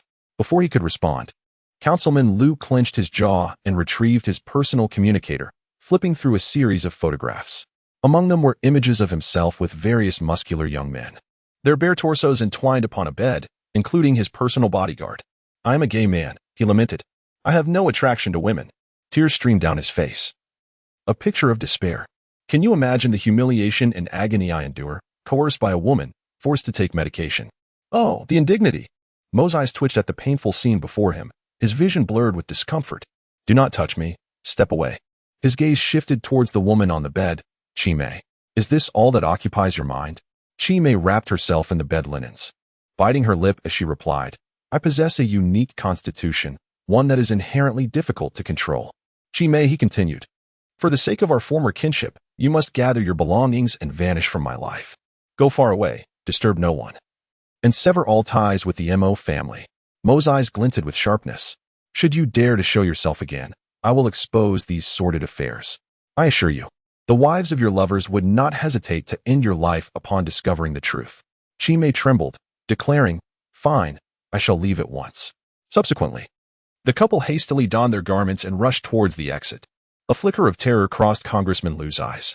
Meanwhile, Cheng Qi, leaning against the doorframe, tilted his head slightly upon witnessing Mo's expression and actions. Chapter 145. The Truth of the Tycoon. What is this? Cheng Qi noticed a small device resting on Qi Mei's bedside, designed in the delicate shape of a pink peach blossom. It was called Shu Ming. Mo's face softened into a gentle smile, explaining that it was a creation of Ming Lan, who excelled in neuroscience. This petite apparatus emitted a unique electromagnetic wave that enhanced the quality of sleep. Ming Lan, being considerate, had gifted similar devices to nearly everyone. Now, Qi Mei had vanished. As Cheng Qi examined the device in his hand, he inquired, "May I take this with me?" "Of course," Mo replied, furrowing his brow as he gazed out the window. Since Qi Mei and Congressman Liu were merely a pair of disloyal lovers, the question remained, who was the true culprit? In the Mo family courtyard, Cheng Qi and Mo perched upon the beams of the entrance. The courtyard was unusually quiet, devoid of any other presence. However, an eerie atmosphere prevailed, for despite the absence of people, a staggering 82 coffins were meticulously arranged within the yard. The Mo family adhered to tradition, allowing the deceased to remain in the cold coffins for 3 days, during which guests could pay their respects. Yet, the most discordant sight was the towering 5-meter block of gold positioned within the courtyard. Cheng Qi furrowed his brow, pondering if there were truly no one keeping watch, even during the late hours of the night. Mo Dao found it somewhat peculiar, Perhaps the day's exertion had rendered the members of the Mo family weary, for they were all resting. Nevertheless, Tengzhou remained a bastion of safety, devoid of any petty thievery or mischief. Seizing the moment while Mo was distracted, Cheng Qi completed a localized siliconization, causing his pupils to shimmer with a glass-like luminescence. Amidst the colossal golden block, the azure ribbons grew increasingly distinct. Multiplying to nearly 100, Cheng Qi discerned that someone had issued commands concerning the internal apparatus of the golden mass. Suddenly, a faint sound resonated from within, akin to the disconnection of a metallic structure.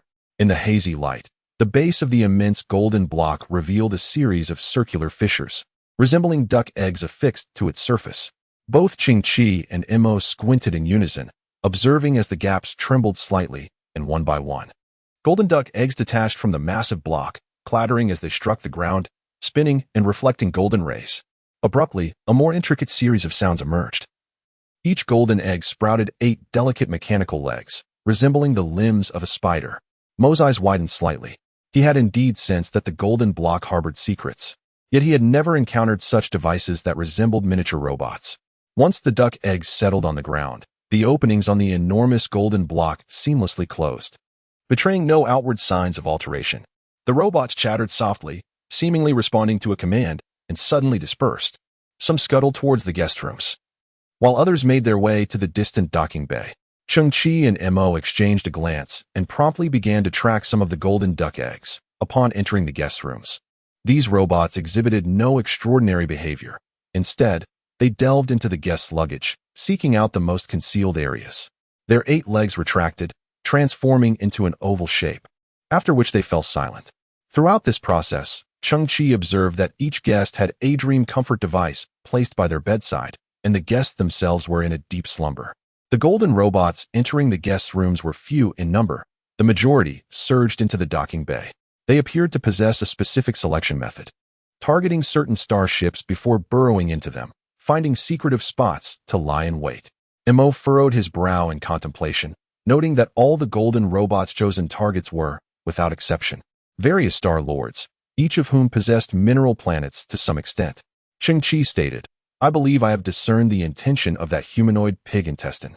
He is not the culprit." Mo, puzzled, replied, "Given the scant information we have, how do you arrive at that conclusion?" Cheng Qi tilted his head and gestured towards the far end. "Let us go in and investigate. The outcome will reveal itself." The direction Cheng Qi indicated led to the innermost part of the starship docking area, where an opulent and resplendent golden starship was moored. The length of this starship exceeds 10 kilometers, and its width is at least 5 kilometers, categorizing it as an exceptionally large private passenger vessel, coupled with its golden exterior. The wealth of its owner is unmistakable. Cheng Qi nodded, acknowledging, "I have already examined it. The truth will leave you astounded." Mo, perplexed, inquired, "When did you conduct this examination?" 2 hours ago, Cheng Qi replied, having pinpointed this golden starship. Its distinctive style aligns too closely with the ostentatious embellishments of the mud grasshopper, making it difficult to overlook. Yet, Cheng Qi need not inspect it in person. Subsequently, the Ling-style starship navigated silently and seamlessly under the gaze of many, merging into the interior of the golden starship. The vast dimensions of the golden starship made the Ling-style vessel appear almost diminutive within. This opulent starship was merely a shell. Inside lay a dilapidated small mining craft, various metallic supports welded onto its surface, upholding the facade of the golden starship. The exterior was not pure gold, but rather a worn metal coated with a thin layer. Meanwhile, the mud grasshopper reclined within the shabby mining vessel, its golden adornments discarded to the side, revealing the underlying black carbon fiber. His attire was also gilded. Gold, in essence, is not overly precious, and even his embellishments were merely plated. The only genuine gold on his person was a ring on his finger, which he turned slightly, emitting a blue glow, the command hub for those golden duck eggs. Standing outside the golden starship, Mo was perplexed as he gazed intently at the shimmering golden hatch before him. Under normal circumstances, starships of this caliber are equipped with advanced defense systems. "If the hatch remains closed, we cannot gain entry," he remarked. "You are overthinking it." Cheng Qi chuckled, exerting a forceful push against the door. Mo, somewhat skeptical, reached out to touch the golden starship, and, to his surprise, no alarms were triggered.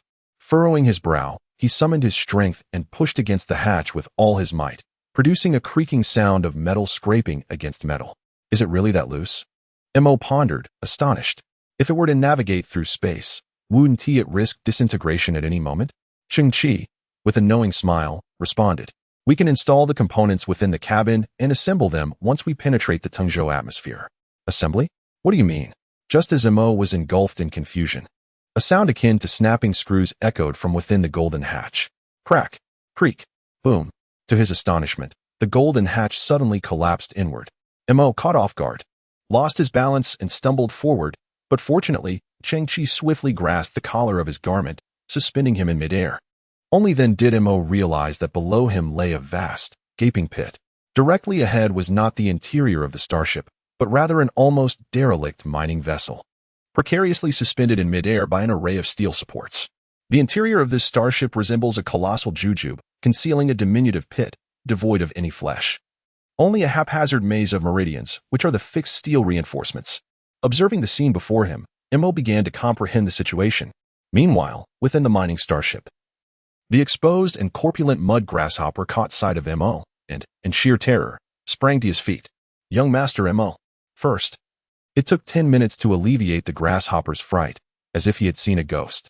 With a thud, the grasshopper knelt on the ground, exclaiming, Young Master Mo. I am not afraid of your grandfather's wrath.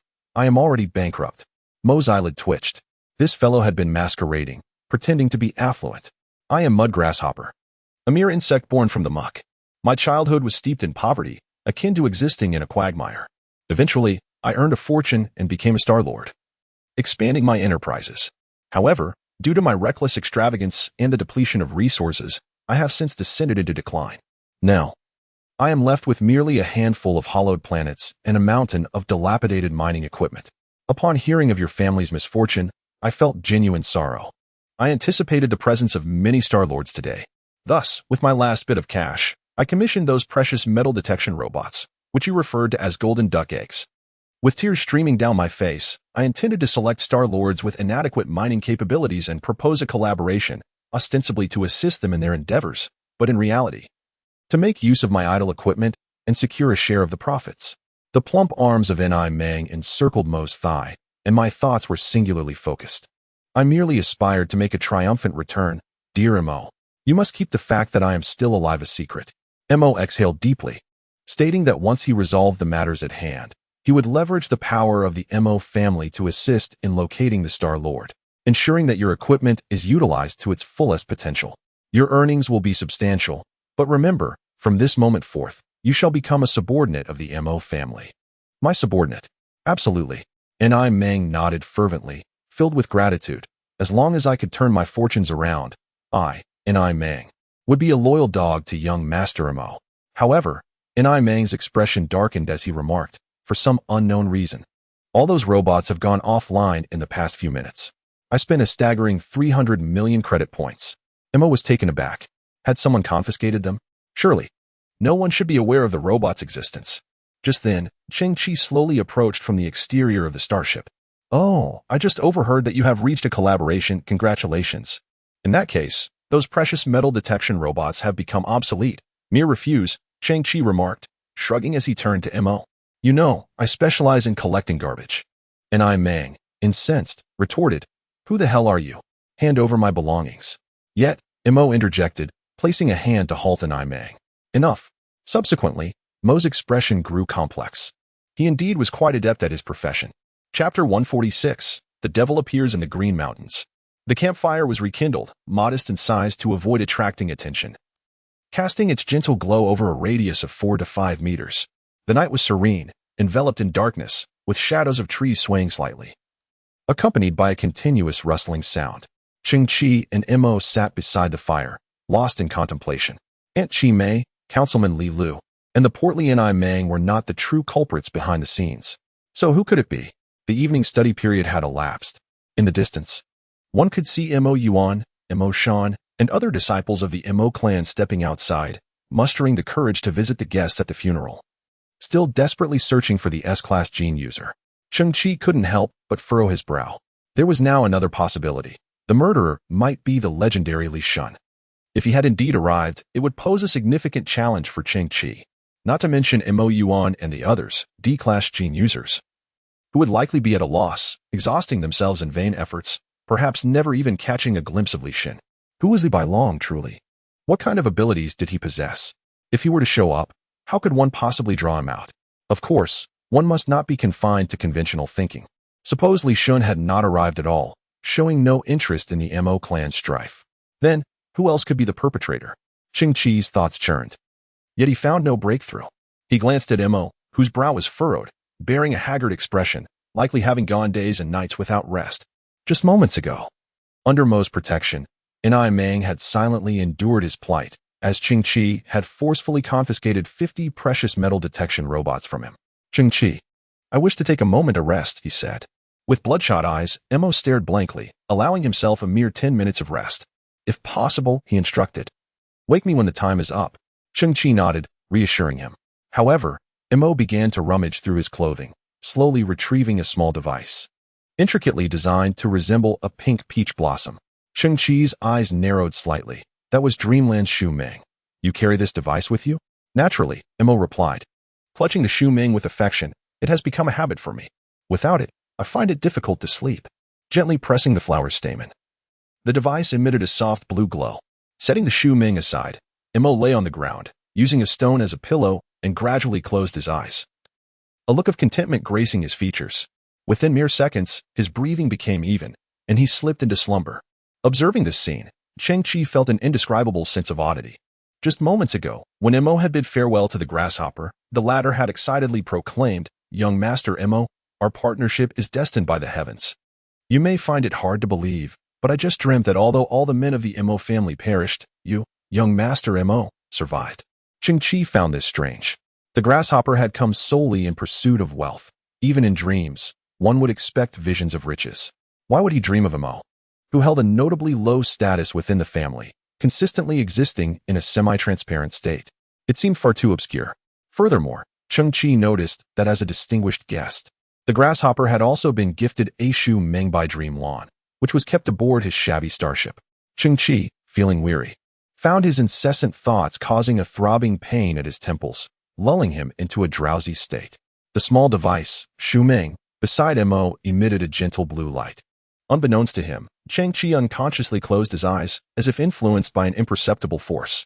The heaviness of his eyelids enveloped him, and in that fleeting moment of closure, it felt as though someone had drawn the curtains of the universe, plunging him into utter darkness. Suddenly, Cheng Qi jolted awake, his eyes wide open. He summoned his strength to dispel the fatigue clouding his mind, fixating intently on Shu Ming, suspecting it to possess the ability to induce forced slumber. At that moment, Cheng Qi felt a gust of mountain wind sweep past him, more potent and chilling than before. The wind stirred the valley grasses at his feet, causing them to roll and ultimately succumb to the flames of the bonfire, turning to ashes. This was dire. What on earth was happening? Cheng Qi's eyes widened as he could only observe the scene before him. His perspective revealed dark, profound mountains alongside the feeble flicker of the bonfire. His senses remained intact, allowing him to hear the crackling of the burning wood. A peculiar fragrance wafted to his nostrils, reminiscent of fresh orchids and peach blossoms. Then, a graceful figure clad in a flowing black gown slowly entered Cheng Qi's line of sight from behind. She gazed ahead, seemingly oblivious to Cheng Qi's presence. Veiled by a half-black shroud, her enchanting yet melancholic eyes sparkled, with long, delicate eyelashes adorned with mountain dew. A prominent birthmark resembling a pink peach blossom adorned the corner of her right eye. This exquisite mark served as a unique embellishment, endowing her with an extraordinary allure. Cheng Qi's eyes widened slightly, recognizing her as Meng Lan. Yet that peculiar sensation enveloped his entire being, and Cheng Qi found himself utterly immobilized. Meng Lan stood before him, silently gazing at the slumbering Mo. Against the backdrop of Tengzhou's myriad lights, she appeared strikingly graceful. Suddenly, Meng Lan slowly reached for her waist. Cheng Qi's pupils constricted, sensing that she was retrieving a weapon. However, in the next moment, his pupils relaxed once more as Meng Lan produced a bamboo flute, one end adorned with a red tassel, showing faint signs of wear. Cheng Qi was perplexed. Was she about to perform a melody? Yet, instead of bringing the flute to her lips, Meng Lan grasped one end and extended it forward. Cheng Qi was taken aback. It felt as though an invisible force was manipulating his body, compelling him to extend his right arm toward the sky. Simultaneously, an uncontrollable thought emerged in Cheng Qi's mind, commanding the Type 1 biomechanical armor to materialize a sharp blade on his right arm. He observed Meng Lan slowly advancing. To his dismay, he found himself moving forward as well, devoid of control. In mere moments, he stood beside Mo, who remained in deep slumber. Meanwhile, Meng Lan maintained a distance of 7 or 8 meters, holding the flute, yet facing an empty space. With a gentle downward motion of her arm, Cheng Qi's body, like a puppet, mimicked her action. But in his hand was a deadly blade, and before him lay Mo. Terror surged within him. Cheng Qi desperately attempted to resist, wishing to halt his actions or awaken Mo, yet he found himself utterly powerless. The only thing Cheng Qi seemed to have control over were his own pupils, which trembled as if caught in an earthquake. The blades forged from the biochemical battle armor were astonishingly sharp. In an instant, when they grazed Mo's delicate neck, it was as if they sliced through tofu silently. First, a crimson line appeared, followed by a rupture of the artery, and blood gushed forth. Only then did Mo's eyes widen in terror, but it was too late. Dreamland suddenly raised a hand, and Cheng Qi followed suit. In the dark mountain pass, Dreamland's cold, unfeeling gaze reflected the flickering campfire, the splatter of blood that flew several meters, and a head soaring high into the air. Chapter 147. The Dream Weaver Mo. Cheng Qi suddenly found his voice and screamed in terror. In that instant, he jolted awake, discovering himself leaning against a stone. The campfire still flickering gently, the few remaining logs yet to be consumed by the flames. Beside him, the sleeping Mo stirred, awakening with drowsy eyes, safe and sound. "What's wrong? Did you have a nightmare?" Mo asked, unable to suppress a smile at the sight of Cheng Qi, who, despite his adulthood, still found himself haunted by dreams, seemingly of her demise. Cheng Qi looked around in astonishment, examining his hands. No blades, no blood, and certainly no Dreamland. Was it all just a dream? The realization washed over him, feeling so painfully real. Yet, with a smirk, he remarked to Mo, "What a pity. It turned out to be merely a dream." With a resigned smile, he clearly observed the cold sweat beating on Cheng Qi's forehead. The dream had evidently frightened him. This lad truly cares about his own safety. Don't overthink it. Cheng Qi suddenly added, "I'm just afraid you might renege on your word." Mo pressed his lips together, conceding, all right. Yet, he noticed Cheng Qi furrowing his brow in contemplation. "Mo, you previously introduced Meng Lan as a core disciple of the Mo family. What exactly does being a core disciple entail?" Mo also sat up, elucidating. The Mo family was once a vast school of thought, and still is. The term disciple refers to those who embrace the doctrines of the Mo family and pursue their studies. You may liken it to a different form of university. Traditionally, disciples are classified into categories: novice, ordinary, and advanced. Do not conflate this with the notion of immortality. This is the genuine hierarchy of the Mo school, based on scholarly achievements that stem from the profound heritage of Mozi. Above the advanced disciples are the core disciples, who represent the pinnacle of the ordinary disciples, for beyond them lies the Juzi, the leader of the Mo school. At this juncture, Mo displayed a proud, almost obsequious smile. "Meng Lan is one of the few core disciples currently within the Mo family and is also my grandfather's foremost apprentice." Cheng Qi, still perplexed, inquired, "I have yet to grasp the connection between your Mo family and the Mo school of thought. They may sound alike, but they are distinct in meaning." Mo continued to elucidate. "In truth, we are descendants of Mozi. Mo is merely a homophone for Mo, and we believe we owe a debt to our ancestors. Our primary endeavors lie in commerce, which prevents us from showcasing the profound essence of the Mo school. Yet, this predicament is unavoidable, you understand, in this era, without wealth. Nothing can operate smoothly. As for our standing," Mo, with a hint of discontent, remarked, "we might be considered a kind of core disciple, albeit it is somewhat unglamorous, as we merely benefit from a lineage advantage. In terms of research on the Mozi school, I am not even comparable to Mo Yuan. You, the Mo clan, are regarded as core disciples." Cheng Qi's eyes gleamed with insight. This implies that if all the men of the Mo clan were to perish, then the remaining core disciples, such as Meng Lan, could potentially ascend to the position of the next leader, correct? Upon hearing Cheng Qi's analysis, Mo's expression shifted rapidly. "What are you thinking, you rascal? Meng Lan would never undertake such actions. I can assure you, it is absolutely not her. I have just realized that you exhibit a rather sycophantic tendency. Cheng Qi glanced at Mo, stating, with so many beautiful women in the Mo clan now rendered widows, why not choose someone else to fawn over? Despite Meng Lan's repeated rejections, your perseverance is indeed commendable. You. Mo's face fluctuated between shades of green and purple. Dog Qi, you are but a dog yourself. Please refrain from personal attacks on another canine. Cheng Qi, somewhat exasperated, inquired. But surely Meng Lan possesses a high genetic level. Does she not have any special abilities or the like? No. Mo retorted with a hint of irritation. She merely enjoys delving into the realm of neuroscience during her spare time. Beyond that, she is just an exceptionally talented and beautiful yet fragile woman. Cheng Qi pressed his lips together, then rose to his feet, pondering the notion of an exceptionally talented and beautiful yet fragile woman. I need to relieve myself, he stated, disregarding Mo entirely. With that, Cheng Qi turned and ventured into the woods. In the next instant, he surged forth at a breathtaking speed of 200 meters per second, heading straight for the city of Tengzhou. Is Meng Lan truly a fragile woman? Absolutely not. Cheng Qi was convinced that his recent dream of killing Mo was anything but natural. Could Meng Lan possess the legendary ability to manipulate dreams?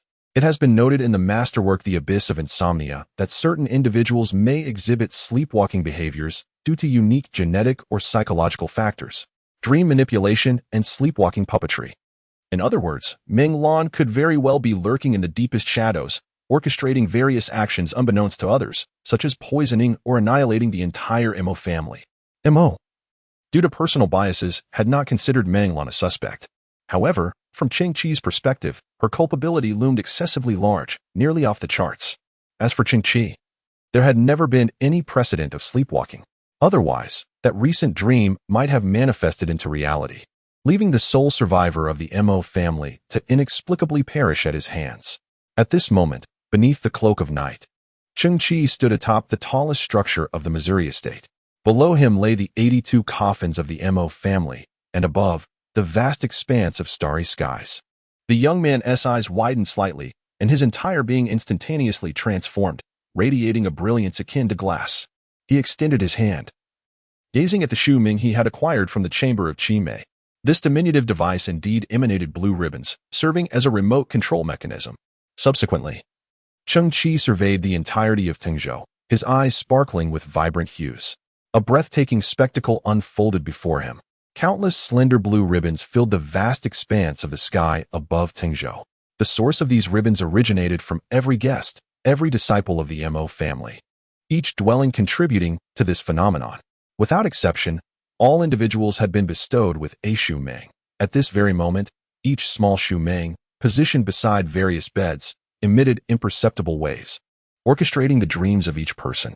These innumerable blue ribbons danced gracefully, swirling and converging in the sky to form a single, robust blue ribbon, reminiscent of a cascading waterfall from the heavens descending to the mortal realm.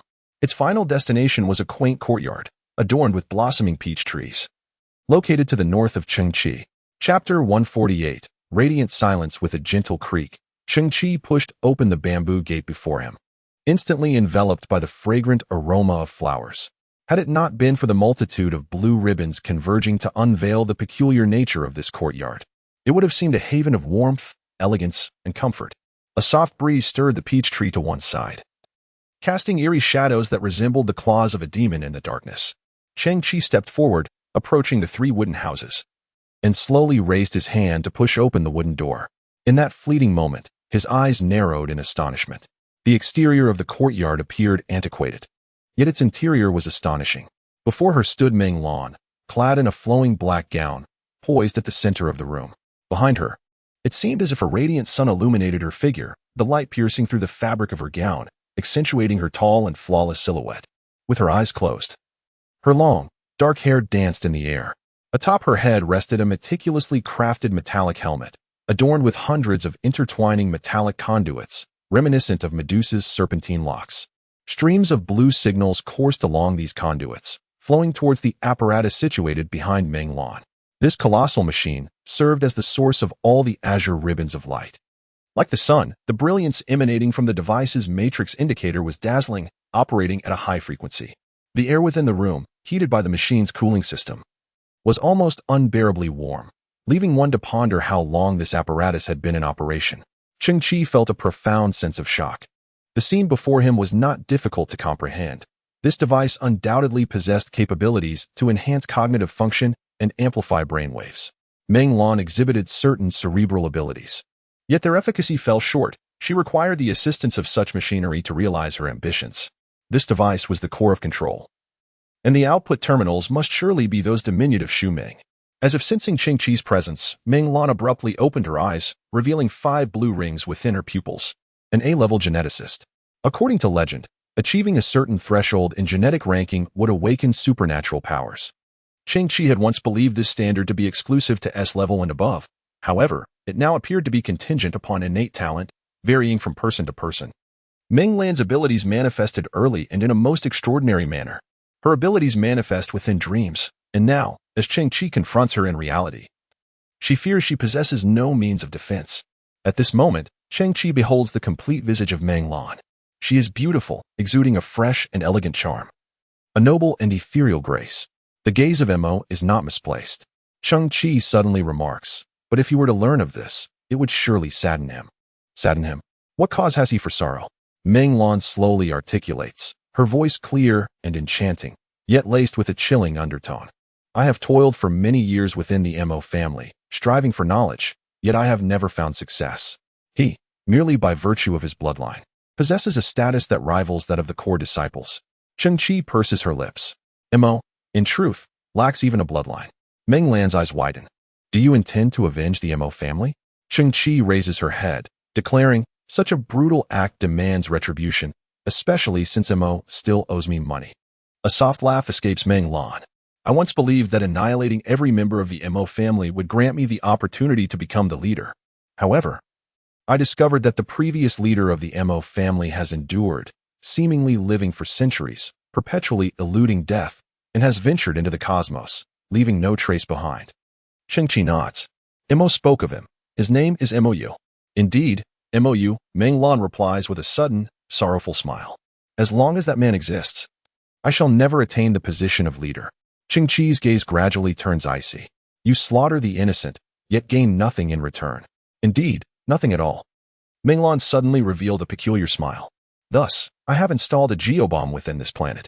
The bomb itself possesses minimal power, yet it can trigger an explosion in the high-temperature, high-pressure core of the planet.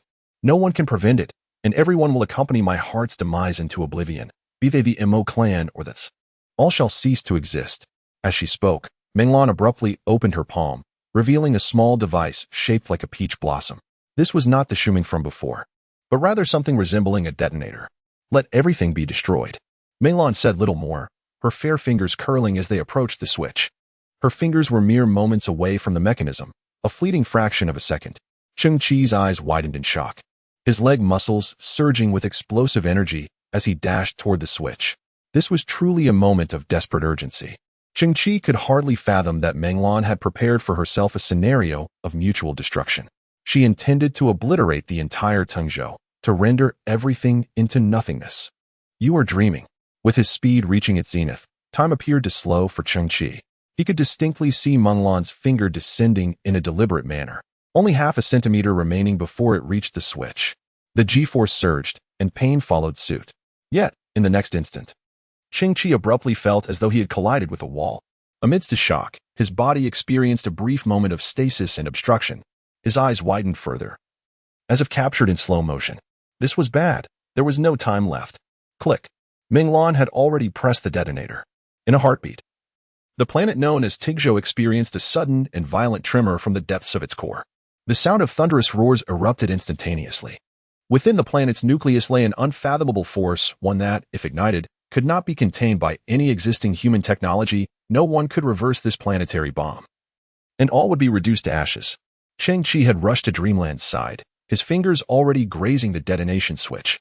Yet, perhaps it was merely a delay of 0.0001 seconds, rendering everything meaningless.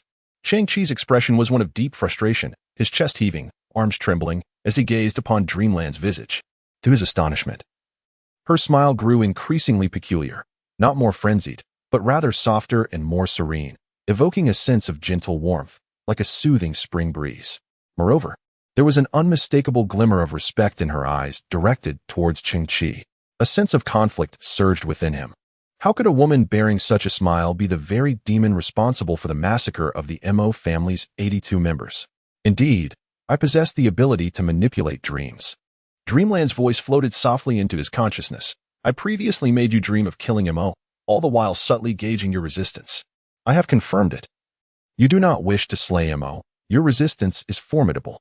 Just now, I inquired whether you sought vengeance for the Mo clan. I felt your sincerity. When I contemplated detonating all of Tingzhou, your desire to thwart me was equally potent and genuine. For those within the realm of dreams cannot lie. In light of your actions, Meng Lan extends her gratitude on behalf of the Mo family. However, the enchanting woman suddenly inclined her head in a polite nod, interrupting. You are not the murderer. At that moment, the entire Tingzhou planet unexpectedly erupted. There was no fracturing of the crust as one might envision. Nor was there any eruption of magma. Instead, the entire planet abruptly transformed into a blossom of a peach flower, blooming in an instant. In the cosmos, this peach blossom shone as brilliantly as the stars, though it emitted no sound. It was pure and resplendent. Gasping, Cheng Qi abruptly opened his eyes and sat up, feeling a chill that surged from his feet and enveloped his entire being. He was astounded to discover that he remained on the hillside in the wilderness, with the faint glow of the campfire still visible nearby. Mo, who had been fast asleep, had now awakened, standing on a stone at a distance. Her back turned to Cheng Qi as she gazed over all of Tingzhou. Just 2 meters away, the device known as Shu Ming emanated a soft blue light. It was indeed still a dream. Cheng Qi's pupils dilated in realization. Meng Lan was not the murderer. Rather, she was also secretly searching for the true culprit. Chapter 149. Dream within a dream. So, this was the essence of Meng Lan's abilities. Cheng Qi sat beside the campfire, beginning to piece everything together. The device Shu Ming facilitated rapid entry into sleep, while also serving as a signal transmitter.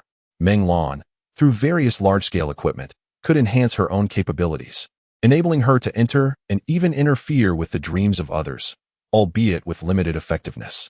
One cannot conjure a dreamscape out of thin air for another. Rather, the essence of the dream must be constructed upon the dreamer's own memories. For instance, she compelled Cheng Qi to envision a scene of killing Mo, yet she could not dictate the specific method by which Cheng Qi would execute this act. Cheng Qi's subconscious opted to materialize a blade from the Type 1 bioarmor. However, due to a lack of control over her own body, she ultimately ended up killing Mo. The fact that she donned the bioarmor was known solely to Cheng Qi, and after breaking through the suppression chain, she perpetually felt that she lacked complete mastery over the golden genes. This latent thought culminated in the sensation of loss of bodily control. As for the dream of detonating Tingzhou, Dreamland could only stipulate that Cheng Qi could not intervene.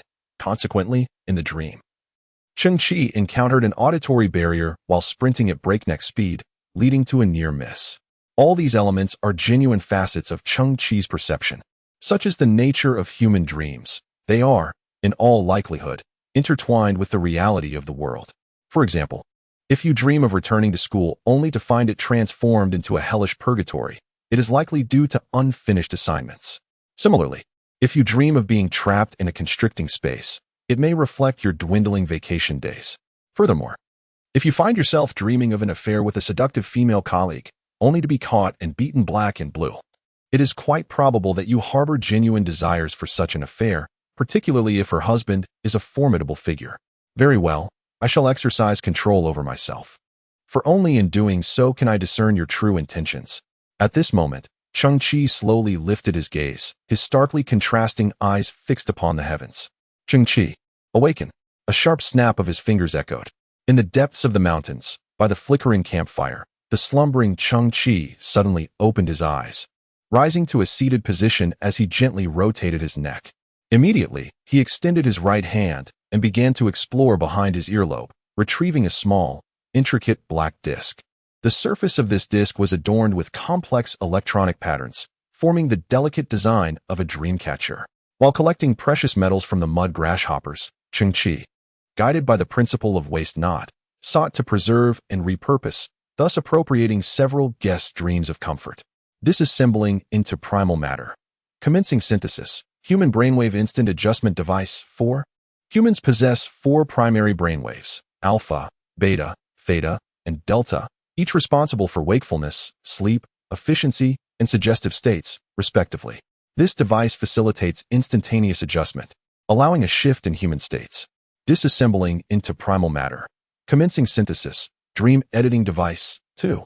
Before slumber, one can utilize this device to craft a desired dream, be it a hero's journey, a resurrection of the departed, or a dream of spring.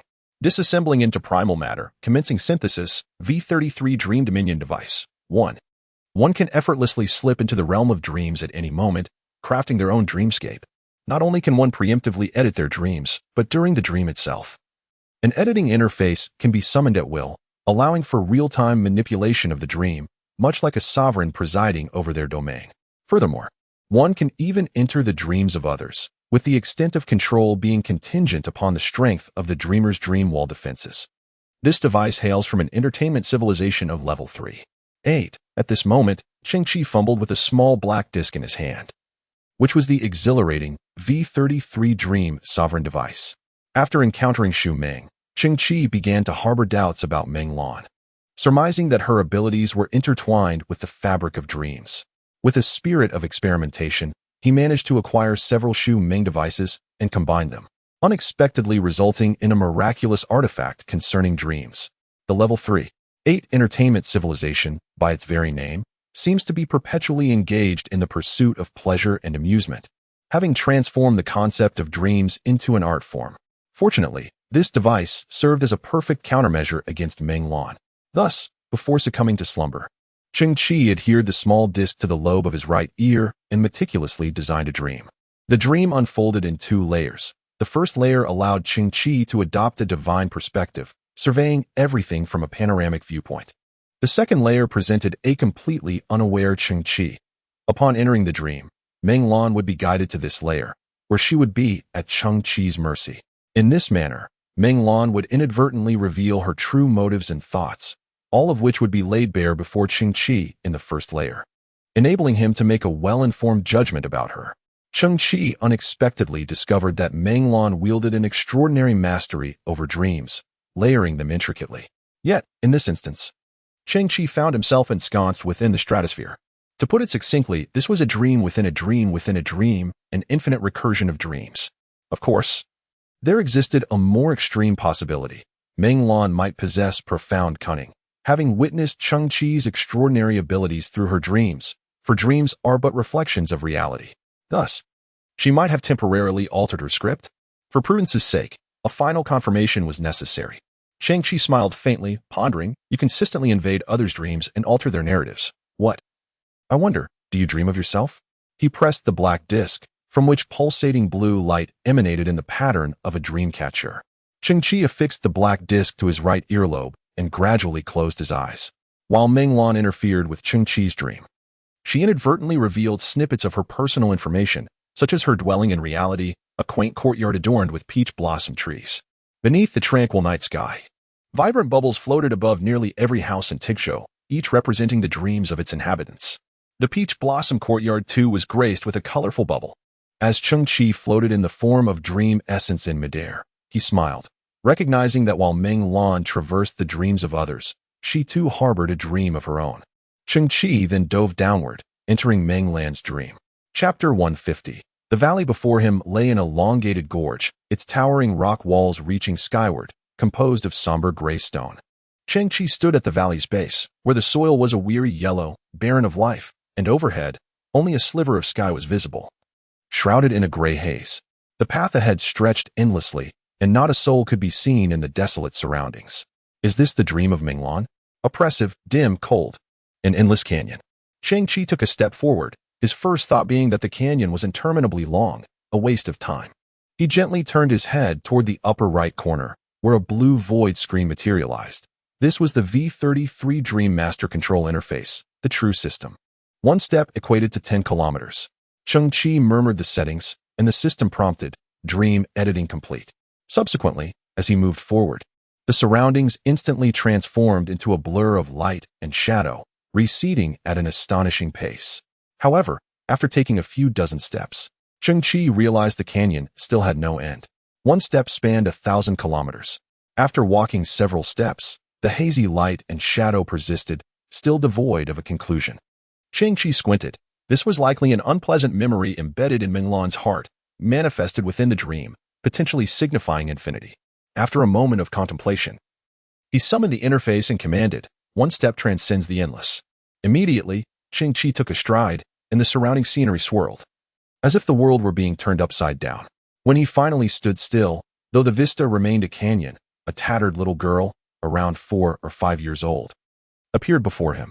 From a distance, her features were delicate and charming, bearing a resemblance to Menglan's youthful visage. That was the young Menglan. Cheng Qi squinted again, accessed the system interface, and issued another command.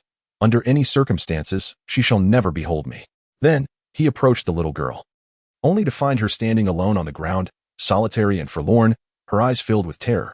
In that very instant, a cacophony of monstrous roars reverberated around, as a multitude of grotesque and indescribable terrors descended from the heavens, intent on tearing apart the young girl and devouring her whole.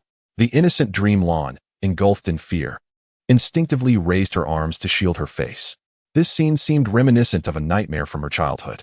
Cheng Qi gazed at the terrifying creatures above. The young girl, helpless like all children who have endured nightmares, stirred his heart to intervene and protect her. Yet, he restrained himself, recognizing that this was Dreamland's dream, and any meddling could obscure the truth. Suddenly, the little girl vanished, reappearing several kilometers ahead, her expression transformed into a serene calm. For before her stood a kind-faced elderly man. Cheng Qi recognized the visage of this elder. He had encountered him among the 82 coffins of the Mo family. He was Mo's grandfather, the patriarch of the Mo clan. The elder smiled gently at the tattered girl, extending his hand to clasp hers, guiding her forward, and they reappeared in a valley several hundred meters away. Cheng Qi followed, discovering yet another scene. The young girl was now clad in the long robe of a disciple of the Mo family, neat and tidy, resembling a young scholar in disguise, both adorable and endearing. Meanwhile, the valley was adorned with lush green grass and an array of unknown little flowers. Cheng Qi nodded, piecing together fragments of the past. It became clear that Dreamland was likely an orphan, perhaps abandoned by her parents, until she was taken in by her grandfather Mo, who welcomed her into the Mo family, thus sparing her from a life of destitution and hunger, granting her a sense of belonging. At this moment he summoned the dream editing interface, and as I blinked, those monstrous beings were obliterated. In an instant, Cheng Qi blinked as well. Boom, boom, boom. Those terrifying creatures exploded into a cloud of dust. Ahead, the young Menglan, engrossed in her studies, suddenly lifted her gaze toward the distant sky. Her crystalline eyes sparkled as if she had realized that a powerful deity had vanquished the dream demons that had haunted her childhood. Yet she could not find this divine being. Cheng Qi continued his journey forward. He observed that Menglan had grown to about 10 years of age, noticeably taller. She was diligently studying at the Mo Family Academy, immersing herself in the teachings of Mozi. However, an irksome little rascal frequently interrupted her, persistently tossing items through the window, sometimes wild fruits, other times colorful pebbles, and occasionally bracelets woven from wildflowers. In Cheng Qi's eyes, Menglan's classroom remained nestled within a deep gorge, though the surrounding wildflowers and grasses had flourished abundantly. As he pressed onward, he discovered that Menglan was now 15, standing out as the most exceptional student among the Mo disciples. Grandfather Mo reappeared and took her as his apprentice. Among the Mo disciples, Cheng Qi also spotted a young Mo Yuan, his face filled with envy. Simultaneously, the boy who had relentlessly disturbed Menglan was now also around 15 or 16. At that troublesome age, and had even set fire to Menglan's desk. Continuing forward, Cheng Qi found Menglan at the age of 20, radiantly beautiful, resembling a celestial being. She had become one of the most pivotal young disciples of the Mo family. That impetuous young lad remains as exasperating as ever. He would launch a grand heart-shaped kite into the sky, inscribed with the character for dream, and somehow acquired a small white puppy, adorned with a love letter around its neck. Under the cover of night, he would toss the pup into Menglan's room. Occasionally, this boy would prepare small gifts for Menglan, such as a bamboo flute embellished with red tassels. Time flowed gently, tranquil and soothing, imbued with a subtle warmth. At this moment, the valley was vibrant with greenery and adorned with blooming flowers. Cheng Qi understood that this valley must be the essence of Menglan's dreams, where all her experiences transformed into visions, vividly presented within its embrace. At long last, Cheng Qi reached the valley's end. There stood a wooden cottage enclosed by a picket fence, with a peach blossom flourishing in the courtyard. Cheng Qi realized this was Menglan's current abode, and the scenery mirrored her present state of mind. As he entered the small courtyard, the moonlight fell like frost, illuminating every corner.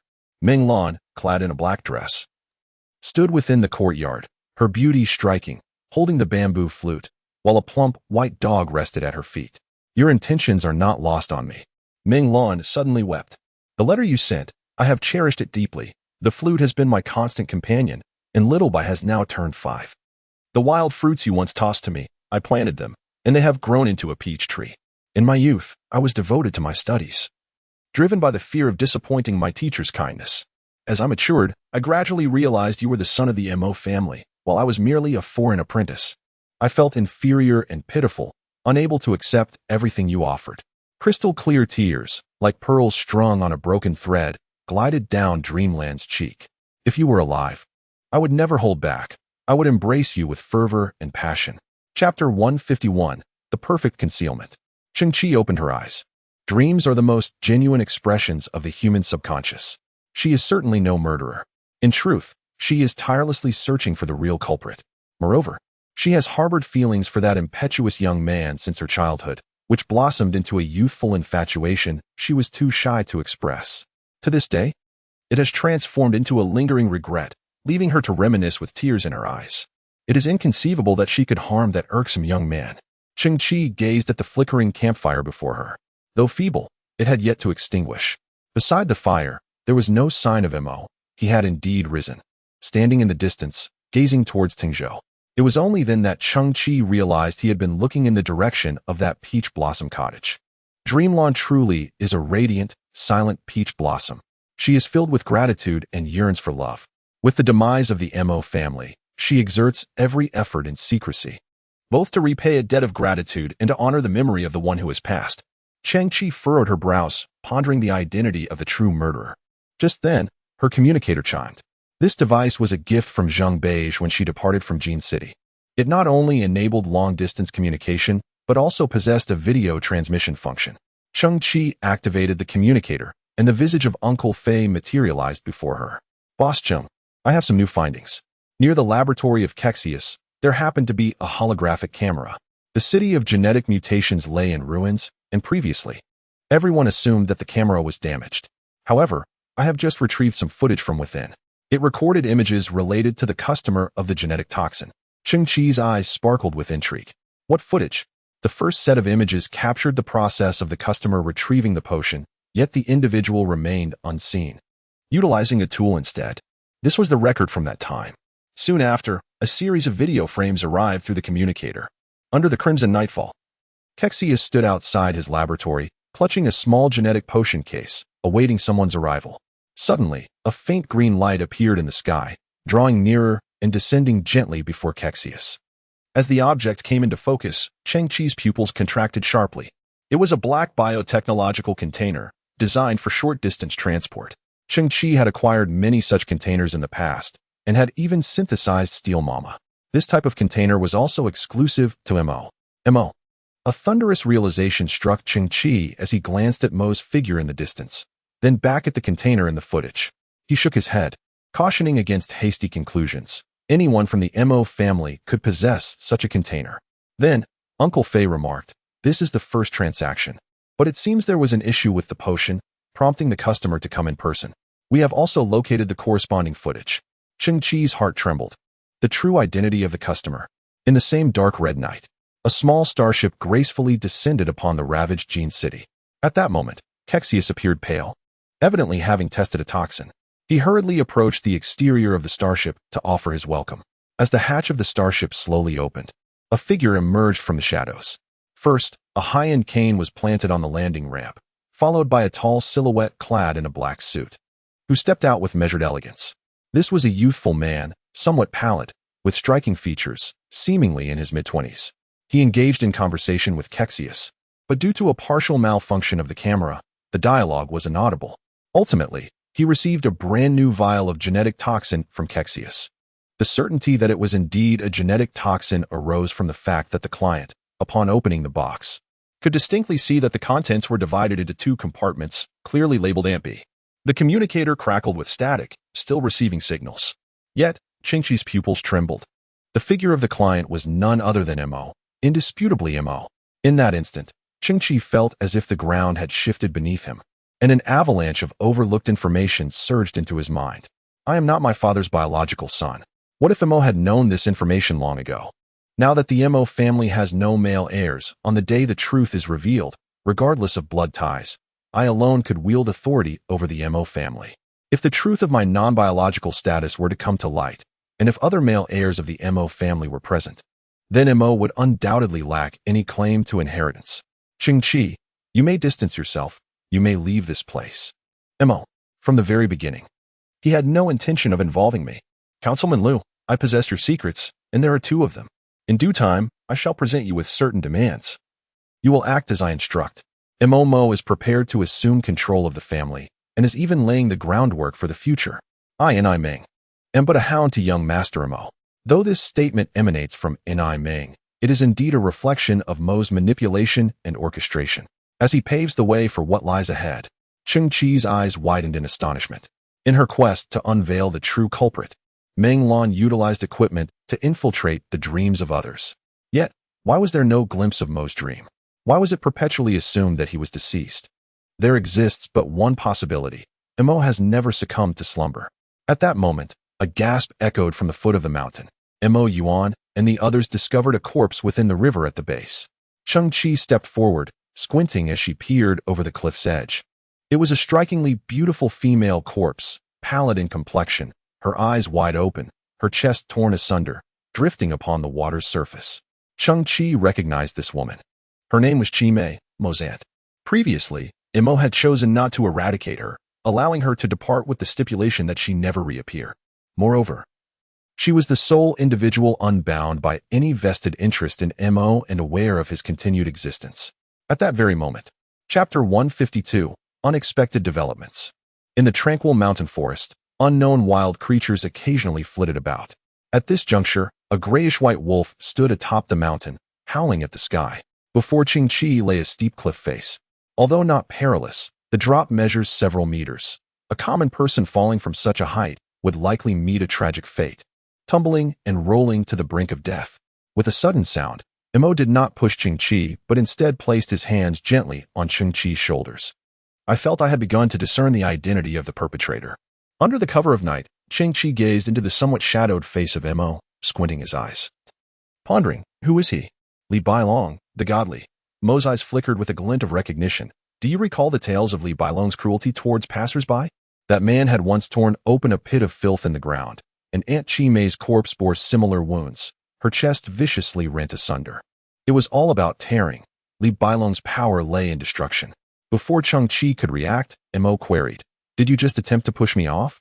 Cheng Qi stepped forward a few paces, yet realizing the mystical armor I donned rendered me impervious to harm from such heights, he abandoned the thought.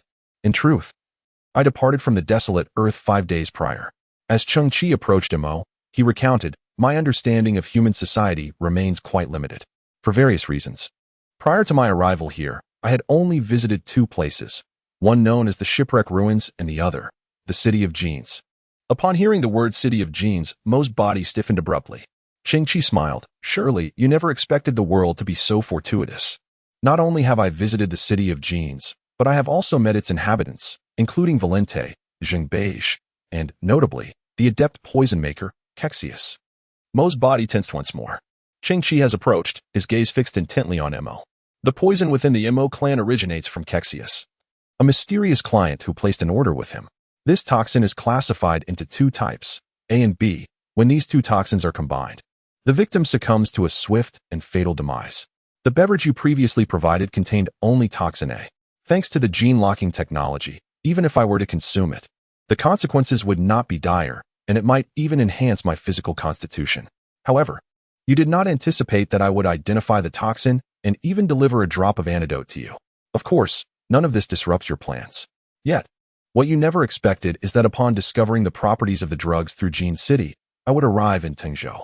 This is not the most perilous aspect. The gravest error lies in your assumption that Kexius would perish shortly after testing the poison, leading you to let your guard down and personally engage in transactions with him.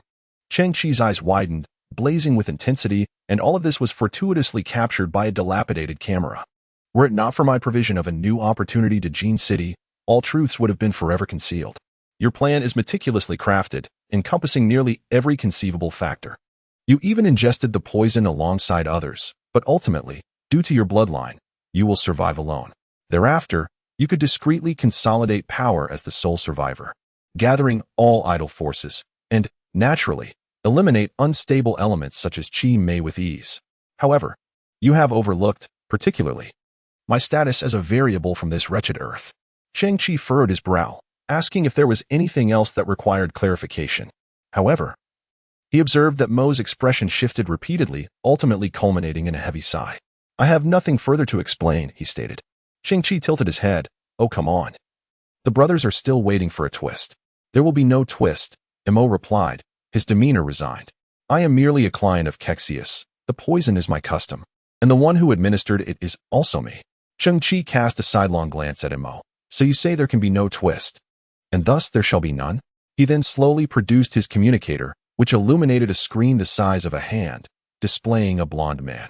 Though his lips retained a pallor, they appeared to have regained some color, reminiscent of a patient recovering from a severe illness. Boss Missouri, I apologize. I could not keep the secret. After all, you are merely my client, while Mr. Cheng Qi is now my true master. Upon seeing the figure on the screen, Mo gasped sharply, Kexius, you. Yet, unexpectedly, before any conclusions could be drawn, Kexius had miraculously survived. Surprising, isn't it? Unexpected, wouldn't you agree? I told you. No matter how dedicated Kexius may be, he cannot volunteer himself for poison testing. Moreover, like Zhang Beige, he possesses an inherently kind and responsible nature. How could he possibly engage in the study of such malicious toxins? Previously, your personal visit to Klexis was motivated by a lack of confidence in the toxin's efficacy, correct? Furthermore, I had always found the Mores K customs peculiar, the practice of displaying the deceased in frozen sarcophagi for 3 days. In retrospect, cremation is utterly impermissible. Mr. Moore, is this a ruse, a feigned death to deceive the world and unmask the mastermind? Alas, my heart was consumed with concern for your safety, a veritable paragon of sincerity. Yet you sought to deceive even me. Chapter 153, Culprit Identified You. Moore's face alternated between shades of green and purple as he glared at Cheng Qi. How did you become so perverse? Whence this sudden surge of intellect? How did you become the proprietor of the Gene City? You. Cheng Qi interjected. Pray, let us not digress. You would do well to furnish me with a satisfactory explanation, lest I mobilize my formidable armor and obliterate you, you degrade genetic puppet master. Moore, furrowing his brow and gritting his teeth, appeared hesitant. Cheng Qi tilted his head. Is it truly so unspeakable? Is it truly necessary for the Moore family to feign a collective demise to eliminate potential threats? It is necessary, Moore retorted, seemingly resolute. Come with me. Under the cloak of night, Moore escorted Cheng Qi back to Tengzhou, surreptitiously entering the main courtyard. The 82 sarcophagi remained, silently arrayed in the courtyard. 2 individuals crouched atop the beam, waiting momentarily as the crowd seemed captivated by the tragic demise of Qi Mei, gathering by the riverbank, leaving the courtyard eerily silent. Mo led Cheng Qi to the final coffin in the front row. Without regard for ceremony or respect, he swiftly acted, lifting the lid of the coffin. Inside lay an elderly gentleman, approximately 60 years of age, his eyes firmly shut, his body cloaked in a thin layer of frost. This is my 4th uncle, Mo declared, abruptly tearing open the old man's suit and shirt, exposing his chest in an instant. Thereupon, a conspicuous, 1-meter-long stitched wound marred the old man's torso. His skin bruised and wrinkled. Cheng Qi narrowed his eyes, contemplating the injuries sustained during his lifetime. Not merely injured. At that moment, Mo had already approached the second coffin, lifting its lid and similarly tearing open the clothing of the corpse within. Standing beside it, he gestured towards the body. This is my 6th brother. Cheng Qi squinted at the corpse, noting its youth, around 40 years old, adorned with a massive scar across its chest. Subsequently, Mo moved to a coffin further back, unveiling the lid to reveal a youth of 18 or 19. Mo turned the body over, pulling aside the fabric on the back, revealing a gaping wound that nearly traversed the entirety of the young man's torso. Tears glimmered in Mo's eyes. This is my 3rd brother. Cheng Qi stood momentarily stunned, his mind swirling with tumultuous thoughts. This scene was entirely unforeseen. Out of Mo's family of 82 male members, 14 had perished before even entering the coffins. Mo began meticulously sorting through the deceased's garments, arranging them with care before gently covering each one with a coffin. Their deaths were shrouded in mystery, having occurred abruptly within Tingzhou. Upon discovery, each body bore grievous lacerations. These were the cause of their demise. Although surveillance equipment existed in Tingzhou, it invariably experienced inexplicable disturbances during these tragic events, rendering the murderer's methods and presence invisible. The deaths occurred in succession, a clear pattern emerging. The assailant intended to eliminate each member of the Mo family one by one. Mo cast a glance at Cheng Qi, acknowledging that his fourth uncle had made enemies in the business world, a notion I could accept. However, the murder of his third brother, a child who had never ventured beyond Tingzhou, perplexed me. I could not fathom why the assailant would not spare him. Cheng Qi and Mo departed from the easily exposed main courtyard and ventured into a secluded alley, a place known to few outsiders. The Mo family had concealed the series of deaths, preventing any knowledge of the incidents from leaking. We had conducted our investigations in secrecy for an extended period, yet we could not even catch a glimpse of the perpetrator. The only certainty we possessed was that the murderer was not a member of the Mo family. With death occurring almost daily, in utter despair, grandfather devised a plan of death by poisoning. As the least noticeable member of the family, I was tasked with procuring the poison. Once everyone had faked their deaths, the most astute and strategic among us, the second uncle, would awaken, shouldering the hopes of the entire family, and embark on a clandestine quest to uncover the killer. Mo sat upon a stone pedestal, lost in thought, pondering the unexpected awakening of his own existence as an illegitimate child. Cheng Qi, with eyes slightly ajar, endeavored to absorb the unfolding reality. 14 souls had perished within the coffin prior. The remaining individuals had feigned death, a ruse crafted to evade the clandestine murderer. Indeed, Mo was the architect of the poison. Yet this scheme was a collective endeavor of his family. Mo was the puppet master, though not the most nefarious among them. The perpetrator undeniably existed, yet was not the one who administered the poison. Layered intricacies seemed to weave an endless tapestry of intrigue. Wait, since your awakening was serendipitous, Cheng Qi inquired of Mo, what of your solitary heroic uncle? Mo gazed despondently at the ground. He fled. Cheng Qi was taken aback. What? Mo continued. Had I awakened a tad later, my first act would have been to inspect my uncle's remains, only to discover they had been replaced with a simulacrum. That step was indisputable. I then considered that my awakening was a sign of fate, prompting me to assist my uncle, only to find his household stripped bare, and his personal starship vanished. Cheng Qi smirked. Your uncle is a consummate coward. I was indeed overwhelmed at that moment. Yet, I could not simply abandon the situation. I yearned to employ my own strength to unravel the truth and expose the true villain behind this treachery. Mo gazed at Cheng Qi, acknowledging that your appearance was indeed unexpected. I genuinely did not wish for you to be entangled in this matter. However, your insistence on remaining left me with no alternative. Regarding the fate of my family's death, even with my utmost trust in you, I cannot divulge such information, for it stands as our final bastion. Who would have thought that you would see through it? When you questioned my role as the true perpetrator, I found no inclination to refute your claims. The blame cast upon me matters little. Ultimately, you seek only financial gain. I shall find a way to procure some funds for you, and you will likely depart, preferring to avoid further entanglements. My current despondency arises from the singular possibility of the true murderer, Li Bolong. He embodies an unparalleled combat prowess, endowed with S-grade genes, lurking in the shadows, shielded by official protection. In contrast, I am but a feeble ant, and this sentiment extends to the entirety of the Mo clan. Cheng Qi tilted his head, inquiring how I could be so certain that the culprit was Li Bolong. Rending, I replied, you witnessed the manner of Qi Mei's demise. It mirrored the fate of the victims of the Mo clan, each bearing grievous wounds upon their bodies. A flicker of realization crossed Mo's eyes. My earlier words were not jest. Li Bolong's abilities are indeed linked to Rending. Only he possesses the capacity to silently eliminate so many without leaving a trace. Furthermore, all potential adversaries to our family have been eliminated. Who else would dare to spare even the children within our lineage? It can only be Li Bolong, who harbors a deep-seated hatred for our entire clan. The demise of Qi Mei serves as evidence that Li Bolong has consistently been present in Tingzhou. He possesses the guise of a strategic advisor, thus refraining from overtly indulging in bloodshed.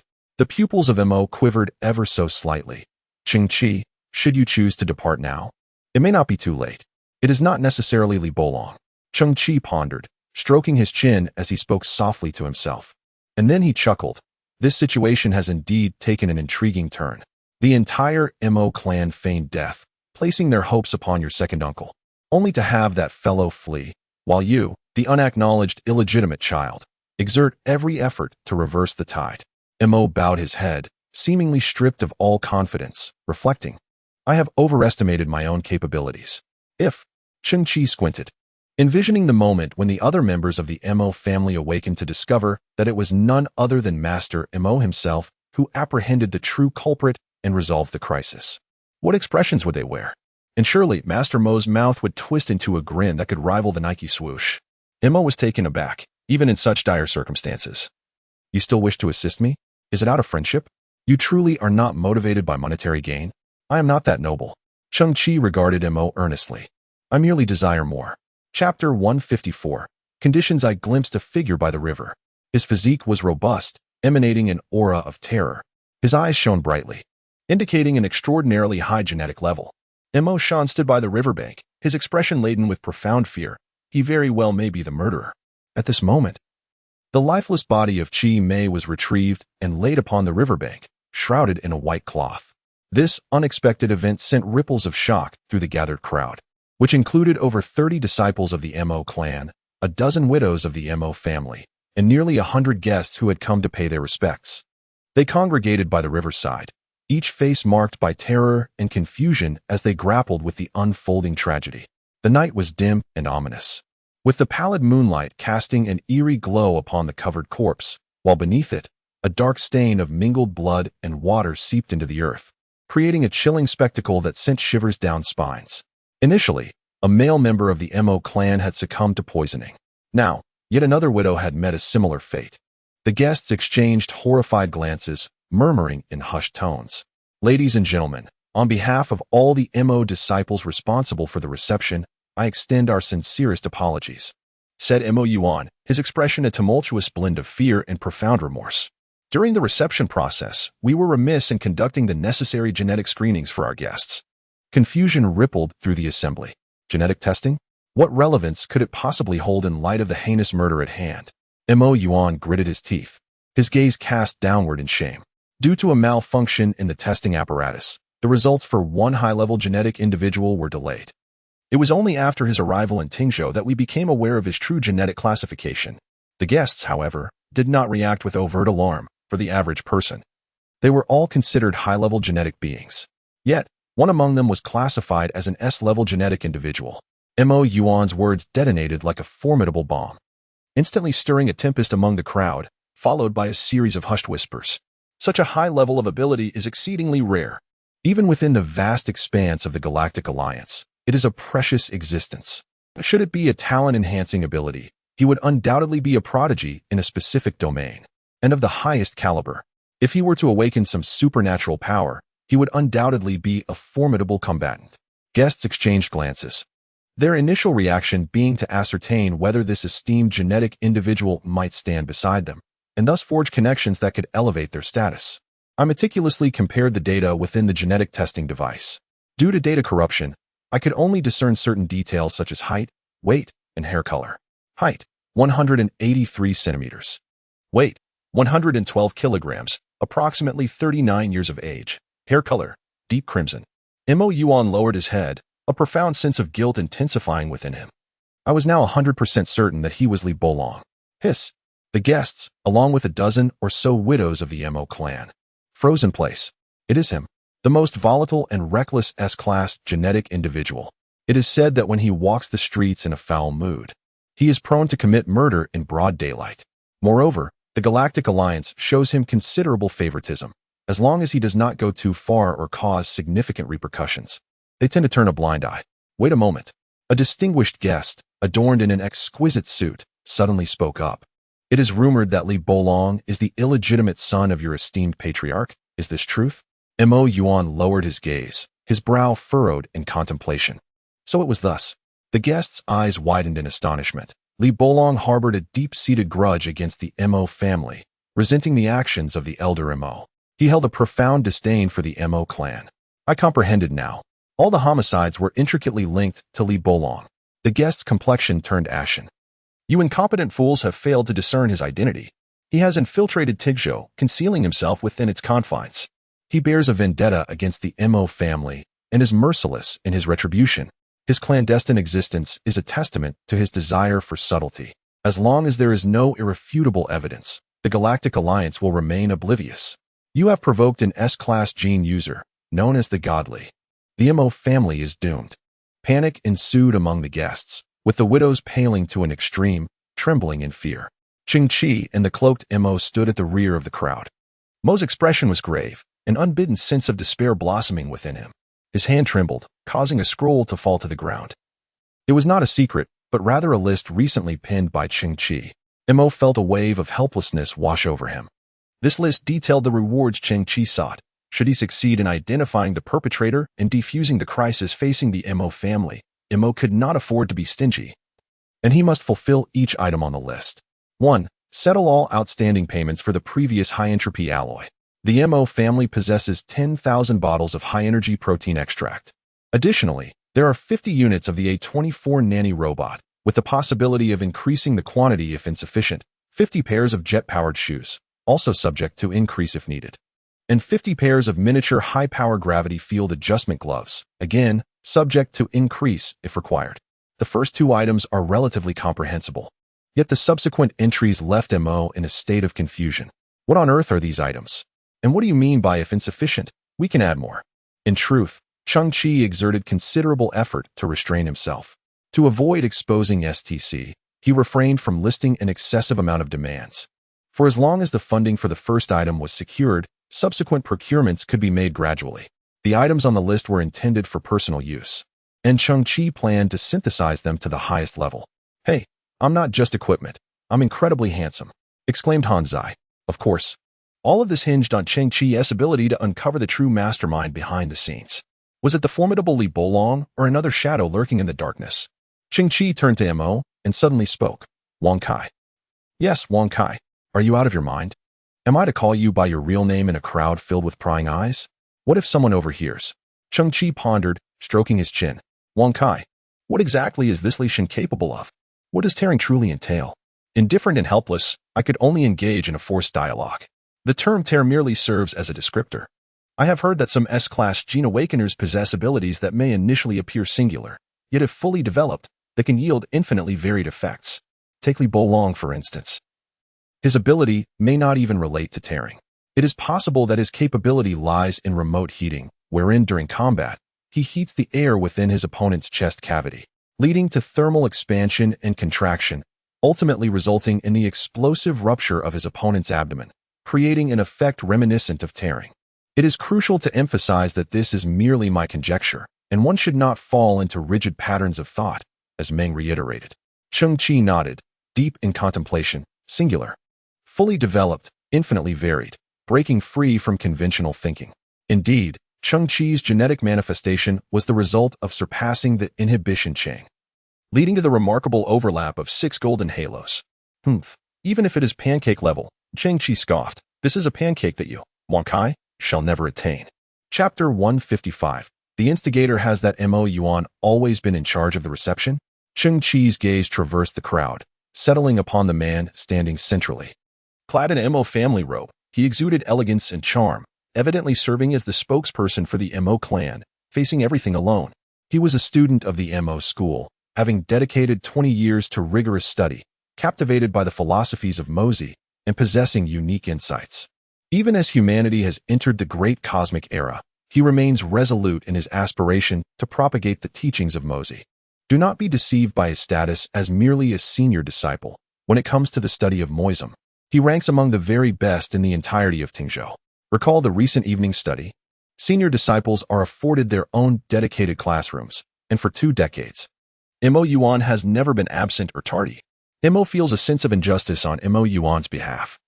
Yet due to the vastness of the Mo family's business and the continuous influx of visitors to Tingzhou, the courteous Mo Yuan has been tasked with reception duties, which indeed seems somewhat unfair to him. Cheng Qi's eyes flickered as he nodded and remarked, "Have you noticed that Mo Yuan's waist has always appeared somewhat bulging, as if he carries numerous accessories?"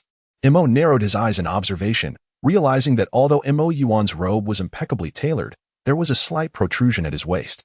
It seemed peculiar, yet also reasonable. A fitted robe, when laden with items, would naturally exhibit such a bulge. Mo pondered. Could it be that we are to publicly lift his garments? Cheng Qi, you are overly sensitive, aren't you? Yet, he noticed Cheng Qi's right hand, concealed behind his back, gently stirring. The gravity gloves, assimilated with I-type biomechanical armor, slowly began to manifest. In an instant, his fingers spread wide. Under the cover of night, a faint green ripple emanated forth. A momentary disarray in the gravitational field occurred ahead. Some ladies gasped, their hair inexplicably swirling. The most affected, Mo Yuan, suddenly found the hem of his robe billowing, revealing the accessories at his waist. Cheng Qi squinted intently. To his astonishment, Mo Yuan's waist bore a string of 3 small trinkets. The first was recognizable. Indeed, it was the intelligence-enhancing Gamozi. The second was a delicately crafted wooden pendant. The crowd merely regarded this as an ephemeral breeze, while Mo Yuan remained unfazed, displaying no peculiar expression. He meticulously adjusted his attire and smoothed out the creases before raising his gaze to the assembly, exuding an air of unparalleled elegance. Mo muttered softly, the mechanism pendant, a trinket designed in accordance with the principles of the Mo family's mechanical arts, incorporates some simple mechanical structures, such as rotation and opening mechanisms. The concept of Shang Tong, formulated by the founder Mozi, was intended to aid the disciples of the Mo family in grasping its deeper significance. It is akin to a 3-tiered Rubik's Cube.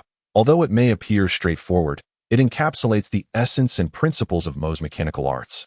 Ingeniously designed with small mechanisms that can be gently manipulated to unlock its contents, allowing for the placement of small items such as incense pills or slips of paper. Mo tilted his head, adding, not only Mo Yuan, but many disciples of the Mo family harbor a fondness for such items, making it quite normal for them to carry them around. I understand now. Cheng Qi's eyes gleamed with newfound clarity as the pieces finally fell into place. Mo was momentarily taken aback, observing that Cheng Qi's expression was devoid of jest. What have you comprehended, and what connections have you forged? I require further validation. Mo watched as Cheng Qi's silhouette faded into the darkness, enveloped in contemplation. A mere prosperity had once again breached his defenses. Was this lad's thought process truly so erratic? Cheng Qi proceeded through the night with unwavering purpose, his destination unmistakably the harbor in Tingzhou, with the formidable Li Shen infiltrating Tingzhou and wreaking havoc. The most prudent course of action would be to flee, yet that was simply out of the question. Cheng Qi's objective was none other than the ancient and ornate gene detection device. Indeed, the disciples of the Mo family were captivated by the tragic demise of Qi Mei. The atmosphere was serene and devoid of sound, starkly empty. As Cheng Qi approached the entrance of the gene detection chamber, a soft blue glow illuminated the screen, which continued to function steadily. With eyes slightly widened, he sauntered through the doorway, positioning himself beneath the scanner. Beside him, a virtual screen activated, displaying a torrent of rapidly scrolling data. Simultaneously, the screen split in two, revealing another set of historical data. Due to their striking similarity, the scanner initiated a meticulous comparison. Ding! Detection results corrected. Erroneous data KF22022 overwritten. The tester's gene level is indeed recorded. Final detection result. S-grade. Attention, operators. The sole erroneous data generated 11 hours. 23 minutes and 35 seconds ago has been rectified. The current result is the only valid one. Attention, operators. Cheng Qi observed all of this, gradually exhaling a breath. I possess an S-grade gene, seemingly surpassing the attributes of a conventional S-grade gene, which aligns perfectly with the state of genes post the inhibition chain breakthrough. This is indeed delightful, yet merely one fragment of information. The sole erroneous data has been overridden. Cheng Qi narrowed his eyes. My deduction was accurate. Li Bolong has never existed. He has never set foot in Tingzhou. I, Cheng Qi, am precisely the S-grade gene bearer that the Mo family disciples have been tirelessly seeking. And moreover, I am an S. Height 183 centimeters, weight 112 kilograms. Approximately 39 years of age, with deep red hair. Such information is entirely absent from the machine. This is merely a description of Li Bolong's appearance. A fact well known to many. Mo Yuan is lying. His objective is simple, to fabricate a murderer, thereby crafting a FAOD for himself. For Mo Yuan is indeed the true mastermind behind this series of homicides. As for the tools he employed, the methods he utilized, and the reasons behind the murder of Qi Mei, All these answers have already been discerned by Cheng Qi. Cheng Qi silently nodded, his expression grave and resolute. Little did I expect that upon my arrival in Tengzhou, the first individual I would encounter would be the very instigator of it all. Chapter 156. Organizing the clues. Ladies and gentlemen, lend me your ears.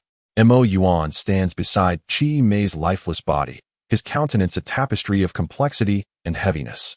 The current situation has escalated far beyond our control. Li Bolong is undeniably a force we cannot confront. The gathered guests, including the widows of the Mo family, bowed their heads in trepidation, silently swallowing their fears. At this juncture, our only course of action is to strategize our next steps. Mo Yuan took a deep breath, seemingly having made a difficult decision.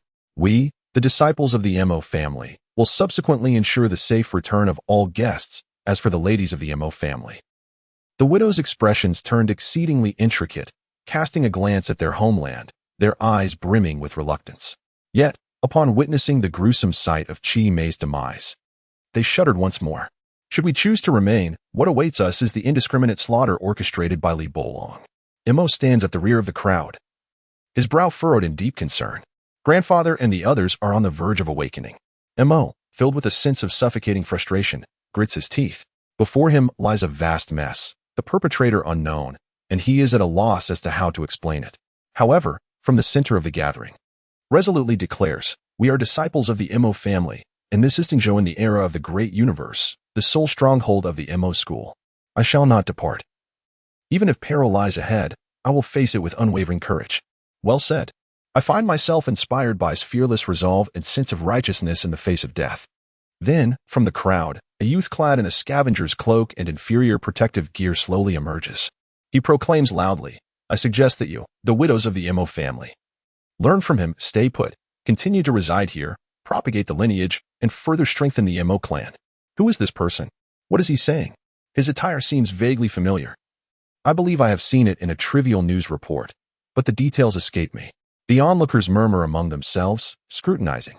Mr. Cheng Yu's expression twitches slightly. The situation is dire, and he implores, "Please do not jest. If we do not leave promptly, your plan will surely fail."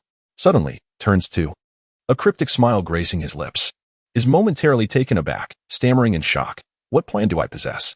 The men of the Mo family are all deceased.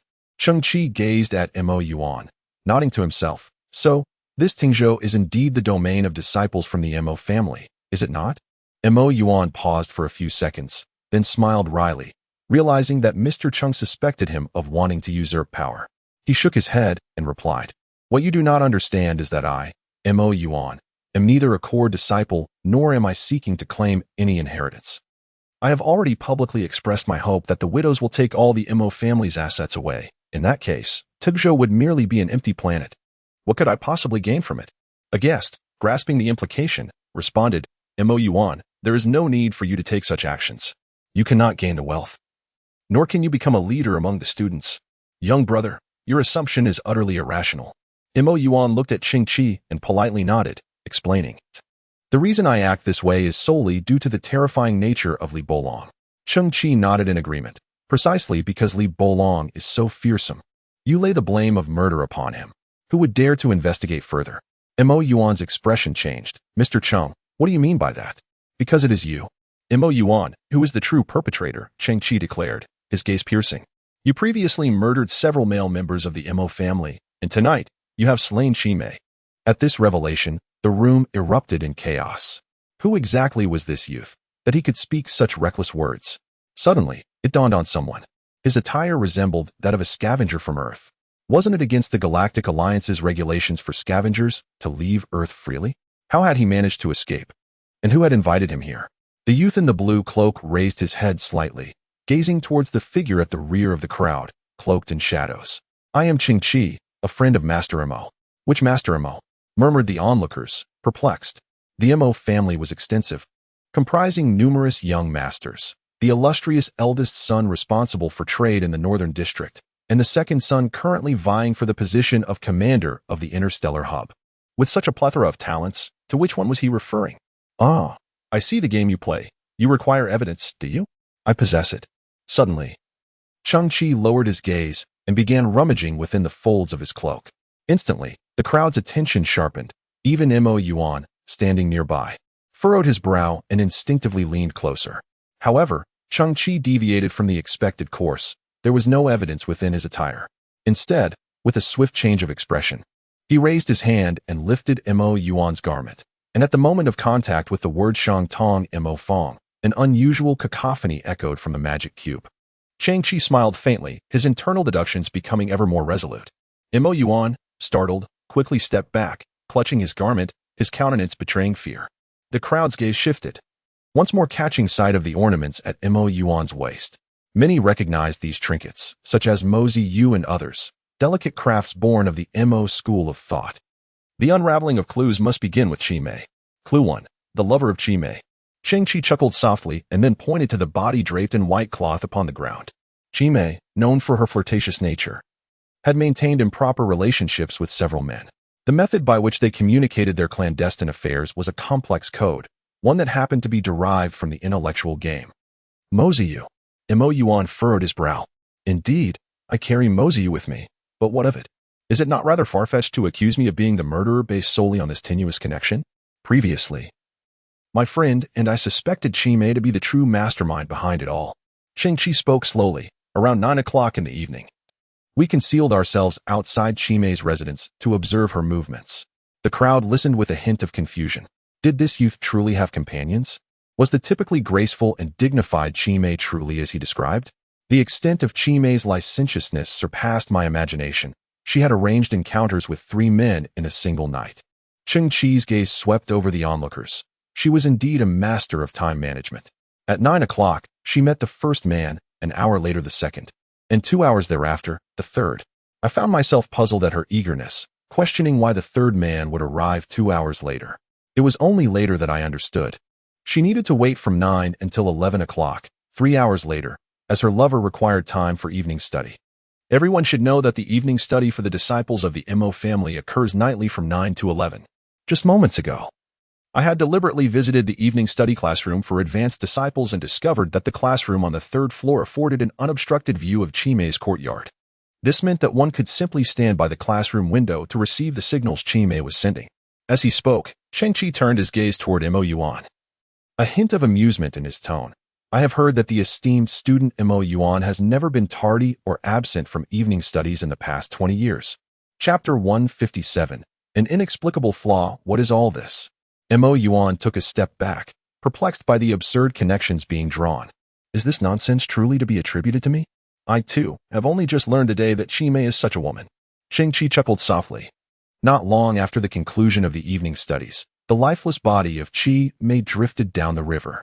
Having had her disgrace exposed, she was compelled to depart from Tengzhou forever. The question arises, who could have discovered that she was no longer within her residence at the earliest opportunity? Naturally, it was her lover. Who else would be so brazen as to visit a widow at night? Cheng Qi crouched down, lifting the white cloth, revealing that Qi Mei's body still bore a trace of warmth. Based on the timing of her demise, it is most probable that the one who found and ultimately killed her was that third lover. Suddenly, Cheng Qi turned his attention to the other disciples of the Mo family. After the evening studies concluded, you are to continue the search for the missing grade gene carrier. I suspect that during this process, Mo Yuan must have concocted some rationale and subsequently acted alone. One student named Mo Shan was momentarily taken aback. He blinked in contemplation for a while before glancing at Mo Yuan with surprise. Since Mr. Cheng Qi's status is also gene not recorded, you claimed you would seek him out alone and then vanished for approximately 20 minutes. Where exactly did you go? Ah, how one can unwittingly bring trouble upon oneself. Should he truly approach my starship, I would receive an alert. He has never sought me out. Cheng Qi smiled lightly. It was evident that he had ventured into infidelity. Unfortunately for him, he discovered that his mistress sought to flee, which incited his rage, transforming dalliance into murder. As for how he could locate Qi Mei so swiftly, it is plausible that Qi Mei reached out to him, desiring a vessel for escape. The reason behind her demise may stem from a previous oath of fidelity, which Mo Yuan naively believed, only to find that she was but a wanton, determined to abandon him at all costs. Alternatively, it is conceivable that Mo Yuan intended to instill terror among the widows, necessitating a life to be claimed among them to implicate Li Bolong. Of course, both motivations might coexist. Nonsense. This is merely your conjecture. Mo Yuan's countenance trembled with agitation. I too can weave tales, yet this bears no significance. Cheng Qi replied with unhurried composure. The password disk customized by Qi Mei is exceedingly intricate. Impossible for an ordinary individual to memorize.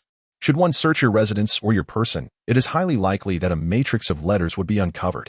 Mo Yuan's pupils constricted abruptly, suddenly choking on his own words.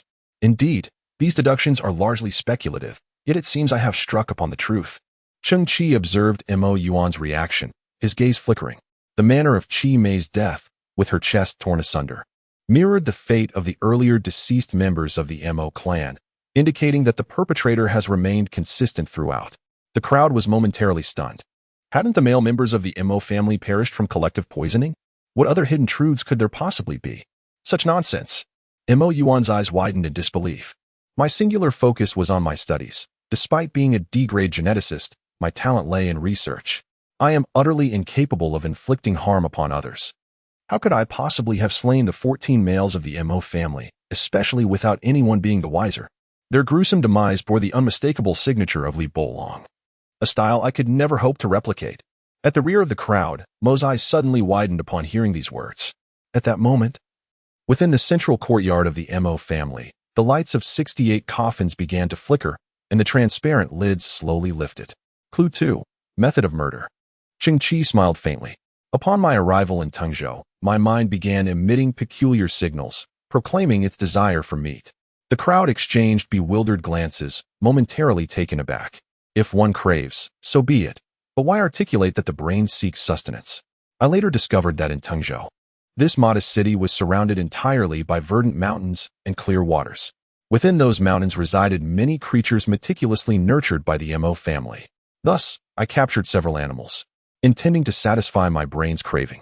Yet, I stumbled upon something peculiar.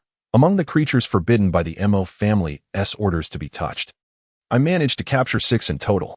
Aside from that particularly filthy beast, the rest of the entities present were astonishingly intricate mechanical constructs, so masterfully crafted that they operated without any conventional energy source. Instead, they relied solely on compressed, high-strength springs to accumulate physical kinetic energy, resulting in movements so lifelike that they were nearly indistinguishable from reality. Initially, I assumed this was a closely guarded secret of the Mo family. However, I soon discovered that even the young master of the Mo family was unaware of this matter. As I tilted my head in contemplation, I surmised that, over the past few years, someone had covertly replaced the animals in the mountains with these mechanical counterparts, all in pursuit of a grand conspiracy. In the distance, upon hearing this revelation, Mo's eyes widened in alarm. Simultaneously, I noticed a group of over 60 figures staggering towards us from the main courtyard of the Missouri estate, resembling a horde of zombies. Turning to Mo Yuan, I inquired, having devoted 2 decades to the study of Mozi's teachings, you possess an innate talent for research. Thus, you should be quite adept in the legendary mechanisms of the Mo school, should you not? At this moment, Mo Shan furrowed his brow, acknowledging that Mo Yuan's expertise in mechanism arts was unparalleled among us. I assessed the device at Mo Yuan's waist, recalling my recent encounter with Shang Tong, where I discovered that its vibration frequency bore a striking resemblance to that of the mechanical beasts. I surmised that it was a mechanism specifically designed to control the mechanical beasts scattered throughout the mountains. The so-called elusive shadows and the grievous wounds were undoubtedly the handiwork of these mechanical entities. The terrifying shadow that Mo Shan encountered while traversing the river must also be a type of mechanical beast. Cheng Qi's eyes sparkled with intrigue, and you, Mo Yuan, are undoubtedly the mastermind behind them. This is mere conjecture, all conjecture. There is no definitive direction. Mo Yuan pointed at the assembly of Mo family scholars, where numerous individuals practice the art of mechanics. Why, then, am I the chosen one? Clue 3. Deception. Cheng Qi fixed his gaze on Mo Yuan. I am eager to inquire. Standing at 183 centimeters, weighing 112 kilograms, approximately 39 years old, with deep red hair, where did you acquire this information? The data, of course, originates from the genetic testing apparatus. Mo Yuan's eyes widened, as if he had found a chance to counter. More than one disciple of the Mo family heard the machine's prompt. Indeed, there had been a delay in the data. Among us, there is a singular unidentified S-grade gene. At that moment, Mo Shan and several Mo family disciples responsible for the reception nodded in agreement. Cheng Qi asked the other disciples. The machine's data delay confirms it is the sole instance, correct? The disciples all nodded in unison, asserting that the device had not aired in 3 years, under our surveillance. All individuals entering Tengzhou must pass through that machine, and the results are conclusive and unique. However, Mo Shan appeared somewhat puzzled, as only Mo Yuan had access to the detailed data. The machine's prompt is indeed authentic. Cheng Qi gazed intently at Mo Yuan, convinced that the error lay within the data rather than a mere delay. He was acutely aware that Li Bolong had not attended, and S-class geneticists were exceedingly rare, their reputations well known and recognized by all. Thus, he found it utterly implausible that any other S-class geneticist would grace the funeral of the Mo family. The odds were simply too slim. Seizing the opportunity, he deftly fabricated the existence of Li Bolong. Cheng Qi's gaze was sharp as a blade, fixed on Mo Yuan. Am I not correct? Mo Yuan's lips trembled, momentarily rendering him speechless. Cheng Qi smiled with confidence, asserting, "You are the third lover who murdered Qi Mei, employing the same methods as those used against the Mo family. Li Bolong was never present, yet you sought to fabricate his attendance. Therein lies your greatest flaw. For only the true culprit would strive to implicate another." The onlookers were momentarily stunned, captivated by the unfolding narrative spun by the youth, which was both astonishing and unexpected. However, it all stemmed from his words alone. He was merely a scavenger from a desolate earth, rumored to possess inferior genes, willing to resort to any means for survival. Should his claims be trusted? They were utterly unfounded, mere conjectures. Yet, Mo Yuan gritted his teeth, countering. Everything you assert relies on the premise that Li Bolong is not the murderer. The machine's results are before us, and whether the delayed data pertains to Li Bolong remains uncertain. I can ascertain that with utmost certainty, Cheng Qi replied. The machine indeed detected the singular S-class genetic entity. Yet he is not Li Bolong. For that remarkably handsome and astutely intelligent S-class genetic being is none other than myself. At this moment, Cheng Qi slightly raised his head. His eyes widened, with golden light radiating from his pupils. 6 luminous rings began to pulse, contracting slightly before suddenly brightening, becoming distinctly layered. Had I, Cheng Qi, not arrived, you would have truly managed to deceive the heavens. A gasp reverberated through the crowd. This was a spectacle they had never witnessed before, one that exuded both nobility and an intangible aura of intimidation. Meanwhile, in the distance, Mo trembled violently at this sight, his paper tube slipping from his grasp and falling to the ground. Chapter 158, Motives 1, 2, 3. The initial reaction of the onlookers was to silently count the number of rings within Cheng Qi's pupils.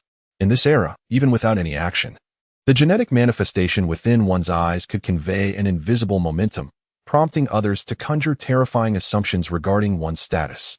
It was akin to the commercial battlefield, where other entrepreneurs arrived in luxury million-dollar cars, while you descended from the heavens aboard a lavish private helicopter, landing gracefully.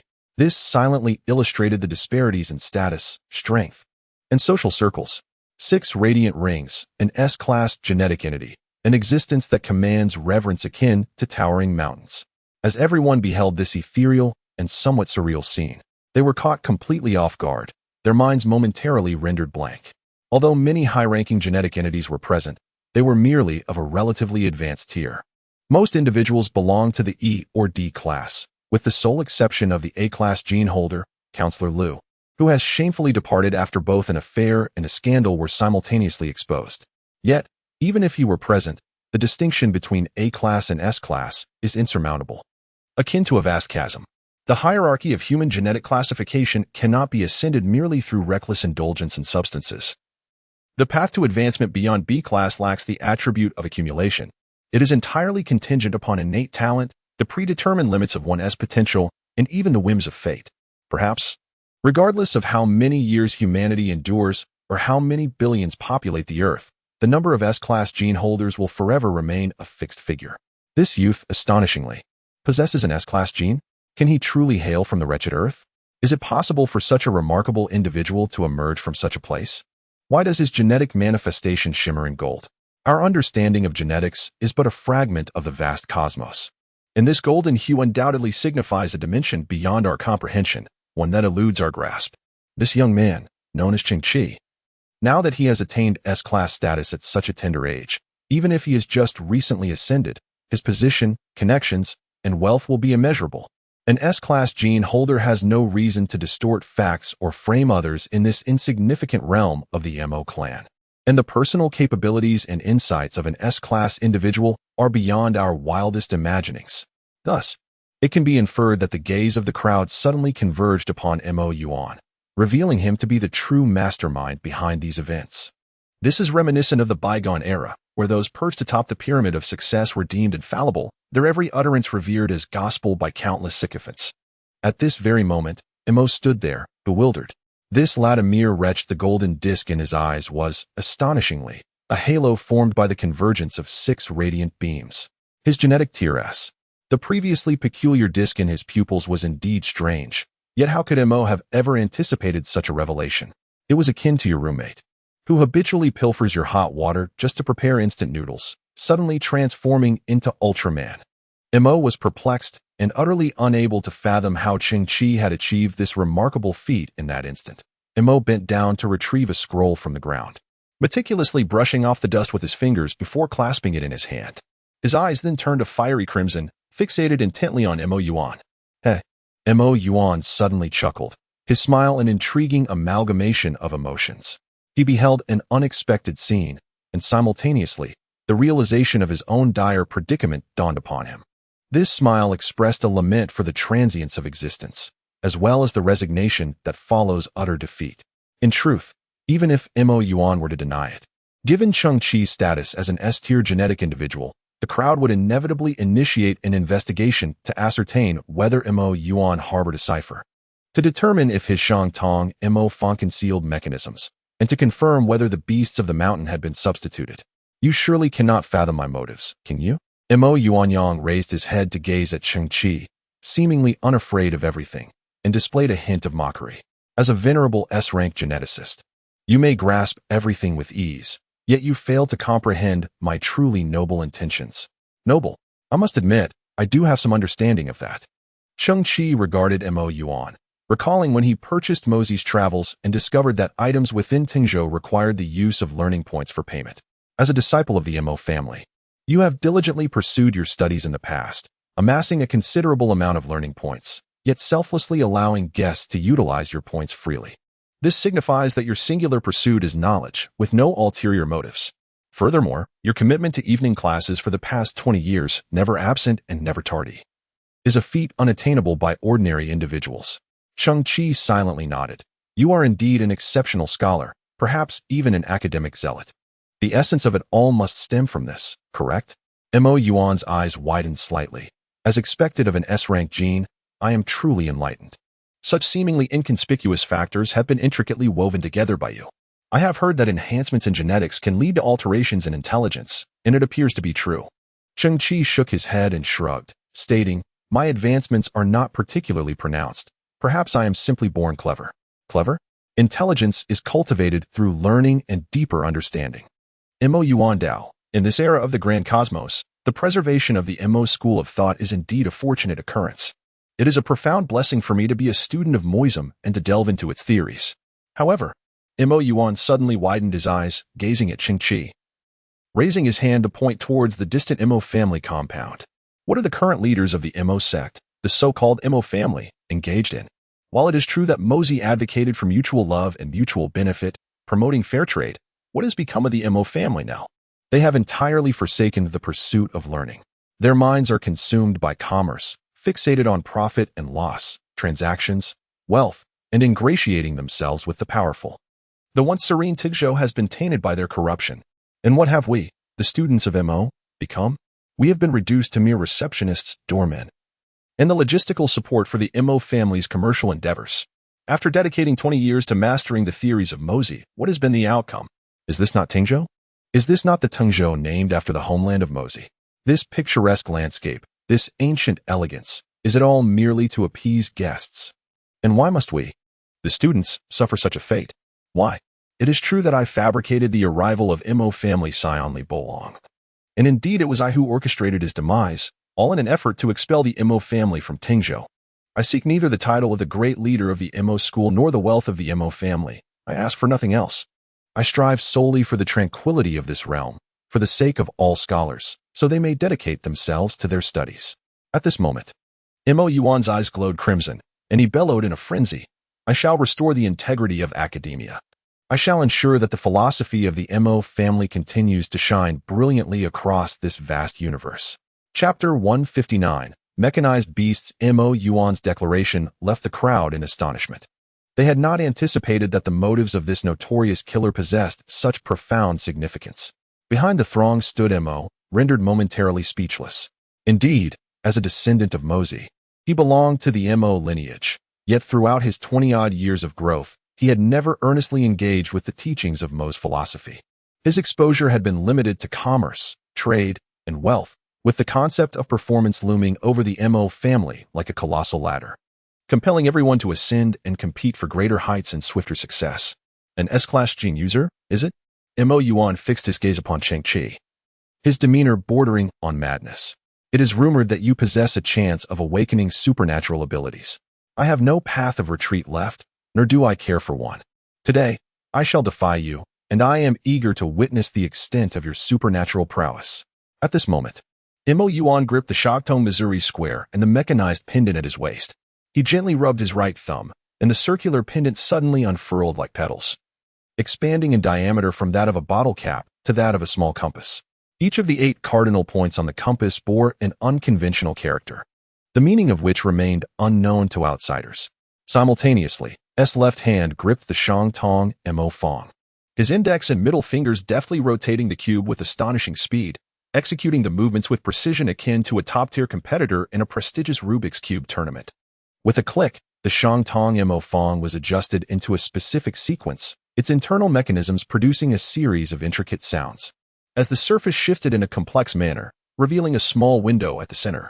Clearly visible within the cube was a tiny iron plate, no larger than a fingernail, vibrating rapidly and emitting a faint buzzing sound. In the vast, open surroundings, this buzz was remarkably subdued, discernible only to those who leaned in closely to listen. Cheng Qi was certain that neither the Shangtong Mo Fong nor the mechanism pendant emitted any blue ribbons. Neither object was capable of releasing electromagnetic signals, and there were no electronic components within. Mozi, not only a philosopher and statesman of the spring and autumn period, was also an exceptional craftsman. Through practical experience and remarkable skill, he developed the renowned Mozi mechanism techniques. This technology was fundamentally about inventing, manufacturing, and controlling machinery. It is unfathomable that over 2 millennia ago, with the limited productivity of that era, Mozi could design and create mechanical devices that were nothing short of ingenious, such as crossbows, rotating engines, and the legendary reconnaissance kites that could soar into the sky. In that age, the energy conditions we possess today were non-existent. There were no steam engines, no internal combustion engines, and certainly no electrical power. Instead, the reliance was on the transformation between elastic potential energy and kinetic energy. The internal power of the machines derived from resilient leather ropes or compressed and bent bamboo strips. The descendants of the Mo family continue to adhere to the same principles, gradually evolving into springs or metal sheets with enhanced elasticity. The underlying concept resembles that of wind-up toys. However, through intricate construction and precise design, even a simple wind-up toy can produce astonishing effects that leave one in awe. The art of mechanisms from the Mo family, along with the comprehensive Book of Lu Ban, exemplifies the exquisite thoughts of ancient Chinese civilization and their godlike creativity. In Mo Yuan's hands, the Shangtong cube emitted a persistent tremor, steady and uniform, akin to a unique signal. He then merged the mechanism pendant from his other hand with the cube, aligning the cube's surface notch with the hollow part of the pendant. By rotating the pendant, he adjusted the direction of the vibrational sound waves. Suddenly, an unnamed wind swept through the deep mountains across the river. In the shadows of the night, the forest appeared as ghostly figures swaying from side to side. Abruptly, a pair of robust arms tore through 2 trees, emerging halfway up the hill. The creature, towering at an imposing 2 meters, radiated an aura of terrifying strength, its eyes gleaming with crimson rings. The onlookers squinted, realizing it was a bipedal black-furred gorilla. The gorilla clenched its gigantic fist, pounded its chest, and let out a skyward roar, a sound that was neither beastly nor entirely human, infused with a metallic tremor. The crowd paled at the sight. This gorilla was evidently a sophisticated mechanism crafted by the Mo family, and the terrifying shadow previously witnessed by Mo Shan was most likely this very creature. Cheng Qi turned to Mo Yuan with a smile and asked, "Is that all? Is there more?" Mo Yuan remained silent, continuing to manipulate the mechanism pendant in his grasp. In that fleeting moment, countless birds were startled into flight from the vast black mountain, swirling in the air. Yet the expansive forest offered no refuge for them to alight upon. Ultimately, they soared into the distant twilight. The position of the onlookers was beside a gently flowing river, while across the water lay a range of undulating mountains, their slopes inclined towards the observers. At this instant, within the dense woodland on the slope, innumerable pairs of crimson eyes flickered to life, and the underbrush and branches quivered as an array of creatures emerged. From the diminutive squirrel and rabbit to the larger goat and spotted deer, not to mention the vibrant tigers and the resplendent giant pythons, endowed with intelligence.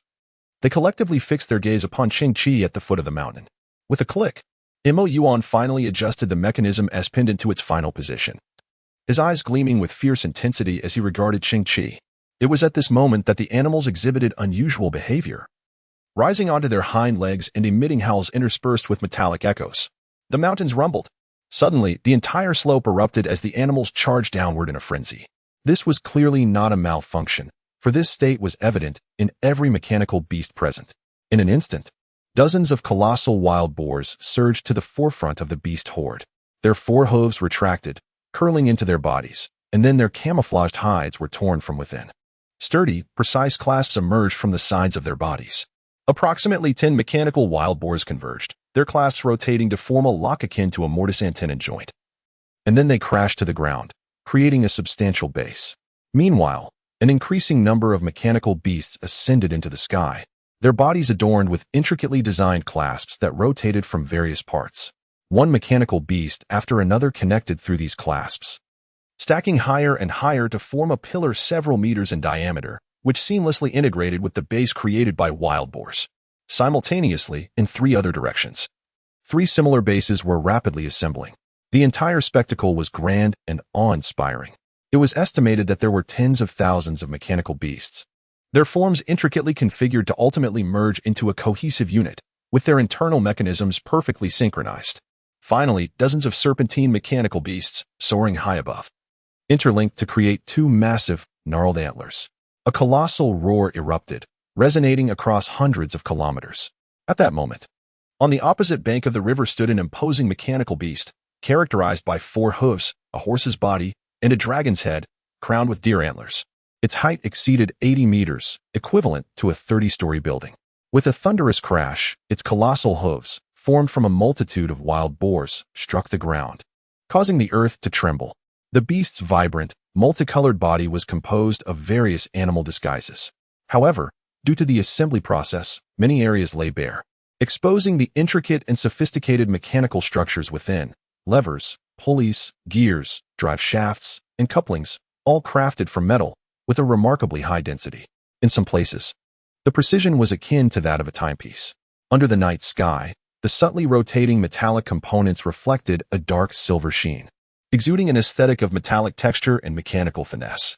In its eyes, there were no true pupils. Instead, countless interlocked gears turned slowly, casting a dim crimson glow through the gaps, exuding an air of mystery and formidable presence.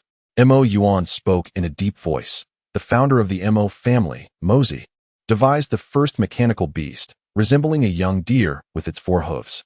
The amalgamation of this mechanical creature I have created is a tribute to our ancestors. It is named Mechanical Beast, Ruo Lu. The colossal mechanical deer let out a thunderous cry, with a powerful stomp of its hooves. Its massive form soared into the air with the grace of a nimble swallow, effortlessly crossing the river in an instant. The enormous iron hooves, weighing perhaps over 10 tons, cast a vast shadow upon the ground as they advanced toward Cheng Qi. At that moment, Cheng Qi stared wide-eyed at the airborne mechanical beast. Not a trace of electronic signal escaped. It operated solely on specific vibrational waves to receive commands, entirely devoid of modern energy sources. It was driven purely by an intricate spring mechanism. Every visible gear, radiating a golden luster, was a testament to exquisite craftsmanship. A mere glance revealed a corner of the precise physical structure where everything functioned with fluidity and grace. Countless gears, numbering in the billions, operated in utter silence. Against the dark night sky, mechanical beast, Ruo illuminated an enchanting brilliance. Any straight man, upon witnessing this marvel, would find himself unable to resist the visual feast presented by such supreme mechanical aesthetics. This grand feast, unlike the mechanized bodies of Wakunlan, does not exude a palpable sense of futurism. Instead, it embodies a retro essence, handcrafted intricacy, and silent grandeur, all while resonating with a profound sense of power. It is a masterpiece of ingenuity, resplendent and imposing. The art of Mo's mechanical engineering, a testament to the divine craftsmanship of ancient China, is indeed deserving of its reputation. In that fleeting moment, countless fireworks seemed to burst forth in Cheng Qi's eyes. His mouth slightly agape, he looked remarkably handsome, exceedingly so. Chapter 160, Ability Development, Mechanical Beast, like a deer. The colossal figure resembled a divine beast of heaven and earth, soaring above the river, a massive iron hoof raised high, poised to stomp down upon Cheng Qi's location. The surrounding spectators were instantly thrown into a panic, scurrying for safety. They had not anticipated that what began as mere amusement would spiral into such a perilous situation. Should that iron hoof descend, they would be reduced to mere pulp. Yet, Cheng Qi stood his ground, unperturbed, with only a slight furrow in his brow. While he appreciated the spectacle, the looming threat must be addressed.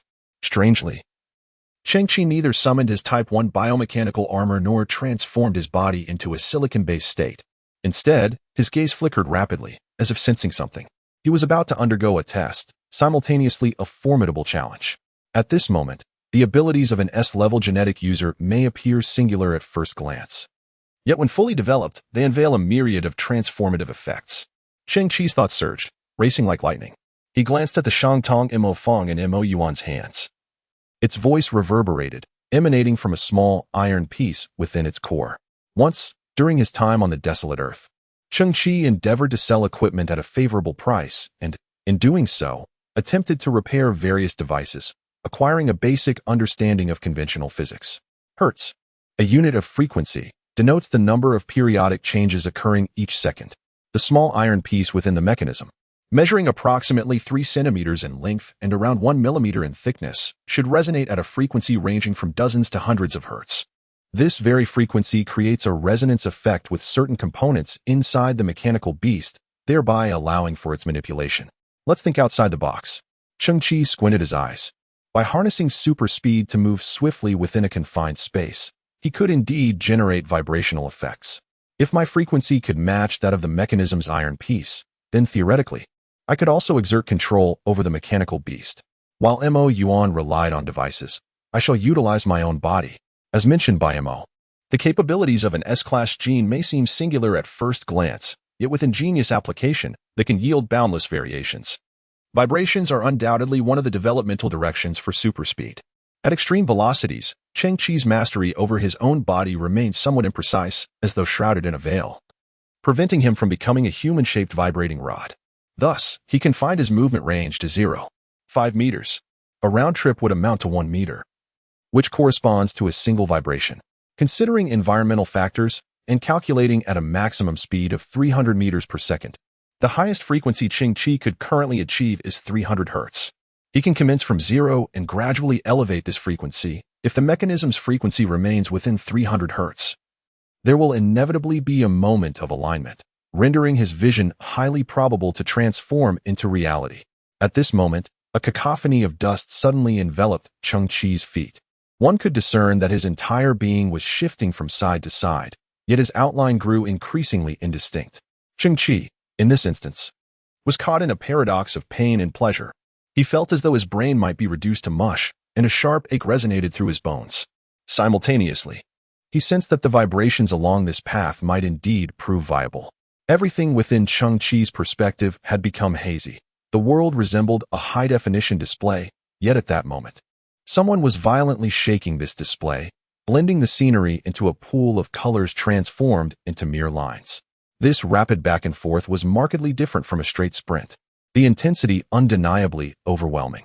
Cheng Qi was acutely aware of his condition, nearing 100 Hz, yet he found no resonance. 200. 250. Still no match, onward. At this juncture, the colossal iron hoof loomed less than 2 meters above Cheng Qi's head, exuding the oppressive force of a mountain. In that fleeting instant, approximately 270 to 290 Hz, Cheng Qi experienced a peculiar sensation. Although the surroundings remained a blur, he beheld the thousands of core mechanisms within the mechanism beast, resembling mechanical hearts. In the indistinct realm, they appeared astonishingly vivid. Cheng Qi could even perceive the external force of the winding springs and the quivering of various mechanical components. His eyes widened slightly in realization. This was not merely a visual experience, it felt akin to the echolocation of a bat. It was at this moment that Cheng Qi finally comprehended that the core components of the mechanical beast vibrated within a relatively confined range, and he found himself situated within this very spectrum. Previously oblivious to this principle, he had unwittingly stumbled into a form of sonar mechanism. Simultaneously, Cheng Qi discerned that the colors of the thousands of core components in his perspective varied in depth. All were blue, yet some were deep blue while others were light blue. As Cheng Qi adjusted his own frequency, the hues would shift accordingly. Ultimately, he confirmed that the closer he was to the frequency of a specific component, the darker its color would become. The principle behind this phenomenon suggested that the stronger the resonance, the clearer the brain's construction of the object. Cheng Qi realized that what he had discovered was an extraordinarily supernatural investigative ability, yet it required time for thorough exploration. Regarding the control mechanism of the mechanical beast, he had reached an understanding. Cheng Qi focused on a component resembling a rudder located in the head of the mechanical beast, young deer. This component was exquisitely intricate, akin to a large gear, but each tooth was a slender iron piece that was subtly trembling. In a moment of critical urgency, Cheng Qi raised his hand, palm facing the sky, seemingly attempting to resist the descending iron hoof with his fragile form. However, in reality, he was minutely adjusting his own vibrational frequency, guided by the varying depths of color. His final frequency approximated 275 Hz, coinciding with the small iron piece marked 0 stop within the rudder. A resounding roar emanated from within the body of the mechanical beast, young deer. Boom, boom, boom. The earth resonated with a triad of tremors, heralding the arrival of a colossal mechanical beast, its 3 iron hooves striking the ground with a resounding thud. As the right front hoof plummeted rapidly, it abruptly halted mid-descent, generating a circular ripple of dust in the air below. At the epicenter of this swirling dust stood a youth clad in a blue cloak. His body ceased to quiver, and onlookers could distinctly perceive him extending a solitary hand towards the sky, seemingly making contact with the suspended iron hoof. Yet a gap of approximately 10 centimeters remained between them. Meanwhile, the mechanical beast known as the mechanical beast, young deer, remained motionless, frozen in midair like a sculpture. Even in its stillness, its imposing form exuded an aura of authority. The crowd was left in awe, as if witnessing some extraordinary sorcery. The immense mechanical beast, young deer, appeared to heed the command of Cheng Qi. How could this be? What sorcery had he conjured? The individual named Cheng Qi had somehow managed to emit vibrations of up to 300 Hz solely through his own being. While S-class geneticists were indeed extraordinary, how had he deciphered the method of synchronization? Cheng Qi was in a state of conjecture. He speculated that the phrase "stop 0" on the rudder signified stillness, prompting him to adjust to the corresponding frequency. Even if he had erred, he could always evade a stomp by swiftly moving at the last moment. Yet, fortune favored him. His intuition had proven correct. This revelation filled the eyes of the onlookers with sheer incredulity. The blue cloak billowed, resembling a deity capable of commanding titanic beasts. Chapter 161. Must Nike. Cheng Qi's form began to vibrate once again, resonating at 285 Hz. On the rudder of the mechanical beast, known as the young deer, a metal plate inscribed with North 22 resonated with frequency. Meanwhile, Cheng Qi raised his hand, gently waving it towards the northern direction. A rumbling sound arose once more as the colossal mechanical beast shifted its steps, taking a stride to the north, then rearing its head proudly. Under the night sky, the imposing presence of the gigantic automaton was awe-inspiring. Its movement positioned it directly behind Cheng Qi, resembling a soldier under his command, unwavering and resolute. This scene was both fantastical and surreal, prompting some timid guests to entertain thoughts of kneeling in reverence. Impossible. How could you possibly control the creations of the Mo family? How could you manipulate my work? Yet, inexplicably, Mo Yuan felt his hand betray him. His arm trembled uncontrollably, causing the cube and pendant to clatter to the ground, rolling away, while the pendant shattered upon impact, scattering fragments. Subsequently, Mo Yuan stumbled, collapsing to the ground with a thud. Cheng Qi then noticed Mo Yuan's countenance, taken aback. Blood streamed from his eyes, nostrils, and ears. At that moment, Mo Yuan cradled his temples in anguish, exclaiming, during that rapid vibration. There were moments when my head throbbed intensely, as if my brain were being shredded by a power drill. Ah, it hurts. Cheng Qi's eyes widened in realization. It was resonance. Every object possesses a distinct vibrational frequency. When a high-frequency environment emerges nearby, and the frequencies align closely, it results in an amplification of vibrations, leading to internal damage. It is akin to swinging on a swing. At the opportune moment, a gentle push can send the swing soaring ever higher. Throughout human history, numerous unforeseen accidents have arisen due to resonance.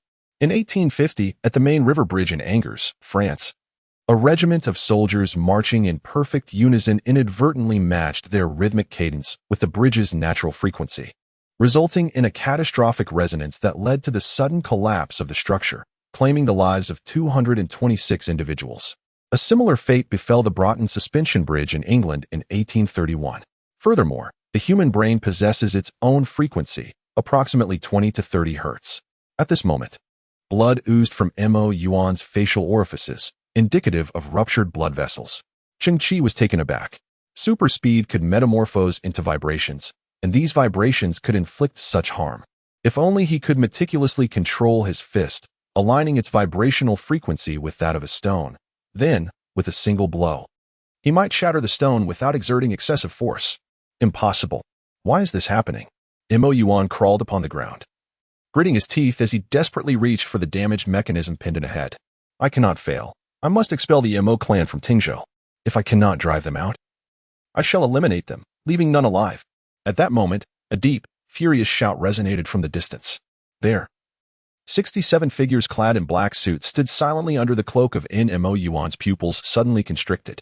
Among the figures, an elderly man, approximately 80 years of age, stood at the forefront, with the remaining individuals instinctively distancing themselves by half a step. His hair was completely white, and his body hunched. Yet his eyes sparkled with a certain brilliance. Though aged, the aura he had cultivated through a lifetime of battles in the marketplace still lingered. Mo Yuan. The old man sighed deeply, slightly closing his eyes. I never anticipated that you would turn out to be this kind of person. All the guests were taken aback, their legs feeling a bit numb. Aren't these the deceased of the Mo family? They thought. Their presence here was to attend their funeral. There is no need for alarm. The old man slowly addressed them. On behalf of the Mo family, I apologize. This entire affair is a scheme orchestrated by us to evade the pursuer's wrath while discreetly revealing the true identity of the assailant. We have merely consumed some special genetic agents. The guests gradually exhaled, regaining their composure. Mo Yuan lay on the ground, his astonishment beyond description. You. The old man glanced at Mo Yuan, who was bleeding profusely from his mouth, clearly on the brink of death. The elder then shifted his gaze to the young man ahead, taking a few steps forward and nodding slightly. Just now, I witnessed your command over the mechanical beast. I have seen the truth and understood. On behalf of the Mo family, I extend my gratitude to you. As he spoke, the old man gently bowed, and the remaining 66 young men behind him also turned towards Cheng Qi, bowing in unison. However, Cheng Qi waved his hand, dismissing the formalities. The old man slowly straightened his posture, a glimmer of tears welling in his eyes. I could hardly fathom that Mo Lin was capable of recognizing such a person as you and inviting you to Tingzhou specifically to resolve the crisis facing my family. He truly possesses remarkable virtue. Mo Lin? Cheng Qi tilted his head, inquiring. Who?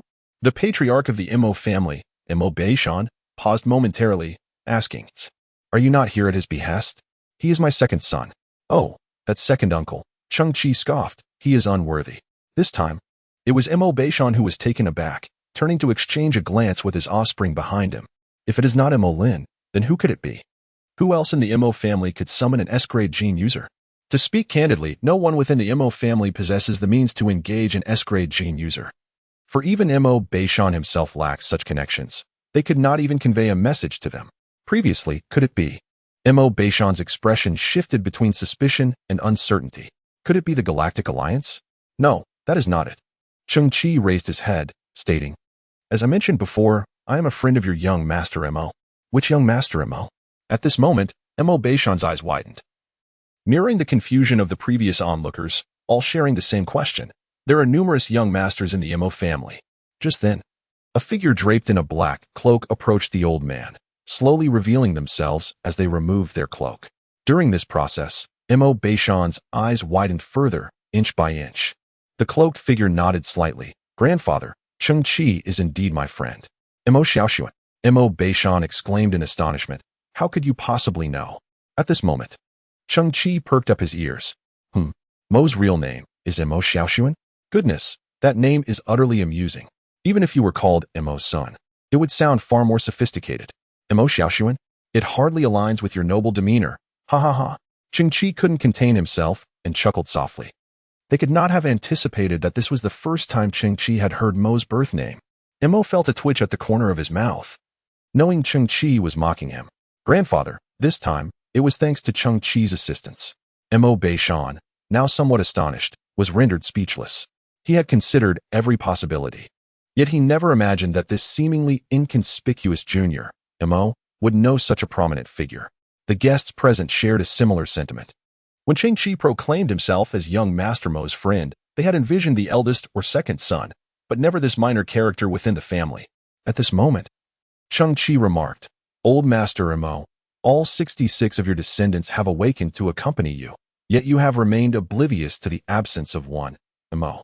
It appears you truly regard him with indifference. Mo Beishan's expression shifted as he looked at Cheng Qi and replied, I dare not. I dare not. Cheng Qi continued. That second son you hold in such high regard. The moment he awoke, he packed his belongings and fled. Mo Beishan's eyes widened in disbelief. What? Cheng Qi spoke once more. Then Mo awakened, steadfast and unwavering, investigating the true culprit in solitude. Were it not for him, you all would have awakened only to face the grim fate of being bled dry, one by one. Mo Beishan's body stiffened, his pupils trembling as he gazed at Mo.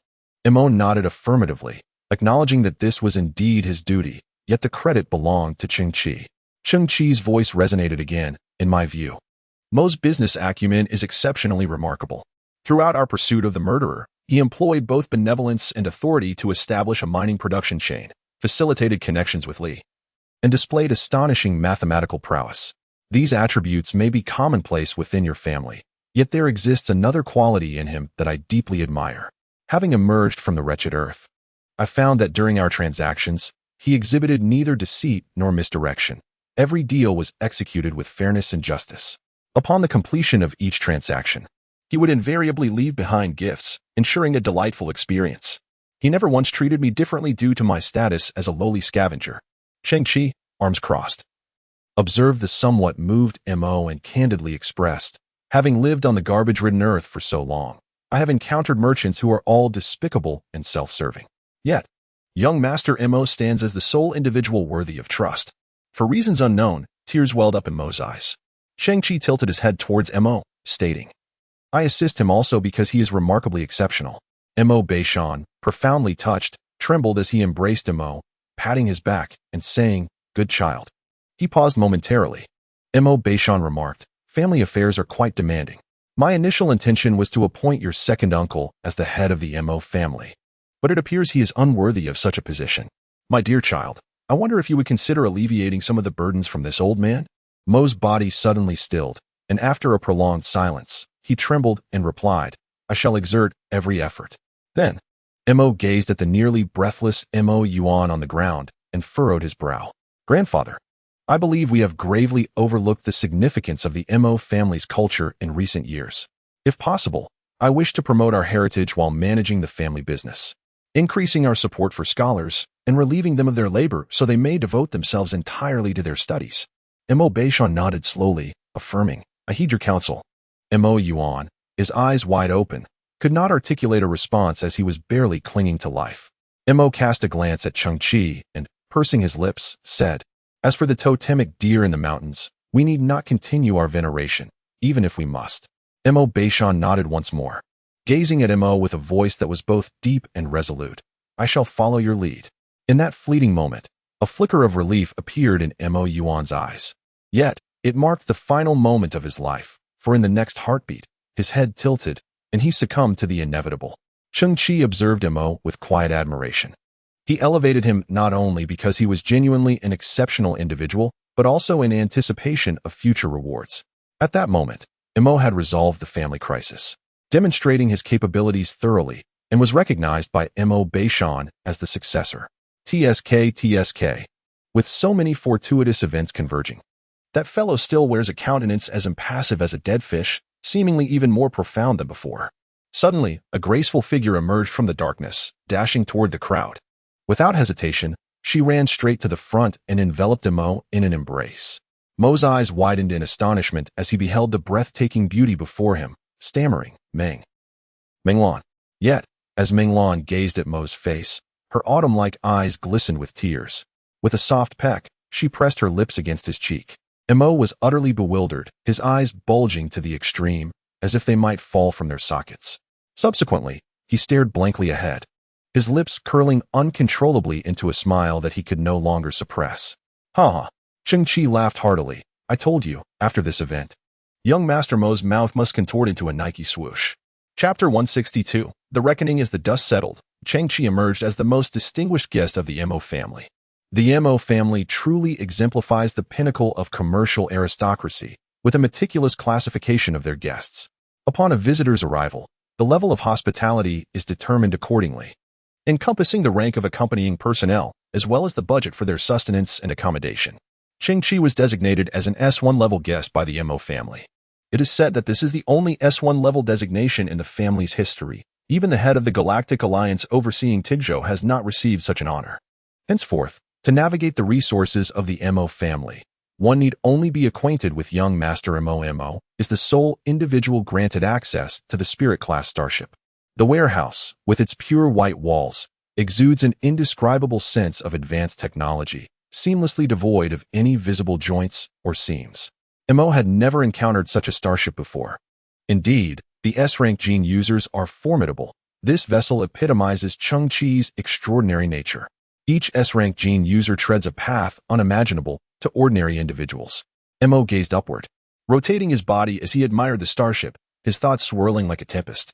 From the very beginning, Cheng Qi has been enveloped in astonishing secrets.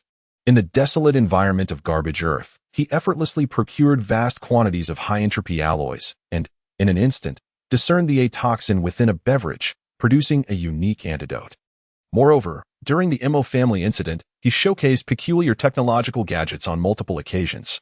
Mo's eyes widened in astonishment. All of this remained beyond his comprehension. Yet, he maintained his fundamental decorum and adhered to the principle of not prying into matters that ought to remain undisturbed. Now, with Cheng Qi's assistance, he had resolved the crisis of the Mo family and won the heart of a beautiful companion. Mo's task was to harbor this gratitude within him and to perpetually regard this enigmatic and powerful friend with reverence. In that fleeting moment, Mo's expression shifted, and he hurried forward, asking, "What's wrong?" Cheng Qi, equally perplexed, found himself at a loss. His supernatural ability was speed, yet it resembled an illogical attribute point added to himself, while his overall physical condition lagged severely. Just moments ago, when he employed his super speed to combat the mechanical beast, it had inflicted damage upon his own body. It appears to be an issue of internal dislocation, bone fractures, or ruptured blood vessels. Presently, he resembles an egg. Outwardly, he seems unscathed, yet internally, he has been reduced to a state of mush. Previously, before the crowd of the Mo clan, his calm and composed demeanor was merely a facade. There was a touch of concern in Mo's gaze, prompting him to say, "I shall fetch a doctor." Cheng Qi, speaking with some difficulty, replied, "It's nothing. My abilities have backfired a bit, but I shall recover swiftly." Mo's expression grew complex. Behind every formidable figure lies an untold tale of hardship. Yet, Cheng Qi was mumbling incoherently. Mo, feeling a sense of urgency, asked, "What are you saying?" Cheng Qi's voice dwindled further, and Mo's anxiety deepened, as if his brother were conveying his final wishes. If Cheng Qi were to suffer severe consequences due to matters concerning his family, Mo would carry the burden of guilt for a lifetime. In haste, Mo knelt down, leaned closer, and pressed his ear to Cheng Qi, beads of sweat forming on his forehead as he strained to comprehend. Money. At last, Mo grasped Cheng Qi's intent. He retrieved the previous scroll from his pocket and meticulously verified each item without hesitation. The first item pertained to the payment for the high-entropy alloy. "I have assessed it. 12,000 units of high-entropy alloy, all of the same quality, priced at 6,375 million credit points per unit, culminating in a total value of 103.65 billion. Rounding it off, the total amounts to 104 billion. I possess your ID. The funds have been credited. Mo operated his device and looked up at Cheng Qi. The ID account has received 104,000,000,000 credit points.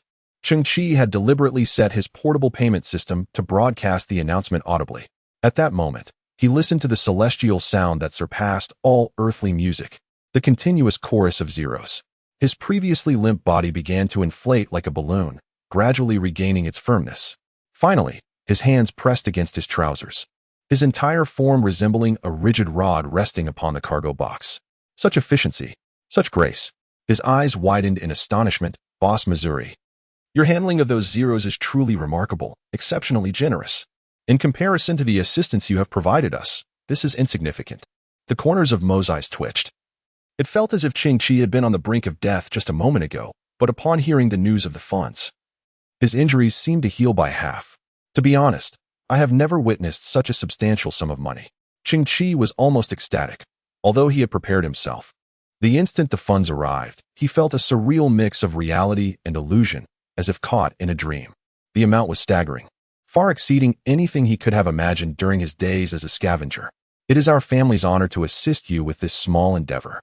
Mo smiled and continued. The second item, Mo Family High Energy Protein Extract, 10,000 bottles.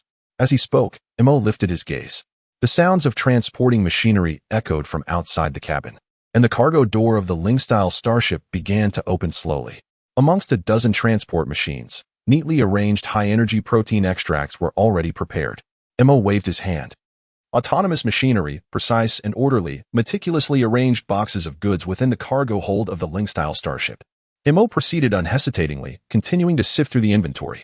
A-24 caretaker robots, jet-powered shoes, gravity field gloves. These were all rather antiquated. I have already dispatched individuals to procure them, and I shall now ascertain the results. Chapter 163. Infinite accumulation. The hatch slowly sealed. Inside the cargo hold, only Cheng Qi remained, surrounded by countless vials of the Mo family's high-energy protein extract.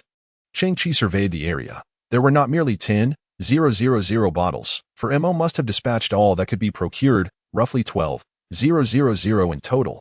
Cheng Qi recalled that this substance held considerable value. 12,000 bottles represented an astronomical sum. The S-grade gene bestowed upon Cheng Qi extraordinary speed, a potential that could be further developed, its limits yet unknown. However, this ability also has its constraints. It necessitates a robust physique. The high-energy protein extract is a bespoke beverage from the Mo family, designed to enhance physical capabilities, bolster immunity, and replenish energy, among other benefits. In the eyes of the affluent, it may merely be regarded as a functional drink, its effects varying from person to person, perhaps after a year or so of consumption. No significant results would be observed. Yet, for Cheng Qi, its potential extended far beyond mere superficial benefits. He had long since categorized this beverage as an essential acquisition. Even the S-grade gene possesses certain deficiencies, unable to encompass all aspects. Yet, endowed with STC, Cheng Qi could rectify these shortcomings through alternative means, such as an excessive intake of pharmaceuticals. Moreover, it is a premier medication that is beyond the imagination and reach of ordinary individuals. The bespoke protein extract from the Mo family, which inherently possesses the ability to enhance physical constitution, stands as the finest choice. To be precise, it is the most exceptional selection of raw materials. Cheng Qi, enduring the agony coursing through his body, rose to his feet within the dimly lit cargo hold. With his palm facing inward, he slowly raised his right hand. The STC emitted a cerulean fan-shaped beam of scanning light. Detected similar technological creations, dispersing into primordial matter, commencing synthesis. The most remarkable aspect of the STC is its ability to deconstruct all things into a wondrous and enigmatic fundamental unit, subsequently synthesizing a brand new creation that doubles its functionality. QSES Energy Enhancement Protein Extract, 6600. This formulation, building upon the existing high-energy protein extract, further elevates the concentration and purity of the protein. It employs more advanced extraction techniques, incorporating various rare bioactive components such as coenzyme Q10 and astaxanthin, which provide energy to cells, enhance cellular vitality, and effectively boost energy levels and endurance. It has already proven effective in augmenting energy levels and stamina. Cheng Qi merely shook his head silently. It still fell short by a considerable margin. Dispersing into primordial matter, commencing synthesis, composite nutritional synergistic protein extract, 3,300. Cheng Qi glanced at the annotations. This beverage, based on its predecessor, has been augmented with a substantial amount of high-energy nutrients. In simpler terms, it is a composite of body fortification fluid and energy replenishment liquid. Disassembling into primal matter, commencing synthesis, gene-adaptive protein extract, 1650. This time, the incorporation of gene-adaptive characteristics has resulted in a doubling of the anticipated genetic effects. Although an upgrade, it has introduced a slight limitation. Cheng Qi's eyes glimmered as he urged, continue. Intelligent targeted protein extract, 825. Utilizing advanced targeting technology.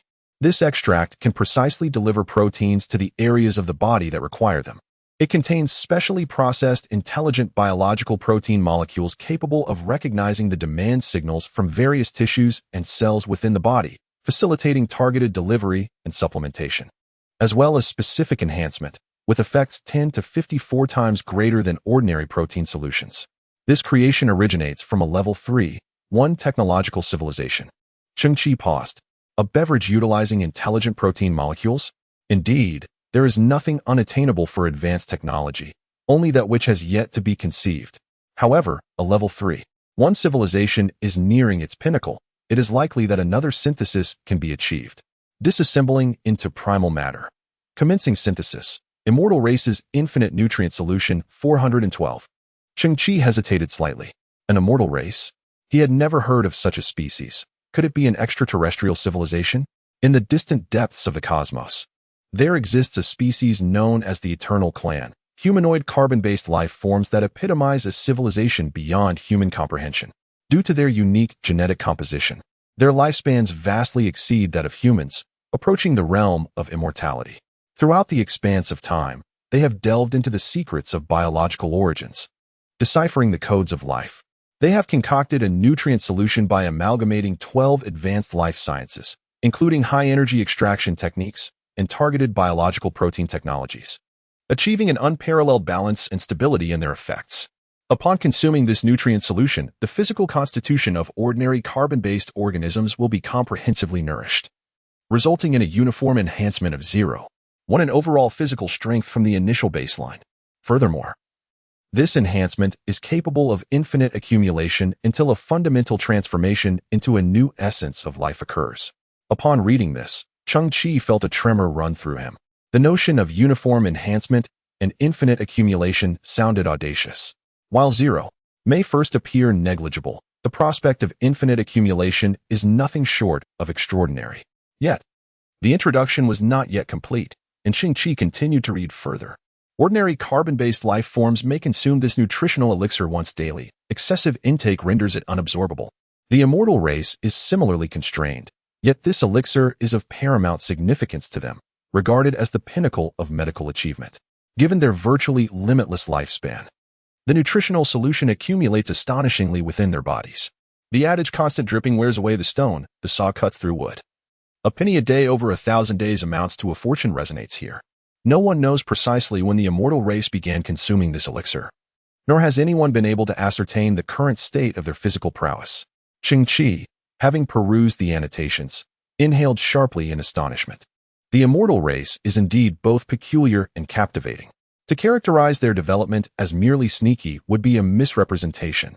Rather, they are leveraging their inherent advantages, gradually amassing strength through an alternate path, reminiscent of the fable of the tortoise and the hare. Though the tortoise moves slowly, it steadfastly progresses without faltering. Through insights gleaned from the queen, it is revealed that life emerged in the universe approximately 4.9 billion years ago. If the immortal race also originated hundreds of millions of years ago and has consumed the infinite accumulation nutritional solution for eons, what level of existence might they have attained by now? Could they have transcended into a godlike state? The notion that quantitative change precipitates qualitative transformation seems to imply that, for the immortal race, no such transformation is required. Mere endurance and accumulation could yield an overwhelming quantity. Furthermore, the annotation referencing before reaching the essence of life's metamorphosis leaves Cheng Qi pondering the nature of such a transformation. The universe is vast, wondrous, and enigmatic. Yet, Cheng Qi's dreams remained brilliantly radiant. One day, he would traverse every corner of the universe, bearing witness to all its vastness and mysteries. Cheng Qi conducted another test. The eternal race's infinite nutrient solution was no longer capable of synthesis. Perhaps, beneath the threshold of a level 4 civilization, there simply existed no superior nutrient solutions. Alternatively, advanced technological civilizations might not devote their energies to the creation of nutrient solutions, logically. They ought to focus more on self-transformation rather than merely supplementing nutrients. Cheng Qi slowly picked up a bottle of nutrient solution. Its design and structure were now entirely different. It was no longer a beverage can but had transformed into a slender, transparent glass vial, perfectly fitting in his hand. Inside, there were countless tiny blue particles, resembling grains of millet. Although small, these particles were crystalline and exquisite. It was labeled nutrient solution, yet its actual form was a highly concentrated solid. Cheng Qi pressed the button on the bottle. A single blue grain of millet fell from the opening and landed in the palm of his hand.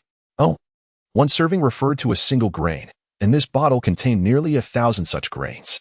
Moreover, I possess a total of 412 bottles. Thus, 1,000 multiplied by 412 equals. Alas, this is of little consequence. One can only absorb once a day, yielding a mere 0. One increase, amounting to a mere 36 in a year.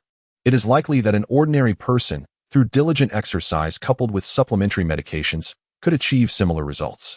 With a humble bow, Cheng Qi addressed the esteemed elders of the Eternal Life clan, exclaiming, "Alas, I do not possess the longevity you all enjoy." Yet, in the very next moment, a spark ignited in his eyes. He had merely indulged in a moment of self-entertainment, for he was acutely aware that, despite his limited lifespan, his genetic blueprint harbored a dormant branch, an LV2 supermetabolism, awakened by his extraordinary speed. While an ordinary carbon-based organism can absorb sustenance once a day, he pondered, what capacity might I, as an extraordinary carbon-based being, possess? Cheng Qi parted his lips slightly and raised his palm. A blue grain was swiftly consumed. The instant it entered his mouth, an astonishing sensation enveloped him, akin to a balloon bursting with sweet, succulent juice. It was refreshing, thirst-quenching, and utterly delectable. Just moments ago, due to an internal injury, he had experienced a bitter taste and dry mouth, but in an instant, that discomfort vanished. How exquisite it is! A glimmer danced in Cheng Qi's eyes as he savored the delightful juice, which transformed into a cool, invigorating energy that coursed through his entire being. This energy flowed with remarkable delicacy and uniformity, seemingly enveloping every strand of his hair. Typically, after sustaining injuries from rapid movement, his body would crave energy, manifesting as a strong desire for meat. However, with the mere consumption of a tiny grain, that energy deficit appeared to be instantly replenished, and his body commenced a rapid restoration. From an energetic perspective, this minuscule grain of rice is akin to a sumptuous feast, roughly equivalent to a particularly rare and extraordinary beast. Yet, this is merely the beginning. In the next moment, Cheng Qi felt the enhancement of his physical constitution. His body resembled a desolate wasteland, an exceedingly parched human-shaped sponge, while the tiny grain transformed into a drop of refreshing and sweet spring water, instantly rejuvenating his entire being, subsequently giving birth to a faint warmth. Cheng Qi was acutely aware that his physique had undergone a comprehensive augmentation, vaguely and indistinctly, perhaps around that elusive 0.1. Simultaneously, he had a clear sensation that under his LV2 supermetabolic rate, the energy within the grain was swiftly converted and absorbed, a process that took only a few seconds. While his body emitted a signal of insufficiency, insufficient, inadequate, far from enough. Indeed, Cheng Qi smiled faintly, grasping the glass vial of nutrient solution, bringing it to his lips, and gently pressing it, allowing another grain to fall into his mouth. It was as refreshingly cool and delectable as before. The human sponge once again relished the nourishing essence of water. Insufficient, inadequate, far from enough. Click, click. Cheng Qi incessantly pressed the nutrient solution button, one grain after another, continuously entering his mouth. He marveled at his supermetabolic rate, while the enhancement of his physical resilience became increasingly apparent. Squeak. The little white mouse, shaking its crystalline tail, climbed onto Cheng Qi's shoulder, its pink nose twitching, whiskers quivering. Do you wish to partake in this nutritional supplement as well? Cheng Qi tilted his head and extracted a tiny grain of millet, which he offered to Gigi. To the little creature, This minuscule morsel was akin to an apple, and it began to nibble eagerly. Gigi seemed thoroughly satisfied with the flavor of this delicacy, but after consuming just one, it nestled against Cheng Qi's cheek. Content and fulfilled. Its metabolism was merely average. 1 grain a day was sufficient. Cheng Qi nodded appreciatively. Even the fastidious Gigi was actively seeking more, indicating the exceptional quality of the ingredients in this concoction. Click, click. Cheng Qi continued his motions, feeding 1 grain after another. Eventually, he sensed a stagnation within his body, akin to the feeling of being satiated after a sumptuous feast, rendering him disinterested in further nourishment. He understood that even with an ultra-high metabolic rate, there existed a limit, and today's intake had reached its threshold. Secretly counting, he realized he had consumed a total of 99 grains. This single bout of nourishment equated to the benefits derived from 99 days for others. Cheng Qi clenched his fist slightly, acutely aware of the enhancement in his physical strength, which had seen a comprehensive boost, including but not limited to muscle density and bone strength. A 99-fold enhancement translated to a 9 overall improvement. Tomorrow would usher in another round of nourishment, promising yet another 9 increase, doubling every 10 days, a mere grain a day, accumulating to 1,000 in 1,000 days, in infinite compounding. How terrifying! Cheng Qi's chest heaved with anticipation. With this nutrient, his frail physical deficiencies would soon be rectified, and the prospects for growth appeared formidable. Without hesitation, Cheng Qi set aside Gigi and enveloped himself in the I-type biochemical battle armor, immediately commencing a series of tests. With a return distance of merely 0.5 meters, he pushed his speed to the utmost limit, transforming into a mere specter. The sudden surge of G-forces inflicted pain upon his body, yet throughout this process, he could distinctly perceive a newfound resilience within himself, a burgeoning sense of sturdiness. Although the magnitude of this improvement was not overwhelmingly significant, his confidence soared. He subsequently reduced the return distance to 0.4 meters, a target he had previously deemed unattainable. His body resonated at a frequency of 340 Hz. In that fleeting moment, Cheng Qi sensed something profound. He closed his eyes and entered a realm seemingly composed of sound waves. His being was capable of emitting sound waves, while his brain received the feedback from these waves. The frequency of 340 Hz belonged to low-frequency detection waves, yet it possessed the capability to detect large objects such as buildings, mountains, and humanoid figures. Within a 2-kilometer radius, the landscape formed a peculiar tapestry in his mind, akin to a cerulean blueprint. He could see half of the hull of the Spirit-class starship. However, he could not perceive the Ling, as it existed at a higher frequency. Cheng Qi also saw the desolate expanse beyond the Spirit-class starship, where several biological transport containers floated behind him, gradually approaching.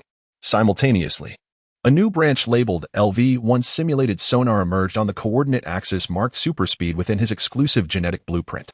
Chapter 164. Envisioning the Future. Cheng Qi gazed intently at the softly flickering term within the genetic diagram. Now, he has preliminarily mastered this ability, enabling him to observe scenes within a radius of approximately 2 kilometers through vibrations at 340 Hz. While the precision is not particularly high, he can discern large objects. For a human being, this constitutes a form of reconnaissance ability that falls under the realm of the supernatural line, possessing considerable practicality. However, for technological creations, this merely represents a low-frequency detection wave. Without comparing it to contemporary detectors, even the sonar systems of antiquated submarines exhibit efficacy that is hundreds or thousands of times more effective. Nevertheless, Cheng Qi's eyes glimmer with excitement. This is merely a level 1 simulated sonar. As his genetic level advances, his physical strength increases, and his control over his body enhances. How many hertz can his vibrations achieve? Will there come a day when his simulated sonar reaches an astonishing frequency, capable of surveying the entire topography of a city in an instant? At that time, his movement speed would inevitably be astonishing, rendering the need for visual observation obsolete. Or perhaps his vision would fail to keep pace with his speed. The sonar system would provide him with the most accurate guidance, forming a necessary symbiotic relationship. To exaggerate further, he might be able to explore the topography of a particular celestial body the moment he lands. To stretch it even more, he could, through sheer physicality, delve into a corner of the universe with exquisite detail. To further amplify this notion, standing at a specific point, he could, like a deity, gaze upon the entirety of the cosmos. Even more extravagantly, Scholars in ancient times proposed string theory. String theory posits that the fundamental units of the material world are not particles in the traditional sense, but rather exceedingly minute one-dimensional strings. Akin to the strings of a musical instrument, these strings are incredibly thin and perpetually vibrate within the microscopic realm, giving rise to the myriad of subatomic particles, such as electrons, quarks, and photons, through their diverse vibrational modes. If string theory holds true, a flicker of intrigue ignited in Cheng Qi's eyes. Might there exist a possibility for me to attune to the same frequency as these strings, thereby seeing the origins and truths of the entire material universe? To embellish this notion further, string theory suggests that the myriad of vibrational patterns of these strings could engender multiple dimensions, potentially resulting in an infinite number of distinct universes, each governed by its own unique physical laws and principles. This notion also serves as a conjecture regarding parallel universes. Therefore, might I, Cheng Qi, through enhanced sonar simulations, catch a glimpse of the existence of parallel universes, or even venture into them? At this moment, Cheng Qi raised his left hand, resting his index finger upon the bridge of his nose, lost in profound and handsome contemplation. I acknowledge that my imagination can indeed run wild. Nevertheless, I must strive towards my aspirations. Cheng Qi lifted his hand and gently slapped his left cheek. Trapped on this dismal earth for 18 years, his heart has always yearned for a grander world. He is filled with curiosity and anticipation, eager to behold vistas unseen by others. Henceforth, he must diligently consume the eternal tribe infinite accumulation nutrient solution daily. Other medications must not be neglected. Cheng Qi promptly contacted Uncle Wei, Valente. After a brief moment of contemplation, he raised his hand and transferred a staggering sum of 100 billion credit points. The funds amassed from the high-entropy alloy amounted to a total of 104 billion. Merely leaving such an amount stagnant in an account would yield no value. One must learn to invest in the future, to invest in hope. For Cheng Qi, the remaining 40 billion was an astronomical fortune, sufficient for his expenditures, even allowing for extravagance. Moreover, the future held no shortage of lucrative opportunities for him. Uncle Wei was utterly astonished. He could scarcely fathom how Cheng Qi had managed to amass such a colossal sum in such a short span. Although an S-class gene user held a position of unparalleled prestige, the notion of achieving such rapid success was beyond Uncle Wei's imagination. The reconstruction of Gene City was a monumental endeavor, rife with challenges. It required intricate production lines and the formation of research teams, each demanding substantial financial resources and time. Initially, Uncle Wei and his associates had intended to gradually accumulate funds through gene repair serums. However, within merely 2 days, Cheng Qi had made a decisive leap, securing everything in one fell swoop. Without hesitation, Uncle Wei sent over a contract, drafted under the auspices of the Human Galactic Alliance's credit management system. It clearly stipulated that the ownership of Gene City would be transferred to Cheng Qi. A smile graced Cheng Qi's lips. He felt fortunate. For both Valente and Mo were individuals of gratitude and loyalty. For Valente, had it not been for Cheng Qi's emergence, his path would have led him solely into the abyss. Moreover, Valente has never been one to place great value on fame and fortune. Once, he sought only to pursue the elixir of his dreams, and now he has embraced the salvation of those with flawed genes as the mission of his life. Cheng Qi, too, was devoid of pretense and promptly signed the contract. Subsequently, the astute Valente made a solemn promise that within 20 days, he would establish a dedicated production line for Cheng Qi's genetic elixirs and ensure the delivery of the first batch without fail. Cheng Qi felt a surge of joy. The road ahead was long, yet behind him, in addition to his own footprints, he was undoubtedly buoyed by the support of his companions. The cargo bay door of the Ling-style spaceship slowly creaked open. Behind Mo, for large biotechnology containers floated gracefully into view. Prior to this moment, Cheng Qi had already secured over 400 vials of the infinite accumulation elixir and summoned a robotic entity, affectionately dubbed Iron Mama, to masquerade as a cargo handler. After all, the sudden disappearance of 12,000 vials of protein drinks would be rather challenging to explain. The appearance of Iron Mama, resembling a transport robot, would lead to an instinctive assumption that the drinks had been relocated to another warehouse by Cheng Qi. Mo glanced at the empty cargo bay and mused that if the supply of drinks fell short, he could easily arrange for the factory to work overtime. Such a trivial matter would never pose a challenge. As long as there was a need, the Mo family would always provide. How magnanimous of the Mo patriarch. Cheng Qi, Observing the containers behind Mo had already surmised their probable contents. In this era, enhancing oneself through genetic modification is one possible path, yet concurrently, technology is advancing at an astonishing pace. In ancient times, the reason why humanity, as a primate species, distinguished itself among the myriad of beasts, rising to the pinnacle of the food chain and ultimately becoming the masters of the earth, can be attributed to a remarkably simple factor: the mastery of tool usage.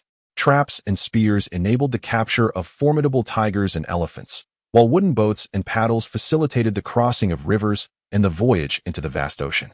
Regardless of the era, the judicious application of tools remains the cornerstone of maintaining an advantageous position.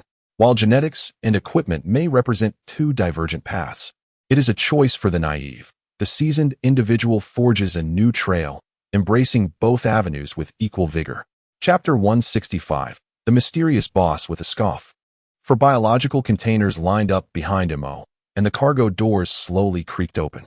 Inside the boxes, partitions were set up, showcasing rows of mechanical shoes and sleek black technological gloves. Cheng Qi, my friend, Mo remarked, this is, as I have previously stated, merely detritus from the garbage planet.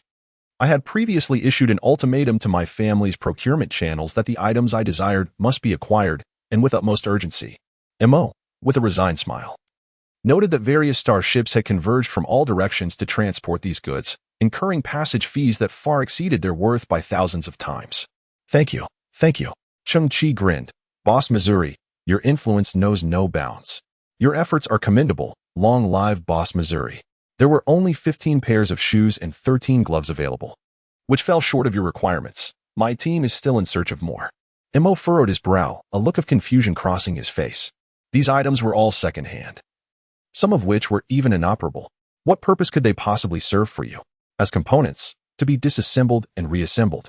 Cheng Qi extended his hand, fingers splayed, then slightly clenched into a fist, finally forming a new piece of equipment. As long as you are satisfied. Mo hesitated, wanting to say more. There is one more thing. I must apologize. I was unable to locate a single A24 caregiver robot for you. Not only the A24, but even earlier models like the B343 have vanished from the market. Oh? Cheng Qi was taken aback.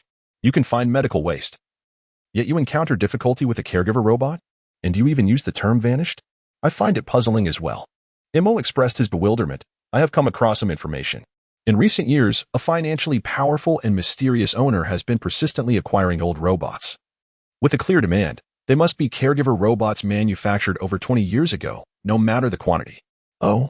Cheng Qi stroked his chin, pondering the logic behind this. I cannot comprehend it either. Mo shook his head. Although these robots are old, they bear no relation to antiques. I have heard that many individuals have profited handsomely by selling their discarded robots to that owner, yet he remains unfazed, relentlessly acquiring them at any cost. His wealth seems to flow in like a gust of wind. How could such a person come into existence? Cheng Qi furrowed his brow, pondering silently. Did this not sever Hanzi's path to advancement? Originally, Cheng Qi had intended to upgrade his old companion into a truly remarkable and dazzling robot. Whether to repay the companionship it had provided or to bolster his future endeavors with a formidable ally. This task was categorized as a must-do by Cheng Qi. However, it now appeared that he had encountered a minor obstacle. Moving forward, he would devise a means to contact the enigmatic proprietor. He was determined to gather every item on this list at any cost. A man clad in a black suit stood upright, his gaze resolute yet indifferent, embodying unwavering integrity. Mo, puzzled, lowered his head once more to scrutinize the list in his hands. Upon first receiving the list, he had examined it meticulously, ensuring that no content lay on the reverse side.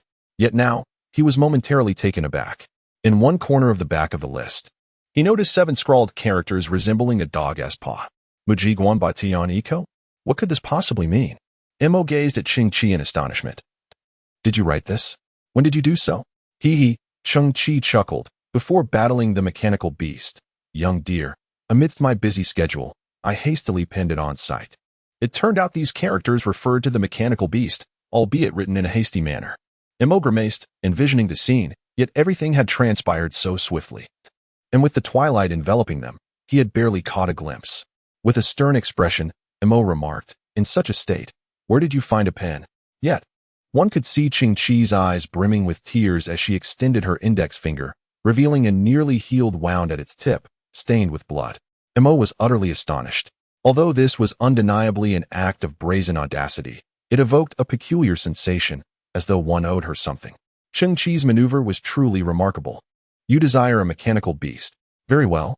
I shall provide you with whatever you wish. However, I have but one modest request. Please leave the mechanical beast known as Ralu atop the mountain for me.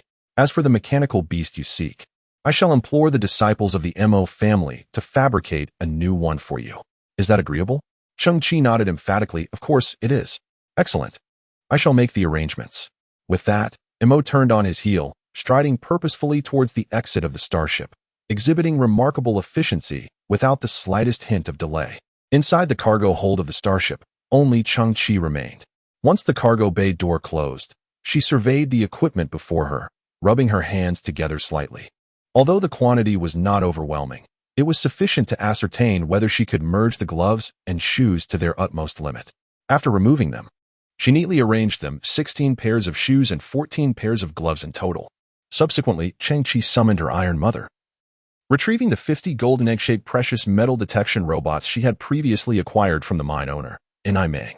In the tranquil depths of Tingzhou, the foliage swayed gently in the breeze, accompanied by the distant sounds of cicadas and frogs, creating a unique ambience. Within the starship, the spacious and technologically advanced white storage cargo bay loomed large. Cheng Qi slightly parted his legs, maintaining a straight posture, while his blue scavenger cloak cascaded naturally down his back. He slowly raised his right arm, and the STC emitted a dazzling beam of blue light. In that moment, he resembled a second creator, exuding boundless charisma and grandeur. One by one. Chapter 166. Pioneer Technology 1. We are already old friends. I will see this through to the end. Let us see if I can elevate you to the divine. Detected similar technological creations, dispersing into primal matter, synthesis successful. Cheng Qi's eyes flickered slightly. Yet, this was merely a step in the process. Onward. Detected similar technological creations, synthesis successful. Infinity gravity field gloves. 3. Equipped with advanced sensors and control systems, capable of precisely adjusting the intensity, range, and direction of the gravitational field, with a range of 1 to 150 meters, object volume from 1 centimeter to 20 meters, direction adjustable from 0 to 360 degrees, infinitely adjustable, and smoothly operable. More precise, it had nearly reached the standard of telekinesis. Cheng Qi paused for a moment. It seemed that the evolutionary path of the gravity gloves was to pursue perfection in manipulating gravity. A sense of anticipation welled up within him. Cheng Qi quietly nodded, continuing. Dispersing into primal matter, synthesis successful, the sorrow of pioneer civilization -200. 1. Cheng Qi was momentarily taken aback. What is this? It appeared unrelated to gravity. The pioneers. A humanoid civilization residing on a distant planet characterized by rapid rotation and erratic gravitational fluctuations. Experience gravity values that oscillate between 1 to 120 times that of Earth. As their technology advanced, the pioneers gradually evolved into a civilization dedicated to a singular pursuit, the study of gravitational forces. Having established their technological focus, they devoted all available resources and manpower to unraveling the mysteries of cosmic gravity, a concept both ancient and shrouded in enigma. In the face of repeated failures, hope flickered only to be extinguished by despair time and again. After 2 centuries of relentless endeavor, they found themselves at a standstill, with no breakthroughs to speak of. Their latest creation in gravitational technology was ominously dubbed the Pioneer Civilization Sorrow 200, a designation not indicative of a model number, but rather a record of the year. This creation, however, was nothing more than a non-functional failure. The dismaying realization struck Cheng Qi as he gazed upon the freshly forged artifact before him. It took the form of a glove, constructed from an enigmatic black metal, yet it remained dull and lifeless, enveloped in an aura of silence. Utilizing his silicon-based electronic resonance ability, Cheng Qi attempted to connect with the glove, observing faint blue ribbons emanating from it, but it failed to activate or function, resembling merely a hollow shell devoid of substance. Cheng Qi's eyes widened in realization. He had unwittingly stepped into a trap. The gloves on his hands had reached their limit. This was, in fact, the final opportunity for synthesis. To his dismay, the ultimate result was a failure, or perhaps it resembled more of a keepsake. On the arduous journey of technological creation, failures of various kinds are inevitable. This is a perfectly normal occurrence. The ability to rise above failure and to continually spur oneself forward is the most precious of qualities. It is this spirit that serves as the driving force for the advancement of civilization. Gazing at the gloves, which could not be activated, he felt a sense of understanding and a hint of respect. Alas, how unfortunate it is. At that moment, the spaceship's console emitted a notification. Cheng Qi turned his gaze to the surveillance feed and noticed 4 large biological transport containers had once again appeared outside the cargo bay, akin to diligent couriers awaiting their master's welcome. With a slight furrow of his brow, he opened the cargo bay, and the containers slowly floated in as the doors unfolded. In that instant, a smile graced Cheng Qi's face. Mo, as always, was remarkably dependable, regardless of the challenges at hand. Mo was steadfastly adhering to the standards outlined in the manifest. With this assurance, the synthesis of the gloves could continue. Cheng Qi immediately resumed his work, repeating the previous synthesis steps. Moments later, he procured 5 pairs of Sorrow of the Pioneer Civilization 200. Similar technological artifacts detected, disassembled into primal materials, synthesis successful. Sorrow of the Pioneer Civilization 502. 500. Cheng Qi's eyes widened as he gazed at the annotations. The planet has completed 500 orbits, and in the blink of an eye, another 500 years of exploration have passed. Yet, the Pioneer Civilization has not achieved a breakthrough. Their will has been passed down through generations, but each has met an untimely end with bitterness. Their leaders gaze up at the vast cosmos, lamenting, "Oh, great Mother Universe, why cannot you bestow upon the steadfast souls a glimmer of hope, however small, that they may persevere?" Cheng Qi remained speechless. Before him lie 2 pairs of gloves, still dull and lifeless, incapable of activation. Gravity, indeed, is an ancient and enigmatic riddle of the cosmos. Humanity, too, remains in ignorance of its true nature. People are aware of its existence and understand that by contending with it, one can ascend into the skies. Yet, no one knows its origin or the reasons for its formation. Some might assert that the greater the mass of a celestial body, the stronger its gravitational pull. But why is this so? Numerous hypotheses surrounding gravity have emerged. General relativity posits that massive objects cause the curvature of space, which in turn creates gravity. There are also theories regarding energy radiation, and string theory suggests that the vibrations of strings give rise to gravitational force. Countless theories abound, yet none can be conclusively proven. Ultimately, it is the supermassive black hole, Sagittarius A, that has coalesced the Milky Way through its gravitational influence. It is the sun that has formed the solar system through the same force. Consequently, Earth has been graced with light, conditions for existence, and the emergence of humankind. Presumably, the pioneer civilization arose from similar circumstances. All beings exist within the realm of gravity and owe their very existence to it. From a certain perspective, the study of gravity resembles the endeavor of mere mortals seeking to comprehend the powers of the divine. Pioneers, this name is most fitting. They are indeed fearless forerunners. Cheng Qi inhaled deeply, with but one opportunity for synthesis remaining. Could it be that the forthcoming item would be the Pioneer 3000? Such a realization would not only signify your lament, but also threaten my very existence. Strangely, Cheng Qi harbored a fervent hope that the imminent creation would yield a breakthrough. This was not solely a matter of personal gain. He genuinely wished for the audacious pioneer civilization to reap a just reward. Dispersing into primal matter, synthesis successful, Pioneer Gravitational Weapon System Suite 1. Gloves, 1. Chapter 167. Pioneer Technology, 2. They succeeded. Cheng Qi's eyes widened in astonishment. He had never encountered the pioneer civilization, unaware of their whereabouts or appearance. Yet, in that fleeting moment, there seemed to be an echo transcending time and space, filling him with exhilaration and pride for them. This creation was no longer a lament of any bygone era, but rather, a gravitational weapon system. The pinnacle of pioneer civilization's technological prowess, merely a 3-1-level scientific civilization, but within their extreme obsession and unwavering belief, they triumphed. They unveiled one layer of the universe's veil, glimpsing the truth behind gravity. In that instant, they ascended to divine civilization, mastering the secrets of gravity and unlocking the resplendent gates of new physics, new energy, and new spatial studies.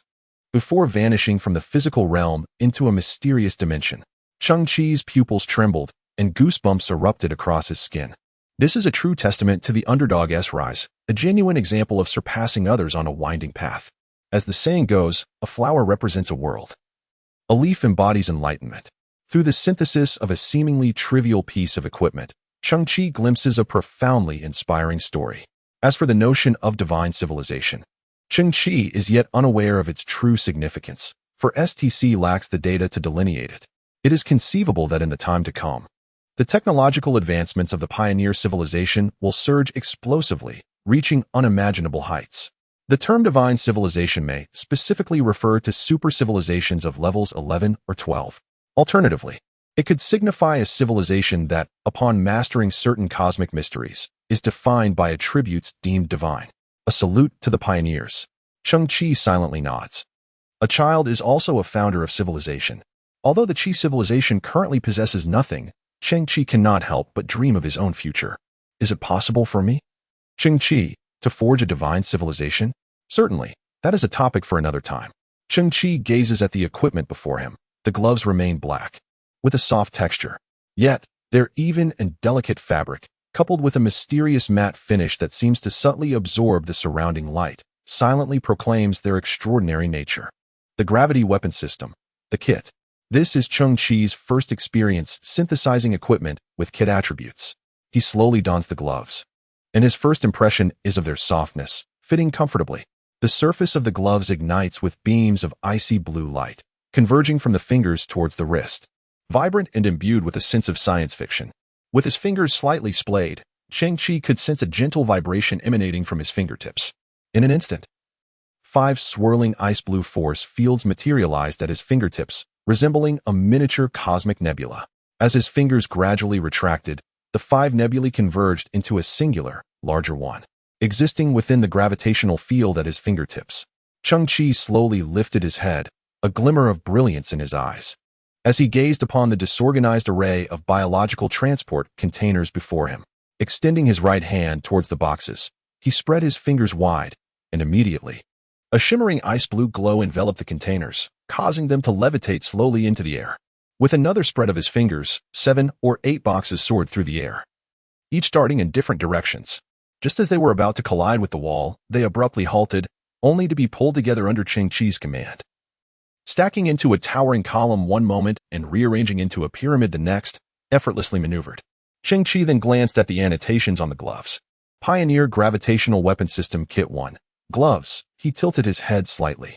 The ability to manipulate the gravitational field had multiplied in strength compared to before, now manifesting as 10 distinct force fields, allowing for multi-threaded operations, providing an exceptional sense of control and practicality. However, the pioneer civilization had indeed unraveled the mysteries of gravity. Though this equipment was a product created prior to ascension, it served as a foundational stepping stone and should possess greater significance. Thus, Cheng Qi narrowed his eyes, focusing on the word kit. The performance of this kit is merely 1. 2 of the Pioneer Gravitational Weapon System, classified as a daily auxiliary tool. The performance will enhance with the accumulation of kits, and only by gathering the complete set can the core technology of the pioneer civilization, gravitational subcontrol, unleash its full potential. Indeed, it was as he suspected. Gravitons, mastery of technology? Could the essence of gravity be a form of microscopic particle? Cheng Qi pondered, contemplating the necessity of gathering equipment related to gravitational control, with the aim of synthesizing a complete set of pioneer gear, the precursor to divine civilization. Undoubtedly of immense value. He then cast his gaze upon the 51 jet turbine-powered shoes. The essence of this equipment lay in propulsion, rather than in the realm of gravitational fields, which was somewhat disappointing. Nonetheless, it was essential for synthesis. The flying capability would be indispensable in future expeditions. Disassembling into primal matter. Synthesis successful. Individual high-speed flying wings. 25. The mechanical shoes transformed into a pair of slender flying wings with a wingspan of approximately 2 meters. Equipped with multiple jet turbines, the flying speed nearly doubled, reaching 0.8 Mach. It appeared striking, yet was rather unwieldy due to its size. Disassembling into primal matter. Synthesis successful. K22321 Anti-gravity flight shoes. 12. Cheng Qi's eyes brightened. Anti-gravity? Had it indeed stepped into the realm of gravitational fields? Was this not a groundbreaking piece of equipment? Once again resembling shoes, the flying mechanism employed small-scale anti-gravity field technology, resulting in a substantial enhancement in flight speed, agility, and endurance. However, these aspects were not what Cheng Qi prioritized. The crux of the matter was that this individual flying apparatus had ultimately embraced the fate of defying gravity, successfully integrating anti-gravity technology, dispersing into primitive matter, synthesis successful, the sorrow of the pioneer civilization, 206. Cheng Qi tightened his fists. Indeed, it is you, sorrow brother. After stabilizing his mindset, he anticipated the upcoming 500 years of sorrow brother. Dispersing into primitive matter, synthesis successful, the sorrow of the pioneer civilization, 503. Cheng Qi clapped his hands in excitement. It's done. Dispersing into primitive matter, synthesis successful, pioneer gravitational weapon system kit 4, shoes 1. A practical auxiliary tool indeed. A humanoid jet aircraft, and it's all-terrain. Cheng Qi's eyes sparkled with delight at kit 4. He wondered what functionalities would be ignited when combined with the gloves.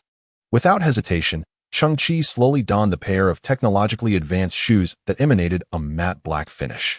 In that instant, the surface of the shoes illuminated with icy blue lines, enchanting and filled with a sense of advanced technology.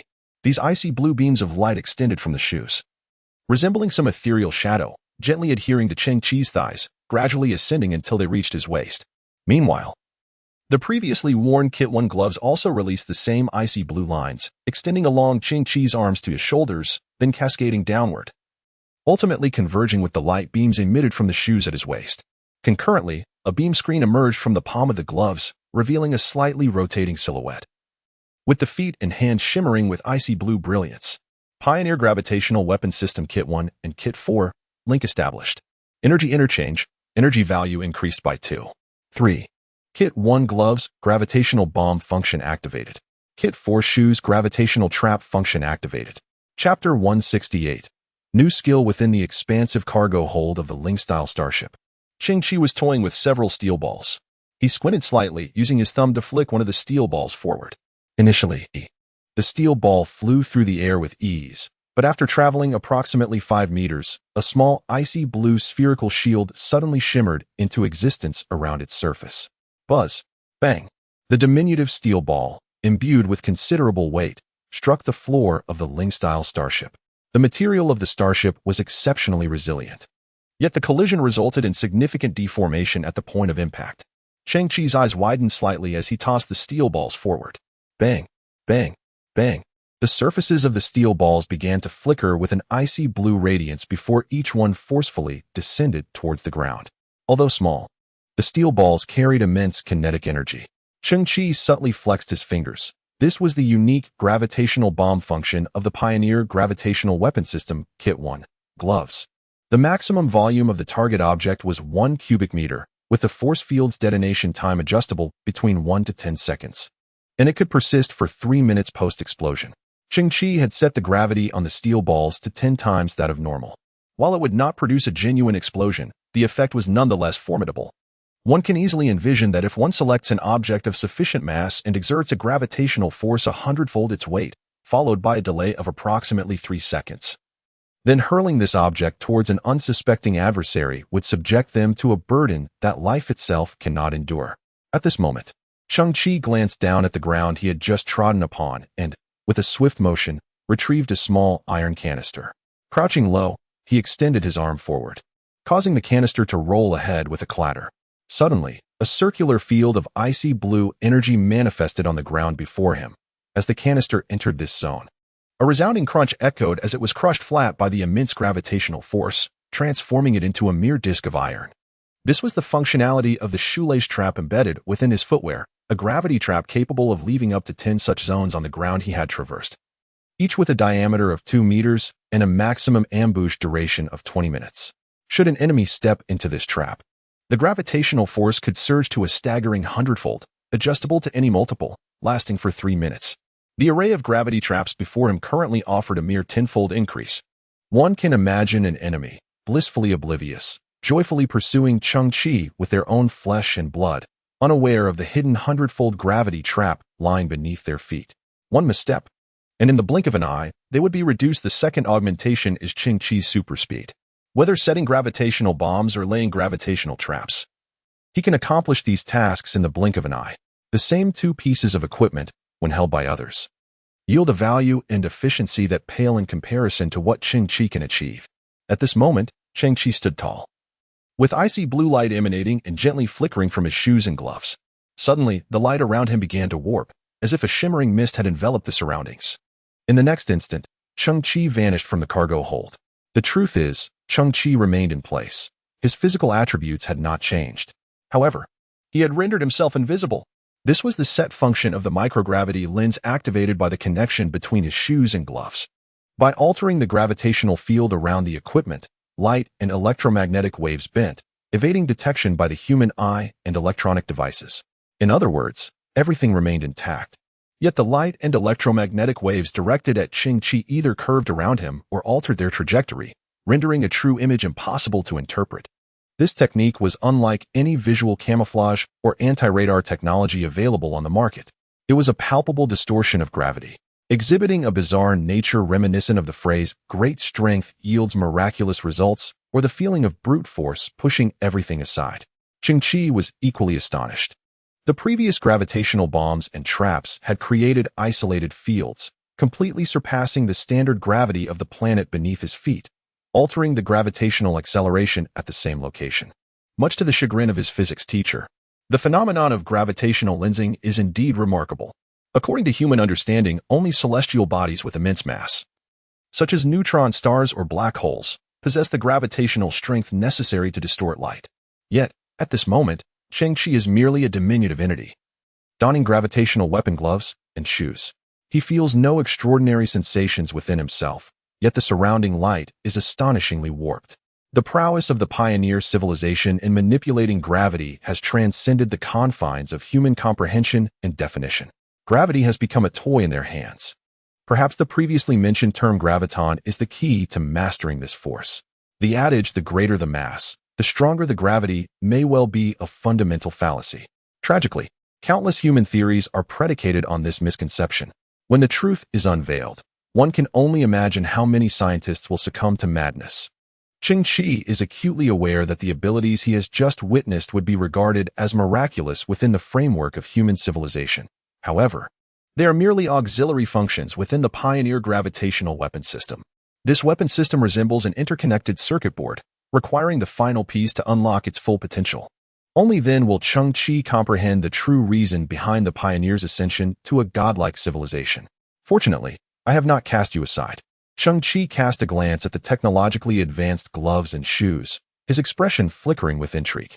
The Type 1 biochemical armor activated, and a writhing substance resembling asphalt enveloped his shoes and gloves, transforming the appearance of the shoes into conventional black scavenger boots, while his palms were cloaked by the armor, seamlessly simulating the hue of human skin. The practicality of the two pieces of equipment is remarkably high, and Cheng Qi will wear them continuously, though they remain undetectable to outsiders. Feeling a profound sense of fulfillment, Cheng Qi stands quietly, and an intangible sense of security wells up within him. Subsequently, in Chapter 169, titled Golden Deity, the precious metal detection robot designed by Mudhopper is introduced. Compact in size, it can be concealed within the starships or luggage of others. Yet once it enters a mining area, it is capable of discerning the subterranean reserves of precious metals. Cheng Qi raises his right hand, as the STC emits a brilliant azure beam.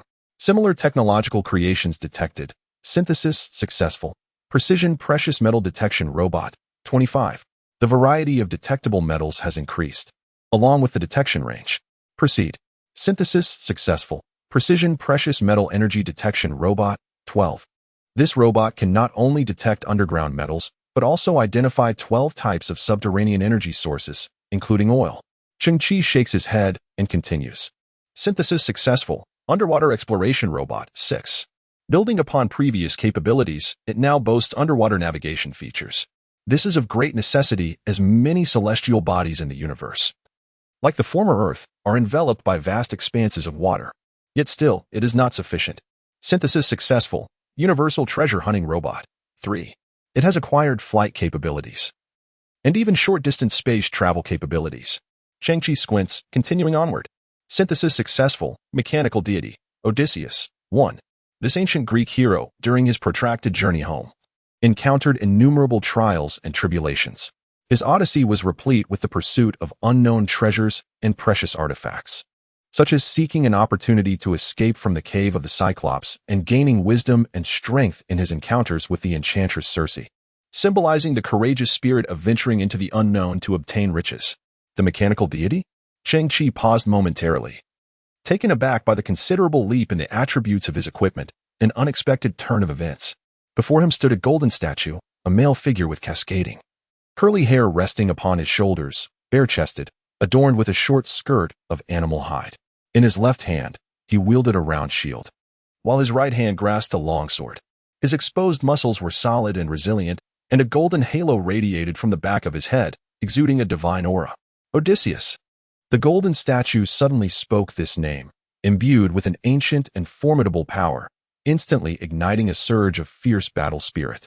It abruptly lifted its gaze, fixing its eyes upon Cheng Qi as a burst of golden light erupted from within, brewing an invisible wrath. It seemed that Cheng Qi had disturbed its slumber, summoning it forth, an act that was nothing short of sacrilege for this ancient deity. Clang! It struck its longsword against the shield, producing a resonant sound. Odysseus. It appeared incapable of uttering any other words, yet these 4 syllables contained the fury of the gods. In that instant, its muscles tensed, the golden light intensifying behind it, as it charged towards Cheng Qi with the force of 1,000 armies. The golden long sword thrust forward, glimmering with the brilliance of its might. Cheng Qi was momentarily daunted by the formidable aura, rendered motionless in place. With a resounding clang, the golden deity Odysseus thrust his sword into Cheng Qi's foot. The immense recoil compelled him to retreat, rolling on the ground until he regained his balance. Cheng Qi's eyes widened in astonishment, his expression oscillating between disbelief and curiosity, fixated on the diminutive golden figure barely 10 centimeters tall. What on earth is this creature? Odysseus, the indomitable golden deity, undeterred, once again summoned his energy and charged forward, only to be met by Cheng Qi's outstretched finger, which pressed firmly against his head. Despite his feet smoking from the effort, he did not advance an inch. Cheng Qi lifted his finger, causing the great golden deity to lose his footing and tumble comically. As he rose, he noticed a small white mouse nearby, its tail swaying gently. The golden deity paused, pondering the peculiar surroundings. There were not only ancient giants but also an oversized rodent. Yet, the golden deity would never lament his environment. He raised his sword. Odysseus. The mouse, observing this seemingly fierce little creature, appeared puzzled as well. Cheng Qi crouched down, narrowing his eyes in scrutiny. It then dawned on him that this so-called mechanical deity was, in fact, a meticulously crafted robot, with the golden glow at the back of its head emanating from a type of light-emitting diode. Cheng Qi found this discovery intriguing. It seemed to possess a degree of intelligence, perhaps even a personality, as it had fully embraced its character upon activation. The mechanical deity Odysseus hails from a technologically advanced civilization distinguished by its profound faith and adeptness in crafting toys. Essentially, it is a treasure-seeking automaton. Yet it amalgamates the wisdom and experiences of the ancient god Odysseus, enabling it to explore treasures of any conceivable form. Any object that triggers a fluctuation in Odysseus's divine consciousness will be deemed a treasure, prompting it to embark on an unyielding quest, undeterred by any hardships or obstacles. Although this creation originates from a civilization of level 2, it possesses an irreplaceable advantage in the realm of treasure exploration. Upon reading STC's annotations, Cheng Qi nodded subtly. It was astonishing that this diminutive robot belonged to the category of toys, which perhaps accounted for its inherent charm. However, it showcased a remarkable capability, the ability to explore treasures without limitation to any specific form. Previous treasure-seeking robots were confined to detecting precious metals or underground energy sources, essentially emitting various detection waves to conduct a sophisticated geological survey. In contrast, this little marvel appears to possess its own judgment mechanism. Cheng Qi pondered the nature of its so-called divine consciousness and speculated that it might resemble the Mang from traditional Chinese mythology, endowed with acute olfactory senses and perceptive insight, allowing it to pinpoint the precise location of treasures upon proximity. Odysseus. Squeak. Beneath their feet, Squeak and the golden little man were poised for action, tensions rising dramatically. Suddenly, the golden figure's eyes sparkled with brilliance as it thrust the long sword into the ground, interlacing its fingers upon the hilt, and slowly closed its eyes, seemingly attuned to some sensation. Cheng Qi paused momentarily, pondering whether a treasure had been discovered. Odysseus. In but a few seconds, the golden figure abruptly opened its eyes, pointing the longsword towards the hatch of the starship and shouting in fury. In the next instant, it charged forth, relentlessly stabbing at the starship's entrance with its sword. Cheng Qi felt a surge of interest and promptly opened the hatch. The golden figure let out a fierce cry, brandishing its longsword as it dashed into the wilderness. Cheng Qi's eyes widened slightly. It was evident that it had indeed unearthed something significant. What treasures lay concealed atop the Tingzhou of the Mo clan? The standards by which the golden deity judged were still unknown. Had this treasure already been claimed by someone? Or was it a hidden trove of which no one was aware? Without hesitation, Cheng Qi hurried to keep pace. Not far away, the golden deity was vigorously swimming forward in a drainage ditch barely a meter wide. Odysseus. The golden figure's eyes shone with fervor. Though I face tumultuous waves, within the will of the divine, there exists no notion of retreat. No one can hinder my fervent heart, ablaze with the divine aura and an insatiable desire for treasure. Chapter 170. The secret treasure won beneath the dim moonlight. Cheng Qi crouched on the ground, gently disturbing the water's surface. The waves propelled Odysseus, who finally emerged onto the shore. With a mighty shake, the great golden deity flung off the water, clinging to its form, raised the golden longsword high, and with an indomitable spirit continued to sprint forward. Ahead stood a brightly illuminated edifice, reminiscent of a grand academy, bustling with shadows of figures. As Cheng Qi approached, he discerned Mo standing amidst a gathering of scholars from the Mo family. Odysseus lingered by the wall, seemingly attempting to ascertain the right direction. Noticing the furrowed brow of Mo, Cheng Qi activated his latest equipment feature, the microgravity lens. In an instant, it felt as if a haze of steam enveloped him. Within 2 to 3 seconds, he had achieved perfect invisibility. The anti-gravity field emitted from his shoes allowed him to hover 10 centimeters above the ground, gliding silently without the need to tread upon the earth. These two functionalities were a flawless combination, rendering him undetectable. Approaching the window, Cheng Qi eavesdropped on the conversation between Mo and the scholars. Young Master Mo, regarding our understanding of mechanical beasts, we are woefully lacking compared to Mo Yuan.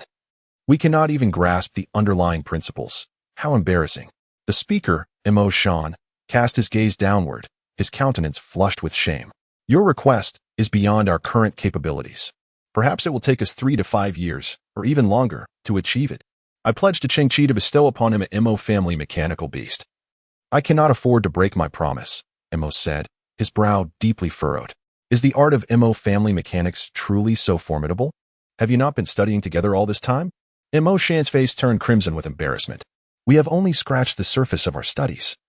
But Mo Yuan possessed extraordinary talent, having delved into countless intricacies in secret. Meanwhile, we remained oblivious to the vast potential of mechanical beasts until now. Though Mo Yuan met with his deserved fate, much knowledge perished with him.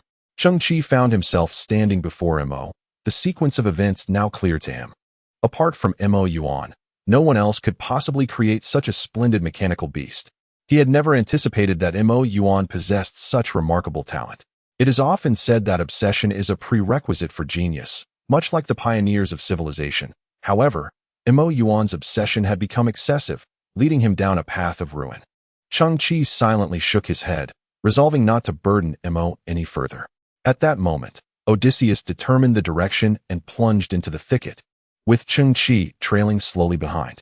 To Odysseus, even the smallest mound of earth appeared as a towering peak, his journey resembling that of a weary seeker in pursuit of treasure, noble and poignant. Though referred to as Tingzhou, this was indeed a planet of vast expanse, with structures occupying less than 1% of its area, the remainder being deep mountains and scarce human presence. It was truly an exceptional treasure trove. After traversing the depths of the mountains for quite some time, Cheng Qi heard a thunderous roar. In the dim light of night, he beheld a white ribbon cascading from a lofty peak, plunging into a deep pool below with a resounding crash, sending up plumes of mist. It was a waterfall. In truth, this was Cheng Qi's first encounter with a genuine waterfall. On the garbage-strewn earth, where the environment had been ravaged, such magnificent natural spectacles had long since vanished. Odysseus. The golden figure brandished his sword with a thunderous clang, diving headlong into the pool, only to be unexpectedly met by a large black fish leaping out of the water, mistaking Odysseus for some kind of beetle and swallowing him whole. Cheng Qi observed as, in the next moment, Odysseus's longsword pierced the belly of the black fish from within, eviscerating it. He emerged from the fish's belly, the great creature lifelessly floating on the water's surface. Odysseus, drenched in blood, stood upon the fish's body, using his sword to navigate the currents, resolutely swimming towards the waterfall. Cheng Qi nodded in admiration, likening him to a valiant warrior battling a dragon. Merely relying on Odysseus's rowing, one would never reach their destination in a lifetime. Cheng Qi activated his gloves, generating a small force field to propel him forward. As he had anticipated, the golden figure plunged headlong into the waterfall. Beyond the cascade, as expected, lay a dark and profound cave. Yet, at the very bottom of the cave, there stood only jagged stone walls, seemingly formed by nature itself. Tap, tap. In the darkness, the shimmering Odysseus incessantly prodded an inconspicuous small stone in the corner with his golden sword, sparks flying. Suddenly, the stone wall ahead split apart, revealing an immense, shadowy chamber. Indeed, the treasure-seeking robot proved formidable. That seemingly insignificant stone was a hidden mechanism. A secret chamber. Cheng Qi's eyes widened slightly as his mind raced with electric clarity, swiftly deducing the situation. Previously, he had employed silicon-based electronic resonance to probe the cave and found no traces of blue ribbons. Thus, the mechanism of this grand entrance must be mechanical in nature, implying a connection to the intricate arts of the Mo family. Suddenly, a sound of precise components whirring echoed from one side of the cave. Dim yellow lights flickered to life on either side, not resembling any known form of electric illumination. Instead, within each glass dome stands a large stone resembling a jujube pit, beneath which intricate gears revolve, driving a copper needle. The needle glides around the surface of the stone, creating a gentle friction akin to that of a phonograph. And along the path of this friction, circles of yellow light emerge. The light spirals, growing ever brighter with the needle's movement, illuminating the entire cavern. It is a peculiar mineral. Cheng Qi gazes in wonder at all that unfolds before him. At the farthest end of the cave, a towering golden egg looms, standing at an impressive height of 2 meters. This golden egg is a mechanical construct, presumably fashioned from brass, adorned with intricate cutouts, revealing countless precisely functioning gears within. The number of gears might reach a staggering million, even more extravagant than the mechanized beast, Rualu. Under the peculiar lighting system, the golden egg radiates a brilliant sheen. The air is filled with the low-frequency hum of sophisticated machinery at work. This scene embodies a unique aesthetic, retro, mechanical, precise, yet imbued with an ineffable essence of Chinese heritage. Flanking the golden egg are rows of illumination lamps springing to life. Cheng Qi's eyes widen in astonishment as he observes that on either side of the golden egg stand imposing mechanical beasts, crafted from brass and standing approximately 5 meters tall. Through the cutouts, one can clearly discern the astonishingly intricate mechanical structures within. The 12 zodiac signs. A chill runs down Cheng Qi's spine. Wait. There are only 11. The dragon is missing. Chapter 171. The Secret Treasure 2. His fingers glide over the intricately patterned mechanical body, coated in a fine layer of dust. Cheng Qi meticulously observed and discovered that these zodiac mechanical beasts had long remained dormant, akin to mysterious totems slumbering within a cavern, shrouded in obscurity. Such extraordinary creations, should they be activated, would be a breathtaking spectacle, even if merely for admiration. Cheng Qi's eyes sparkled with intrigue as he turned his gaze towards a corner of the cave. Odysseus had leaped onto a wooden table, standing upon its surface, brandishing his sword and calling out with fervor. The table, an ancient design, was long and narrow, devoid of chairs, requiring its users to sit upon cushions. It appeared that others were aware of this cave's existence. Cheng Qi narrowed his eyes and noticed atop the table a modern paper notebook, a thermos, a half-eaten ration, and a pen lying in wait. Approaching, he picked up the notebook only to find inscribed upon it the words Muon's handwritten record. Muon? Was it that fellow who had uncovered this hidden cave? Cheng Qi tilted his head, observing the ever-bouncing Odysseus, and noticed a square wooden box beneath his feet. It seemed that the treasure defined by Odysseus lay within. With a subtle breath, Cheng Qi opened the box to reveal a book crafted from bronze. Its spine ingeniously designed with hinges, each page exquisitely thin, slightly heavier than a typical tome. The surface bore 8 carved characters, mechanisms of nature, theories of creation everlasting. Cheng Qi slowly turned to the first page, which read, Complete records of the Mo family's mechanism techniques. Subsequently, there appeared intricate carvings of minute characters, accompanied by complex illustrations. As one leafed through the pages, the abundance of information was overwhelming, meticulously elucidating the principles and manufacturing techniques of the Mozi mechanism arts. This tome, due to its delicate nature, exhibited signs of oxidation in certain areas, a testament to its venerable age. Cheng Qi was struck with sudden realization. This was a secret chamber bequeathed by the ancestors of Mo, a place even the Mo clan was unaware of. Yet, by a stroke of fortune, Mo Yuan had discovered the sanctuary and unearthed the rare manuscript entitled Complete Records of Mechanism Arts, subsequently creating the astonishing mechanism beast, Ruo Lu. It was not that other scholars were lacking in intelligence. Rather, Mo Yuan had been endowed with an unparalleled advantage. Cheng Qi could not help but glance at the chattering Odysseus, marveling at its discernment in recognizing such a treasure. Odysseus. The golden deity pierced Cheng Qi's thigh with a long sword, pondering in silence. How audacious. Why do you so effortlessly seize the treasures that I have pursued with great toil and determination? The complete records of mechanism arts was profoundly weighty. Employing the narrative style of ancient Chinese language, a complexity not easily comprehended in a fleeting moment. However, it was evident that Mo Yuan had devoted considerable effort to his studies, his meticulous notes serving as a garment for Cheng Qi, allowing him to swiftly grasp the current circumstances. The massive golden egg, known as the heart of mechanism, resembled an energy nexus, capable of awakening the 11 zodiac ancestors through specific vibrational frequencies. Yet, at some point in history, the heart of mechanism had sustained damage, although it could still operate. It was unable to fulfill its original functions. For the past 7 years, Mo Yuan has been singularly focused on restoring the heart of the mechanism. He meticulously replicated the components according to the descriptions in ancient texts, yet despite his countless attempts, he consistently met with failure. Throughout this arduous journey, he even succeeded in independently crafting a mechanical beast resembling a deer. However, he remained unable to activate the heart of the mechanism. In his notes, he reached a poignant conclusion, his trembling handwriting a testament to the depth of his feelings at that moment. The ancestors of the Mo family were truly exceptional, unmatched in both past and future, pushing the boundaries of precision mechanics to the limits of human capability. From this day forth, no one would be able to repair the heart of the mechanism. Cheng Qi slowly closed his eyes, setting a back and forth distance of 0 for meters. His body began to vibrate at high speed, and his sonar capabilities were soon revealed. The frequency limit of the heart of the mechanism lies within 350 Hz. However, this is not a static measure, but rather a cyclical process that oscillates from low to high and back again. During this process, Cheng Qi identified 170 distinct points of turbulence, each corresponding to one of the 170 minuscule components of the heart of the mechanism. A faint smile graced Cheng Qi's lips as he extended his right hand. The various repair components once fashioned by Mo Yuan were enveloped in an ice-blue force field, gently levitating in the air, each piece clearly defined.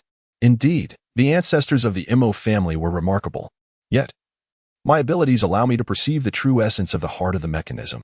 With a slight movement of his fingers, Cheng Qi thought, what you could not achieve, Mo Yuan, I, Cheng Qi, may yet accomplish. The night was tranquil, a gentle breeze caressing the air. Gradually, the eastern horizon began to reveal the pale light of dawn. Cheng Qi fully relished the process of manual repair. The creations of the Mo family's mechanical arts resembled exquisite works of art. Observing its gradual restoration by his own hands provided an experience rich in accomplishment. His entire motivation lay in the anticipation of the final component's arrival. The moment when it roared to life, operating flawlessly. Once, on the desolate earth, Cheng Qi had come across scattered Lego bricks, struggling for survival at the time. He found it difficult to comprehend why individuals of the bygone era would squander precious time on such pursuits. Now, however, Cheng Qi understood. Some endeavors are often more captivating in their process than their outcomes. They immerse one in a state of flow, where attention is intensely focused, and the spirit is profoundly satisfied, rendering the passage of time imperceptible. Click. A faint metallic clink resonated as Cheng Qi delicately pinched a gear, barely a centimeter in diameter, and returned it to its rightful place. In the next moment, the vibration frequency of the entire heart of mechanism became smooth and seamless, free from any hint of stagnation. Crack, crack. As if igniting a chain reaction, the outer shell of the heart of mechanism began to unfold layer by layer, showcasing the marvels of Mo family mechanics. The golden giant egg, towering over 2 meters, astonishingly shrank several sizes, transforming into a sphere with a half-meter diameter. The surface of the sphere commenced a rapid rotation, creating systematic misalignments, through which the intricate pure mechanical structure within was visible. Buzz, buzz. Within the body of the 11 zodiac, an unusual vibration suddenly emanated, which then evenly transmitted, gradually morphing into the sounds of precise mechanical operation. Buzz clack clack clack. there is a profound sense of awakening, reminiscent of ancient deities rousing from slumber.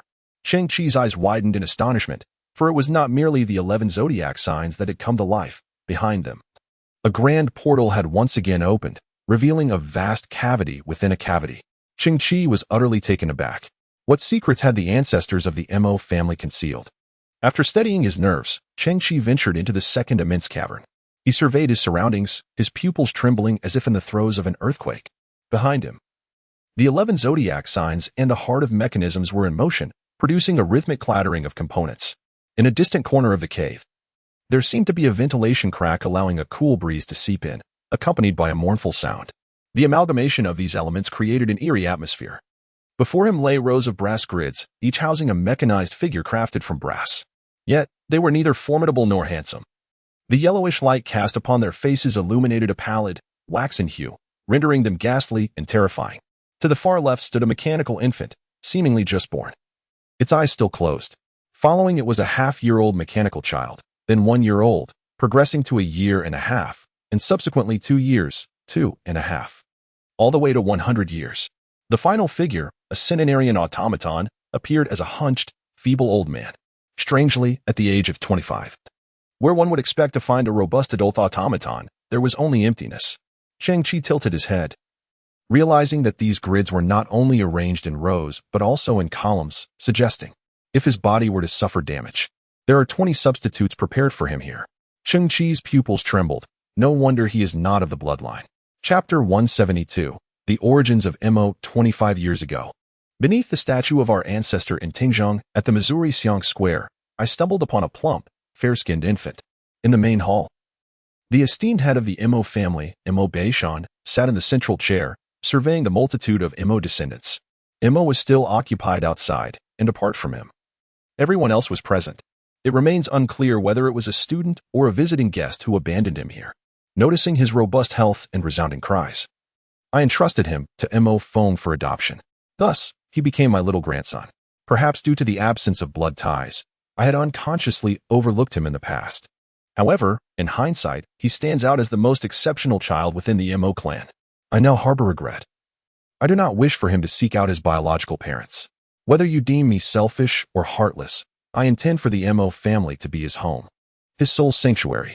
Mo Beishan's gaze bore a hint of severity as he declared in an irresistible tone, from this moment forth, I require each of you to spare no effort in supporting and assisting him. The matter of bloodlines is not to be mentioned again. I am Emojioli, the chief assistant to the current patriarch of the Mo family. After Cheng Qi entered the cavern, a circular void projection lying flat on the ground suddenly activated. This device is no longer a mere creation of the Mo family's mechanistic arts, it is a genuine marvel of technology, capable not only of void projection but also of remote communication. At this moment, within the void projection stands a long-haired man clad in a black robe, adorned with the character Mo embroidered on his chest. His demeanor exudes elegance and courtesy. I have embarked on a journey through the cosmos alongside the current leader for quite some time now. At this very moment, we find ourselves in the distant triangular nebula. However, I have also kept a keen eye on Tingzhou. As the saying goes, when the whip is too short, assistance is beyond reach. Yet, it is thanks to your valiant efforts that the Mo family has been preserved. As he spoke, the long-haired man offered a slight nod to Cheng Qi, his tone imbued with sincerity. On behalf of the current leader, I extend my most heartfelt gratitude to you, Scholar Cheng. Subsequently, the long-haired man cast a glance at the outer cavern, where the awakened 12 zodiac beasts resided. Alongside the tome titled Comprehensive Records of Mechanistic Arts, those mechanistic beasts were crafted by my own hands, and the book was meticulously compiled from the wisdom of my ancestors. With a warm smile, the long-haired man added, if you take a liking to them, consider them yours. Cheng Qi paused momentarily, realizing he had encountered a true master of the Mo school. It raised a question.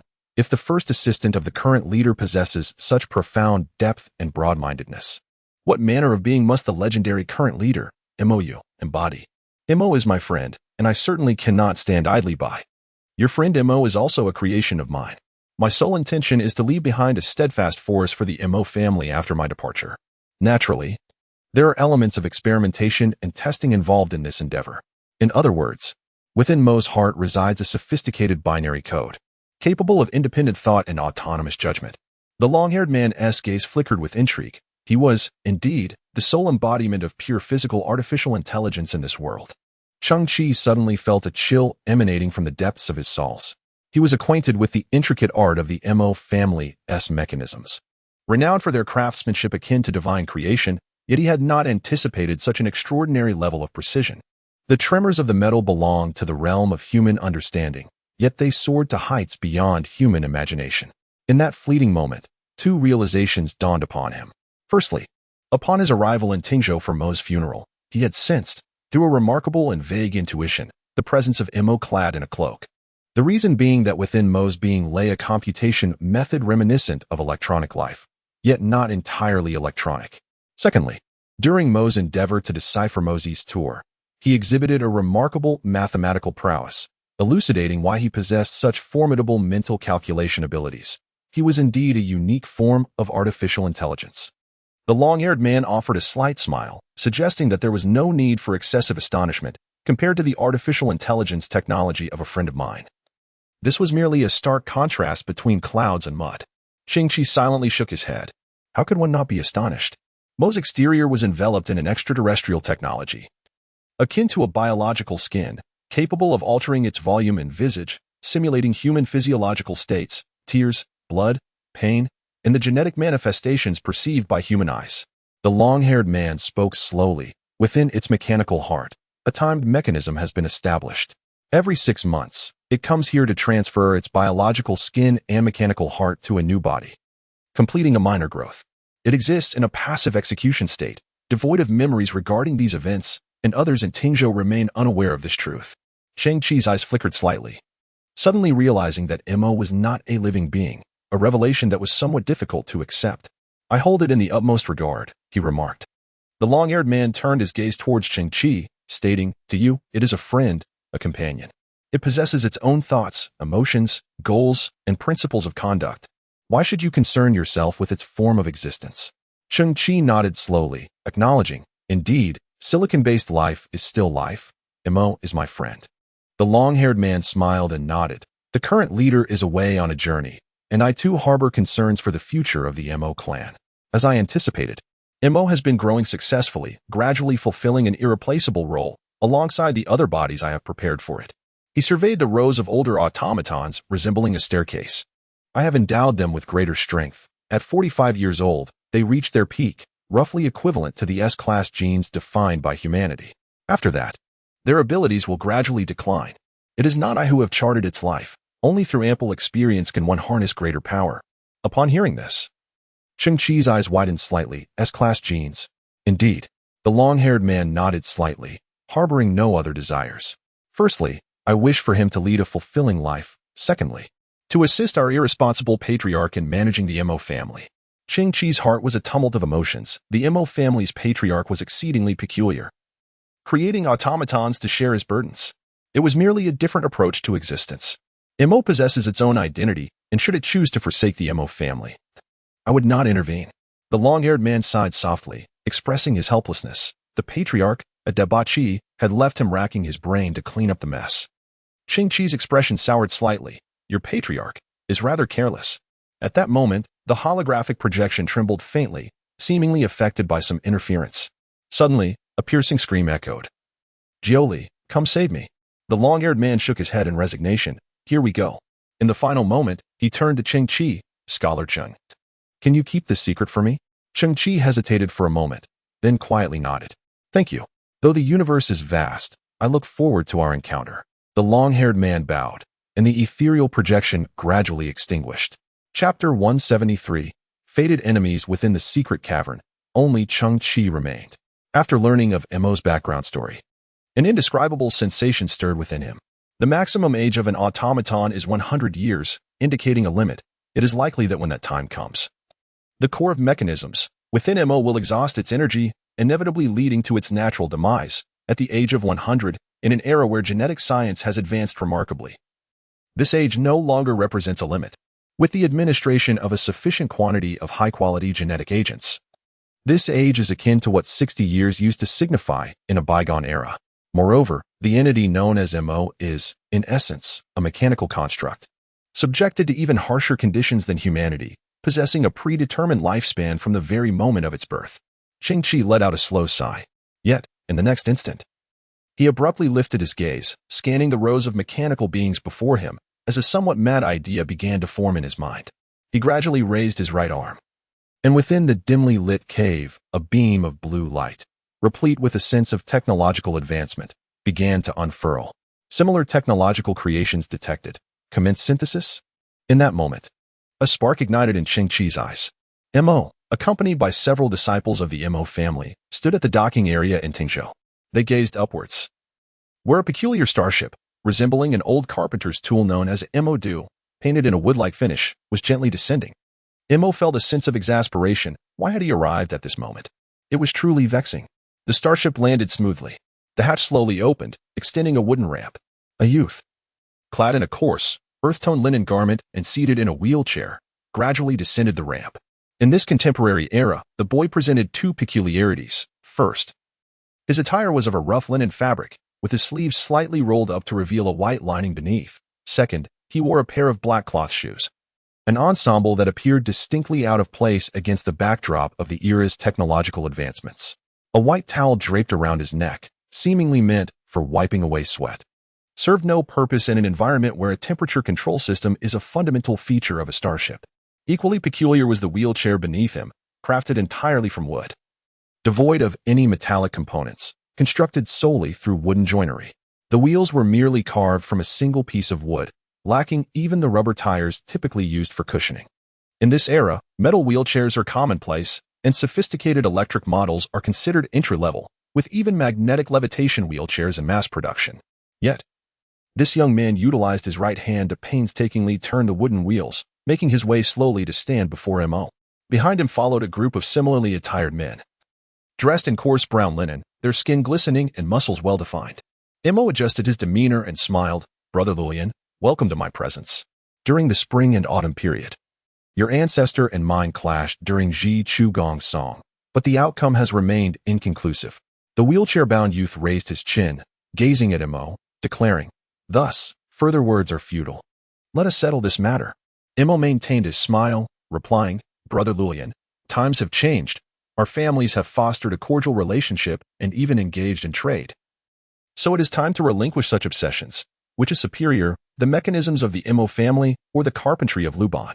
The youth raised his head again, insisting, further words are futile. Let us settle this matter.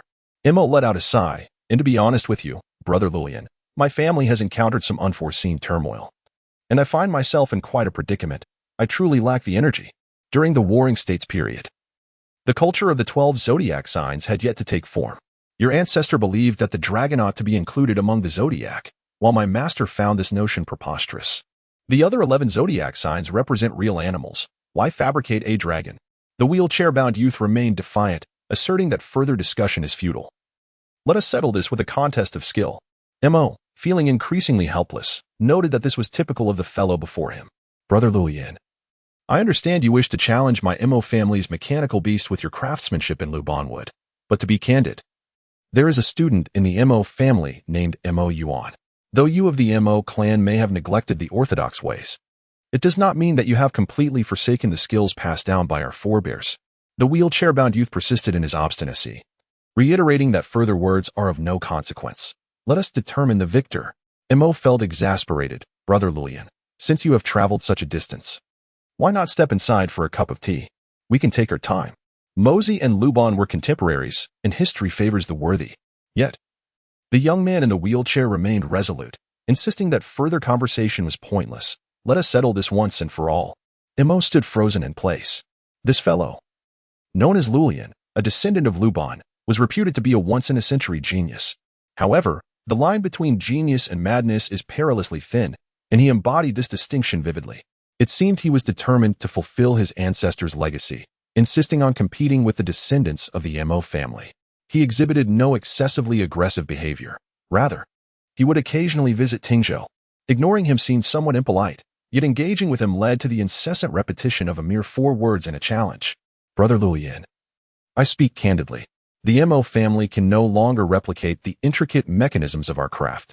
The expression on Mo's face was remarkably earnest as he reflected on this competition that had persisted for thousands of years, stating, You, the descendants of Luban, have triumphed. Is it truly so? The wheelchair-bound youth's eyes flickered with intensity. Since you concede defeat, there ought to be some form of retribution. It cannot come without consequence. Mo nodded slightly, encouraging Lulian to articulate his desires. There is little merit in further discourse. The wheelchair youth raised his chin slightly, declaring, I wish to engage you in a contest. Mo was utterly exasperated.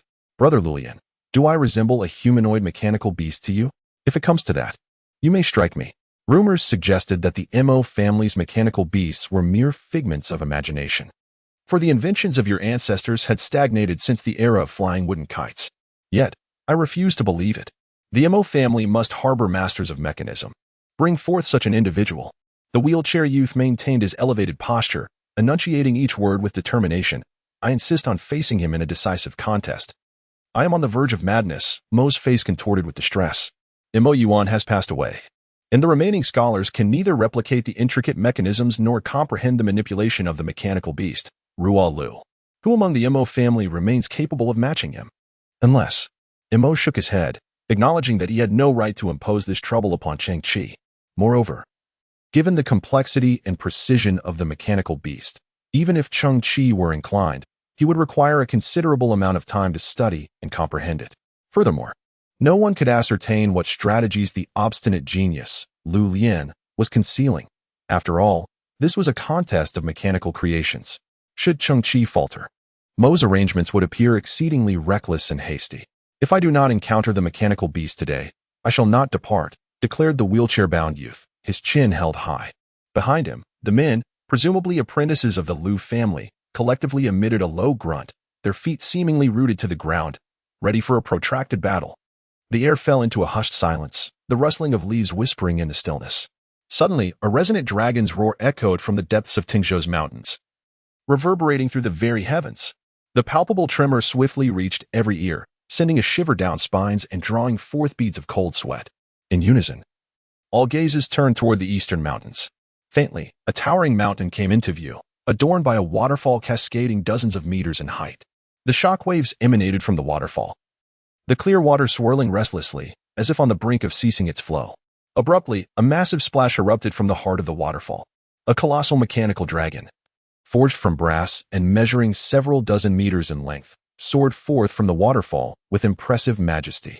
The dragon reared its head, and one could discern that every scale upon its magnificent form quivered at an extraordinary frequency, unleashing a tremendous current of air that bent trees and churned the waters of the nearby pools.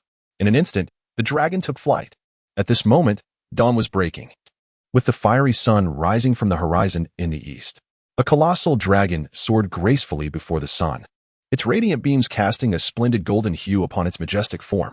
The expression on Mo's face was somewhat dazed, as the young boy in the wheelchair gradually opened his eyes wider. The crowd could clearly see a youthful figure standing atop the fearsome dragon's head, gripping its horns with both hands, while his cape billowed dramatically behind him. Cheng Qi's laughter was wild and unrestrained. The exhilaration of soaring through the skies on the back of a dragon was a thrill 100 times greater than his first experience flying with spray-painted turbine shoes. This mechanical dragon was not a mere figment of his imagination. It originated from the 11 zodiac beasts within the cavern. These creatures could merge like wild beasts of the mountains, and the ultimate embodiment was the magnificent mechanism beast, Ruo Long, beneath him. The ancestors of the Mo family replicated animals through intricate machinery, creating beings that resembled animals yet were not truly alive, hence the nomenclature of these creations, such as Ruo Hu, Ruo Shi, Ruo Tuesday, and this mythologically resurrected entity, Ruo Long. The ancient texts on mechanical arts record that during the spring and autumn period, bamboo-crafted Ruo Long had already soared through the skies, leading the common folk to mistake it for a divine phenomenon, thus solidifying the existence of such a creature within the 12 zodiac signs. At this moment, with its sinuous form and awe-inspiring presence, one could glimpse the astonishing internal structure through the gaps in its scales. Exquisite, precise, and astonishingly ingenious. The dragon slowly parted its jaws, unleashing a thunderous roar. It was evident that within its mouth floated a rapidly spinning heart of mechanism. Suddenly, Cheng Qi maneuvered the mechanical beast, the young dragon, to dive towards the location of Mo, exuding an overwhelming aura as if it were about to engulf the heavens and the earth. Lu Lian's mouth fell slightly open in astonishment. Chapter 174, A Decisive Battle. The dragon, a creature of nature, inherently carries an imposing presence and an intangible sense of oppression. The mechanical beast, resembling a dragon descending from the clouds, angled sharply towards the ground. In the instant it neared the earth, its brass-colored claws gained leverage on a towering structure, producing a thunderous sound as half of the wooden roof was crushed to splinters, debris scattering in all directions. Coincidentally, a broken wooden beam soared towards the crowd.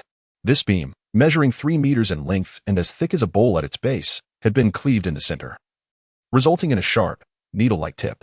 Unerringly, the beam hurtled through the air, aiming straight at Lu Lian's left eye. The men behind Lu Lian staggered in shock at this unforeseen turn of events. The beam flew at high speed, its tip directed precisely at the center of Lu Lian's pupil. In the next moment, the sharp point would pierce through the layers of Lu Lian's cornea, sclera, iris, and ciliary body, causing his eyeball to explode like a grape stripped of its skin. Subsequently, the massive wooden beam would impale his eye socket, emerging from the back of his skull. However, just as the sharp wooden tip was less than a centimeter from Lu Lian's pupil, a chilling azure light enveloped the entire beam, halting it in midair at the critical moment. Among the men behind Lu Lian, 2 had already stumbled in panic, their faces reflecting sheer terror. The mechanical beast, known as the young dragon, has now gracefully landed upon the ground, its 5 dragon claws interlaced, the tail gently swaying, and the proud head held high. Atop the dragon's head, a young boy clad in a blue cloak maintains a poised posture with his right hand extended, an expression of apology gracing his face. "My friend, are you unharmed?" A sturdy wooden beam stands before Lu Lian, obscuring his visage. It appears my information was indeed accurate. Someone from the MO family has registered for the LBW Galactic Alliance Invention and Creation Competition. Lu Lian's countenance remained serene, not a muscle shifting in his form. While in his line of sight, the sharp wooden spikes loom ominously close to his pupils, creating a glaring white shadow before him. He then tilts his head slightly, allowing his gaze to bypass the wooden spikes. His pupils ascend, locking onto Cheng Qi, who stands regally atop the dragon's head, and he declares emphatically, "I wish to compete with you, to determine who stands superior." Cheng Qi leaps down from the dragon's head, approaching Mo's side, and inquires, "What is this fellow rambling about?" Mo, rubbing his temples, replies with a hint of resignation, "He has always been this way." Cheng Qi glances at the ruined roof and smiles sheepishly at Mo. "My apologies. I was a bit unpracticed while controlling this creature for those few seconds, and I inadvertently caused damage to your abode." "Merely a trifling matter," Mo exhales slowly, a touch of reverence in his tone. "I am acutely aware of the intricate nature of the Mo family's mechanical beasts. They require complex vibration frequencies for control. For your first attempt to achieve such proficiency is rather remarkable." He then looks upward at the imposing young dragon and questions, "Is this also a creation of Mo Yuan? Let us discuss this matter later." Cheng Qi stepped forward and gazed at the youth in the coarse linen robes seated in the wheelchair. "My friend, I sincerely apologize for my earlier," he began, only to notice Lu Lian's pupils narrow slightly as he fixated upon the mechanical beast, the Ruo Long. In the morning light, the Ruo Long shimmered brilliantly, its swaying dragon whiskers appearing almost lifelike, while the heart of the mechanism continued its intricate operations, causing the whiskers to vibrate at an astonishing frequency, at times blurring, at times sharpening. I was aware of the exquisite craftsmanship of the Mo family's mechanical arts, yet witnessing it today surpassed my expectations of its breathtaking splendor. Lu Lian's face flushed with excitement as his gaze locked onto Cheng Qi once more. "I wish to compete with you." Cheng Qi was momentarily taken aback. "Brother, what I meant to ask is, are you injured? My craftsmanship in Luban woodwork is also a shining gem in the annals of human history. I do not subscribe to the notion of why must there be a Liang when there is a you. Encountering a worthy opponent is a blessing from the heavens." Lu Lian stared at Cheng Qi, the corners of his eyes twitching slightly. "I must challenge you. Is he unwell?" Cheng Qi tilted his head toward Mo, questioning whether this fellow was incapable of normal conversation. "Oh?" Cheng Qi's expression shifted as he turned to Lu Lian. "Brother, I believe I saw a scorpion crawling up your pant leg. It appears he can command mechanical beasts and seems to possess some form of anti-gravity equipment. I care not who you are. I shall compete with you." Lu Lian cast a glance at the mechanical beast and at Cheng Qi, but not at this moment. "With such abilities, you must have registered for the LBW Invention and Creation Competition. In 7 days, we shall determine our standings on the battlefield." Immediately, Lu Lian raised her right hand in a gesture, prompting several robust men to push her wheelchair, redirecting towards their starship. However, after only a few steps, A sharp scream from Lulian pierced the air. Goodness, there's truly a scorpion. No worries, I shall confront it.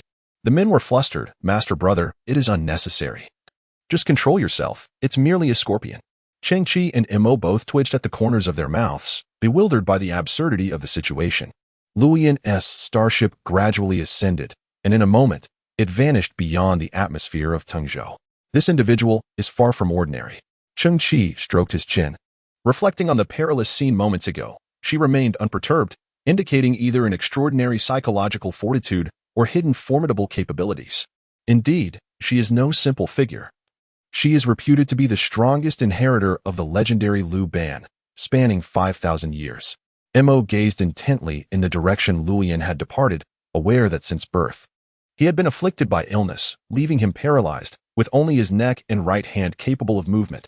In light of current medical advancements, his condition could be treated. Yet he opted to maintain his status quo, asserting that retaining superfluous organs would merely detract from cerebral efficiency. One hand and a functioning mind were sufficient. As the conversation unfolded, Mo suddenly turned to Cheng Qi, smiling as he inquired, "Is it truly a mere coincidence that the wooden thorn struck Lu Yan's eye so precisely?" In reality, Cheng Qi had noticed Lu Yan while soaring through the skies, commanding his dragon. Beneath him, the seemingly ordinary wooden wheelchair emanated countless blue ribbons, presenting an intricate signal transmission system unlike anything Cheng Qi had encountered before, resembling a blue sea urchin from a distance. Thus, he directed the wooden thorn through his gloves, not with malice or intent to harm, but merely to test this peculiar guest. To his surprise, the seemingly oblivious individual remained as still as a mountain.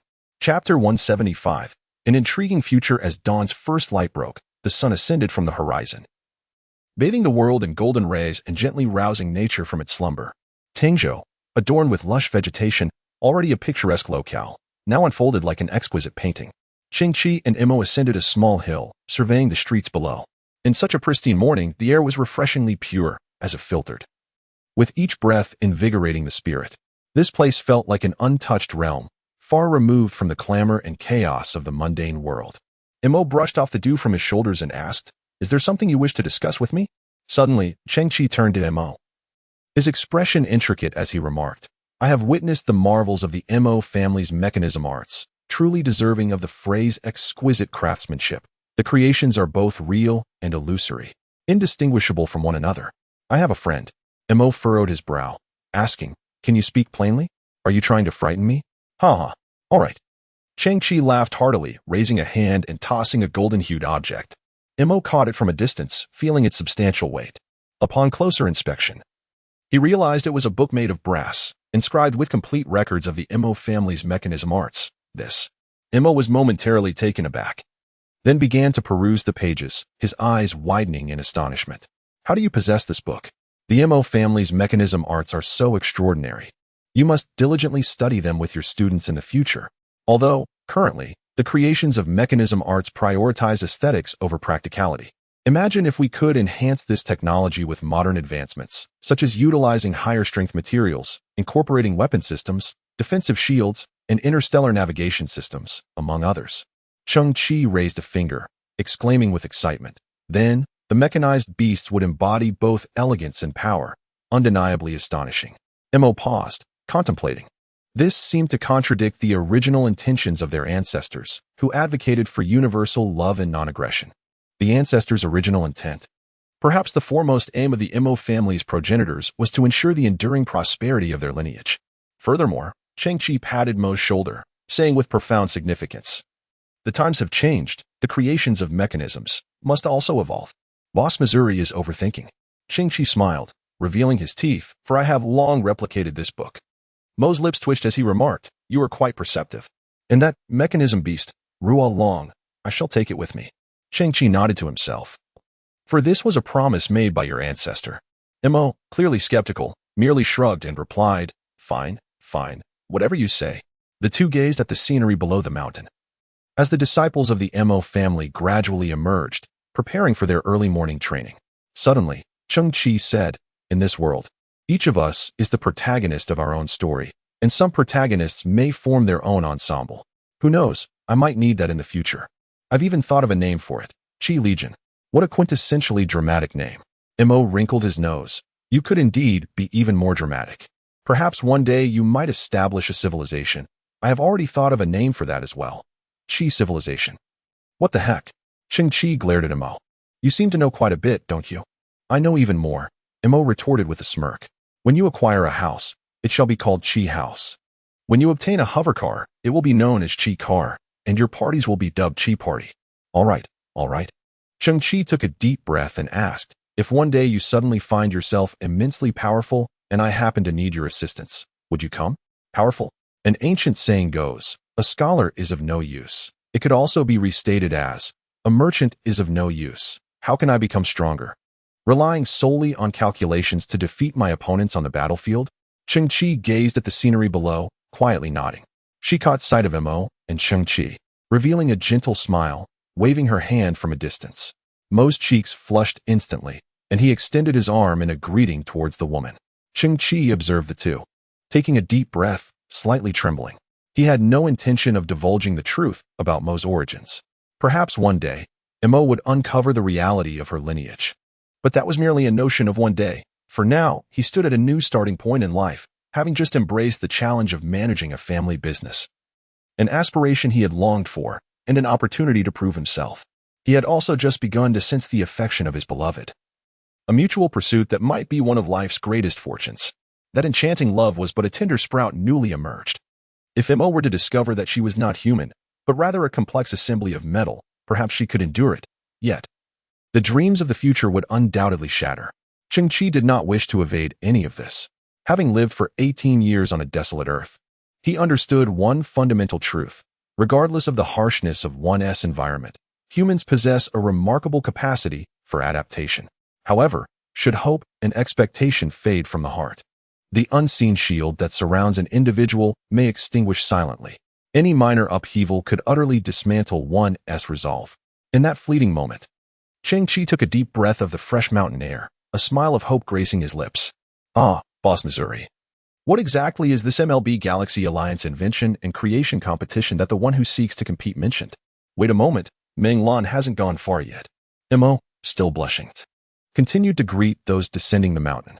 Finally, Meng Lan's figure disappeared around the corner of the street. It was then that Mo lowered his arm, turned to Cheng Qi, and exclaimed, what MLB? It is actually LBW. Limit, brain hole, waste utilization. These three words form the acronym, representing the essence of the invention and creation competition. Oh? Cheng Qi's eyes widened in intrigue. That sounds fascinating. It is an annual event organized by the Galactic Alliance of Humanity, Mo elaborated, in a vast venue resembling a labyrinth. Various components are scattered, and contestants enter the arena to invent and create within a limited time frame. Their works are then evaluated for awards.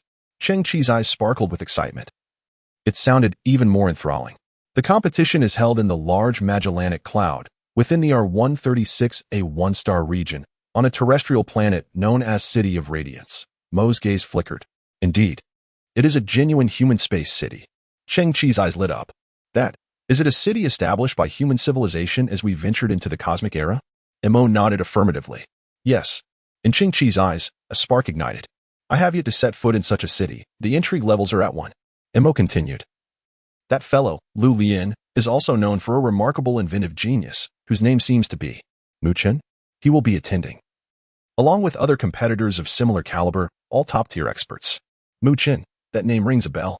Ah, the shipwreck ruins, the mech tycoon. Cheng Qi pondered, stroking his chin. It sounded increasingly captivating. Do you recall the enigmatic owner who was fervently acquiring antique robots while I was searching for a nanny bot for you? Mo squinted, adding, my contacts have unearthed some intel. That mysterious proprietor may very well attend the LBW competition in person. Oh.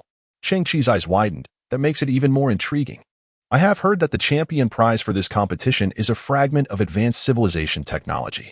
Mo furrowed his brow, yet I am unaware of the specifics. Cheng Qi paused briefly, glancing at the STC on his wrist, his expression shifting. Matters seemed to grow even more fascinating. However, Mo regarded Cheng Qi. The LBW has a stringent registration process, and entries close 25 days prior. Do you wish to participate? Regrettably, you do not possess a slot. Cheng Qi was taken aback. What? I discovered earlier that Mo Yuan had secretly registered for this competition, and Lu Lian must have caught wind of this news, prompting him to come and boast. Mo suddenly broke into a mischievous grin as he retrieved a long, black device from behind him, having extracted it from Mo Yuan's room. The LBW tournament contestant's nameplate has long been prepared for you. Cheng Qi accepted the device, exhaling deeply, and remarked, "It appears you anticipated my interest in this competition, truly." "You understand me, Mo Xiaoxuan." Mo pursed his lips and replied, "From now on, you may simply call me Mo." However, Cheng Qi stood atop the hill, clutching the LBW tournament contestant's nameplate, raising both hands skyward, his eyes shimmering with fervent light, his heart surging with boundless aspirations and desires for the future. "Everything is splendid. Then, let us rally our spirits. My journey of cosmic exploration is set to embark on a new voyage." Chapter 176, The Starting Line. To my surprise, Mr. Cheng's starship is remarkably understated. The modest starship ascended slowly into the sky. Mo Beishan, the patriarch of the Mo clan, stood on the ground, gazing upward with a tone of admiration. Aside from him, all the core members of the Mo family were present, along with a dozen core disciples of the Mo clan and over 100 senior disciples, with Mo and Ming Lan standing shoulder to shoulder at the forefront of the crowd. Everyone bid farewell to Cheng Qi as he set forth. Cheng Qi stood within the bridge, observing the gathering through the observation window. "Departure is not the end. The bond between myself and the Mo clan is likely just beginning." He smiled softly. The destination, the large Magellanic Cloud, R136, a one-star region, the City of Radiance. The entity's form resembled a glowing blue skeleton, towering over 2 meters, with 2 flickering ghostly flames dancing in its eye sockets, undoubtedly a sight capable of startling a child into tears within a heartbeat. At that moment, it sat upon a platform within the ship's bridge, elbows resting on its knees, fists supporting its chin, its gaze fixated on the ground, a quintessential embodiment of the thinker, exuding rationality and profundity. How well has the knowledge imparted by the queen been assimilated? Cheng Qi approached Ling, wishing to engage in communication, yet felt compelled to rudely interrupt Ling's contemplation. The material science of the giant society, a seemingly simple creation, possessed an unimaginable robustness, far surpassing the comprehension of modern humanity. "My studies have left me bereft." As he spoke, Ling conjured hair upon his bald head, only for it to cascade down in strands, transforming into a blue luminescence at his feet, converging within his being. "Yet, I must engage in profound learning and deep reflection, integrating this knowledge seamlessly." Ling nodded earnestly, recognizing that such mastery would allow for agile and efficient application, unlocking the true value of this wisdom. Cheng Qi nodded in agreement, retrieving a replica of the complete treatise on the mechanisms of the Mo school, offering it to Ling, inquiring whether he wished to learn more.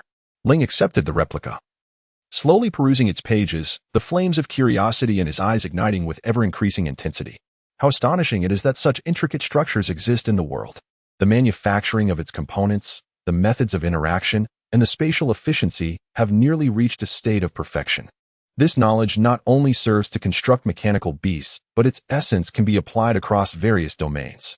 Ling cradled the replica as though it were a treasured jewel, determined to amalgamate this knowledge and integrate it with the material sciences of the giant society, which would undoubtedly pave the way for the emergence of even more magnificent architectural techniques and craftsmanship.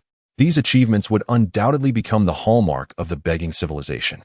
A towering edifice begins with a mere accumulation of earth. "Esteemed creator, I humbly request a modicum of your time." Ling's spirit was resolute, her solid foundation akin to the cornerstone of a grand structure. Only by fortifying this base could one aspire to support the resplendent skyscrapers of a glorious future. "Of course," Cheng Qi replied, gazing at Ling with a hint of a smile. This individual, like a sponge, thirsted for all knowledge and exhibited remarkable patience, striving to fully digest and assimilate every morsel of wisdom to achieve a comprehensive understanding. Such is the essence of a true scholar, who labors diligently in obscurity, only to astonish the world when they finally reveal their brilliance.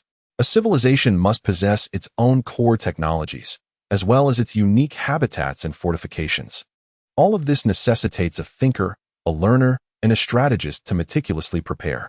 As the first citizen of the begging civilization, Ling perfectly fulfilled all these criteria.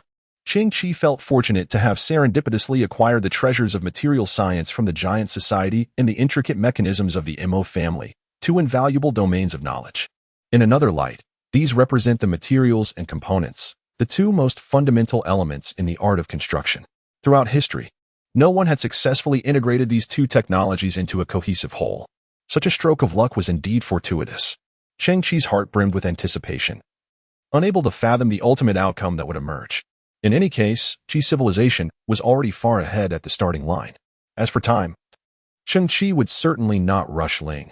Knowledge was far too intricate, and hastily grasping it would likely result in a facade of brilliance concealing a fragile core, utterly vulnerable. Energy. Cheng Qi pondered. Although Qi's civilization currently possessed nothing, the ideal state would be one of comprehensive superiority. How wonderful it would be to acquire some premier energy technologies. Ling once again entered a contemplative state.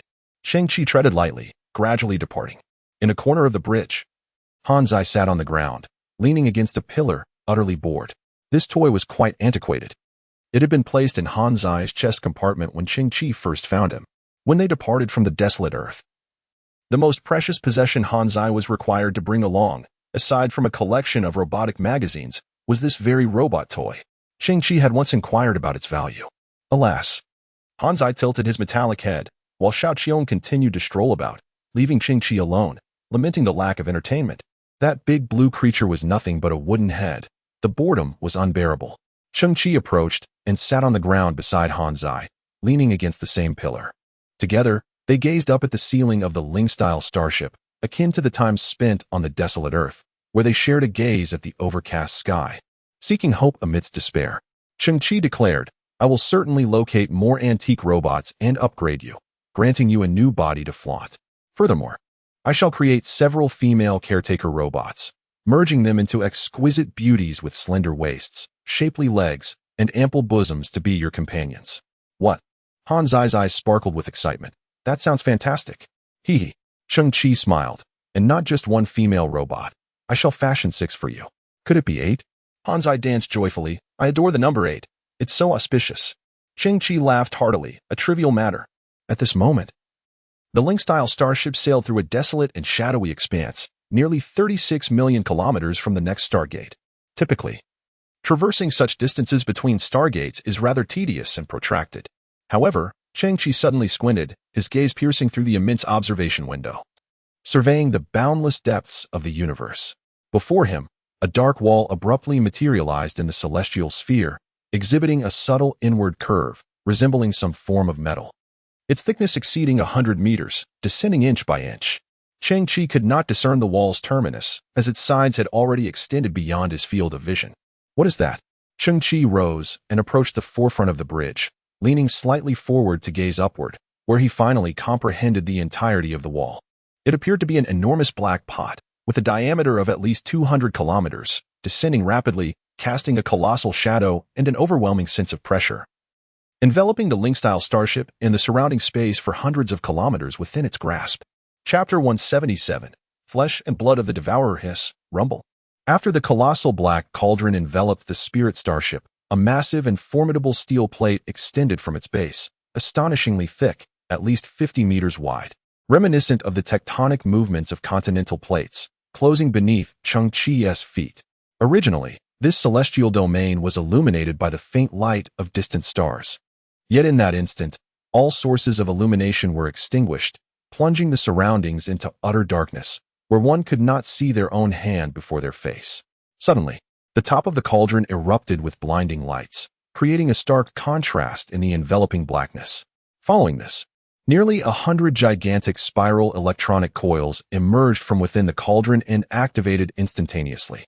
It resembled a predatory trap, yet the quarry was not some mere creature, but rather the starship itself. Cheng Qi furrowed his brow. Under such violent currents, the electronic systems of a conventional starship would undoubtedly malfunction or be utterly incinerated. But the ordeal was far from over. In the next moment, numerous atomizing nozzles rotated into position within the cauldron. Subsequently, a swirling green mist erupted from these nozzles. An eerie green gas that swiftly filled the cauldron, its density astonishingly high, rendering visibility akin to a foggy day, drastically reduced. How ruthless! Cheng Qi tilted his head. It was needless to ponder that the green mist was certainly some form of toxin, either inducing unconsciousness or death. Hanzi, enough of this. Cheng Qi shook his head in resignation. We are now beyond the fourth wall. All right then, Hanzi shrugged, leaning against the wall, resuming his stupor. Cheng Qi squinted his eyes. This cauldron was a starship, Vast in size and robustly constructed, yet its technological sophistication was rather mundane. Within the ship's upper chamber, the atmosphere was tense. Upon our arrival in Tengzhou, eliminate a few individuals, and you shall receive half of the Mo family's fortune, declared a robust man with protruding lower teeth and a severely scarred visage, seated upon a dilapidated metallic throne. Beneath the dim lighting, he lowered his head, his eyes subtly shifting upward, casting a menacing glare at a middle-aged man clad in a black suit. The middle-aged man's expression was complex, but after a moment of deliberation, he gritted his teeth and nodded in agreement. The fierce glint in the scarred man's eyes remained unwavering as he elongated his tone in affirmation. Subsequently, he withdrew his right hand from his attire. His right hand had been severed at the elbow, replaced by a glimmering alloy hook. Not far away, a hatch opened with a hiss, revealing nearly 80 individuals sprawled within, dressed in various attires, some in white lab coats, others in high-end suits, and still others resembling security personnel in tactical gear.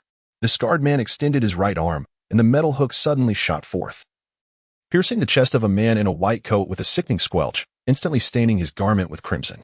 The hook latched onto the man's ribcage, then retracted, drawing him before the scarred man. The hook returned to its original position as the man raised his arm towards the light. The metal glistened, pristine and untainted by blood. With a gentle stroke of the iron hook across the white-coated man's chest, the latter's torso blossomed open like a flower. At this very moment, the man in the white coat still clung to life, acutely aware of the pain coursing through him. His eyes trembled violently, and tears welled up, a visceral response emerging from the depths of his being. The man with the protruding jaw surveyed the open chest cavity of the white-coated figure, seemingly burdened by a choice. Ultimately, he deftly sliced a thin piece of liver with a metallic hook, dipped it into a dish of soy sauce, and placed it into his mouth, savoring the moment with closed eyes, lost in ecstasy. The liver serves as a rich source of various vitamins, including A, D, and B, particularly vitamin A, known for its protective qualities for vision. Subsequently, the man with the protruding jaw used the metallic hook to cut a slender slice of spleen, again dipping it into the soy sauce. He opened his mouth wide to the sky and slowly chewed on the red morsel, aware that the spleen contains a significant amount of iron, which can help prevent anemia. The middle-aged man in the black suit observed the writhing mouth of the protruding-jawed figure, from which deep crimson blood seeped at the corners. A faint crunching sound filled the air, signifying the crisp texture of the spleen. Look, his eyes still moved. Reminiscent of the renowned dishlift carp, this represents the freshest of ingredients. The protruding-jawed man then sliced a small piece of heart, raising it aloft while glancing at the middle-aged man in black. Rich in proteins and amino acids, he offered. Care for a slice? The man in the black suit struggled against the food rising in his throat, his face turning ashen as he waved his hands in vehement refusal. Oh, I have dedicated my life to the family, sacrificing my early years. These are my just desserts. A middle-aged man pressed a handkerchief against his mouth, his gaze dark and brooding. No matter how I disguise myself, I fear I have already lost the trust of my family. Yet, I remain indifferent. If anyone chooses not to support me, let them masquerade as interstellar pirates and clear my path. Furthermore, I have already confirmed with my informants that the high-ranking geneticist who saved the Mo family departed from Tengzhou 6 hours ago. A cunning glint flickered in the man's eyes. Such individuals are typically quite occupied. What a ruthless character. The man, with a pronounced underbite, savored a fresh heart. Fundamentally, we are alike, both subsisting on the flesh and blood of others. The man in the black suit revealed a hint of disdain, claiming his actions were for the advancement of the family. Ah, what self-deception, a creature with the face of a man, but the heart of a beast. The underbite man yanked out the heart of the man in the white coat, pressing it to his lips as he drank deeply of the blood, exclaiming, "Had it not been for my unexpected capture of your starship 2 days ago, we would truly have been unable to achieve our forthcoming collaboration. Once, a sage with a delectable heart once shared with me that my hunting vessel could secure all that I sought, food, wealth, and even my destiny." At that moment, the underbite man paused slightly, suddenly catching a glimpse on the surveillance screen of a scene within the grasping claws. The starship's hatch slowly opened, revealing a figure draped in a blue cloak. A routine performance test had unexpectedly ensnared a piece of refuse. How unfortunate. The flesh and blood of such wretched beings are tainted. I would sooner partake in the flesh of deformities than consume this abomination. Dibautian, pressing aside of the communicator, uttered impatiently, "Crush it."